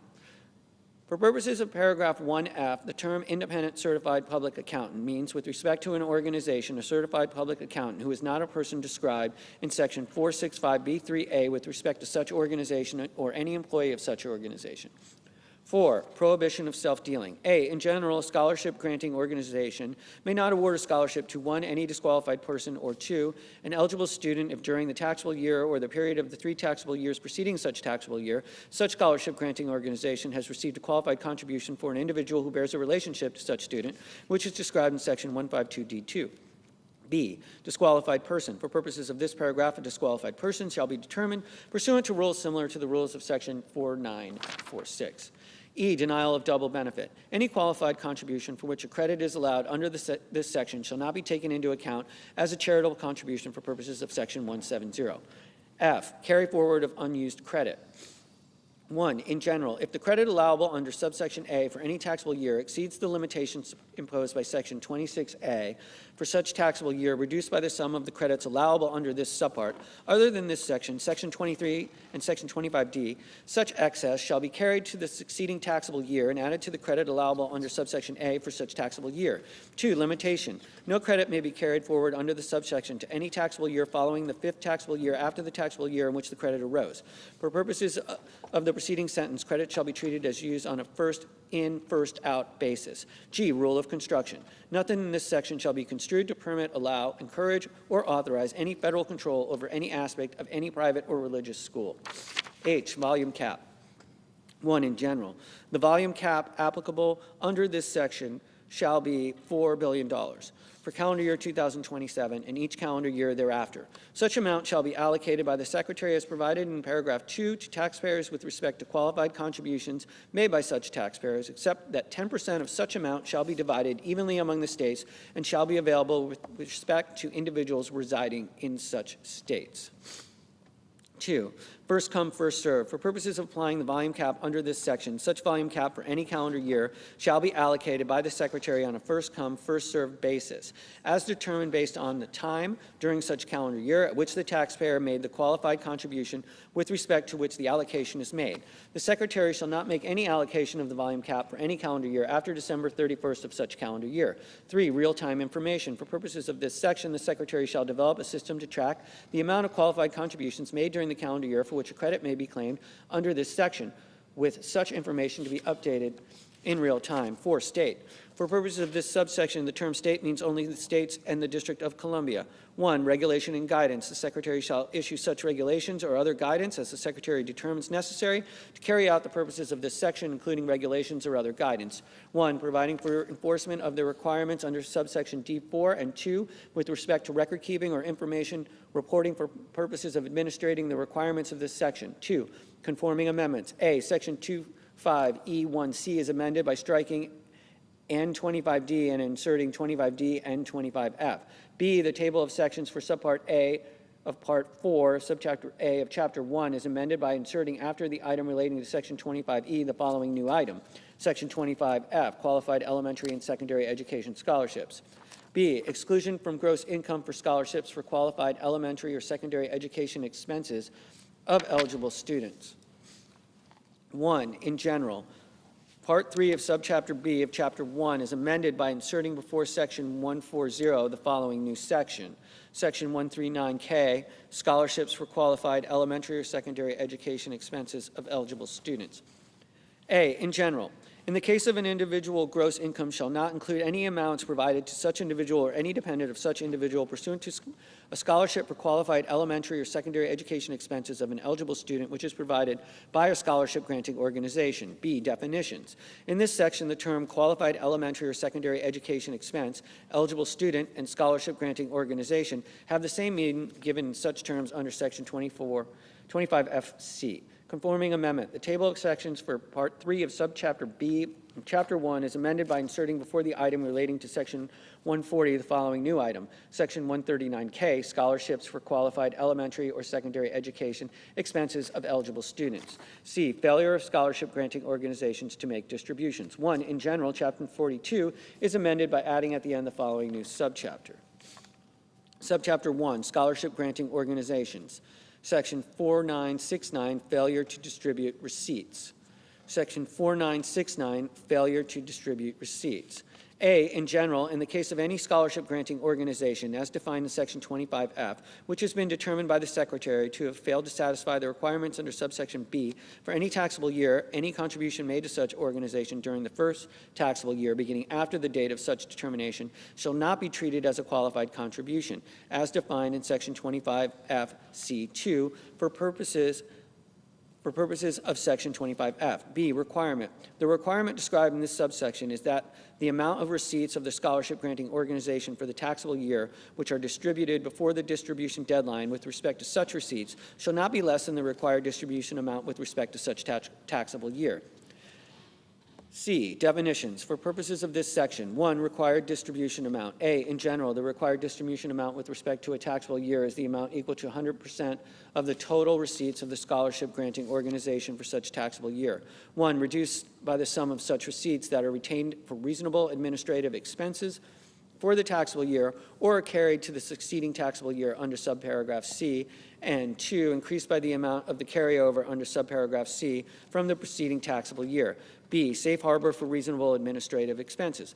For purposes of subparagraph A1, if the percentage of total receipts of a scholarship granting organization for taxable year which are used for administrative expenses is equal to or less than 10%, such expenses shall be deemed to be reasonable for purpose of such subparagraph. C, carryover. With respect to the amount of the total receipts of a scholarship granting organization with respect to any taxable year, an amount not greater than 15% of such amount may, at the election of such organization, be carried to the succeeding taxable year. 2, distributions. The term distribution includes amounts which are formally committed but not distributed. A formal commitment described in the preceding sentence may include contributions set aside for eligible students for more than 1 year. 3, distribution deadline. The distribution deadline with respect to receipts for a taxable year is the first day of the third taxable year following the taxable year in which such receipts are received by the scholarship granting organization. D, regulation and guidance. The Secretary shall issue such regulation or other guidance as the Secretary determines necessary to carry out the purposes of this section, including regulations or other guidance which provides for requirements for record keeping or information reporting for purposes of administrating the requirements of this section. 2, clerical amendment. The table of subchapters for Chapter 42 is amended by adding at the end the following new item. Subchapter 1, scholarship granting organizations. D, effective date. 1, in general, except as otherwise provided in this subsection, the amendments made by this section shall apply to taxable years ending after December 31st, 2026. 2, exclusion from gross income. The amendments made by subsection B shall apply to amounts received after December 31st, 2026 in taxable years ending after such date. Section 70412, exclusion for employer payments of student loans. A, in general, Section 127C1B is amended by striking in the case of payments made before January 1st, 2026. B, inflation adjustment. Section 127 is amended, 1, by redesignating subsection D as subsection E, and 2, by inserting after subsection C the following new subsection, D, inflation adjustment. 1, in general, in the case of any taxable year beginning after 2026, both of the $5,250 amounts in subsection A2 shall be increased by an amount equal to A, such dollar amount multiplied by B, the cost of living adjustment determined under section 1F3 for the calendar year in which the taxable year begins, determined by substituting calendar year 2025 for calendar year 2016 in subparagraph A2 thereof. 2, rounding. If any increase under paragraph 1 is not a multiple of $50, such increase shall be rounded to the nearest multiple of $50. C, effective date. The amendment made by this section shall apply to payments made after December 31st, 2025. Section 70413, additional expenses treated as qualified higher education expenses for purposes of 529 accounts. A, in general. 1, in general, Section 529C7 is amended to read as follows. 7, treatment of elementary and secondary tuition. Any reference in this section to term qualified higher education expenses shall include a reference to the following expenses in connection with enrollment or attendance at or for students enrolled or at attending elementary or secondary public, private, or religious school. A, tuition. B, curriculum and curricular materials. C, books or other instructional materials. D, online educational materials. E, tuition for tutoring or educational classes outside of the home, including at a tutoring facility, but only if the tutor or instructor is not related to the student, and 1, is licensed as a teacher in any state. 2, has taught an eligible educational institution, or 3, is a subject matter expert in the relevant subject. F, fees for a nationally standardized norm reference achievement test, an advanced placement examination, or any examinations related to college or university admission. G, fees for dual enrollment in an institution of higher education. H, educational therapies for students with disabilities provided by a licensed or accredited practitioner or provider, included occupational, behavioral, physical, and speech-language therapies. 2, effective date. The amendment made by this subsection shall be distributions made after the date of the enactment of this act. B, increase of limitation. 1, in general, the last sentence of Section 529E3 is amended by striking $10,000 and inserting $20,000. 2, effective date. The amendment made by this subsection shall apply to taxable years beginning after December 31st, 2025. Section 70414, certain post-secondary credentialing expenses treated as qualified higher education expenses for purposes of 529 accounts. A, in general, Section 529E3 is amended by adding at the end the following new subparagraph. C, certain post-secondary credentialing expenses. The term qualified higher education expenses includes qualified post-secondary credentialing expenses as defined in subsection F. B, qualified post-secondary credentialing expenses. Section 529 is amended by redesignating subsection F as subsection G and by inserting after subsection E the following new subsection. F, qualified post-secondary credentialing expenses. For purposes of this section, 1, in general, the term qualified post-secondary credentialing expenses means A, tuition, fees, books, supplies, equipment required for the enrollment or attendance of a designated beneficiary in recognized post-secondary credential program, or any other expense incurred in connection with an enrollment in or attendance at a recognized post-secondary credential program, if such expense would, if incurred in connection with the enrollment or attendance at an eligible educational institution, be covered under subsection E3A. B, fees for testing of such testing is required to obtain or maintain a recognized post-secondary credential. And C, fees for continuing education if such education is required to maintain a recognized post-secondary credential. 2, recognized post-secondary credential program. The term recognized post-secondary credential program means any program to obtain a recognized post-secondary credential if A, such program is included on a state list prepared under Section 122D of the Workforce Innovation and Opportunity Act, 29 U.S.C. 3152D. B, such program is listed in the public directory of the Web-enabled approval management systems or the Veterans Benefits Administration's or successor directory such program. C, an examination developed or administered by an organization widely recognized as providing reputable credentials in the occupation is required to obtain or maintain such credential, and such organization recognizes such program as providing training or education which prepares individuals to take such examination. Or D, such program is identified by the Secretary after consultation with the Secretary of Labor as being a reputable program for obtaining a recognized post-secondary credential for purposes of this subparagraph. 3, recognized post-secondary credential. The term recognized post-secondary credential means A, a post-secondary employment credential that is industry recognized and is 1, any post-secondary employment credential issued by a program that is accredited by the Institute for Credentialing Excellence, the National Commission on Certifying Agencies, or the American National Standards Institute.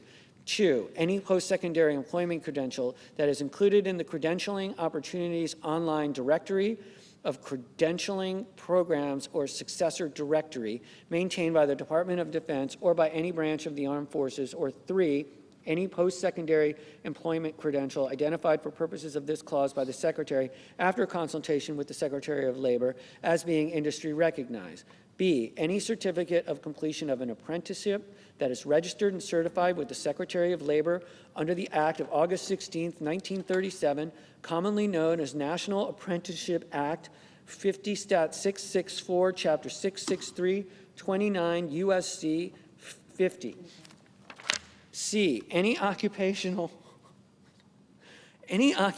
or professional license issued or recognized by a state or the federal government, and any certification that satisfies the condition for obtaining such a license. And D, any recognized post-secondary credential as defined in Section 352 of the Workforce Innovation and Opportunity Act, 29 U.S.C. 310252, provided through a program described in paragraph 2A. C, effective date. The amendments made by this section shall apply to the distributions made after the date of the enactment of this act. Section 70415, modification of excise tax on investment income of certain private colleges and universities. A, in general, Section 4968 is amended to read as follows. Section 4968, excise tax based on investment income of private colleges and universities. A, tax imposed. There is hereby imposed on each applicable educational institution for the taxable year a tax equal to the applicable percentage of the net investment income of such institution for the taxable year. B, applicable percentage. For purposes of this section, the term applicable percentage means 1.4% in the case of an institution with a student-adjusted endowment of at least $500,000 and not in excess of $750,000. 2, 4% in the case of an institution with a student-adjusted endowment in excess of $750,000 and not in excess of $2 million. And 3, 8% in the case of an institution with a student-adjusted endowment in excess of $2 million. C, applicable education institution. For purposes of this subchapter, the term applicable educational institution means an eligible educational institution as defined in Section 25AF2, 1, which had at least 3,000 tuition-paying students during the preceding taxable year.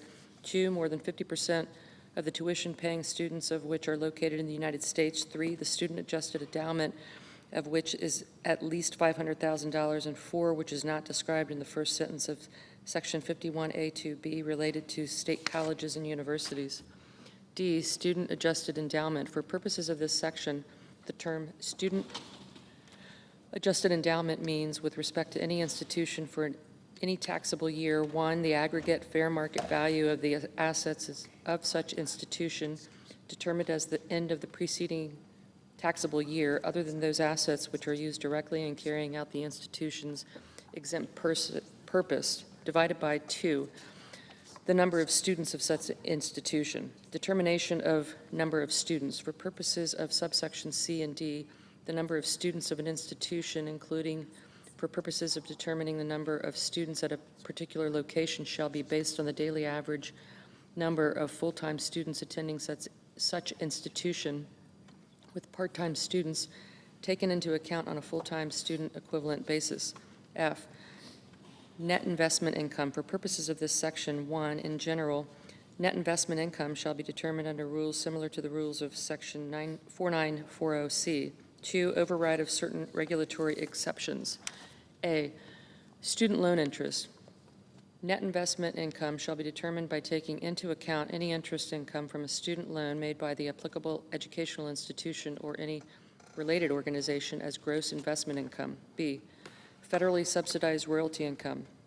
1, in general, net investment income shall be determined by taking into account any federally subsidized royalty income as gross investment income. 2, federally subsidized royalty income for purposes of this subparagraph.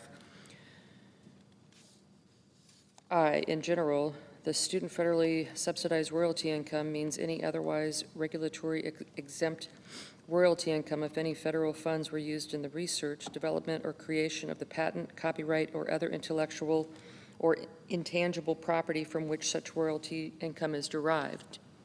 2, otherwise regulatory exempt royalty income. For purposes of this subparagraph, the term otherwise regulatory exempt royalty income means royalty income which, but for the subparagraph, would not be taken into account as gross investment income by reason of being derived from patents, copyrights, or other intellectual or intangible property which resulted from the work of students or faculty members in their capacities as such with the applicable educational institution. 3, federal funds. The term federal funds includes any grant made by and any payment made under any contract with any federal agency to the applicable educational institution, any related organization, or any student or faculty member referred to in subclause 2. G, assets and net investment income of related organizations. 1, in general, for purposes of subsections D and F, assets and net investment income of any related organization with respect to an educational institution shall be treated as assets and net investment income, respectively, of the educational institution, except that A, no such amount shall be taken into account with respect to more than one educational institution, and B, unless such organization is controlled by such institution or is described in Section 509A3 with respect to such institution for the taxable year, assets and net investment income which are not intended or available for the use of benefit of the educational institution should not be taken into account. 2, related organization.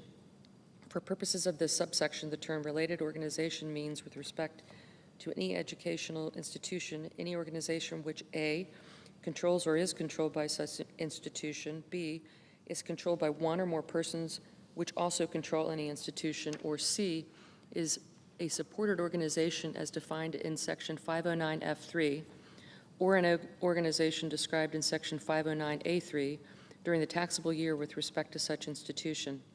H, regulations. The Secretary shall prescribe such regulations or other guidance as may be necessary to prevent avoidance of the tax under the section, including regulations or other guidance to prevent avoidance of such tax through restructuring of endowment funds or other arrangements designed to reduce or eliminate the value of net investment income or assets subject to the tax imposed by this section. B, requirement to report certain information with respect to application of excise tax based on investment income of private colleges and universities. Section 6033 is amended by redesignating subsection O as subsection P and inserting after subsection N the following new subsection. O, requirement to report certain information with respect to excise tax based on investment income of private colleges and universities.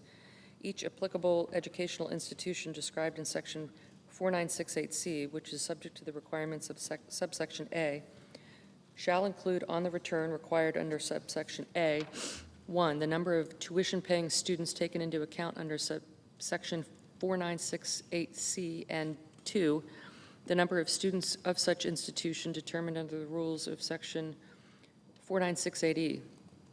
See effective date. The amendments made by this section shall apply to taxable years beginning after December 31, 2025. Section 70416, expanding application of tax on excise compensation within tax-exempt organizations. A, in general. Section 4960C2 is amended to read as follows. 2, covered employee.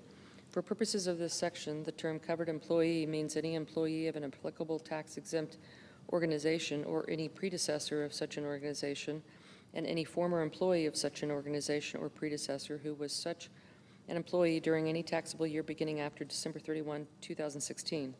B, effective date. The amendment made by subsection A shall apply to taxable years beginning after December 31, 2025.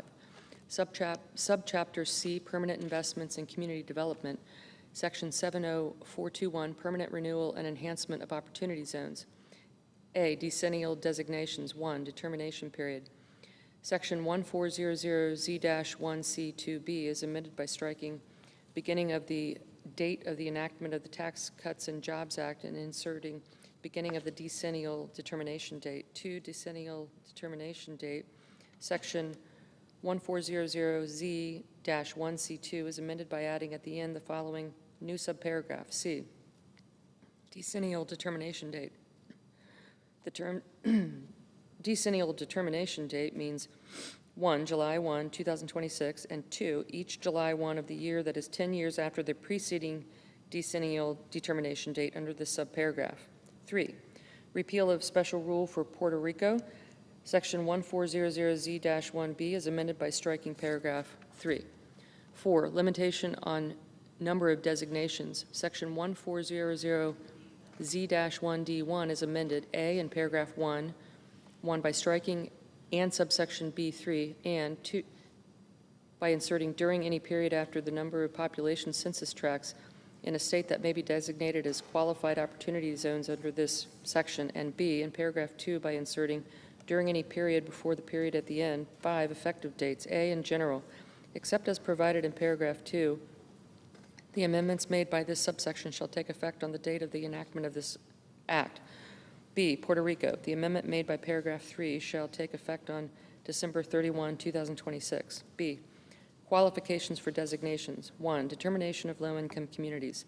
Section 1400Z-1C is amended by striking all that precedes paragraph 2 and inserting the following. C, other definitions. For purposes of this section, 1, low-income communities. The term low-income community means any population census tract if A, such population census tract has a median family income that 1, in the case of a population census tract not located within a metropolitan area, does not exceed 70% of the statewide median family income, or 2, in the case of a population census tract located within a metropolitan area does not exceed 70% of the metropolitan area median family income, or B, such population census tract has 1, has a poverty rate of at least 20%, and 2, has a median family income that 1, In the case of a population census tract not located within a metropolitan area, does not exceed 125% of the statewide median family income, or 2, in the case of a population census tract located within a metropolitan area, does not exceed 125% of the metropolitan area median family income. 2, repeal of the rule for contiguous census tracts. Section 1400Z-1 is amended by striking subsection E and redesignating subsection F as subsection E. 3, period for which designation is in effect. Section 1400Z-1E, as redesignated by paragraph 2, is amended to read as follows. E, period for which designation is in effect. 1, in general, a designation as a qualified opportunity zone shall remain in effect for the period beginning on the applicable start date and ending on the day before the date that is 10 years after the applicable start date. 2, applicable start date.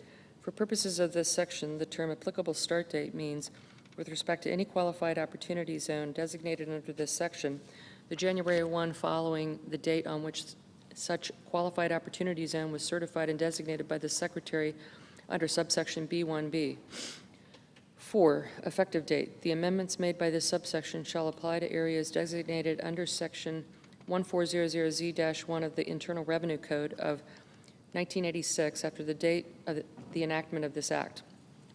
C, application of special rules for capital gains. 1, repeal of sunset on election. Section 1400Z-2A2 is amended to read as follows. 2, election. No election may be made under paragraph 1 with respect to a sale or exchange of an election previously made with respect to such sale or exchange is in effect. 2, modification of rules for deferral of gain. Section 1400Z-2B is amended to read as follows. B, deferral of gain invested in opportunity zone property. 1, year of inclusion. Gain of which subsection A1B applies shall be included in gross income in the taxable year which includes the earlier of A, the date on which such investment is sold or exchanged, or B, the date which is 5 years after the date of investment in the qualified opportunity fund was made. 2, amount includable. A, in general, the amount of gain included in gross income under subsection A1B shall be the excess of 1, the lesser of the amount of gain excluded under subsection A1A, or the fair market value of the investment as determined as of the date described in paragraph 1 over 2, the taxpayer's base in the investment. B, determination of basis. 1, in general, except as otherwise provided in this subparagraph or subsection C, the taxpayer's base in the investment shall be 0. 2, increase for gain recognized under subsection A1B. The basis in the investment shall be increased by the amount of gain recognized by reason of subsection A1B with respect to such investment. 3, investments held for 5 years. 1, in general, in the case of any investment held for at least 5 years, the basis of such investment shall be increased by an equal amount to 10%, 30% in the case of any investment in a qualified rural opportunity fund of the amount of gain deferred by reason of subsection A1A. 2, application of increase. For purposes of this subsection, any increase in basis under this clause shall be treated as occurring before the date described in paragraph 1B. C, qualified rural opportunity fund. For purposes of subparagraph B3, 1, qualified rural opportunity fund. The term qualified rural opportunity fund means a qualified opportunity fund that holds at least 90% of its assets in qualified opportunity zone property, which 1, is qualified opportunity zone business property, substantially all of the use of which during substantially all of the fund's holding period for such property was in a qualified opportunity zone comprised entirely of a rural area, or 2, is qualified opportunity zone stock or qualified opportunity zone partnership interest in a qualified opportunity zone business in which substantially all of the tangible property owned or leased is qualified opportunity zone business property described in subsection D3A1, and substantially all of the use of which is in a qualified opportunity zone comprised entirely of a rural area. For purposes of the preceding sentence, property held in the fund shall be measured under rules similar to the rules of subsection D1. 2, rural area. The term rural area means any area other than 1, a city or town that has a population of greater than 50,000 inhabitants, and 2, any urbanized area contiguous and adjacent to a city or town described in subclause 1. 3, special rule for investments held at least 10 years. Section 1400Z-2C is amended by striking makes an election under this clause and all that follows and inserting makes an election under this subsection. The basis of such investment shall be equal to A. In the case of an investment sold before the date that is 30 years after the date of the investment, the fair market value of such investment on the date such investment is sold or exchanged, or B. In any other case, the fair market value of such investment on the date that is 30 years after the date of the investment. 4. Termination of qualified opportunity zone property. A, qualified opportunity zone business property, section 1400Z-2D2D11 is amended by striking December 31, 2017, and inserting the applicable start date as defined in section 1400Z-1E2 with respect to the qualified opportunity zone described in subclause 3. B, qualified opportunity zone stock and partnership interests, section 1400Z-2D2 is amended, 1, by striking December 31, 2017, each place it appears in subparagraphs B11 and C1, and inserting the applicable date, and 2, by adding at the end of the following new subparagraph E, applicable date. For purposes of this subparagraph, the term applicable date means with respect to any corporation or partnership which is a qualified opportunity zone business, the earliest date described in subparagraph D11 with respect to the qualified opportunity zone business property held by such qualified opportunity zone business. C, special rule for improvement of existing structure in rural areas. Section 1400Z-2D2D2 is amended by inserting 50% of such adjusted basis in the case of property in a qualified opportunity zone comprised entirely of a rural area as defined in subsection B2C2 after the adjusted basis of such property. 5, effective dates. A, in general, except as otherwise provided in this paragraph, the amendments made in this subsection shall apply to amounts invested in qualified opportunity funds after December 31, 2026. B, acquisition of qualified opportunity zone property. The amendments made by subparagraphs A and B of paragraph 4 shall apply to property acquired after December 31, 2026. C, substantial improvement. The amendment made by paragraph 4C shall take effect on the date of the enactment of this act. D, information reported on qualified opportunity funds and qualified rural opportunity funds. 1, filing requirements for funds and investors. Subpart A of Part 3 of Subchapter A of Chapter 61 is amended by inserting after Section 6039J the following new sections. Section 6039K returns with respect to qualified opportunity funds and qualified rural opportunity funds. A, in general, every qualified opportunity fund shall file an annual return at such time and in such manner as the Secretary may prescribe, containing the information described in subsection B.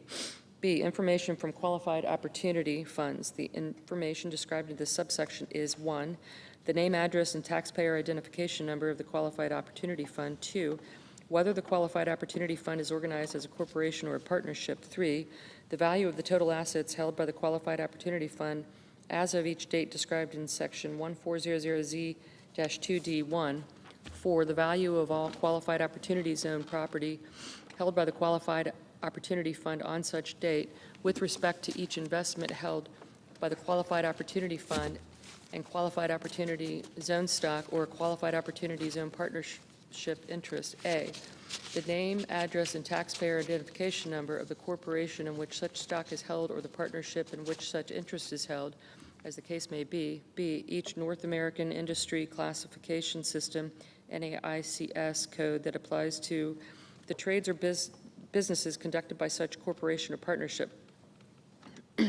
C, the population census tract or population census tract in which the qualified opportunity zone business property of such corporation or partnership is located. D, the amount of the investment in such stock or partnership interest as of each date described in section 1400Z-2D1. E, the value of tangible property such as such corporation or partnership on each such date is owned by such corporation or partnership. F, the value of tangible property held by such corporation or partnership on each such date which is leased by such corporation or partnership.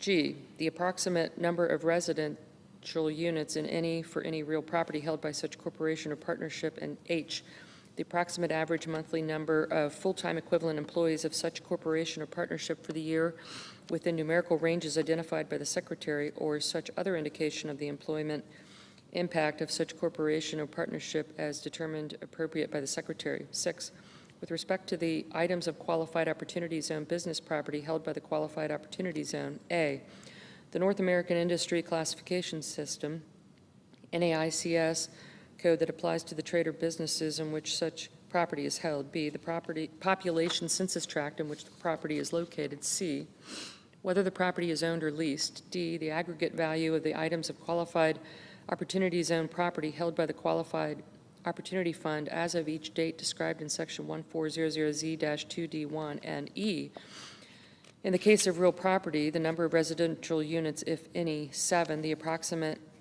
average monthly number of full-time equivalent employees for the year of the trades or businesses of the Qualified Opportunity Fund in which Qualified Opportunity Zone business property is held within numerical ranges identified by the Secretary, or such other indication of the employment impact of such trades or businesses as determined appropriate by the Secretary. 8, with respect to each person who disposed of an investment in the Qualified Opportunity Fund during the year, A, the name, address, and taxpayer identification number of such person. B, the date or dates on which the investment disposed was acquired. And C, the date or dates on which any such investment was disposed and the amount of the investment disposed. And 9, such other information as the Secretary may require. C, statement required to be furnished to investors. Every person required to make a return under subsection A shall furnish to each person whose name is required to be set forth in any such return by reason of subsection B8 at such time and in such manner as the Secretary may prescribe, a written statement showing 1, the name, address, and phone number of the information contact of the person required to make such a return, and 2, the information required to be shown on such return by reason of subsection B8 with respect to the person whose name is required to be so set forth. D, definitions. For purposes of this section, 1, in general, any person used in this section, which is also used in subchapter Z of Chapter 1, shall have the meaning given such term under such subchapter. 2, full-time equivalent employees. The term full-time equivalent employees means with respect to any month, the sum of the subs of A, the number of full-time employees as defined in Section 4980HC4 for the month, plus B, the number of employees determined under rules similar to the rules of Section 4980HC2E by dividing the aggregate number of hours of service of employees who are not full-time employees for the month by 120. E, application to qualified rural opportunity funds. Every qualified rural opportunity fund as defined in Section 1400Z-2B2C shall file the annual return required under subsection A and the statements required under subsection C applied. 1, by substituting qualified rural opportunity for qualified opportunity each place it appears. 2, by substituting Section 1400Z-2B2C for Section 1400Z-2D1 of each place it appears, and 3, by treating any reference after the application of paragraph 1 to qualified rural opportunity zone stock, a qualified rural opportunity zone partnership interest, a qualified rural opportunity zone business, or qualified opportunity zone business property as stock, an interest, a business, or property respectively described in subclause 1 or 2, as the case may be, of Section 1400Z 2B2C1, Section 603L, information required from qualified opportunity zone businesses and qualified rural opportunity zone businesses. A, in general, every applicable qualified opportunity zone business shall furnish to the Qualified Opportunity Fund described in subsection B a written statement at such time, in such manner, and setting forth such information as the Secretary may by regulations prescribed for purposes of enabling such qualified opportunity fund to meet the requirements of Section 6039KB5. B, applicable qualified opportunity zone business. For purposes of subsection A, the term applicable qualified opportunity zone business means any qualified opportunity zone business, 1, which is a trade or business of a qualified opportunity fund, 2, in which a qualified opportunity fund holds qualified opportunity zone stock, or 3, in which a qualified opportunity fund holds a qualified opportunity zone partnership interest. C, other terms. Any term used in this section which is also used in subchapter Z of Chapter 1, shall have the meaning given such term under such subchapter. D, application to qualified rural opportunity businesses.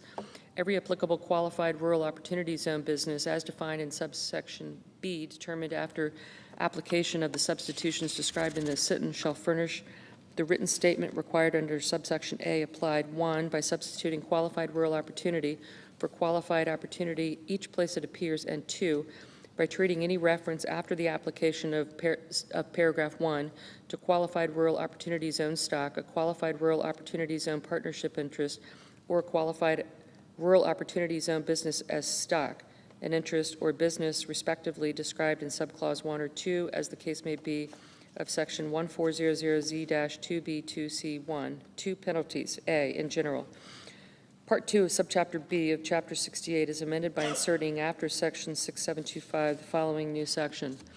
Section 6726, failure to comply with information reporting requirements relating to qualified opportunity funds and qualified rural opportunity funds. A, in general, if any person required to file a return under section 6039K fails to file a complete and correct return under such section in the time and in the manner prescribed therefore, each person shall pay a penalty of $500 for each day during which such failure continues. B, limitation. 1, in general, the maximum penalty under this section on failures with respect to any one return shall not exceed $10,000.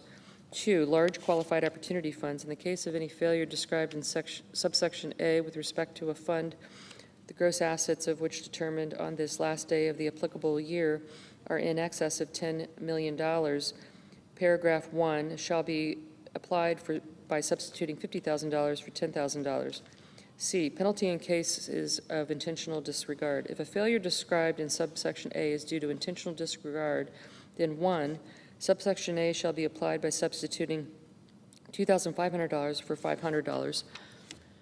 2, subsection B1 shall be applied by substituting $50,000 for $10,000. And 3, subsection B2 shall be applied by substituting $250,000 for $50,000. D, inflation adjustment.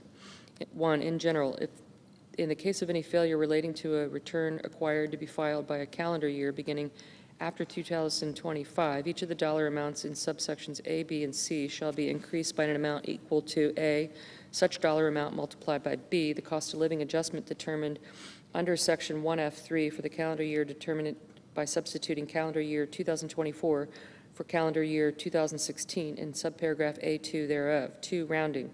A, in general, if the $500 amount in subsection A and C1 or the $2,500 amount in subsection C1 after being increased under paragraph 1 is not a multiple of $10, such dollar amount shall be rounded to the next lowest multiple of $10. B, asset threshold. If the $10 million amount in subsection B2 after being increased under paragraph 1 is not a multiple of $10,000, such paragraph amount shall be rounded to the next lowest multiple of $10,000. C, other dollar amounts. If any dollar amount in subsection B or C, other than any amount to which paragraph A or B applies, after being increased under paragraph 1, is not a multiple of $1,000, such dollar amount shall be rounded to the next lowest multiple of $1,000. B, information required to be sent to other taxpayers. Section 6724D2, as amended by the preceding provisions of this Act, is amended 1, by striking "or" at the end of the subparagraph LL, 2, by striking the period at the end of subparagraph MM and inserting a comma, and 3, by inserting after subparagraph MM the following new subparagraphs. NN, section 6039KC related to disposition of qualified opportunity fund investments, or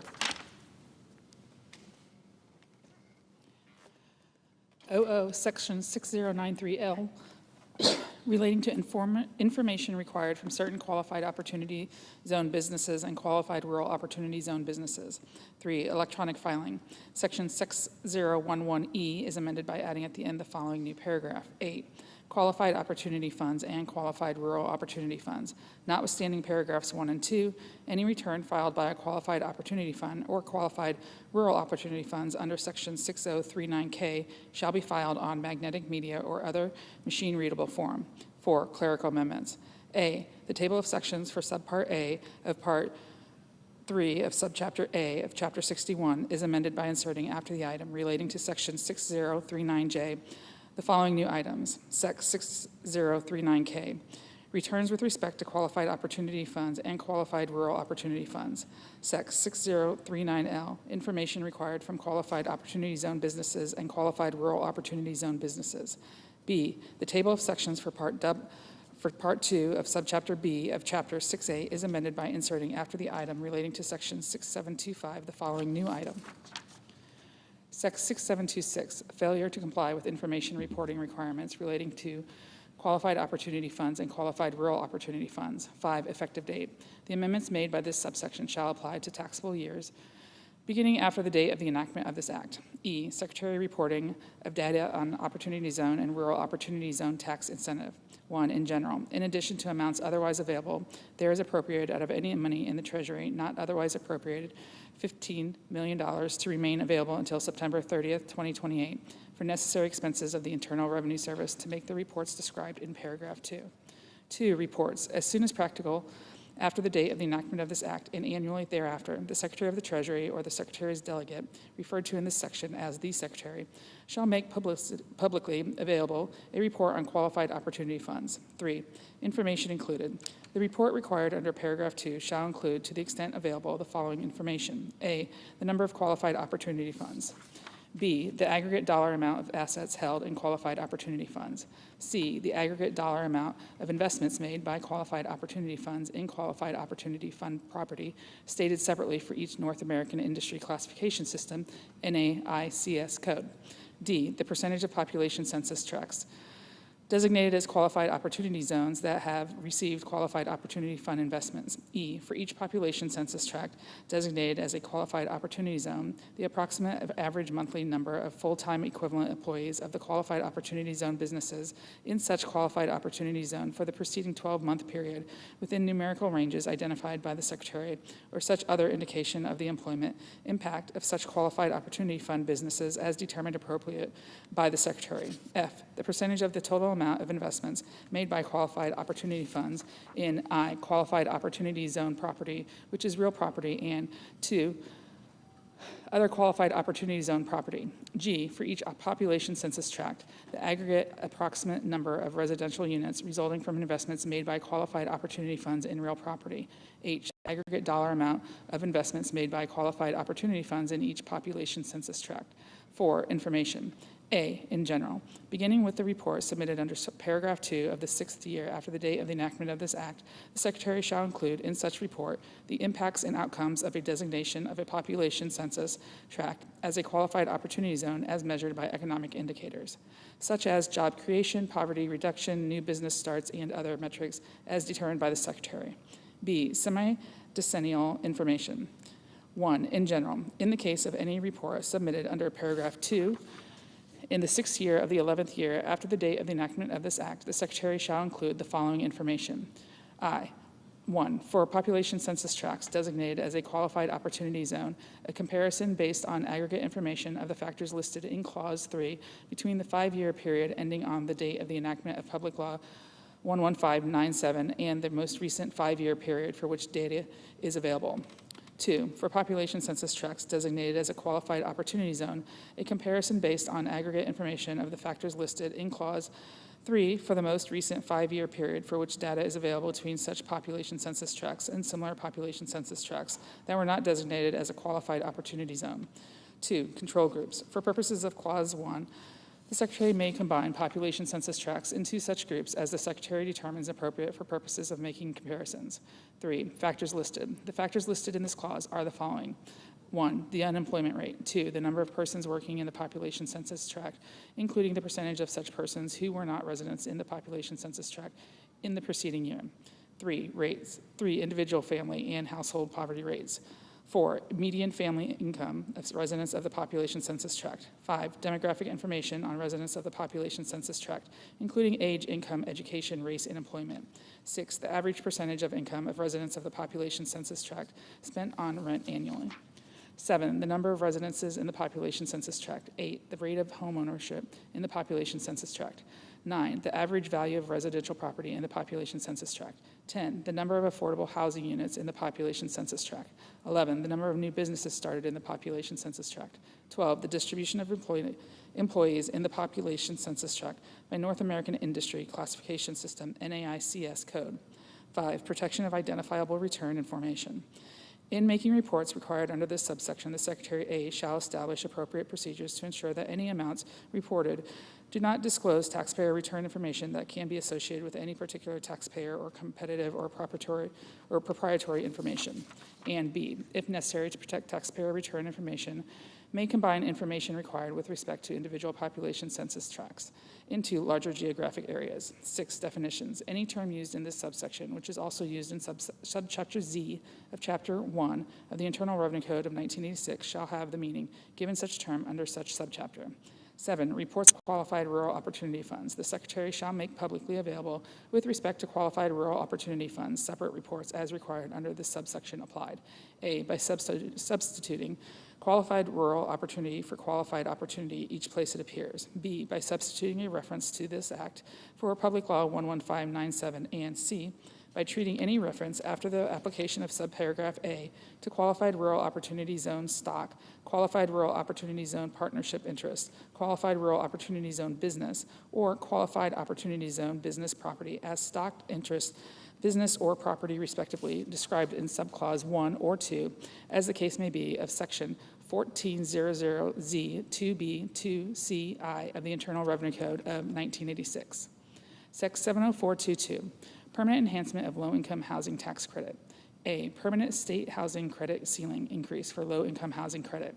1, in general, section 42H3I is amended, A, by striking 2018, 2019, 2020, and 2021 and inserting beginning after December 31, 2025. B, by striking 1.125 and inserting 1.12, and C, by striking 2018, 2019, 2020, and 2021 in the heading inserting calendar years after 2025. 2, effective date. The amendments made by this subsection shall apply to calendar years beginning after December 31, 2025. B, tax-exempt bond financing requirement. 1, in general. Section 42H4 is amended by striking subparagraph B and inserting the following. B, special rule where a minimum percent of buildings is financed with tax-exempt bonds subject to volume cap. For purposes of subparagraph A, paragraph 1 shall not apply to any portion of the credit allowable under subsection A with respect to a building if I, 1, 50% of more of the aggregate basis of such building and the land on which the building is located is financed by one or more obligations described in subparagraph A, or I, 25% or more of the aggregate basis of such building and the land on which the building is located is financed by one or more obligations described in subparagraph A, and 2, one or more of the such obligations AA are part of an issue, the issue date of which is after December 31st, 2025, and BB provide the financing for not less than 5% of the aggregate basis of such building and the land on which the building is located. 2, effective date. A, in general. The amendment made by this subsection shall apply to buildings placed in service in taxable years beginning after December 31st, 2025. B, rehabilitation expenditures treated as separate new building. In the case of any building with respect to which any expenditures are treated as a separate new building under Section 42E of the Internal Revenue Code of 1986 for purposes of subparagraph A, both the existing building and the separate new building shall be treated as having been placed in service on the date such expenditures are treated as placed in service under Section 42E4 of such code. Sec 70423, permanent extension of new markets tax credit. A, in general. Section 45D F1H is amended by striking 4 for each of calendar years 2020 through 2025 and inserting 4 each calendar year after 2019. B, carryover of unused limitation. Section 45D F3 is amended. 1, by striking if the and inserting the following. A, in general, if the and. 2, B, 2, by striking the second sentence and inserting the following. B, limitation. No amount may be carried under subparagraph A to any calendar year after the 5th calendar year, after the calendar year in which the excess described in such subparagraph occurred. For purposes of this subparagraph, any excess described in subparagraph A with respect to any calendar year before 2026 shall be treated as occurring in calendar year 2025. C, effective date. The amendments made by this section shall apply to calendar years beginning after December 31st, 2025. Sec 70424, permanent and expanded reinstatement of partial deduction for charitable contributions of individuals who do not elect to itemize. A in general, section 170P is amended, 1, by striking $300, $600, and inserting $1,000, $2,000, and 2, by striking beginning in 2021. B, effective date. The amendments made by this section shall apply to taxable years beginning after December 31st, 2025. Sec 70425, 0.5% floor on deduction of contributions made by individuals. A in general. 1 in general. Paragraph 1 of section 170B is amended by adding at the end the following new subparagraph. 1, 0.5% floor. Any charitable contribution otherwise allowable without regard to this subparagraph as a deduction under this section shall be allowed only to the extent that the aggregate of such contributions exceeds 0.5% of the taxpayer's contribution base for the taxable year. The preceding sentence shall be applied. 1, first, by taking into account charitable contributions to which subparagraph D applies to the extent thereof. 2, second, by taking into account charitable contributions to which subparagraph C applies to the extent thereof. 3, third, by taking into account charitable contributions to which subparagraph B applies to the extent thereof. 4, fourth, by taking into account charitable contributions to which subparagraph E applies to the extent thereof. B, fifth, by taking into account charitable contributions to which subparagraph A applies to the extent thereof. And 6, sixth, by taking into account charitable contributions to which subparagraph G applies to the extent thereof. 2, application of carry forward.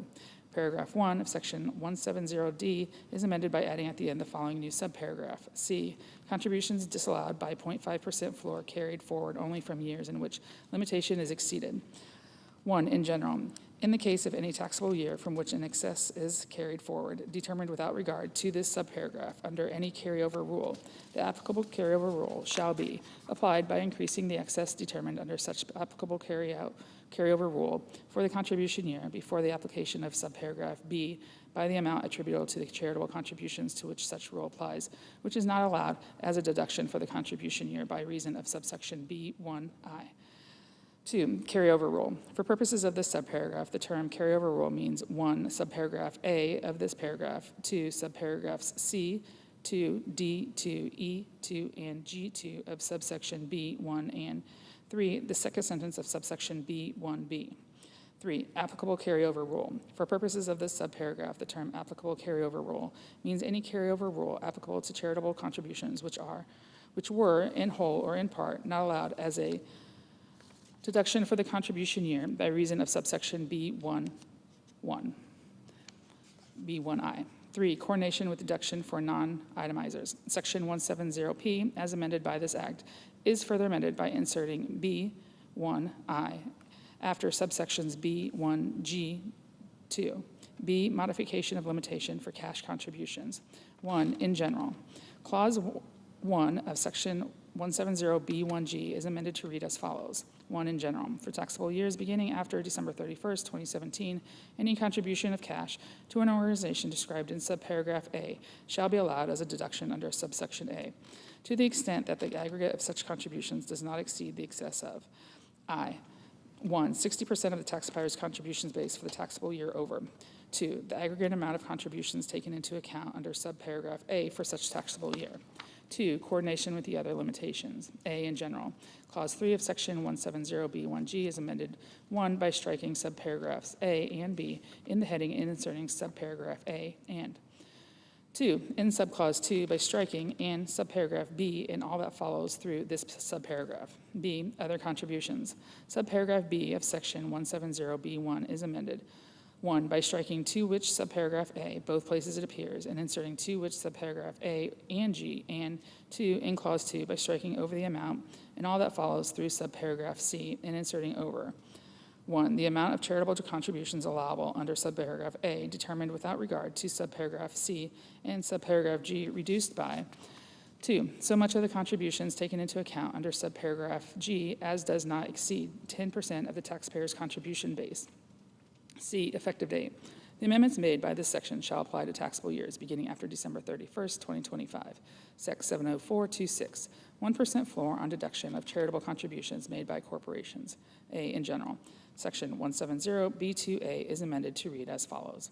A, in general, any charitable contribution otherwise allowable without regard to this subparagraph as a deduction under this section for any taxable year other than any contribution to which subparagraph B or C applies shall be allowed only to the extent that the aggregate of such contributions, 1, exceeds 1% of the taxpayer's taxable income for the taxable year, and 2, does not exceed 10% of the taxpayer's taxable income for the taxable year. B, application of carry forward.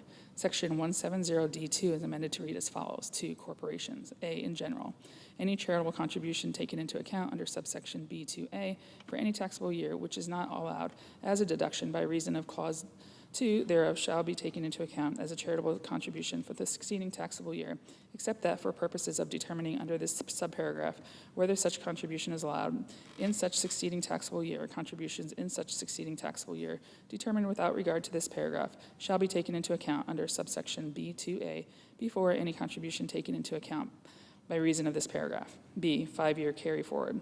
No charitable contribution may be carried forward under subparagraph A to any taxable year following the 5th taxable year after the taxable year in which the charitable contribution was first taken into account. For purposes of the preceding sentence, contributions shall be treated as allowed on a first-in, first-out basis. C, contributions disallowed by 1% floor carried forward only from years in which 10% limitation is exceeded. In the case of a taxable year from which a charitable contribution is carried forward under subparagraph A, determined without regard to this subparagraph, subparagraph A shall be applied by substituting clause 1 or 2 for clause 2. D, special rule for net operating loss carryovers. The amount of charitable contributions carried forward under subparagraph A shall be reduced to the extent that such carry forward would, but for this subparagraph, reduce taxable income as computed for purposes of the second sentence of section 172B2, and increase a net operating loss carryover under section 172 to a succeeding taxable year. C, conforming amendments. Subparagraphs B2 and C2 of section 170B2 are each amended by inserting other than subparagraph C thereof after subsection D2. D, effective date. The amendments made by this section shall apply to taxable years beginning after December 31st, 2025. Sec 70427, permanent increase in limitation on cover over of tax on distilled spirits. A, in general, paragraph 1 of section 7652F is amended to read as follows. 1, $13.25, or B, effective date. The amendment made by this section shall apply to distilled spirits brought into the United States after December 31st, 2025.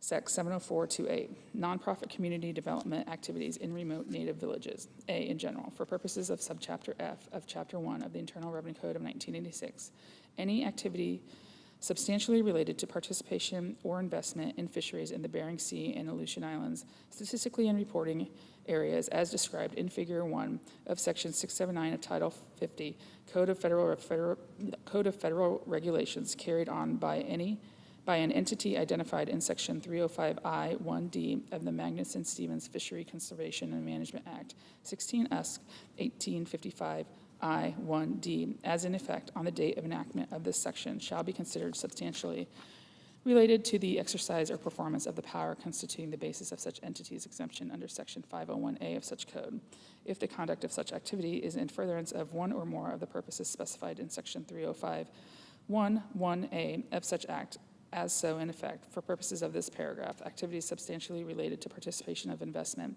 in fisheries, including the harvesting, processing, transportation, sales, and marketing of fish and fish products in the Bering Sea and Aleutian Islands, statistically and reporting areas. B, application to certain wholly owned subsidiaries.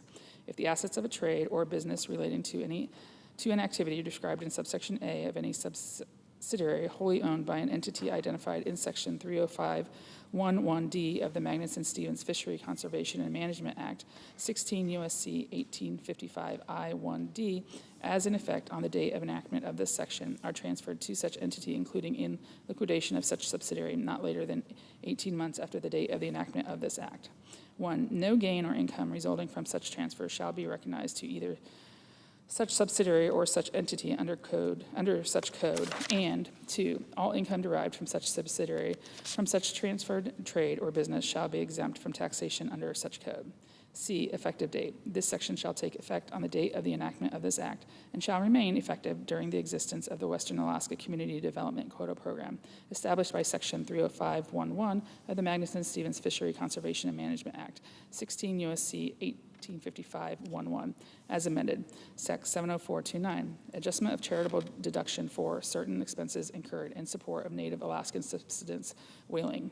In general, Section 170N1 of the Internal Revenue Code of 1986 is amended by striking $10,000 and inserting $50,000. B, effective date. The amendments made by this section shall apply to taxable years beginning after December 31st, 2025. Sec. 70430, exception to percentage of completion method of accounting for certain residential construction contracts. A, in general. Section 460E is amended, 1, in paragraph 1. A, by striking home construction contract, both places it appears, and inserting residential construction contract, and B, by inserting determined by substituting 3-year for 2-year in subparagraph B1 for any residential construction contract, which is not a home construction contract after the requirements of clauses 1 and 2 of subparagraph B. 2, by striking paragraph 4 and redesignating paragraph 5 as paragraph 4 and 3 in subparagraph A of paragraph 4 as so redesignated by striking paragraph 4 and inserting paragraph 3. B, application of exception for purposes of alternative minimum tax. Section 568A3 is amended by striking any home construction contract as defined in Section 460E6 and inserting any residential construction contract as defined in Section 460E4. C, effective date. The amendments made by this section shall apply to contracts entered into after the date of the enactment of this act. Subchapter D, permanent investments in small business in rural America. Sec. 70431, expansion of qualified small business stock gain exclusion. A, phased increase in exclusion for gain from qualified small business stock. 1, in general.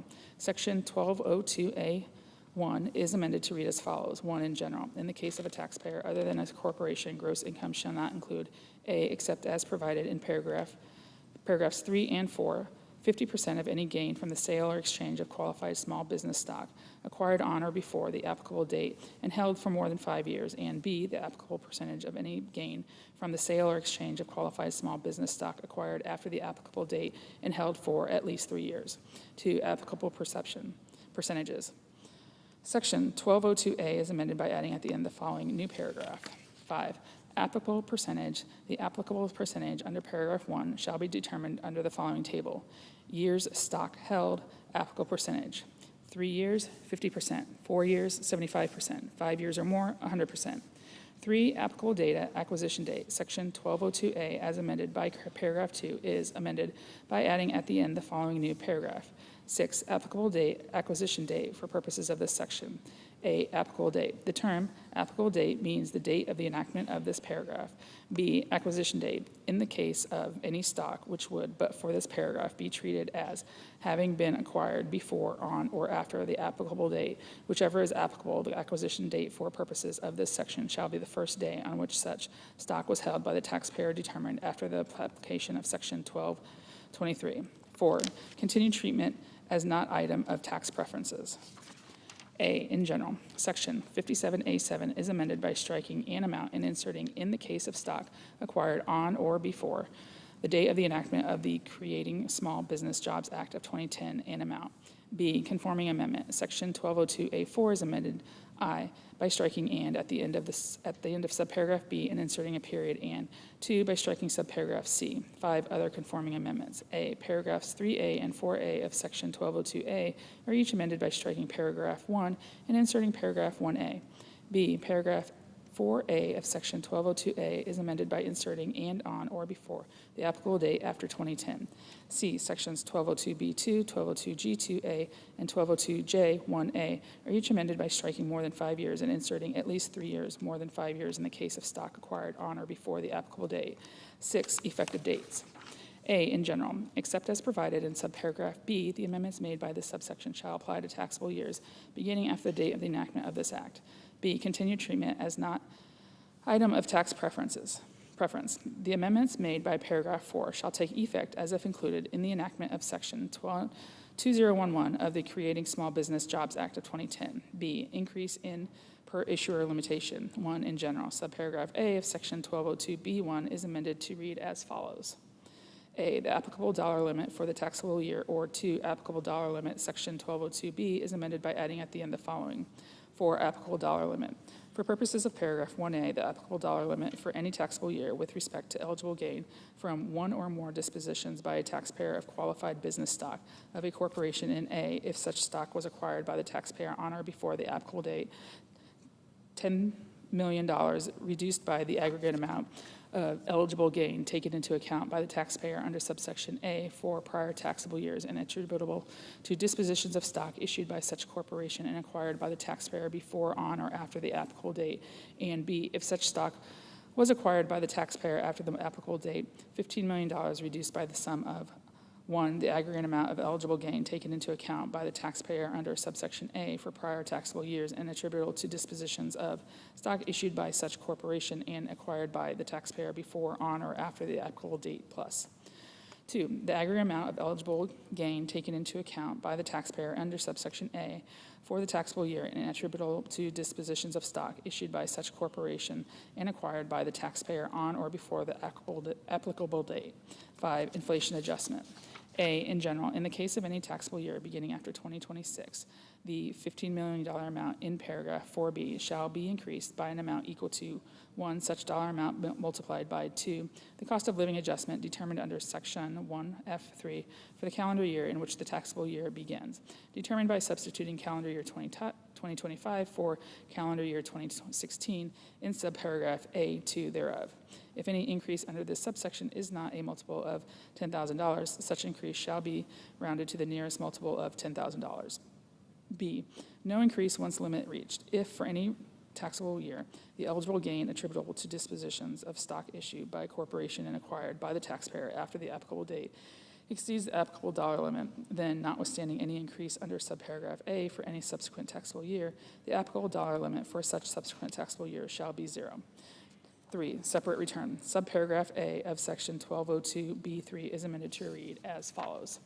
A, separate returns. In the case of a separate return by a married individual for any taxable year, 1, paragraph 4A shall be applied by substituting $5 million for $10 million, and 2, paragraph 4B shall be applied by substituting 1/2 of the dollar amount in effect under such paragraph for the taxable year for the amount so in effect. 4, effective date. The amendments made by this subsection shall apply to taxable years beginning after the date of the enactment of this act. C, increase in limit in aggregate gross assets. 1, in general. Subparagraphs A and B of section 1202 D1 are each amended by striking $50 million and inserting $75 million. 2, inflation adjustment. Section 1202B is amended by adding at the end the following. 4, inflation adjustment. In the case of any taxable year beginning after 2026, the $75 million amounts in paragraph 1A and 1B shall each be increased by an amount equal to A, such dollar amount multiplied by B, the cost of living adjustment determined under section 1F3 for the calendar year in which the taxable year begins, determined by substituting calendar year 2025 for calendar year 2016 in subparagraph A2 thereof. If any increase under this paragraph is not a multiple of $10,000, such increase shall be rounded to the nearest multiple of $10,000. 3, effective date. The amendments made by this subsection shall apply to stock issued after the date of the enactment of this act. Section 704.32, repeal of revision to de minimis rules for third-party network transactions.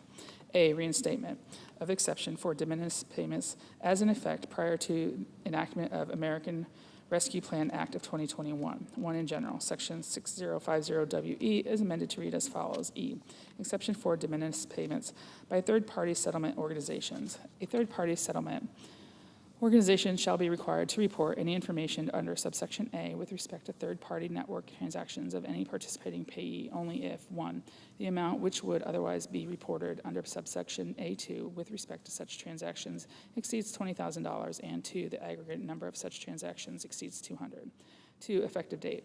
The amendment made by this subsection shall take effect as if included in section 9674 of the American Rescue Plan Act. B, application of de minimis rule for third-party network transactions to back up withholding. 1, in general. Section 3406B is amended by adding at the end the following new paragraph. 8, other reportable payments, including payments in settlement of third-party network transactions, only where aggregate transactions exceed reporting threshold for the calendar year A, in general, any payment in settlement for a third-party network transaction required to be shown on a return required under Section 6050W, which is made during any calendar year, shall be treated as a reportable payment only if, 1, the aggregate number of transactions with respect to the participating payee during such calendar year exceeds the number of transactions specified in Section 6050WE2, and 2, the aggregate amount of transactions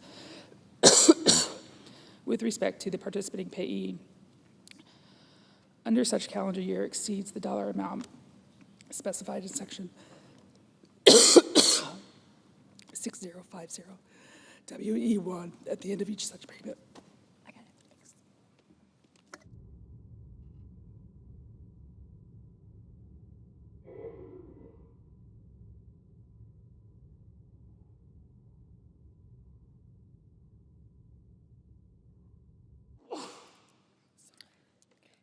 B, exception if third-party network transactions made in prior year were reportable. Subparagraph A shall not apply with respect to payments to any participating payee during any calendar year if one or more payments is in settlement of third-party network transactions made by the payer to the participating payee during the preceding calendar year were reportable payments. 2, effective date. The amendment made by this subsection shall apply to calendar years beginning after December 31st, 2024. Section 70433, increase in threshold for requiring information reporting with respect to certain payees. In general, Section 6041A is amended by striking $600 and inserting $2,000. B, inflation adjustment. Section 6041 is amended by adding at the end of the following new subsection. H, inflation adjustment. In the case of any calendar year after 2026, the dollar amount in subsection A shall be increased by an amount equal to 1 such dollar amount multiplied by 2 the cost of living adjustment determined under Section 1F3 for such calendar year determined by substituting calendar year 2025 for calendar year 2016, subparagraph A2 thereof. And any increase under the preceding sentence is not a multiple of $100. Such increase shall be rounded to the nearest multiple of $100. C, application to reporting on remuneration for services. Section 6041AA2 is amended by striking is $600 or more and inserting equals or exceeds the dollar amount in effective for such calendar year under Section 6041A. D, application to backup withholding. Section 3406B6 is amended. 1, by striking $600 in its subparagraph A and inserting the dollar amount in effect for such calendar year under Section 6041A, and 2, by striking only where aggregate for calendar year is $600 or more in the heading and inserting only where in excess of threshold. E, conforming amendments. 1, the heading of Section 6041A is amended by striking of $600 or more and inserting exceeding threshold. 2, Section 6041A is amending by striking taxable year and inserting calendar year. F, effective date. The amendments made by this section shall apply with respect to payments made after December 31st, 2025. Section 70434, treatment of certain qualified sound recording productions. A, election to treat costs as expenses. Section 181A1 is amended by striking qualified film or television production and any qualified live theatrical production and inserting qualified film or television production, any qualified live theatrical production, and any qualified sound recording production. B, dollar limitation. Section 181A2 is amended by adding to the end of the following new subparagraph. C, qualified sound recording production. Paragraph 1 shall not apply to so much of the aggregate cost of any qualified sound recording production or to so much of the aggregate cumulative costs of all such qualified sound recording productions in the taxable year as exceeds $150,000. C, no other deduction or amortization deduction allowable. Section 181B is amended by striking qualified film or television production or any qualified live theatrical production and inserting qualified film or television production, any qualified live theatrical production, or any qualified sound recording production. D, election. Section 181C1 is amended by striking qualified film or television production or any qualified live theatrical production and inserting qualified film or television production, any qualified live theatrical production, or any qualified sound recording production. E, qualified sound recording production defined. Section 181 is amended by redesignated subsections F and G as subsections G and H, respectively, and by inserting after subsection E the following new subsection. F, qualified sound recording production. For purposes of this section, the term qualified sound recording production means a sound recording as defined in Section 101 of Title 17 United States Code produced and recorded in the United States. F, application of termination. Section 181H as redesignated by Section E is amended by striking qualified film and television productions or qualified live theatrical productions and inserting qualified film and television productions, qualified live theatrical productions or qualified sound recording productions. G, bonus depreciation. 1, qualified sound recording productions is qualified property. Section 168 K2A1 is amended A by striking or at the end of the subsection clause 4, by inserting or at the end of subclause 5, and by inserting after subclause 5 the following. 6, which is qualified sound recording production as defined in subsection F of section 181, for which a deduction would have been allowable under section 181 without regard to subsections A2 and H of such section or this subsection, and B and subclauses 4 and 5 is so amended by striking without regard to subsections A2 and G, both places it appears in inserting without regard to subsections A2 and H. 2, production placed in service. Section 168K2H is amended by striking and at the end of clause 1, by striking the period at the end of clause 2 and inserting and by adding after clause 2 the following. 3, a qualified sound recording production shall be considered to be placed in service at the time of initial release or broadcast. H, conforming amendments. 1, the heading of section 181 is amended to read as follows, treatment of certain qualified productions. The table of sections for part 6 of subsection B of chapter 1 is amended by striking the item relating to section 181 and inserting the following new item. Section 181, treatment of certain qualified productions. 1, effective date. The amendments made by this section shall apply to productions commencing in taxable years ending after the date of the enactment of this act. Section 70435, exclusion of interest on loans secured by rural or agricultural real property. A, in general, Part 3 of subchapter B of Chapter 1, as amended by the preceding provisions of this Act, is amended by inserting after Section 139K the following new section. Section 139L, interest on loans secured by rural or agricultural real property. A, in general, gross income shall not include 25% of the interest received by a qualified lender on any qualified real estate loan. B, qualified lender. For purposes of this section, the term qualified lender means 1, any bank or savings association, the deposits of which are insured under the Federal Deposit Insurance Act, 12 U.S.C. 1811 at Sec. 2, any state or federally regulated insurance company. 3, any entity wholly owned directly or indirectly by a company that is treated as a bank holding company for purposes of Section 8 of the International Banking Act of 1978, 12 U.S.C. 3106. If A, such entity is organized, incorporated, or established under the laws of the United States or any state, and B, the principal place of business of such entity is in the United States, including any territory of the United States. 4, any entity wholly owned, directly or indirectly, by a company that is considered an insurance holding company under the laws of any state, if such entity satisfies the requirements described in subparagraphs A and B of paragraph 3. And 5, with respect to interest received on a qualified real estate loan secured by real estate described in subsections C3A, any federally chartered instrumentality of the United States established under Section 8.1A of the Farm Credit Act of 1971, 12 U.S.C. 2279AA-1A. C, qualified real estate loan. For purposes of this section, 1, in general, the term qualified real estate loan means any loan, A, secured by 1, rural or agricultural real estate, or 2, a leasehold mortgage with a status as a lien or on rural or agricultural real estate, B, made to any person other than a specified foreign entity as defined in Section 7701A51, and C, made after the date of the enactment of this section. For purposes of the preceding sentence, the determination of whether property securing such loan is rural or agricultural real estate shall be made as of the time the interest income on such loan is accrued. 2, refinancing. For purposes of subparagraphs A and C of paragraph 1, a loan shall not be treated as made after the date of the enactment of the section to the extent that the proceeds of such loan are used to refinance a loan which was made on or before the date of the enactment of the section, or in the case of any series of refinancings, the original loan was made on or before such date. 3, rural or agricultural real estate. The term rural or agricultural real estate means A, any real property which is substantially used for the production of one or more agricultural products. B, any real property which is substantially used in the trade of business or fishing or seafood processing, and C, any aquaculture facility. Such terms shall not include any property which is not located in a state or possession of the United States. 4, aquaculture facility. The term aquaculture facility means any land, structure, or other appurtenance that is used for aquaculture, including any hatchery, rearing pond, raceway, pen, or incubator.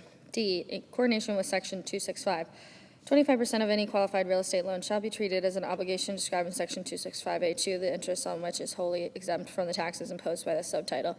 B, clerical amendment. The table of sections for Part 3 of Subchapter B of Chapter 1 is amended. by the preceding provisions of this act is amended by inserting the following relating to sections 139K, the following new item. Section 139L, interest on loans secured by rural or agricultural real property. C, effective date. The amendments made by this section shall apply to taxable years ending after the date of the enactment of this act. Section 70436, reduction of transfer and manufacturing taxes for certain devices. A, transfer tax. Section 5811A is amended to read as follows. A, rate. There shall be levied, collected, and paid on firearms transferred at tax at the rate of $200 for each firearm transferred in the case of a machine gun or destructive device, and $0 for any firearm transferred which is not described in paragraph 1. B, making tax. Section 5821A is amended to read as follows. A, rate. There shall be levied, collected, and paid upon the making of a firearm a tax at the rate of $200 for each firearm made in the case of a machine gun or destructive device, and $0 for any firearm made which is not described in paragraph 1. C, conforming amendment. Section 4182A is amended by adding at the end of the following. For purposes of preceding sentence, any firearm described in Section 5811A2 shall be deemed to be a firearm on which the tax provided by Section 5811 has been paid. D, effective date. The amendments made by this section shall apply to calendar quarters beginning more than 90 days after the date of the enactment of this act. Section 70437, treatment of capital gains from the sale of certain farmland property. A, in general, Part 4 of Subchapter 0 of Chapter 1 is amended by redesignating Section 1062 as Section 1063 and by inserting after Section 1061 the following new section. Section 1062, gain from the sale or exchange of qualified farmland property to qualified farmers. A, election to pay tax in installments. In the case of gain from the sale or exchange of qualified farmland property to a qualified farmer, at the election of the taxpayer, the portion of the net income tax of such taxpayer for the taxable year or the sale or exchange which is equal to the applicable net tax liability shall be paid in 4 equal installments. B, rules relating to installment payments. 1, date for payment of installments. If an election is made under subsection A, the first installment shall be paid on the due date determined by without regard to any extension of time for filing the return for the return of tax for the taxable year in which the sale or exchange occurs, and each succeeding installment shall be paid on the due date, as so determined for the return of tax for the taxable year following the taxable year with respect to which the preceding installment was made. 2, acceleration of payment. A, in general, if there is an addition to tax for failure to timely pay any installment required under this section, then the unpaid portion of all remaining installments shall be due on the date of such failure. B, individuals. In the case of an individual, if the individual dies, then the unpaid portion of all remaining installments shall be paid on the due date for the return of the tax for the taxable year in which the taxpayer dies. C, corporations. In the case of a taxpayer which is a C corporation, trust, or estate, if there is a liquidation or sale of substantially all the assets of the taxpayer, including a Title 11 or similar case, a cessation of businesses by the taxpayer in the case of C corporation or any similar circumstance, then the unpaid portion of all remaining installments shall be due on the date of such event, or in the case of a Title 11 or similar case, the day before the petition is filed. The preceding sentence shall not apply to the sale of substantially all the assets of a taxpayer to a buyer, and such buyer enters into an agreement with the secretary under which such buyer is liable for the remaining installments due under this subsection in the same manner as such if such buyer were the taxpayer. 3, proration of deficiency to installments. If an election is made under subsection A to pay the applicable net tax liability installments and a deficiency has been assessed with respect to such applicable net tax liability, the deficiency shall be prorated to the installments payable under subsection A.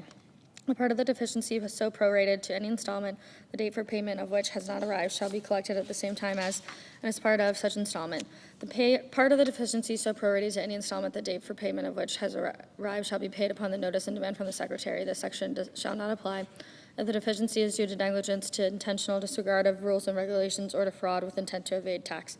C, election. 1, in general, any election under subsection A shall be made not later than the due date for the return of the tax for the taxable year described in subsection A. 2, partnerships and S corporations. In the case of a sale or exchange described in subsection A by a partnership or S corporation, the election under subsection A shall be made at the partner or shareholder level. The secretary may prescribe such regulations or other guidance as necessary to carry out the purposes of this paragraph. D, definitions. For purposes of this section, 1, applicable net tax liability. A, in general, the applicable net tax liability with respect to the sale or exchange of any property described in subsection A is the excessive, if any, of 1, such taxpayer's net income tax for the taxable year, or 2, such taxpayer's net income tax for such taxable year determined without regard to any gain recognized from the sale or exchange of such property. B, net income tax. The term net income tax means the regular tax liability reduced by the credits allowed under subparts A, B, and D of Part 4 of Subchapter A. 2, qualified farmland property. A, in general, the term qualified farmland property means real property located in the United States, one has been used by the taxpayer as a farm or for farming purposes, or 2, leased by the taxpayer to a qualified farm for farming purposes during substantially all of the 10-year period ending on the date of the qualified sale or exchange, and 2, which is subject to a covenant or other legally enforceable restriction which prohibits the use of such property other than as a farm for farming purposes for any period before the date that is 10 years after the date of the sale or exchange described in subsection A. For purposes of Clause 1, property which is used or leased by a partnership or S corporation in a manner described in such clause shall be treated as used or leased in such manner by each person who holds a direct or indirect interest in such partnership or S corporation. B, farming purposes. The term farm and farming purposes have their respective meanings given such terms under Section 2032AE. 3, qualified farmer. The term qualified farmer means any individual who is actively engaging in farming within the meaning of subsections B and C of Section 1001 of the Food Security Act of 1986, 7 U.S.C. 1308-1B and C. E, return requirement. A taxpayer making an election under subsection A shall include the return for the taxable year of the sale or exchange described in subsection A, a copy of the covenant or other legally enforceable restriction described in subsection D2A2. B, clerical amendment. The table of sections for Part 4 of Subchapter O of Chapter 1 is amended by redesignating the item relating to Section 1062 as relating to Section 1063, and by inserting after the item relating to Section 1061 the following new item. Section 1062 came from the sale or exchange of qualified farmland property to qualified farmers. C, effective date. The amendments made by this section shall apply to sales or exchanges in taxable years beginning after the date of the enactment of this Act, Section 70438. Extension of rules for treatment of certain disaster-related personal casualty losses. For purposes applying Section 304B of the Taxpayer Certainty and Disaster Tax Relief Act of 2022, Division EE of Public Law 116-260, Section 301 of such act shall be applied by substituting the date of the enactment of this section for the date of the enactment of this Act, each place it appears.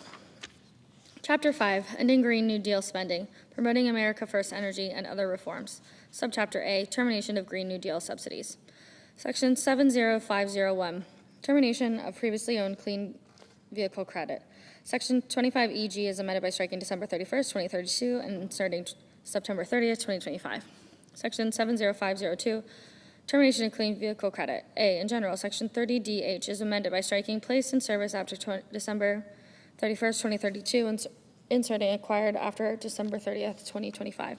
B, conforming amendment, Section 30DE is amended 1 in paragraph 1BA in clause 3 by inserting and after the comma at the end.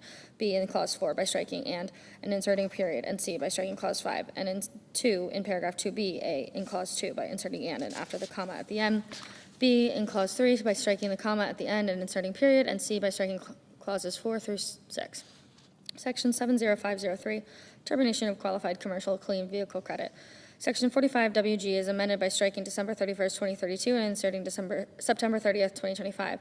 Section 70504, Termination of Alternative Fuel Vehicle Refueling Property Credit. Section 30CI is amended by striking December 31st, 2032 and inserting June 30th, 2026. Section 70505, Termination of Energy Efficient Home Improvement Credit. A, in general, Section 25CH is amended by striking place in service and all that follows through December 31st, 2032 and inserting place in service after December 31st, 2025. B, conforming amendment, Section 25CD2C is amended to read as follows. C, any oil furnace or hot water boiler which, 1, meets or exceeds 2021 Energy Star efficiency criteria, and 2, is rated by the manufacturer for use with fuel blends, at least 20% of the volume of which consists of an eligible fuel.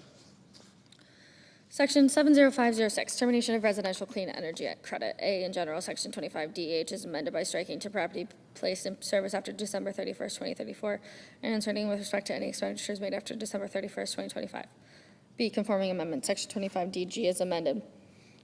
1, in paragraph 2 by inserting and after the comma at the end. 2, in paragraph 3 by striking and before January 1st, 2033, 30%, and inserting 30%. And 3, by striking paragraphs 4 and 5. Section 70507, Termination of Energy Efficient Commercial Building Deduction. Section 179D is amended by adding at the end of the following new subsection. 1, termination. The section shall not apply with respect to property, the construction of which begins after June 30th, 2026. Section 70508, termination of new energy efficient home credit. Section 45LH is amended by striking December 31st, 2032 and inserting June 30th, 2026. Section 70509, termination of cost recovery for energy property and qualified clean energy facilities, property and technology. A, energy property, section 168E3B6, as amended by section 13703 of Public Law 117-169, is amended 1 by striking subclause 1 and 2. By redesignating subclauses 2 and 3 as subclauses 1 and 2 respectively. B, qualified clean energy facilities, property and technology, section 168E3B, as amended by section 13703 of Public Law 117-169, and by subsection A is amended 1, and clause 6.2 by adding and at the end, 2, and clause 7 by striking and inserting a period, and 3 by striking clause 8. C, effective dates. 1, energy property. The amendments made by subsection A shall apply to the property of construction of which begins after December 30th, 2024. 2, qualifying clean energy facilities, property and technology. The amendments made by subsection B shall apply to property placed in service after the date of enactment of this act. Section 70501, modifications of zero-emission nuclear power production credit. 2, restrictions relating to prohibited foreign entities. Section 45 UC is amended by adding at the end of the following new paragraph 3, restrictions relating to prohibited foreign entities. A, in general, no credit shall be determined under subsection A for any taxable year beginning after the date of enactment of this paragraph if the taxpayer is a specified foreign entity as defined in section 7701A51B. B, other prohibited foreign entities. No credit shall be determined under subsection A for any taxable year beginning after the date, which is 2 years after the date of enactment of this paragraph, if the taxpayer is a foreign influence entity as defined in section 7701A51D without regard to clause 1, 2 thereof. B, prohibition with respect to nuclear power facilities using nuclear fuel produced in covered nations or by covered entities. Section 45U is amended by subsection A of this section is amended 1, subsection B1A by redesignating subparagraphs B and C as subparagraphs C and D respectively, and B by inserting after subparagraph A the following new subparagraph B, which satisfies the requirement determined in subsection C4 and 2 in subsection C by adding at the end of the following new paragraph 4, restrictions relating to use of certain imported nuclear fuel. A, in general, for any taxable year, the requirements described in this paragraph with respect to any nuclear facility are that 1, with respect to any nuclear fuel used by such facility during such taxable year, such fuel was not 1, produced in a covered nation or by a covered entity, 2, exchanged with, traded for, or substituted for nuclear fuel described in subclause 1, or 3, otherwise obtained in lieu of nuclear fuel described in subclause 1, in a manner which is designed to circumvent the purposes of this paragraph. And 2, the taxpayer shall certify to the Secretary at such time in such form or manner as the Secretary may prescribe that any fuel used by such facility during such taxable year complies with the requirements described in clause 1. B, exception, the requirements described in subparagraph A shall not apply with respect to any nuclear fuel which was acquired by the taxpayer pursuant to a binding written contract in effect before January 1st, 2023, and which was not modified in any material respect or on or after such date. See other definitions in this paragraph. 1, covered entity. The term covered entity means any entity organized under the laws of or otherwise subject to the jurisdiction of the government of the covered nation. 2, covered nation. The term covered nation has the same meaning given such term in section 4872F of Title 10 United States Code. C, effective dates. 1, restrictions relating to prohibited foreign entities. The amendments made by subsection A shall apply to taxable years beginning after the date of enactment of this Act. 2, restrictions relating to use of certain imported nuclear fuel. The amendments made by subsection B shall apply to taxable years beginning after December 31st, 2027. Section 70511, termination of clean hydrogen production credit. Section 45 VC3C is amended by striking January 1st, 2033 and inserting January 1st, 2028. Section 70512, termination and restrictions of clean electricity production credit. A, termination for wind and solar facility. Section 45YD is amended 1 in paragraph 1 by striking the amount of and inserting subject to paragraph 4 the amount of, and 2 by striking paragraph 3 and inserting the following new paragraphs. 3, applicable year. For purposes of the subsection, the term applicable year means calendar year 2032 for termination for wind and solar facilities. A, in general, this section shall not apply with respect to any applicable facility placed in service after December 31st, 2037. B, applicable facility. For purposes of this paragraph, the term applicable facility means a qualified facility which 1, uses wind to produce electricity, which means within the meaning of such terms as used in section 45D1 is determined without regard to any requirement under such section with respect to the date on which construction of property begins, or 2, uses solar energy to produce electricity within the meaning of such terms is used in section 45D4 as determined without regard to any requirement under such section with respect to the date on which construction of property begins. B, restrictions relating to prohibited foreign entities, Section 45Y is amended once in subsection B1 by adding at the end of the following new subparagraph, E, material assistance from prohibited foreign entities. The term qualified facility shall not include any facility for which construction begins after December 31st, 2025, or in the case of applicable facility as defined in subsection D4B after June 16, 2025, if the construction of such facility includes any material assistance from a prohibited foreign entity as defined in section 7701A52. And 2, in subsection G, by adding at the end of the following new paragraphs, 13 restrictions relating to prohibited foreign entities. In general, no credit shall be determined under subsection A for any taxable year if the taxpayer is 1, a specified foreign entity, as defined in section 7701A51B, or 2, a foreign influence entity, as defined in section 7701A51D, without regard to clause 1-2 thereof, be effective control in the case of a taxpayer for which section 7701A51D 1-2 is determined to apply for any taxable year. No credit shall be determined under subsection A for such taxable year if such determination relates to a qualified facility described in section B1. See definitions relating to prohibited foreign entities.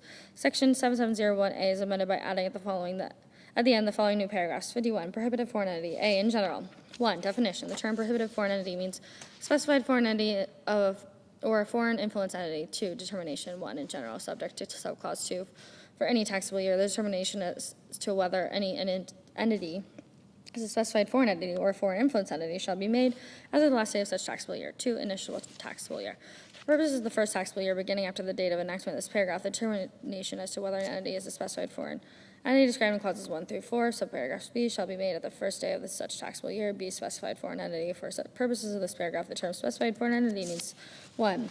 A foreign entity of concern described in subparagraph A, B, D, or E of section 99018 of the William M. Mack Thornberry National Defense Authorization Act for fiscal year 2021, Public Law 116-283, 15 U.S.C. 4651. 2. An entity identified as a Chinese military company operating in the United States in accordance with Section 1260H of the William M. Mack Thornberry National Defense Authorization Act for fiscal year 2021, Public Law 116-283, 10 U.S.C. 113, note. 3. An entity included on a list required by Clause 1, 2, 4, or 5 of Section 2D, 2B of Public Law 117-78, 135 Stat 1527. Foreign entity specified under Section 154B of the National Defense Authorization Act for fiscal year 2024, Public Law 118-31, 10 U.S.C. No Prec 4651. Or 5. A foreign controlled entity. C. Foreign controlled entity. For purposes of subparagraph B, the term foreign controlled entity means 1. The government, including any level of government below the national level of a covered nation. 2. An agency or instrumentality of a government described in Clause 1. 3. A person who is a citizen or national of a covered nation, provided that such person is not an individual who is a citizen, national, or lawful permanent resident of the United States. 4. An entity or qualified business unit as defined in Section 989A, incorporated or organized under the laws of or having its principal place of business in a covered nation. Or 5. An entity including subsidiary entities controlled as determined under subparagraph G by an entity described in Clause 1, 2, 3, or 4. D. Foreign influence entity.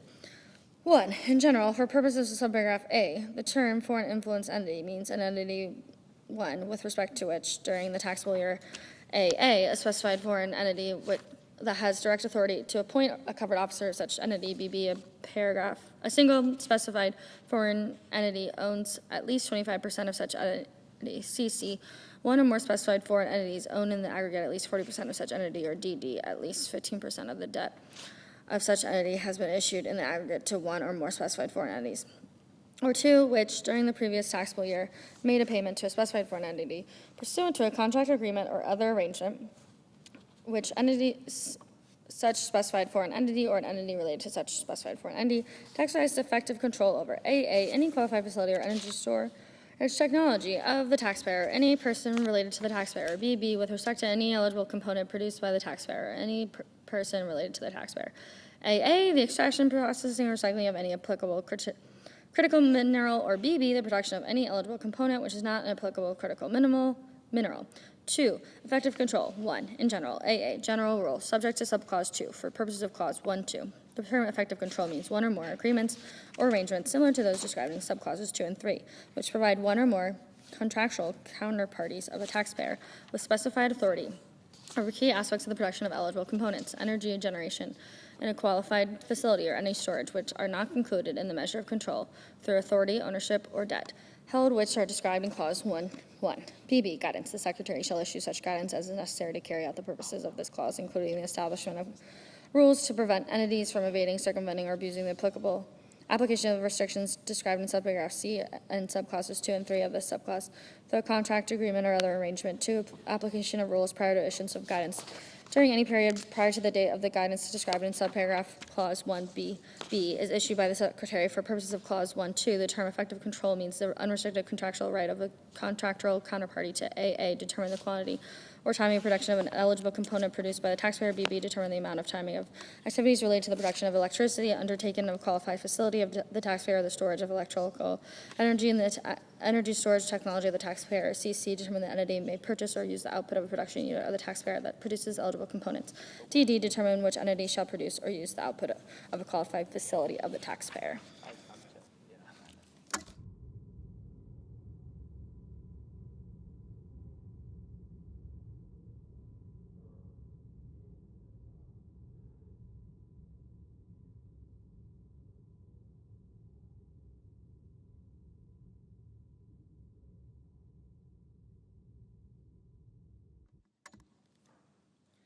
EE, restrict access to data critical to production or storage of energy undertaken at a qualified facility of the taxpayer or to the site of the production or any part of a qualified facility or energy storage technology of the taxpayer to the personnel or agents of such contractual counterparty, or FF, on an exclusive basis, maintain, repair, or operate any plant or equipment which is necessary to the production by the taxpayer of eligible components or electricity.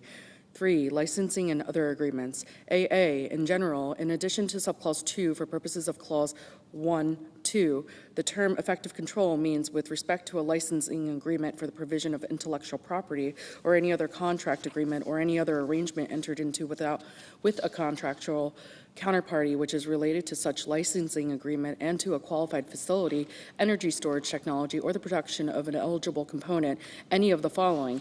AA, a contractual right retained by the contractual counterparty to specify or otherwise direct one or more sources of components, subcomponents, or applicable critical minerals utilized in a qualified facility, energy storage technology, or the production of an eligible component. BB, a contractual right retained by the contractual counterparty to correct the operation of any qualified facility, any energy storage technology, or any production unit that produces an eligible component.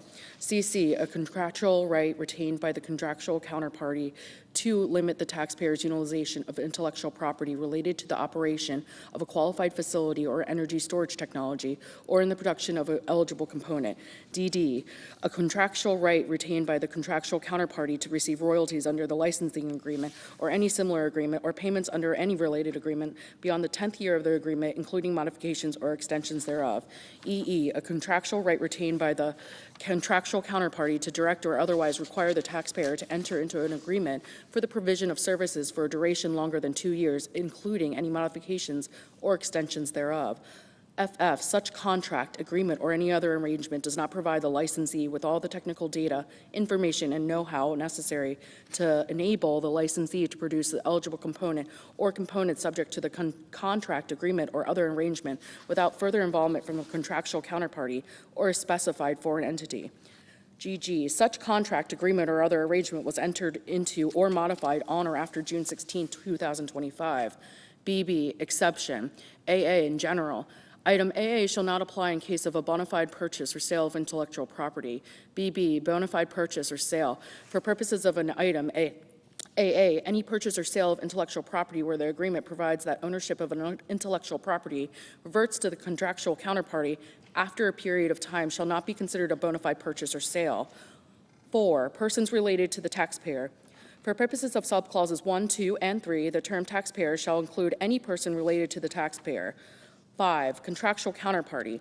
For purposes of this clause, the term contractual counterparty means an entity with the taxpayer has entered into a contract, agreement, or other arrangement. 3, guidance. No later than December 31st, 2026, the Secretary shall issue such guidance as is necessary to carry out the purposes of the subparagraph, including establishment of rules to prevent entities from evading, circumventing, or abusing the application of the restrictions against impermissible technology licensing with specified foreign entities, such as through temporary transfers of intellectual property, retention by a specified foreign entity of a reversionary interest in transferred intellectual property or otherwise. E, publicly traded entities. 1, in general, 1, non-application of certain foreign-controlled entity rules. Subparagraph C5 shall not apply in the case of any entity or securities of which are regularly